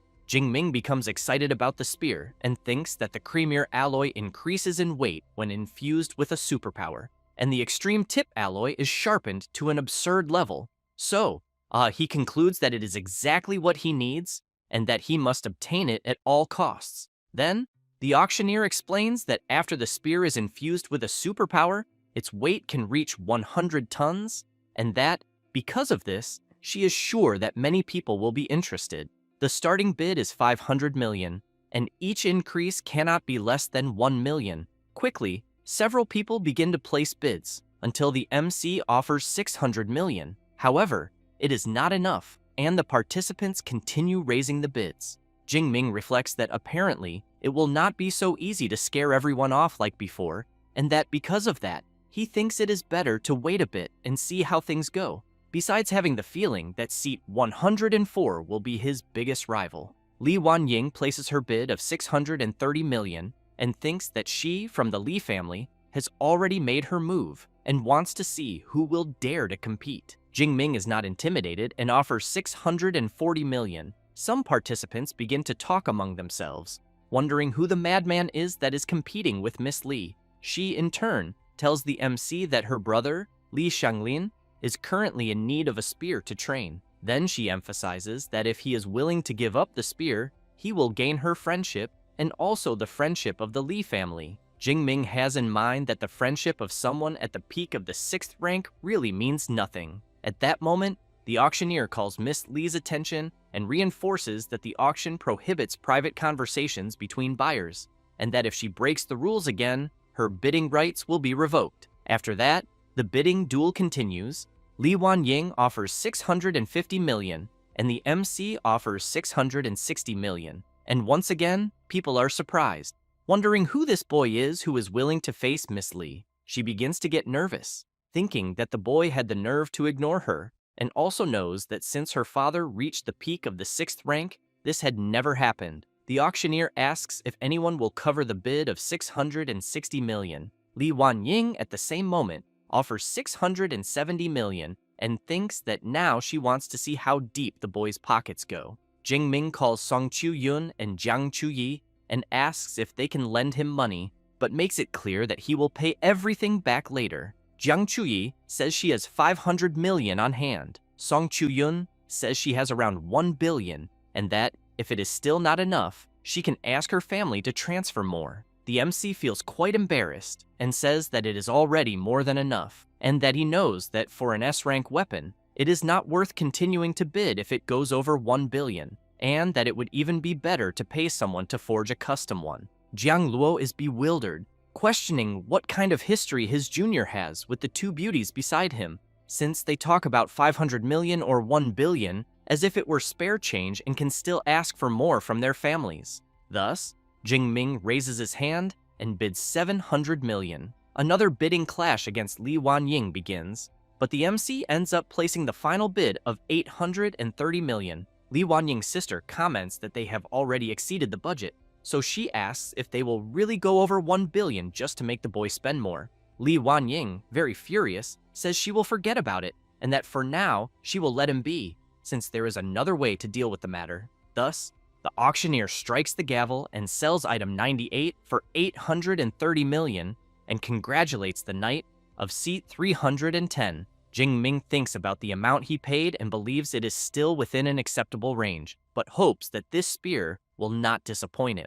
Half an hour later, after the auction ends, the auctioneer informs the MC that there are the 5 4th-rank Thunder Crystals at the initial stage and the S-rank Golden Tip Flowing Cloud Spear that he acquired, and that the total for the items is 874 million, and that after he inspects the items, he should complete the transaction. Jingming takes the spear, infuses a bit of his power into it, and is immediately pleased with the result. Thus, he hands the card to the auctioneer and asks her to charge it. Meanwhile, some men arrive in Miss Li's room, and the old man asks what they need to resolve, since she called them in such a hurry. Li Wanying says she needs them to help her eliminate a certain person and then take all of his equipment. The old man asks who it is and the location. She replies that she just confirmed it and explains that the person's name is Xu Jingming, an advanced stage of the 3rd rank, and that he entered the Thunder Mystic Realm with an S-rank pass from Magic City University.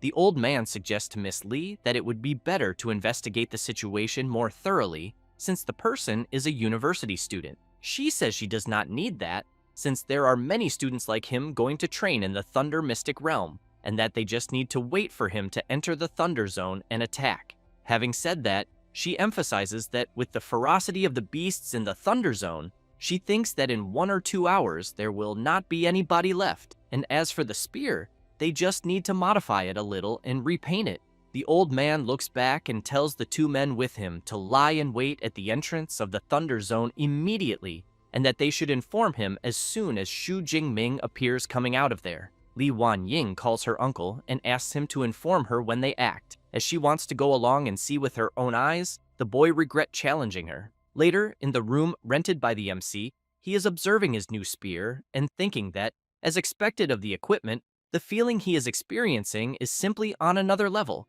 and that the maximum weight of the Golden Tip Flowing Cloud Spear is 100 tons. So he thinks he will try to infuse all of his superpower into it and see how much he can increase that weight. As soon as he infuses his power, he feels its weight and is quite surprised. Then he concludes that at the moment he can lift at most 5 tons and that he almost dropped it. However, he knows that the spear itself weighs 800 kilograms and that making the weight instantly jump to 6 tons might change his combat style. Thus, he prepares himself and makes some movements with it. Jingming is impressed, thinking that the spear certainly has potential, since suddenly increasing the weight to 6 tons at the exact moment of the strike, combined with a frightening burst of force, will cause the opponent to be caught off guard and surely be severely injured. Then, he observes that the center of gravity becomes somewhat difficult to control after the weight increases, and that, once Song Chu-yun and the others leave, he will train more in the Thunder Zone. After that, the next day, close to noon, Song Chu-yun and Jiang Chu-yi say goodbye to the MC and comment that when he returns to the university, they will pester him to get some more guidance. He thanks his friends for coming there to keep him company, and says he will see them next semester. As soon as they leave, Jingming stretches and thinks that it is already time to head to the Thunder Zone, since he knows he has less than a week inside the Mystic Realm, and, because of that, needs to gather enough thunder crystals as soon as possible. Meanwhile, one of Miss Lee's lackeys is lying in wait, observing the MC and informing his mistress that the boy she is after is about to enter the Thunder Zone, so he asks her to arrive as quickly as possible. She gets excited upon hearing this and replies that she is on her way immediately. After hanging up the phone and standing up, a man asks if she is going out. Wan Ying replies that yes, and says she is going to get his birthday present and that she has been preparing it for a long time. This is Li Shanglin, Miss Li's brother, who comments that he has been looking forward to the present. Later, already in the Thunder Zone, the MC is eliminating some thunder beasts until he looks back and asks how long they will keep following him and whether it is not time for them to show themselves. Miss Li's uncle and his lackeys appear, and the old man, laughing, comments that he is not surprised that the genius from Magic City University noticed them there, and that even though he is only at the advanced stage of the 3rd rank, his perception is already so sharp.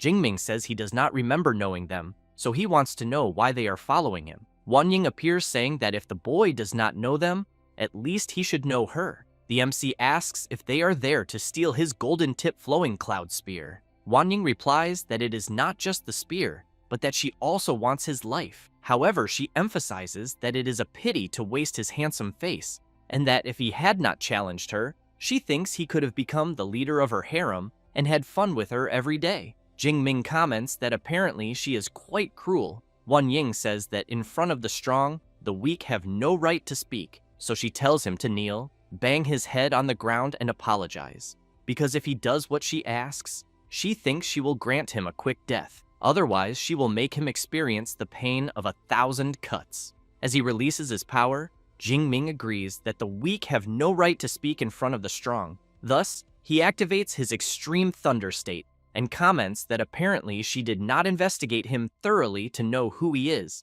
and that she has no idea which of them is truly strong. Wan Ying is frightened upon seeing the boy's power and immediately asks what is happening. Jingming says that 2 of them are at the intermediate stage of the 4th rank and 2 at the initial stage of the 4th, so he asks if she really thinks that will be enough to eliminate him, but even so, he will give them a chance and tells them all to attack at once. Miss Li's uncle tells the boy to shut up and together with his lackeys, charges at him. Jingming laughs and activates his Divine Thunder ability. Everyone is struck directly by the powerful lightning and falls to the ground like sacks of potatoes. Wan Ying is terrified to see that her uncle and the others were eliminated instantly, and that she will need to get out of there urgently. However, as she steps back, she ends up tripping on a rock and falls sitting on the ground. Jingming walks up to her and makes it clear that her time has come. Wan Ying begins to scream, wanting to know who the boy really is and how he can be so absurdly strong.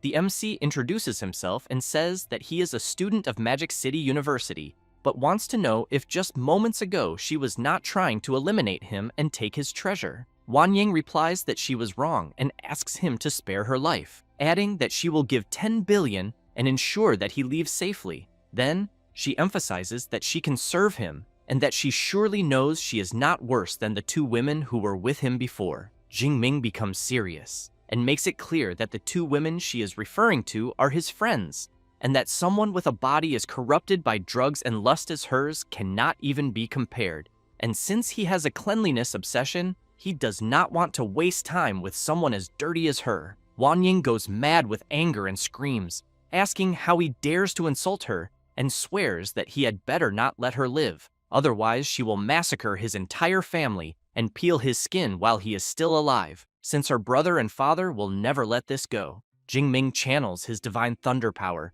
strikes her without any mercy, and says that he does not care at all who her father and brother are. Thus, he reflects that those who eliminate can also be eliminated, and that, since she wanted to kill someone, she should have been prepared to be eliminated. And he also knows that for these superpower families, most spatial rings come with tracking functions, and because of that, he knows it is better to leave her there. A few minutes later, at the Li family residence, it is reported that it has been detected that the heart of the user of bracelet number 3 has stopped beating and that the vital signs have disappeared.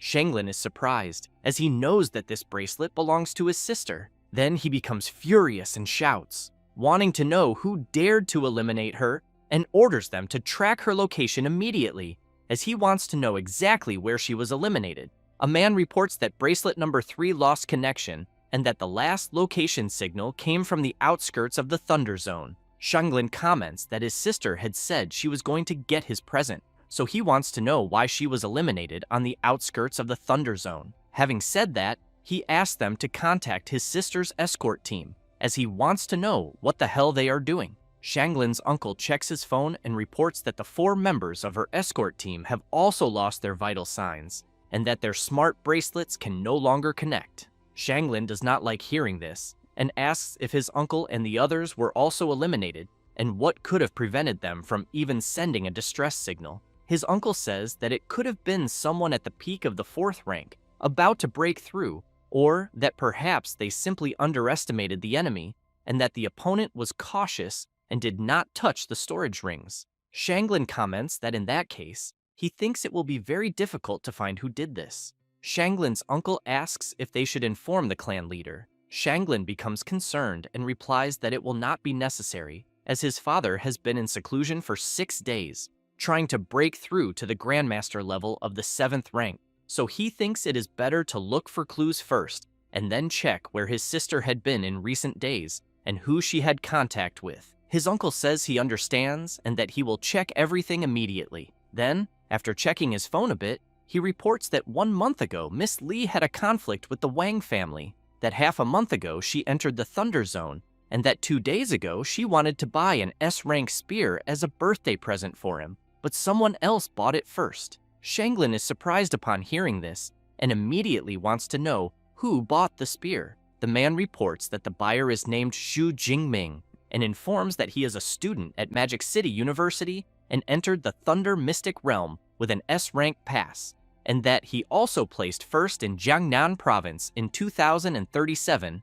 has an S-rank superpower, and is at the intermediate stage of the 3rd rank. Shanglin shouts that no further investigation is needed, as he is absolutely certain that it was this guy, since Wan Ying had said she was going to get him a birthday present. But his uncle tries to warn that this involves an S-rank superpower user, and that he thinks it might be a bit complicated. Shanglin comments that there is nothing complicated about this, as it will be one life for another, and that he does not care if he is an S-rank superpower user. Since he eliminated his sister, he wants to see him suffer the consequences. Then, he calls for his Uncle Quan and asks him to accompany him, as they will wait for the MC at the exit of the Thunder Zone, and if he cannot eliminate him, his uncle should do it.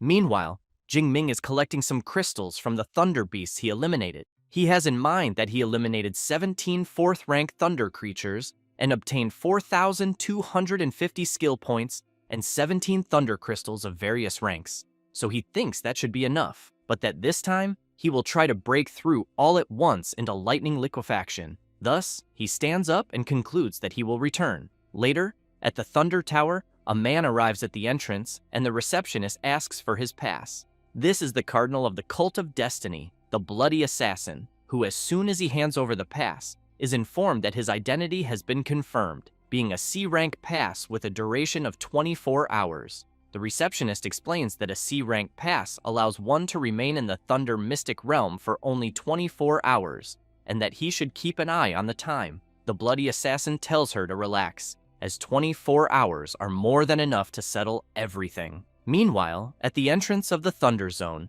there are several guards. The people around begin to wonder who they are, and why they have been standing there staring at the place all day. And as soon as the MC appears coming out of the Thunder Zone, one of the guards, hidden, reports that the target has appeared.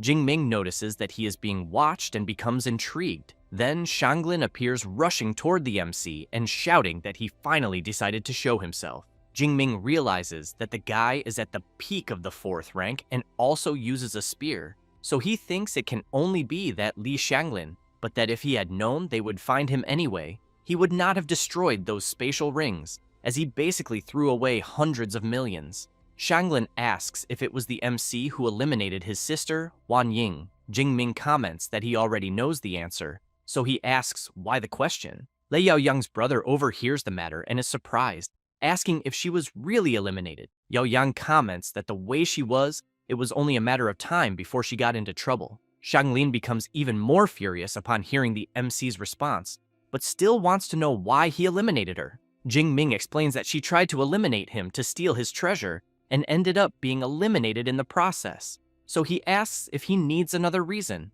Shanglin shouts that even if she was wrong, he had no right to eliminate her, because she was not only an ordinary person, but also had the entire Li family behind her. Jingming makes it clear that there is no point in them arguing, since in the end, the strongest rules. With that, he activates his extreme thunder state and emphasizes that he wants to see if Shanglin or his family can even cause any damage. The people around cannot believe that a freshman from Magic City University, only 19 years old, is not only challenging Shanglin, but also the entire Li family. At that moment, Shanglin activates his enhancement technique and transforms into a bizarre creature, making it clear that he alone is more than enough to eliminate an arrogant freshman. However, he ends up surprised to see the MC rushing straight at him. He prepares his spear and shouts, asking how a lightning user dares to face him head-on. But as soon as both spears clash, Shanglin is blasted backward and crashes violently into a wall. He becomes confused, trying to understand what the hell just happened, as he felt a monstrous physical force coming from the boy. Then he reflects that something must be wrong, since he is an enhancement type at the peak of the 4th rank and therefore should not be outmatched by a lightning user. Jingming, while channeling his lightning, remarks that he would normally play around a bit, but at the moment, he has no patience at all. With that, he activates his celestial thunder art and strikes Shanglin directly, who, while taking the blow, knows that if he does nothing, he will end up being eliminated in the end. Thus, after returning to normal, he shouts, calling for his Uncle Quan, who quickly appears, charging straight at the MC. The people around are surprised to see that it is the butler Li Quan, who is at the peak of the 5th rank. At that moment, Shanglin is struck by another attack from the MC, which makes Li Quan turn worried toward his nephew. The people around are in shock to see that Shanglin was eliminated by only 2 thunder attacks. But what they really want to know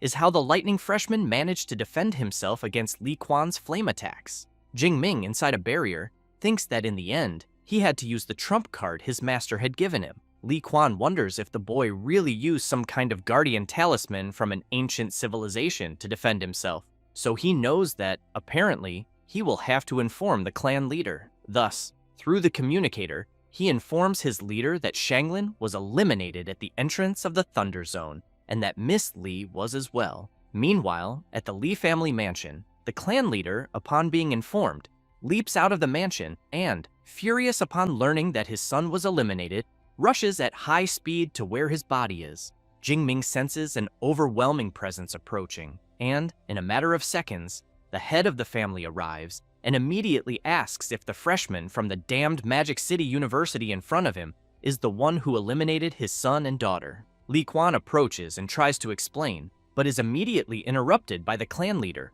who shouts, calling him useless and asking what he is even good for, since he could not even protect his children. With that, the clan leader uses his power and pulls Li Quan. Grabbing him by the neck, he completely drains his life force. Then, with bloodshot eyes, he tells the MC that it will be his turn. Jingming prepares himself, but becomes somewhat worried because of the power he is sensing. However, the director of the Thunder Mystic Realm branch, Wang Gu, appears accompanied by Instructor Wu and others, wanting to know what Li Kanghai thinks he is doing. The people around become euphoric upon seeing that Director Wang has arrived, since they know he is the only 7th rank Grandmaster of the Thunder Dojo, and that, apparently, the Thunder Dojo will side with the MC. Li Kanghai thinks that unfortunately, he will not be able to eliminate the freshman from Magic City University. Thus, he greets Director Wang. Wu Chuang goes to Jingming and tells him to stay calm, because with Director Wang there,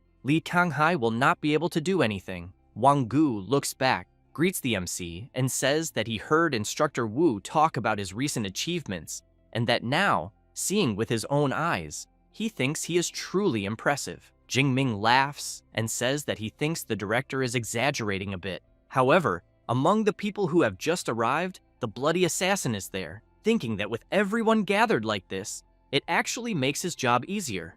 Wang calls for the MC, asks him to relax, and makes it clear that as long as he is in the Thunder Mystic realm, nothing will happen to him. Jingming thanks the director for caring. At that moment, while some people comment that the freshman from Magic City University now seems to be safe, the bloody assassin channels his power and then attacks everyone in front of him, eliminating them with a single strike. Thus, he states that he, the Cardinal of the Cult of Destiny, whose nickname is Bloody Assassin, has received orders to destroy the Thunder Realm, and that both Wang Gu and Xu Jingming will meet their end there. The director is quite surprised to see that he is a member of the Cult of Destiny, and, to make matters worse, an 8th rank Grandmaster. The bloody assassin walks toward the MC and comments that he heard he is 19 years old, at the advanced stage of the 3rd rank, but even so, already has combat power that easily surpasses the peak of the 4th rank. So, he thinks that if he had more time to grow, he might become a martial saint,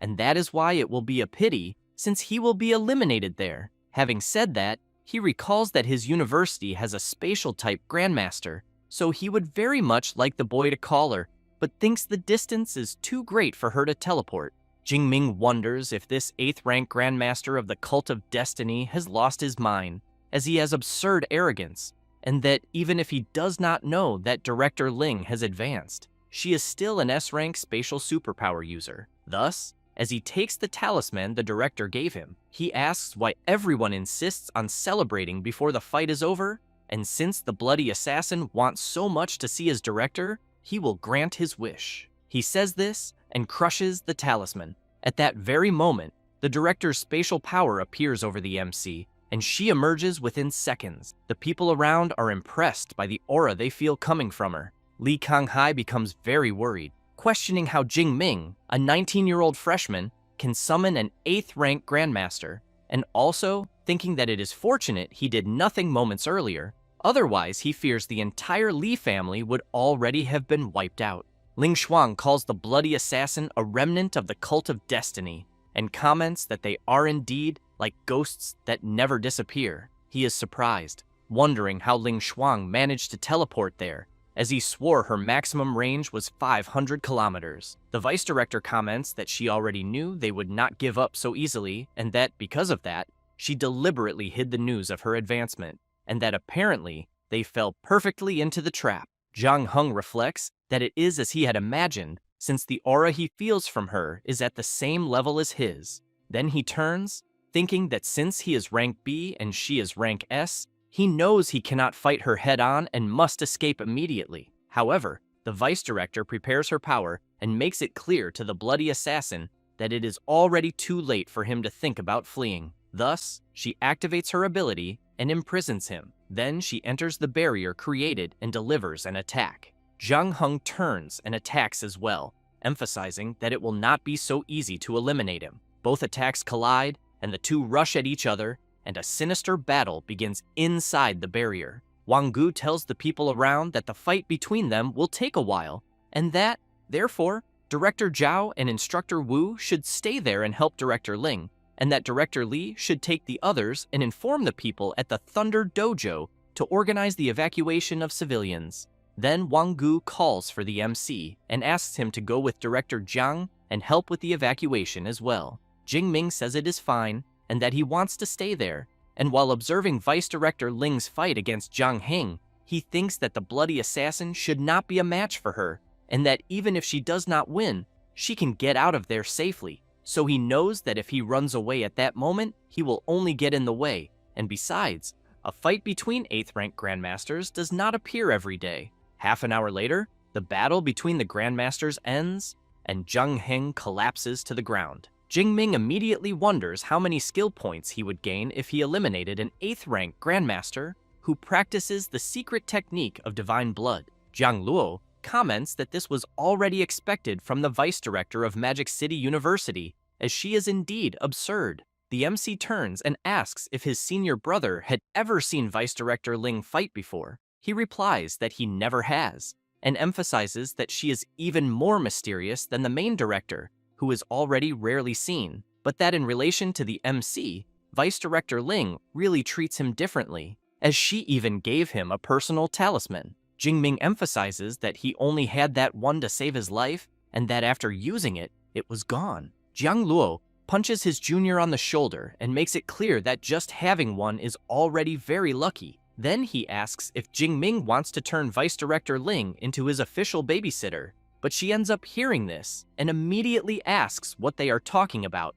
Both of them turn at the same time, straighten their posture, and greet the Vice Director. She comments that the remnants of the Cult of Destiny are still at large and hands another talisman to the MC, telling him that if he senses any danger, he should crush it immediately. Jiang Luo is impressed to see that his junior received another spatial talisman. Ling Shuang turns and asks if Wang Gu is the director of the Thunder Dojo branch, as she wants him to keep everything about the battle that occurred there completely secret, and also that he should spread that she was severely injured while fighting the bloody assassin and will not be able to use her spatial power for a while. He replies that he understands, but thinks that most likely the Vice Director is setting another trap, and that if the Cult of Destiny falls for it, they will lose another 8th rank Cardinal. She also asks the director of the Thunder Dojo to keep Xu Jingming's performance in the Thunder Mystic Realm confidential, as the National University League is about to begin.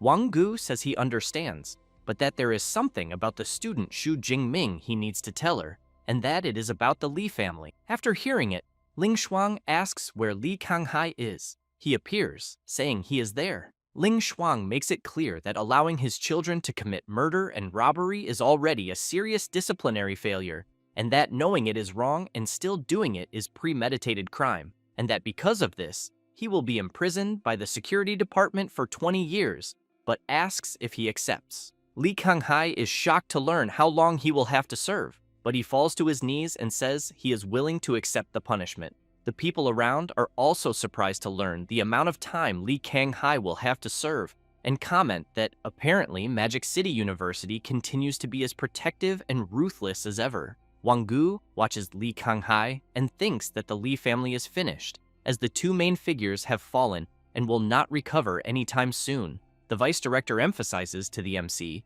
that he will need to be more careful from now on, as the Cult of Destiny may hunt him again. Jingming laughs and comments that since he will serve as bait in such a mission, he wants to know if there will be any reward. Jiang Luo is stunned upon hearing this and wonders if his junior really had the courage to ask a reward from an 8th rank Grandmaster. Ling Shuang asks what Jingming would like as a reward, which leaves Jiang Luo even more surprised, thinking that she will really give him something. The MC replies that he was just joking, but thinks that since he already has a spatial talisman, he should not be so greedy. Ling Shuang says that it has been a long time since anyone joked with her, but even so, she has something to give him. Having said that, she takes out an artifact and asks him to accept it. Jingming is surprised and says he cannot accept something so precious, and thinks that it even seems stronger than the 7th rank amulet he received from his master. The Vice Director emphasizes that the boy really has a good eye. She then explains that what she is giving is an 8th rank Guardian Talisman,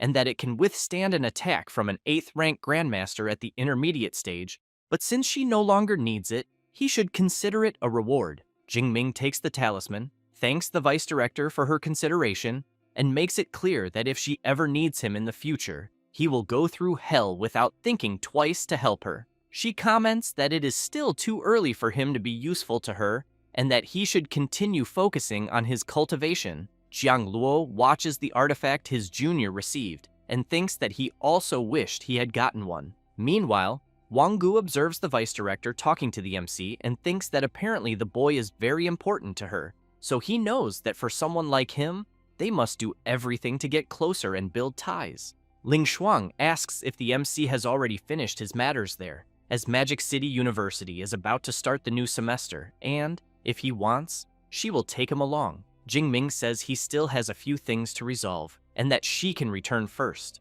Ling Shuang asks how long it will take for him to finish everything, and the MC replies that he thinks probably 2 more days. She says that is fine, and that she will wait for him there, and that as soon as he finishes his training, she will take him back. Jingming laughs and says that apparently he will bother her a little longer. Jiang Luo thinks he feels very jealous of his junior, as an 8th rank grandmaster is being treated like a babysitter, since he believes that if it were him, he would have already been slapped. After that, some time passes, and the MC wakes up and grabs his phone to check the time, and soon becomes desperate as he realizes he slept for 2 days and 2 nights, and it is already the 19th day, and that only 2 hours remain in the Thunder Mystic realm. So he runs out and ends up seeing the director cultivating and wonders if she really waited for him all that time. Ling Shuang asks if he rested well. Jingming replies that he did, but that there was not much time left to contemplate the natural thunder. She tells him to relax, as Director Wang from the Thunder Dojo has already updated his S-rank pass to permanent,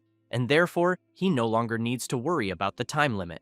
Jingming is impressed and thanks the vice director for the great help. However, the vice director emphasizes that in fact she did almost nothing, since Director Wang updated his permissions on his own, and that he must also be betting highly on the MC's potential. Jingming comments that he thinks that if it were not for her influence, Director Wang would not have done what he did. She says that indeed, he perceives things well, but emphasizes that Director Wang does not know that the MC is SS rank, and that if he did, she believes he would not even need her intervention. Furthermore, when the National University League begins, this secret will probably not be kept, so he should prepare himself mentally. Jingming asks what kind of preparation he can do. Ling Shuang answers, money, power, fame, and status, and clearly the temptation of beauty, since every year, more than a dozen S-rank awakeners are born on Blue Star, but an SS rank has not appeared for more than 4 years, and therefore, he needs to keep his mind firm. Jingming says he understands and that he will do his best to stay focused. The vice director also comments that compared to fame, money, and power, what she worries about most is the temptation of beauty, as it is the most common tactic used by foreign forces. Thus, she emphasizes that if the 2 girls who accompany him are not enough, he can say so, and she will take care of it. Jingming becomes quite embarrassed and says that he does not think it needs to go that far, but wonders what kind of conversation this is, as the level of ambiguity is absurd. At that moment, the vice director asks the 2 people outside the room to come in. Wang Gu and Jiang Luo enter, and Director Wang informs the MC that Li Kanghai has been taken to prison and assures him that the Li family will no longer trouble him. Jingming thanks the director for his effort and also for updating his pass to permanent permission. He comments that it was just a small gesture, as he is only helping the growth of geniuses from his doxia, and also that he heard he wants to understand lightning liquefaction, so he requested 24 hours of access to the upper floor of the Thunder Tower for him.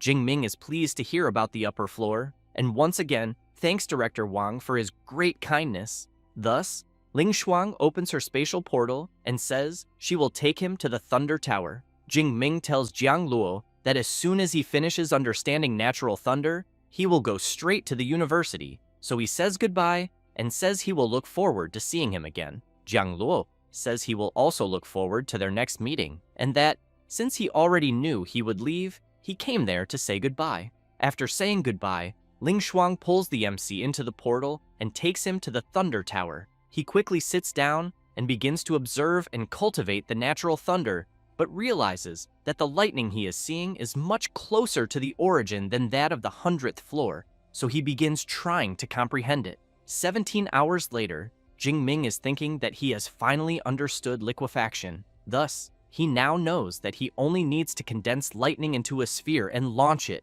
and that alone is enough to cause absurd damage. And while he continues channeling his power, he decides to check his stats.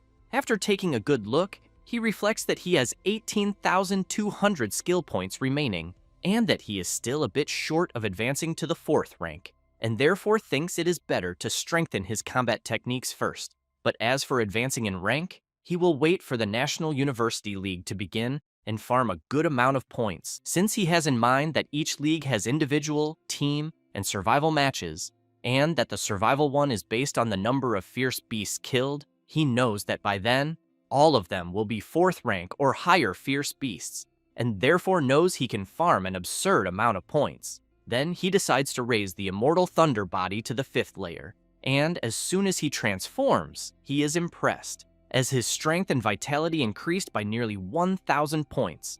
but he ended up spending 15,000 skill points.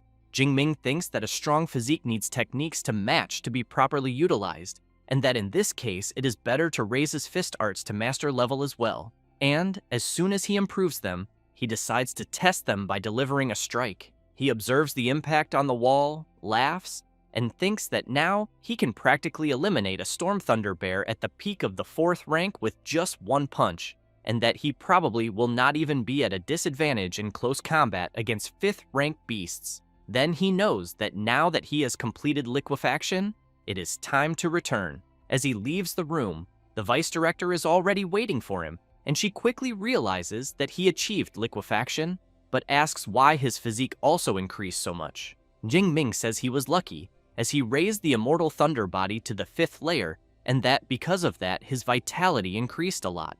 Ling Shuang comments that she almost forgot that Yang Zhentian was the one who created this technique, since at the time, she was the one who approved the exchange for the essence blood of an 8th rank SS Thunder Tyrannosaurus for him. Having said that, she activates her spatial portal and says that since he has already finished everything, it is time to return to the university. Meanwhile, at the base of the Cult of Destiny, one of the followers is informing the Archbishop that the bloody assassin was eliminated by the Vice Director of Magic City University, Ling Shuang, but that she was severely injured and cannot use spatial powers to protect the student Xu Jingming all the time, so he asks if they should take further measures against him. At that moment, another follower calls out to the Archbishop and asks to be allowed to eliminate Jingming with his own hands. The Archbishop comments that since Daxia issued the extermination order, the Cult of Destiny has suffered heavy losses among its high-level fighters, and therefore, he believes it is no longer the time to target Xu Jingming, but that now they will all go into hiding and wait for the peak of the origin energy wave, and when the great celestial god descends, the Cult of Destiny will achieve eternity. Having said that, he shouts that by the mandate of heaven, the celestial god is eternal. Meanwhile, at Magic City University, upon seeing the MC yawn, the vice director comments that apparently understanding lightning liquefaction cost him dearly. Jingming replies that it did, and explains that to achieve the breakthrough, he spent 17 hours at the limit of his superpower. Ling Shuang takes out a pack of cookies and asks the MC to eat one, as it will help restore his energy. He is surprised, wondering if what he is seeing is not an 8th rank cultivation resource she brought from the Mystic Realm, and also that he had never seen anything like it before. And as soon as he tastes it, he comments that it tastes good, and that he feels his energy returning immediately. Ling Shuang emphasizes that the cookie not only restores energy, but also brings luck, and that she will be rooting for him to defeat Qingjing University in the next National University League and take first place. Having said that, she also emphasizes that she wants him to be the captain of the university team. Jingming replies that it is fine, and thanks the vice director for her vote of confidence. Then he reflects that no matter what his role is, he will win this championship. Ling Shuang comments that she will prepare the participant list later, and that if there are no issues, the list will be released on the official website the next day. After that, at 8 in the morning of the following day, a young man is looking at his phone and sees that the National University League list has been released. And, on that list, Xu Jingming from the Weapons Faculty and a freshman from Class 2 is listed as the team captain. Some people wonder if it is a bit forced to put Jingming as captain, especially since he is still a freshman, and think it would be better to let Kong Shi lead, until a young man comments that he does not think so, as he knows Kong Shi is only at the intermediate stage of the 4th rank and would not be able to defeat that advanced stage Qingjing opponent, and therefore believes the best bet really is Xu Jingming. Li Chengji is surprised to see that the MC's combat power has risen again, as he knows both of them are freshmen and were the best. But even so, the difference is absurd. Qi Dongxia runs up to her friend and says that her man has become the team captain. Song Chu-yun asks what she means by her man, since nothing has happened between them. Qi Dongxia asks her friend to stop pretending and asks if she did not go to the Thunder Mystic Realm with the MC on New Year's Eve, and if they were not alone in a room. Song Chu-yun says she brought Jiang Chuyi along and that nothing happened. Qi Dongxia asks how she brought Jiang Chuyi along, since she knows she also likes the MC. Song Chu-yun comments that she thinks she is a good person, and that bringing her did not seem like a big deal. Chi Dongxia asks how her friend can share that kind of feeling so easily. Song Chuyun replies that it is not a problem, as she does not mind sharing with Jiang Chuyi, and besides, she knows that apparently she does not mind either. Chi Dongxia takes a deep breath and emphasizes that in the end, both of them are unbelievable. Song Chuyun points out that it is not about generosity, because at the speed Jingming is evolving, he will not stay with just one woman in the future. So she thinks that at least if it is someone familiar, it becomes easier to accept. Chi Dongxia says she understands and gives up arguing with her, but Song Chuyun says it is still too early for her to say that, since Jingming has not even accepted either of them yet. Chi Dongxia is surprised and makes it clear that it is not too early, since after the league, the entire country will know who Shu Jingming is, and then even more incredible girls than her friend and Jiang Chuyi may appear. Song Chuyun thinks about this possibility and concludes that she needs to hurry. A few hours later, at the residence of Dean Yang Gentian, the old man comments that Liu Ming told him what happened in the Thunder Mystic realm, and that apparently the MC did very well, but emphasizes that sometimes when the opportunity arises, one must act, and that leaving loose ends will only bring problems later. Jingming says he only had the courage because he had the guardian talisman he had given him,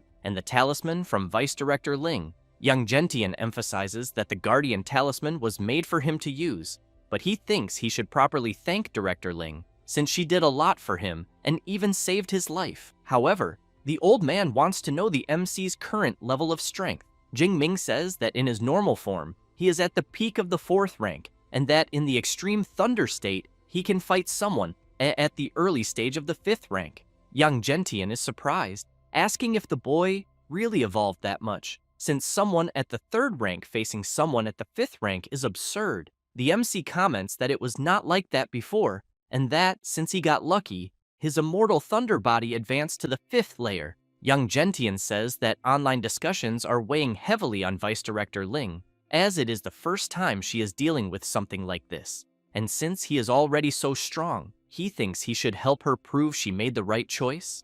Jingming asks how he should do that, and whether he should challenge Kong Shi. Yang Gentian replies that it is very simple, and asks him to reach the top of the university's combat power ranking, since Kong Shi is in 1st place. The MC gets excited, saying he had forgotten about that because he thought those virtual tests were useless. Yang Gentian tells him to go to the virtual training building and test himself. A few hours later, in the virtual training building, a student is telling his friend that last time he almost cleared the 10th floor and surpassed 10,000 combat power. At that moment, Jingming appears, and the instructor informs that the pod he was looking at is the only top-tier stealth training unit in the building, and that only S-rank students can use it. The students around are impressed to see the MC and realize he is there to take the virtual test, but they wonder if he will be able to surpass Kong Shi. Jingming enters the machine, and as soon as it closes, Eva appears informing that the system will simulate a body with the same rank and strength as his, and that he will need to release his techniques and superpowers so that the machine can copy them, then asks if he wants to begin. He replies yes.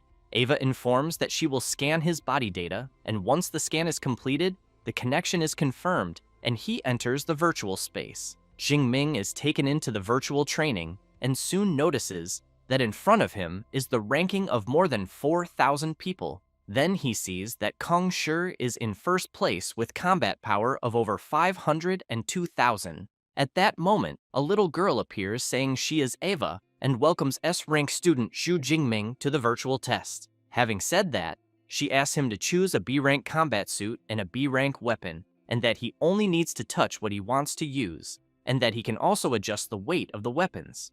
Jingming chooses a weapon, and Eva asks if he wants to start the test. The MC replies yes, and Eva begins the countdown for the 1st floor. Jingming is taken to the virtual field, and several huge rhinoceroses appear charging at him. He simply extends his hand forward and launches his lightning attack at the creatures, which are quickly obliterated with ease. Eva appears informing that he has completed the 1st floor and that he has a 1-minute interval, but asks if he wants to rest or continue. Jingming replies that he wants to keep advancing. A few minutes later, in the veterans' dormitory area, a student is saying that in his opinion, Vice Director Ling made a mistake because he knows Kong Shi is at the intermediate stage of the 4th rank and is more suitable as captain than Xu Jingming. Kong Shi asks the senior not to speak like that, since with the MC's strength, he believes he deserves to be the captain. The student says he is too kind and that he does not accept it and that he will find a chance to face him. Then another senior is surprised and tells the others to look at their phones because the MC is taking the virtual test and thinks it is good to watch to see how far he can go. A few minutes later, one of the seniors is very surprised since he sees that Jingming is in 42nd place with 214,000 combat power because he remembers that his combat power had always been 0 before. Kong Shi wants to know if his friend can check when the MC started the test. It does not take long, and he soon informs him that it seems Jingming started 3 minutes ago. Kong Shi is surprised to learn that it has only been 3 minutes, because he knows that to reach 200,000 combat power, Jingming would have to pass up to the 20th floor of the virtual test.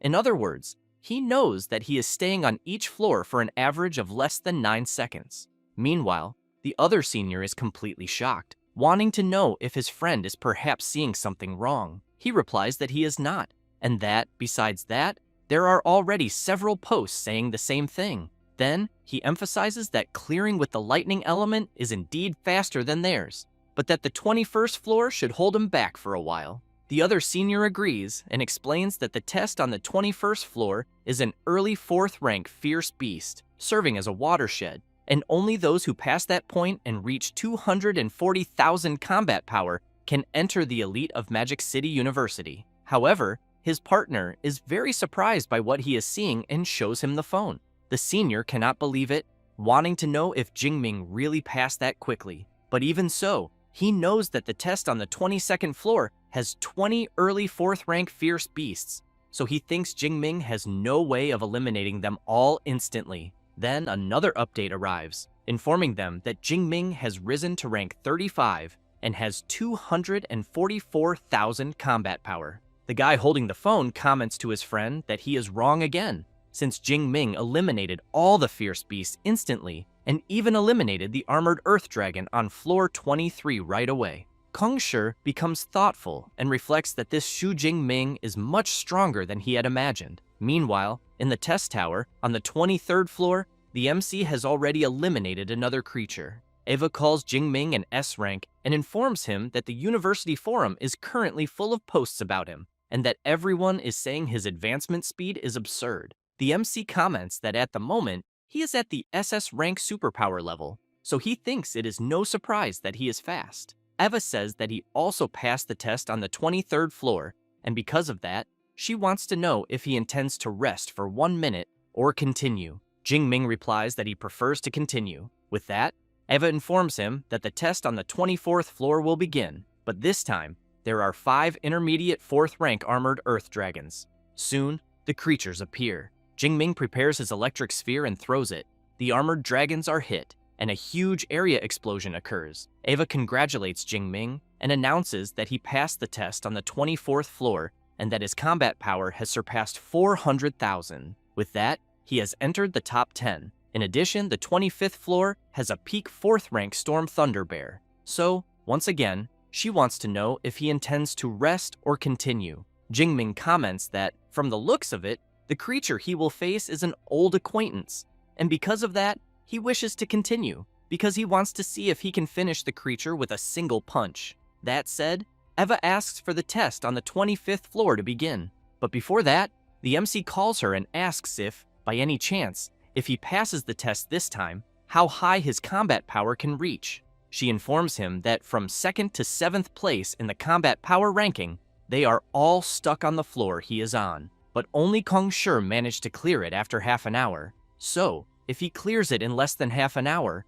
he will be in 1st place. With that, the Storm Thunder Bear appears. Jingming equips his spear and comments that, last time, he had to fight the creature for a bit, but he emphasizes that this time will be different. That said, he channels his lightning power into his fist and charges forward. The Storm Bear also does not stay still and begins preparing its thunder attack, but the MC is much faster and lands his attack directly on the enormous bear, which in turn cannot do anything. and is consumed by the MC's monstrous power. Eva comments that the MC is quite violent for an S rank, but that the punch he delivered was direct and efficient, and with that, he manages to secure first place in the ranking. This makes everyone following Jingming in the virtual test unable to believe it, since they are seeing that he has reached an incredible 510,000 combat power. Besides that, he is living up to the nickname Thunder Emperor. Meanwhile, in the seniors' dormitory, Kong Shi is asking how long it took Jingming to rise from 400,000 to 510,000 combat power.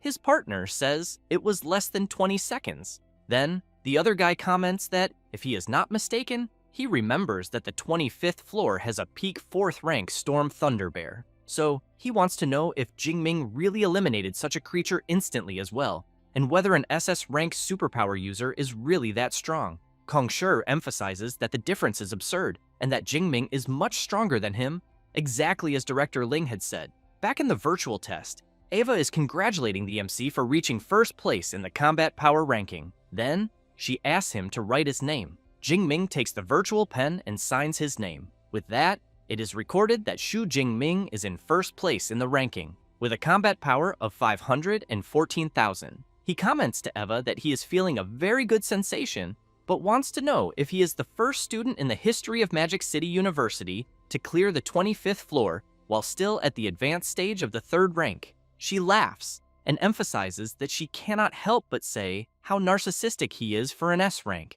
But, answering his question, not exactly. Jingming is very surprised and asks if there really is someone stronger and who it is. Eva says that, more than 100 years ago, when the virtual test was opened for the first time, a boy named Qian Liang cleared the 25th floor while still at the advanced stage of the 3rd rank, but he was an SS rank enhancement type. Upon hearing that name, the MC thinks that he is in the history books, and that it is a pity he never reached the 8th rank because he died while exploring ruins of ancient civilizations. Eva wants to know if he wishes to continue. Jingming replies that he does, but wants to know how many floors that Qian Liang managed to clear in the end. Eva says it was only up to the 25th floor, and that afterward, Qian Liang was defeated on the 26th after eliminating only 3 of the 5 peak 4th rank fierce beasts. The MC becomes excited upon hearing this, and immediately asks Eva to start the test, because he will break Qian Liang's record. It does not take long for the 5 creatures to appear before the MC. He, in turn, notices that the creatures are spreading out to launch their attack. So, he thinks the creatures have also become smarter. But even so, it is still a pity. That said, he activates his Thunder Godfinger ability and hits all 5 creatures at once. With the impact, a monstrous explosion occurs, and after the dust settles, Eva congratulates the MC for clearing the 26th floor, and because of that, she informs him that his combat power has shot up to 710,000. But she wants to know if he wishes to rest, or continue to the test on the 27th floor, to face an early 5th rank Black Earth Wolf. Jingming reflects that the Black Earth Wolf has soil and boulder talents, and that it is 5th rank, since it is the first time he will face a creature like that head-on. So, he comments to Eva that this time, he will choose to rest for a bit. While he sits on the ground, Eva informs him that he will only have 3 minutes of pause to rest. Meanwhile, in the seniors' dormitory, Kongshi's friend says that Jingming finally stopped, and that he must have passed the 26th floor,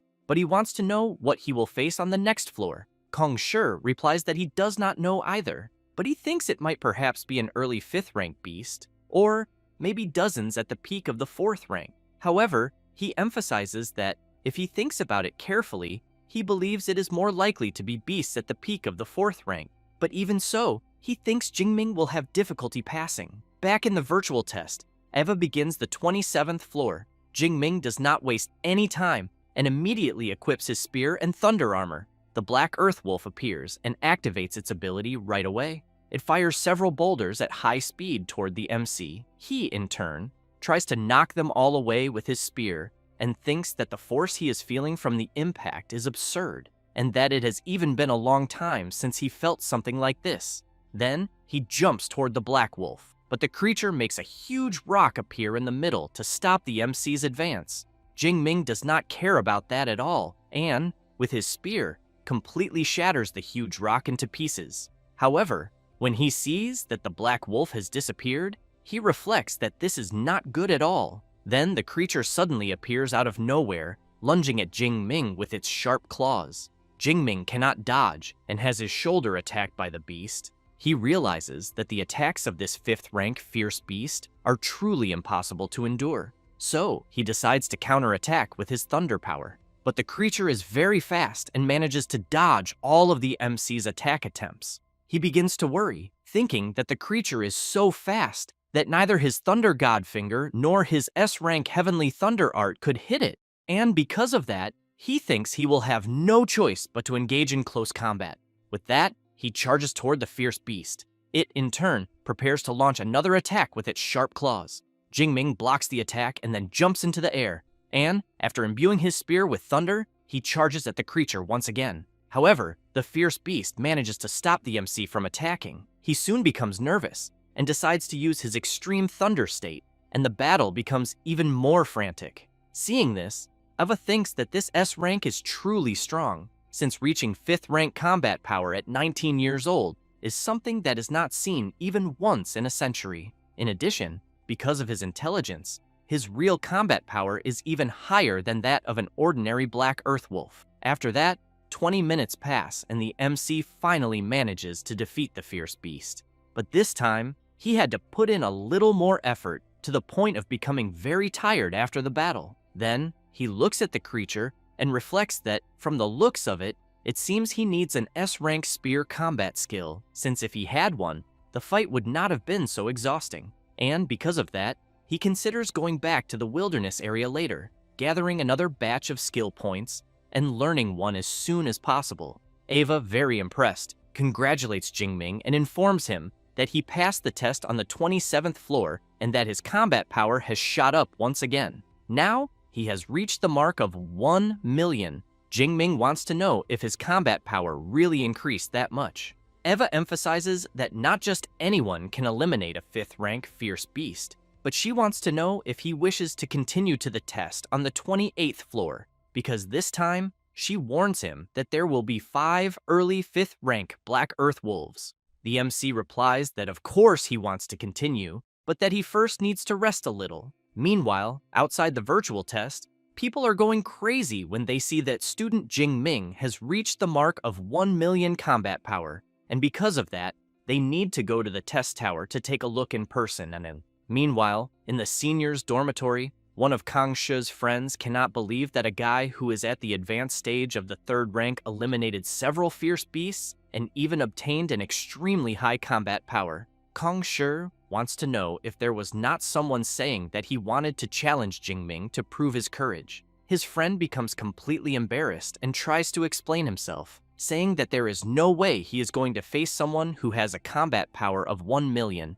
because he has not gone that crazy yet. Meanwhile, when Yang Gentian sees his disciple's result, he thinks that someone at the advanced stage of the 3rd rank eliminating a fierce beast at the early stage of the 5th rank is truly unbelievable, because he knows that even with an SS rank superpower, there are very few superpower users in the world capable of doing what the MC did. Besides that, he never would have imagined that the student who causes the least trouble is actually the strongest. Then, he reflects that, as the coach of the league that will take place, it seems he will have to rethink his strategy based on Jingming's combat power, and that at least Vice Director Ling Shuang can feel relieved for now. She, in turn, upon seeing student Jingming's result, thinks that, to prove her decision was right, he tried his hardest to climb the ranking. Besides that, from the looks of it, it seems Jingming really put his heart into it. A few minutes later, back in the virtual test, the MC, with his extreme thunder ability active,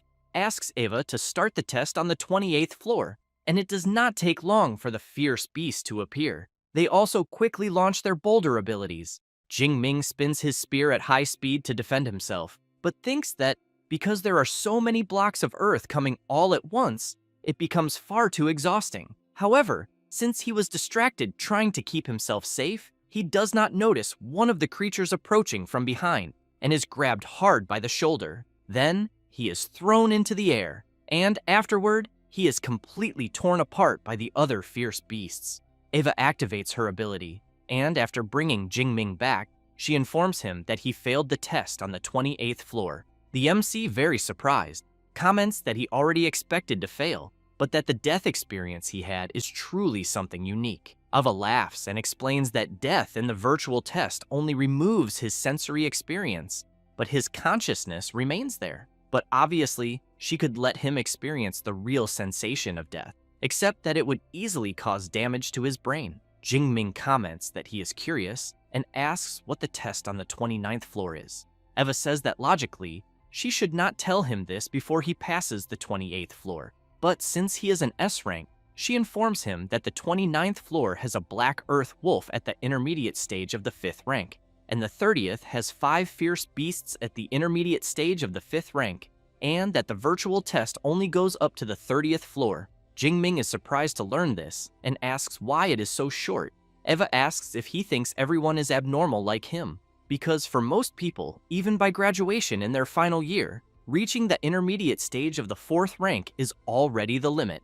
And because of that, 30 floors are already more than enough. Jingming laughs and comments that, from the looks of it, Eva will have to increase the number of floors in the virtual test later. She asks him to talk to her after he passes the 30th floor. In addition, first place in the combat power ranking receives a reward of 2,000 academic credits per quarter, and she says that the reward has already been transferred to his account, then says goodbye. Jingming returns, and as he exits the machine, thinks that, aside from the fact that the sensation of death is not that real, the virtual space he was in is almost identical to the real world. So, he concludes that current technology is truly impressive. Then, he is surprised by something, since he sees a bunch of people shouting his name. Some people comment that he lives up to the nickname Thunder Emperor. Others want to know if he can give them an autograph. Jingming becomes a little embarrassed and thinks that everyone is really excited. A few minutes later, the MC leaves and thinks that he has finally gotten out of the crowd. Then, Song Chu-yun appears, calling him and congratulating him for taking first place in the combat power ranking. Jingming comments that it was just the basics and that he thinks she does not need to be so surprised. Song Chu-yun agrees, but wants to know if, the last time they met in the Thunder Mystic Realm, they had not said they would train together when he came back. The MC wants to know if she still has not been beaten enough. Song Chu-yun makes it clear that if he is capable, then he should defeat her and make her surrender. Jingming laughs and emphasizes that, from the looks of it, she has already forgotten how she and Jiang Chuyi were beaten by him together. But unfortunately, he still has intensive training later, so he thinks they will have to leave it for tonight. Song Chu-yun says that is fine, and that she will look for him at night, but she thinks that Jingming is becoming more and more impressive, and because of that, she hopes the night goes well. A few hours later, on the 2nd floor of the teaching building, Yaofang comments to Kong Shi that he lost first place in the combat power ranking, so he wants to know if he has any comments about that. He replies that he has none, and emphasizes that Jingming is very strong, and that first place truly belongs to him. Then Shen Dongling appears, saying that, as expected of Brother Bear, he has an incredible mentality. At that moment, the MC arrives at the place and greets his seniors. They greet the MC and call him Captain. Soon after, Yang Zhentian also appears and calls everyone to enter the virtual pods.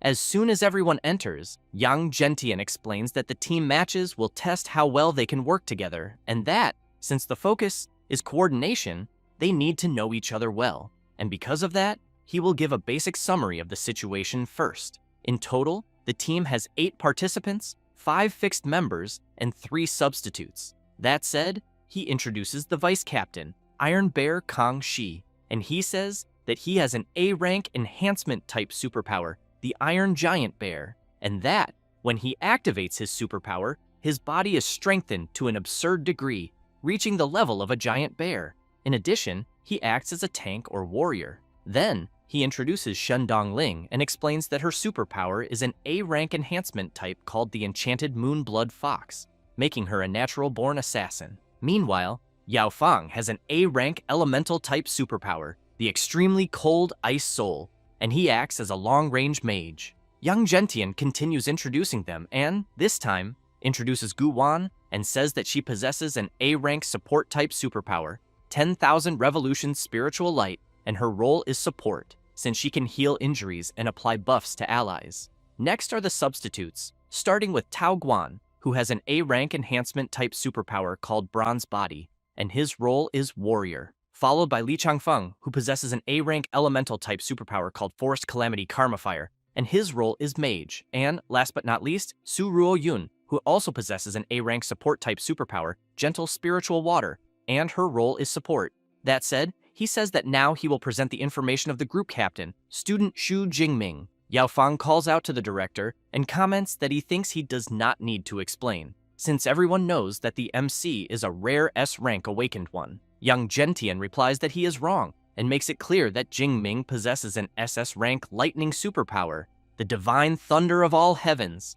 This leaves everyone surprised to learn this, since they thought Jingming was an S rank. Yao Fang comments that he had indeed found the golden lightning he saw before Strange, but he wants to know how Jingming managed to evolve from S rank to SS rank. Young Gentian asks him not to worry about that, since they only need to know that Jingming has an SS rank superpower. In addition, to keep the competition fair, in the National University League, suits cannot exceed A rank, and weapons cannot exceed S rank. That said, he shows the A rank suits and the S rank weapons, and he warns that if they do not get used to them, next time they can send the specifications of their own weapons.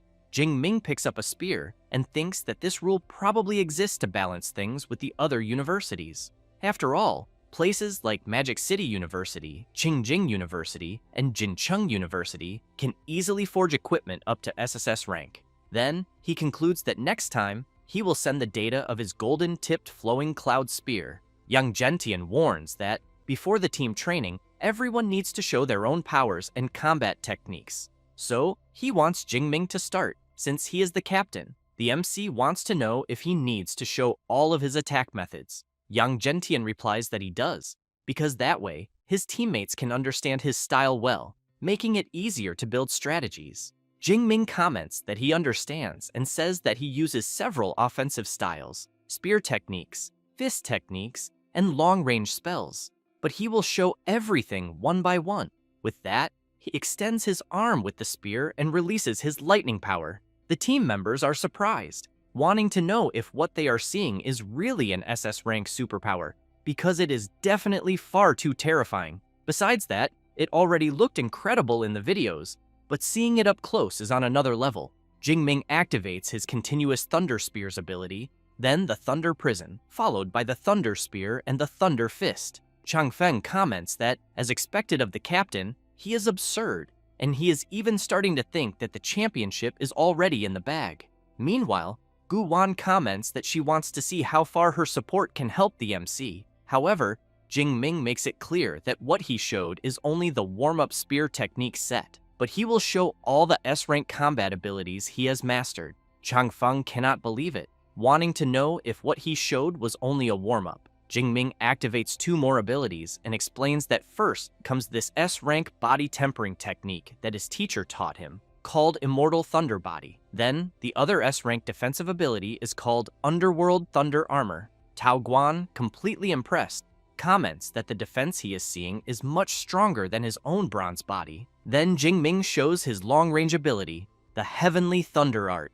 The MC makes it clear that, even with absurd single-target damage, what he showed is not the strongest technique he possesses. That said, he activates his Thunder God Finger ability, and as soon as the power collides with the ground, a colossal explosion occurs. And as soon as the dust settles, seeing the damage the ability caused, Shen Dongling wants to know if this is an attack that someone at the advanced stage of the 3rd rank can perform. Kong Shi calls out to the director and asks what the resistance limit of the ground in the virtual space they are in is. Yang Gentian says that the silver floor follows the standard of C-rank alloy. Kong Shi comments that even so, the ground was destroyed in such a way. So, he thinks that if the ability he saw from the captain hits someone, nothing will be left. Tao Guan laughs and comments that if the captain uses Thunder God Finger in the match, they will not even need to do anything. Meanwhile, Shen Dongling wants to know what will be left for them. Then Tao Guan realizes this and becomes completely stunned, and soon wants the director to ask the captain to go easier in the fights. Yang Gentian comments that going easy is not an option. So, he makes it clear that if they do not fight seriously, Jingming will end up doing everything alone. However, he keeps in mind that the previous year, they lost to Qingjing University. But with Jingming this year, he thinks Magic City University will not fail again. The MC comments to everyone that he has already shown everything he is capable of doing. Young Gentian informs them that now each of them will show their abilities as well, and afterward, they will move on to team coordination training. Everyone immediately becomes excited and prepares to show their abilities. Meanwhile, Gu Wan calls out to the MC and comments that she does not know if her buffs will work on an SS rank superpower, so she wants to know if she can try first. He replies that she can, and asks her not to be afraid. And as soon as she uses the ability, Jingming is impressed when he realizes that he has gained a 30% increase in his combat power, and concludes that it is no wonder every team needs a support. After that, a few hours pass, and the director informs them that the training for that day is good enough, but he asks the MC to stay a little longer. With that, the other members say goodbye and leave. Young Gentian comments to the MC that there is something he needs to say, but he hopes he does not mind. Jingming wants to know what it is, and asks the director to speak. The old man says that in this upcoming competition, he wants him to remain on the field the entire time. So, he wants to know if he can do that, since it is a tournament between the top 10 universities, and it is not just 1 or 2 matches. Jingming becomes excited and asks the director to relax, because he thinks there will be no problems. After leaving the virtual pod, Jingming receives a call, and when he answers, Song Chu-yun, a little embarrassed, wants to know if he has already finished training, because the combat suit she is wearing is not very practical. So, she wants to know why Jingming does not come to her dormitory when he has some time. He replies that it is fine, and informs her that he is already on his way. As soon as he hangs up the call, the MC becomes a little intrigued about the suit not being practical for combat, and wonders what she meant by that. After that, later, the MC arrives at Song Chu-yun's dormitory and rings the doorbell. Chi Dongxia appears and says that Song Chu-yun is waiting for him in the training room on the 2nd floor. Jingming becomes a little suspicious when he notices her friend giggling strangely and wonders if he is perhaps just overthinking it.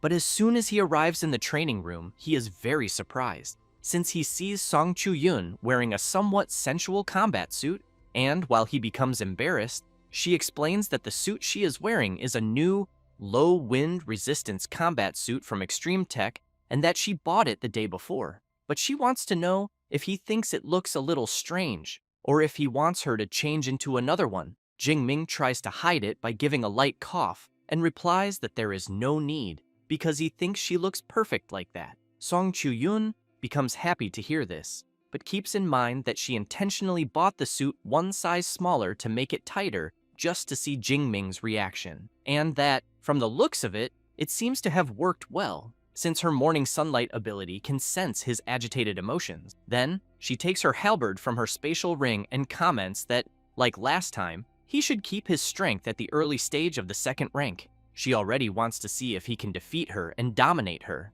Jingming gets ready and asks her to come at him with everything she has. But, as he takes off his coat, he emphasizes that, since they separated, he has changed a lot, and at the moment, he can win using only his fists. Song Chu-yun comments that it is fine, and makes it clear that she has not been standing still either. That said, she charges at the MC with everything she has. He, in turn, dodges her charge, and then he grabs the halberd and tries to land a punch. But Song Chu-yun dodges by jumping into the air, and as soon as she creates distance, Jingming comments that she made a great dodge.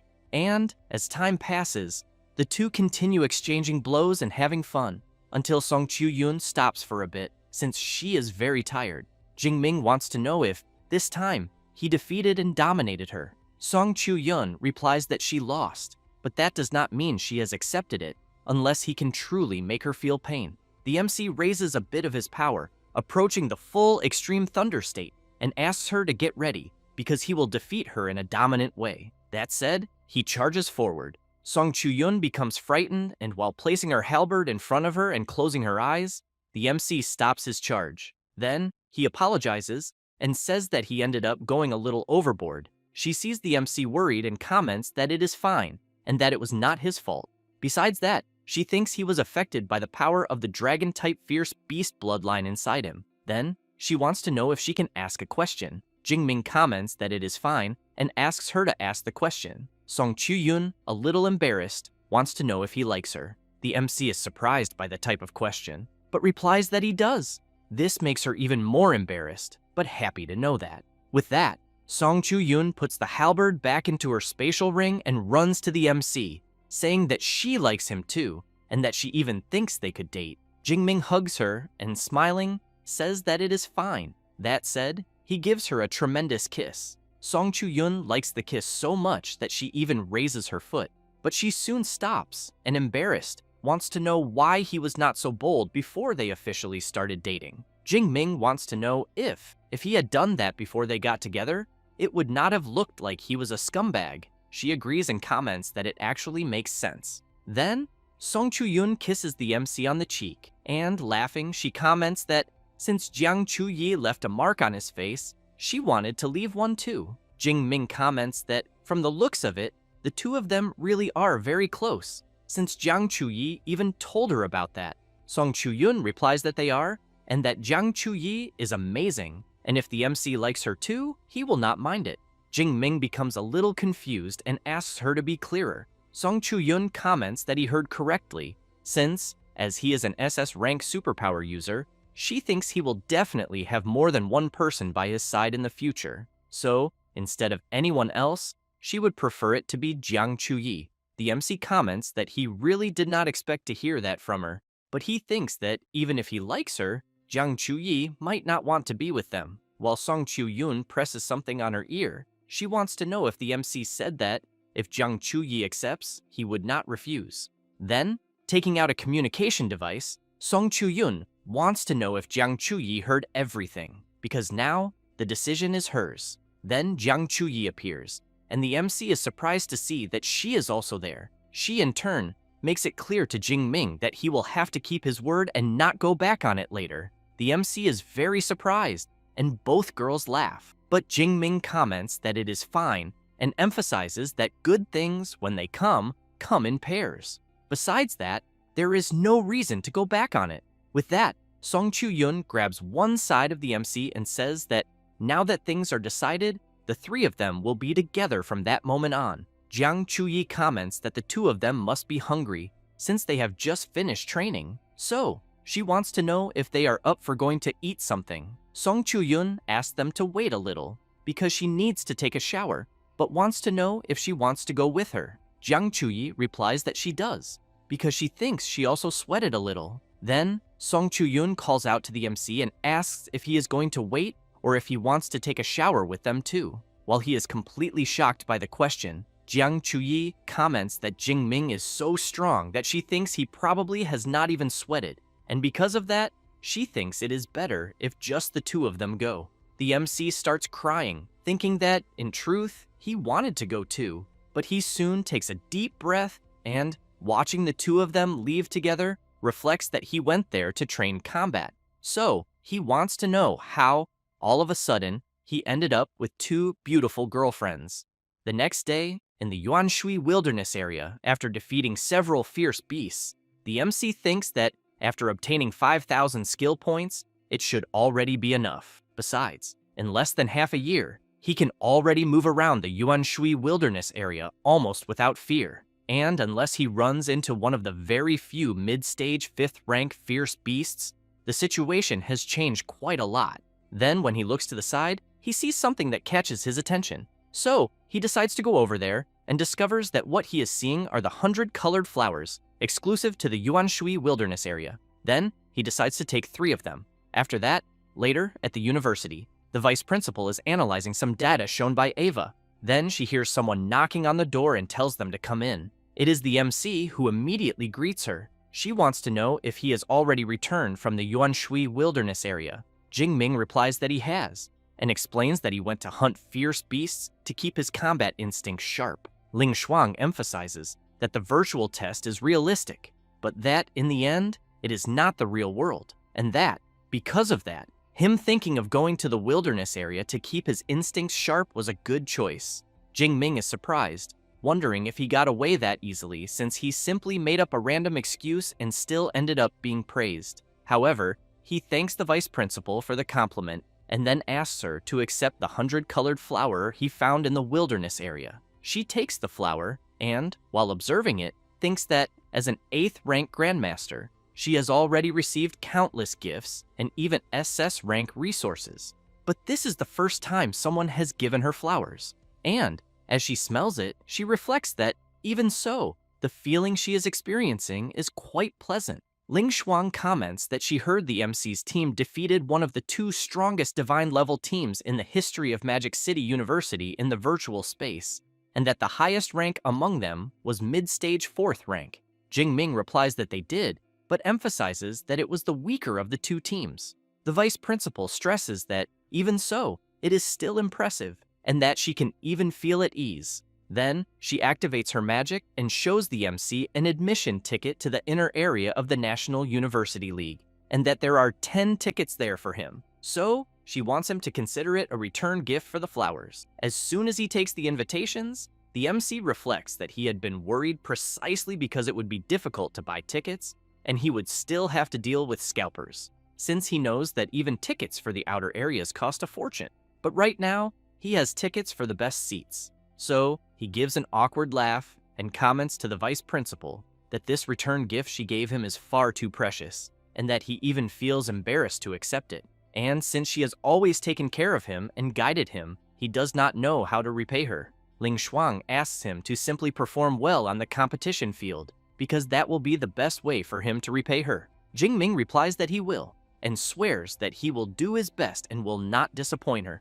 After that, while he walks through the city, he talks to someone on his phone. Jingming wants to know if his aunt and his cousin will watch the National University League, because he has tickets for everyone. She comments that this is great and that his cousin was just worried about that. Then, after hanging up the call, he thinks that only Jiang Chuyi and Song Chu-yun are left. At that moment, someone is running toward the MC. It is Song Chu-yun and Jiang Chuyi, who immediately want to know if the MC was looking for them. He gives them the flowers he picked in the wilderness area, and both girls kiss the MC on the cheek as a way of thanking him. Jingming takes out the tickets he received and says that they are admission tickets to the inner area of the league, but wants to know how many they will need. Song Chu-yun gets excited when she hears that they are tickets to the inner area. Then she replies that she needs 2, one for her and one for Chi Dongxia. Jiang Chuyi replies that she will only need 1. Song Chu-yun comments to the MC that his airship is very fast,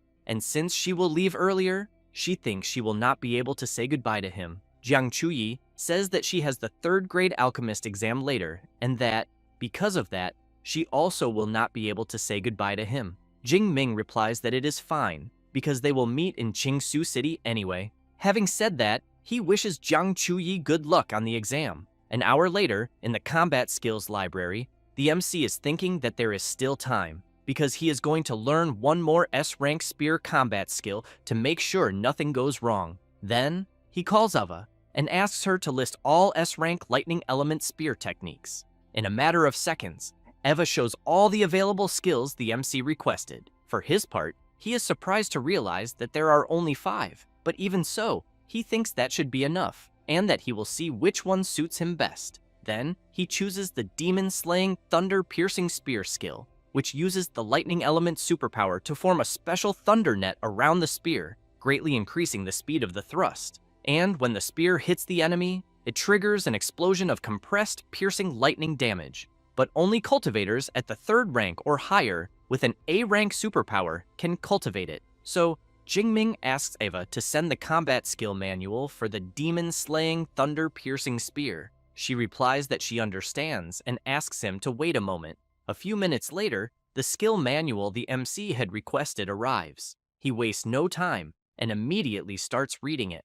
After spending some time reading, Jingming finishes and concludes that indeed, the thrusting speed is greater and so is the explosion, and that this perfectly meets his requirements. Then, the system informs him that 3,200 skill points have been deducted to learn the demon-slaying thunder-piercing spear skill. Jingming takes a deep breath and thinks that the deep blue system is always far too convenient.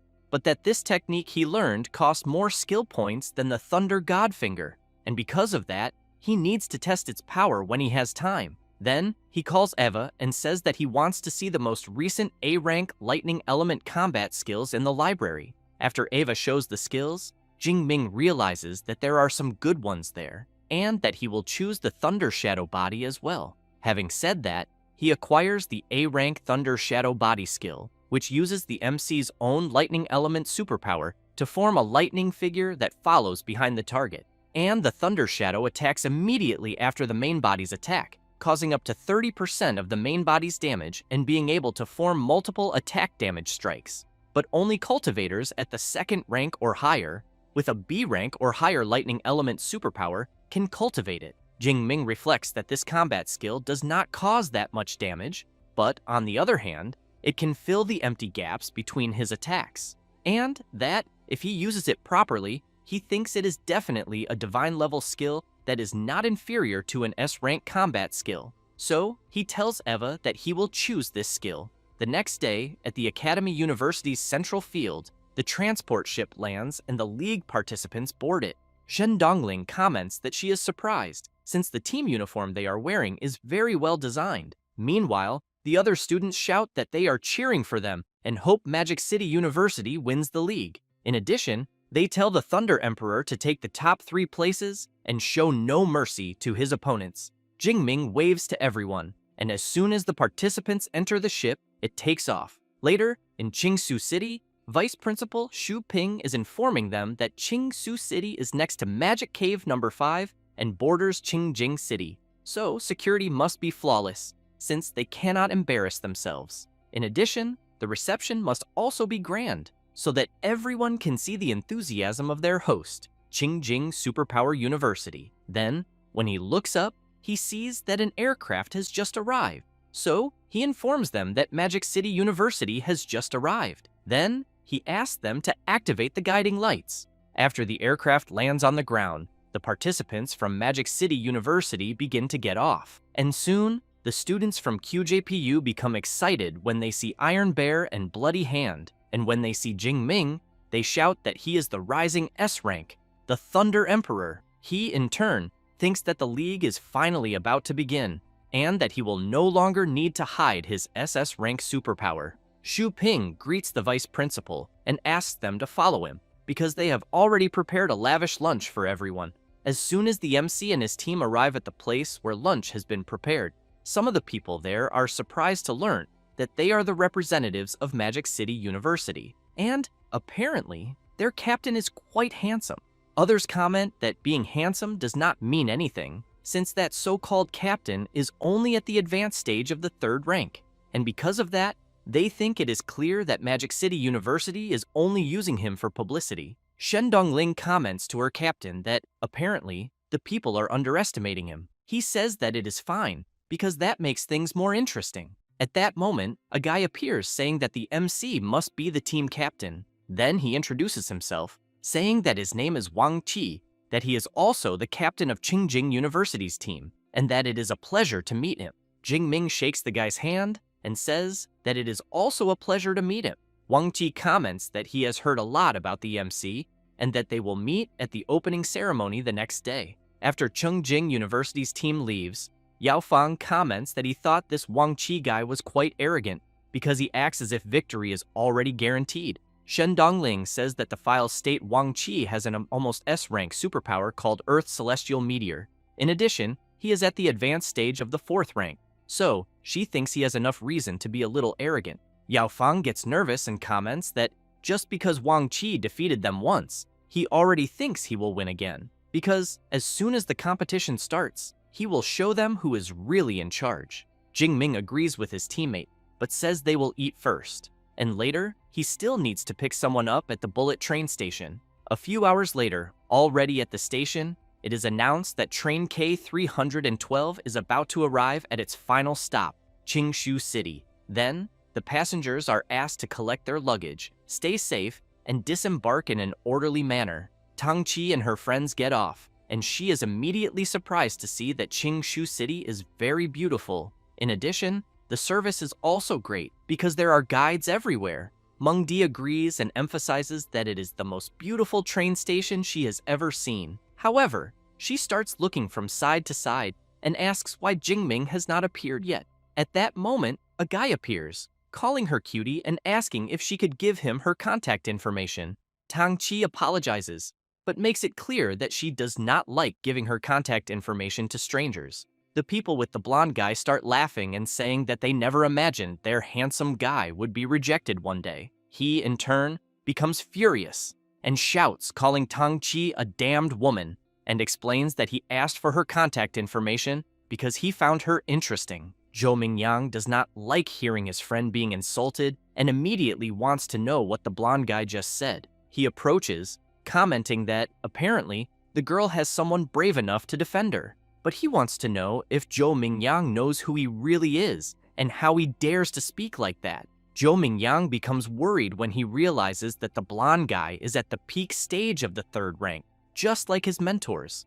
The people around them are surprised when they realize that the blonde guy is someone from Baishan Superpower University, and they wonder if a fight is about to break out. But Tang Chi calls Zhou Mingyang to leave, since it is not worth lowering themselves to the level of that kind of person. The blonde guy's friend warns him that they are there for the competition and, because of that, suggests that he not make too much of a scene, since it would look bad for their university. The blonde guy shouts, saying that if he did not have a competition to participate in, he would never have let Zhou Mingyang get away so easily. In addition, he is only at the early stage of the first rank and still wants to play the hero, and Zhou Mingyang is not even qualified. Having said that, he turns around and spits on the ground. However, he ends up bumping into someone's body, and as soon as he looks up to see who dared to stand in front of him, the MC has an intimidating expression and wants to know why the blonde guy was rude to those people, and whether he thinks he is qualified. Seeing that the guy has gone quiet, Jingming releases a bit of his lightning power in his hand and gives the blonde guy a tremendous slap across the face. Because of the impact, it even knocks several teeth out of his mouth. Then, the MC grabs his hair and knees him hard in the stomach. The blonde guy completely collapses to the ground. Tang Chi and the others are happy to see that it is Jingming. The girl tries to help her partner, asking him not to move, but she warns that the guy who did this to him was the captain of Magic City University, Xu Jingming. At that moment, one of the people around them takes out a phone and starts filming. Then, he says that Magic City University's S rank is truly incredible, since he knocked down Baishan's vice captain with a single blow. Then, one of the members of Baishan's team calls out to the MC and asks why he dared to hit their captain, since they did not provoke him. Jingming makes it clear that they may not have provoked him, but they were just unlucky enough to provoke his cousin and his friend. The blonde guy stands up and cannot believe that the girl he asked for contact information was the MC's cousin. At that moment, Ji Hui, the captain of Baishan's team, appears, wanting to know what is going on. Then, he comments that he only went to settle the bill, and his team already managed to cause several problems. Having said that, he looks at the MC and warns him that he knows who he is, and that, in fact, he knows his group was in the wrong. But since they are all league participants, he thinks the attack he made was a little excessive. Jingming comments that he did not know they were also a team of participants, so he wants to know which university they are from. Ji Hui becomes worried, thinking that Jingming hit them without even knowing which university they were from. So he shouts, saying who he is, and that he is the captain of the representative team from Baishan Superpower University, and that according to the league rules, private fighting leads to disqualification. Then he warns that if the MC does not apologize to his vice captain, he should not blame him for reporting him to the Department of Education. Jingming comments that it is fine, and tells Ji Hui to go report him as much as he wants. The captain of Baishan's team does not like this at all, but soon calls his group to leave. Tang Chi goes over to her cousin and asks if this will not cause trouble for him. Jingming tells her not to worry, because reason is on their side. Besides, the league would not disqualify him over such a small thing. Meanwhile, one of the members of Baishan's team calls out to his captain and asks if they are really going to let what happened slide and whether they are not going to report it. Ji Hui shouts that he only said he would report it to try to scare the MC. Then, he explains that Magic City University is one of the favorites in the league, and because of that, it is not so easy to disqualify them. Then, he takes a deep breath and makes it clear that this is not over yet, because he thinks Jingming probably will not let them get away so easily. The vice captain becomes frightened and comments that he already got beaten up, and on top of that, his captain thinks Jingming will not leave them alone, so he wants to know if the captain of Magic City University is going to take revenge. Ji Hui replies that he will, but emphasizes that what worries him the most is that the MC may want to take revenge in the arena. Because of that, the Baishan members drop the vice captain on the ground and blame him, since thanks to him, they are all screwed. The blonde guy starts crying and praying, asking the heavens to bless and protect his team so they do not end up in the same bracket as Magic City University in the competition. The captain comments that it is not easy for them to enter the top 10, and since Wang Ming is Kei Liang's substitute, he warns that if the vice captain ends up incapacitated the next day, Wang Ming will take his place. The blonde guy wants to know if it is that serious. Ji Hui asks if the vice captain is scared now, because he can only hope that Magic City University does not go too hard on them. Meanwhile, Tang Chi is calling her cousin to leave. He laughs and asks her to wait a little, because he still needs to pick someone up. His cousin becomes curious and asks who the person is. Jingming says that it is his girlfriend. This makes both his cousin and his friends quite surprised to learn about it. But Tang Chi comments that she is happy, and that now she is looking forward to seeing what her cousin's girlfriend is like.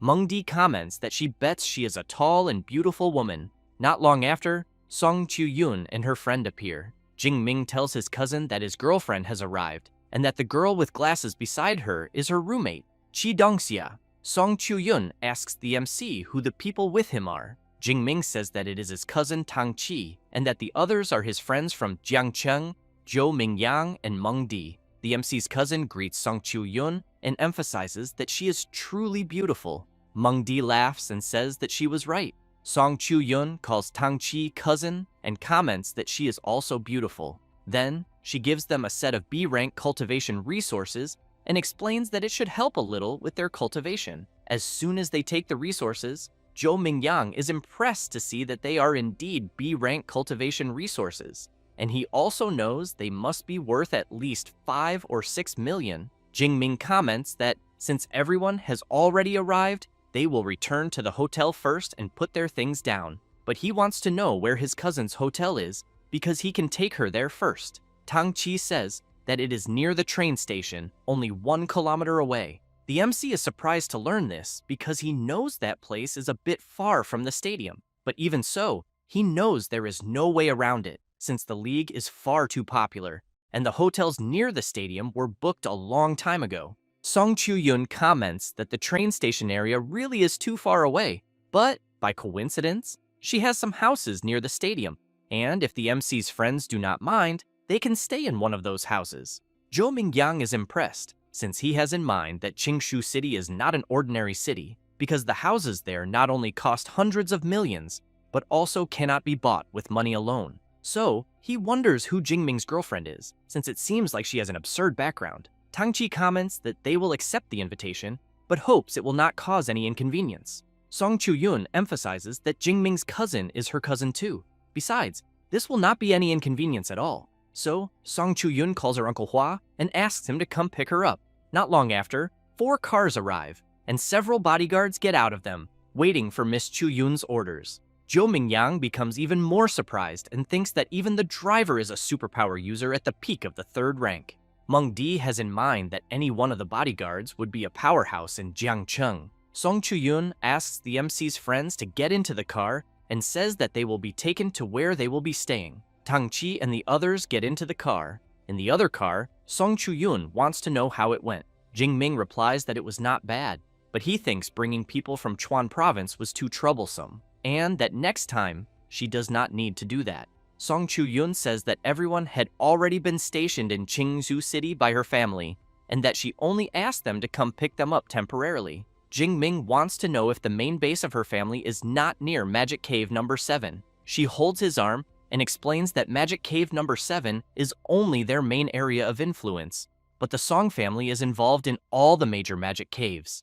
The MC comments that he understands and emphasizes that the reach of a Grandmaster family is truly frightening. After that, At the competition arena, already on the first day of the league, from high up in the stadium, Tang Chi comments that she did not expect Daxia's greatest powers, the Thunder Dojo, the Storm Bear Dojo, the Dawn Legion, and the Extreme Day Club, to send 7th rank Grandmasters to lead their teams. Song Chu-yun explains that this is the best possible chance to recruit geniuses, and that, because of that, obviously, they would not let it pass. At that moment, several fireworks begin to go off, and a host shouts, welcoming everyone to the National University League. Then, he introduces himself and explains that, before the competition begins, he will introduce the 10 universities participating in the team matches. So, he starts with the current champions, Qingjing Superpower University. Then he says that he will call the previous year's runners-up,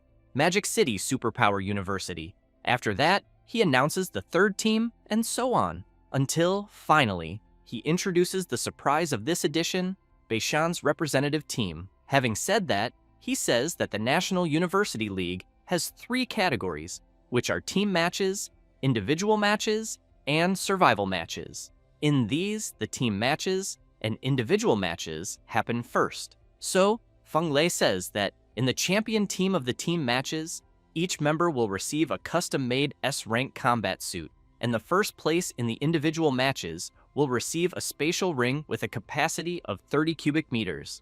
As for first place in the survival match, the winner will receive a 6th rank Guardian Talisman from the ruins of ancient civilizations, with extremely powerful defensive capabilities. The people in the stadium are very surprised by the type of rewards and comment that apparently the competition this time will be much more insane.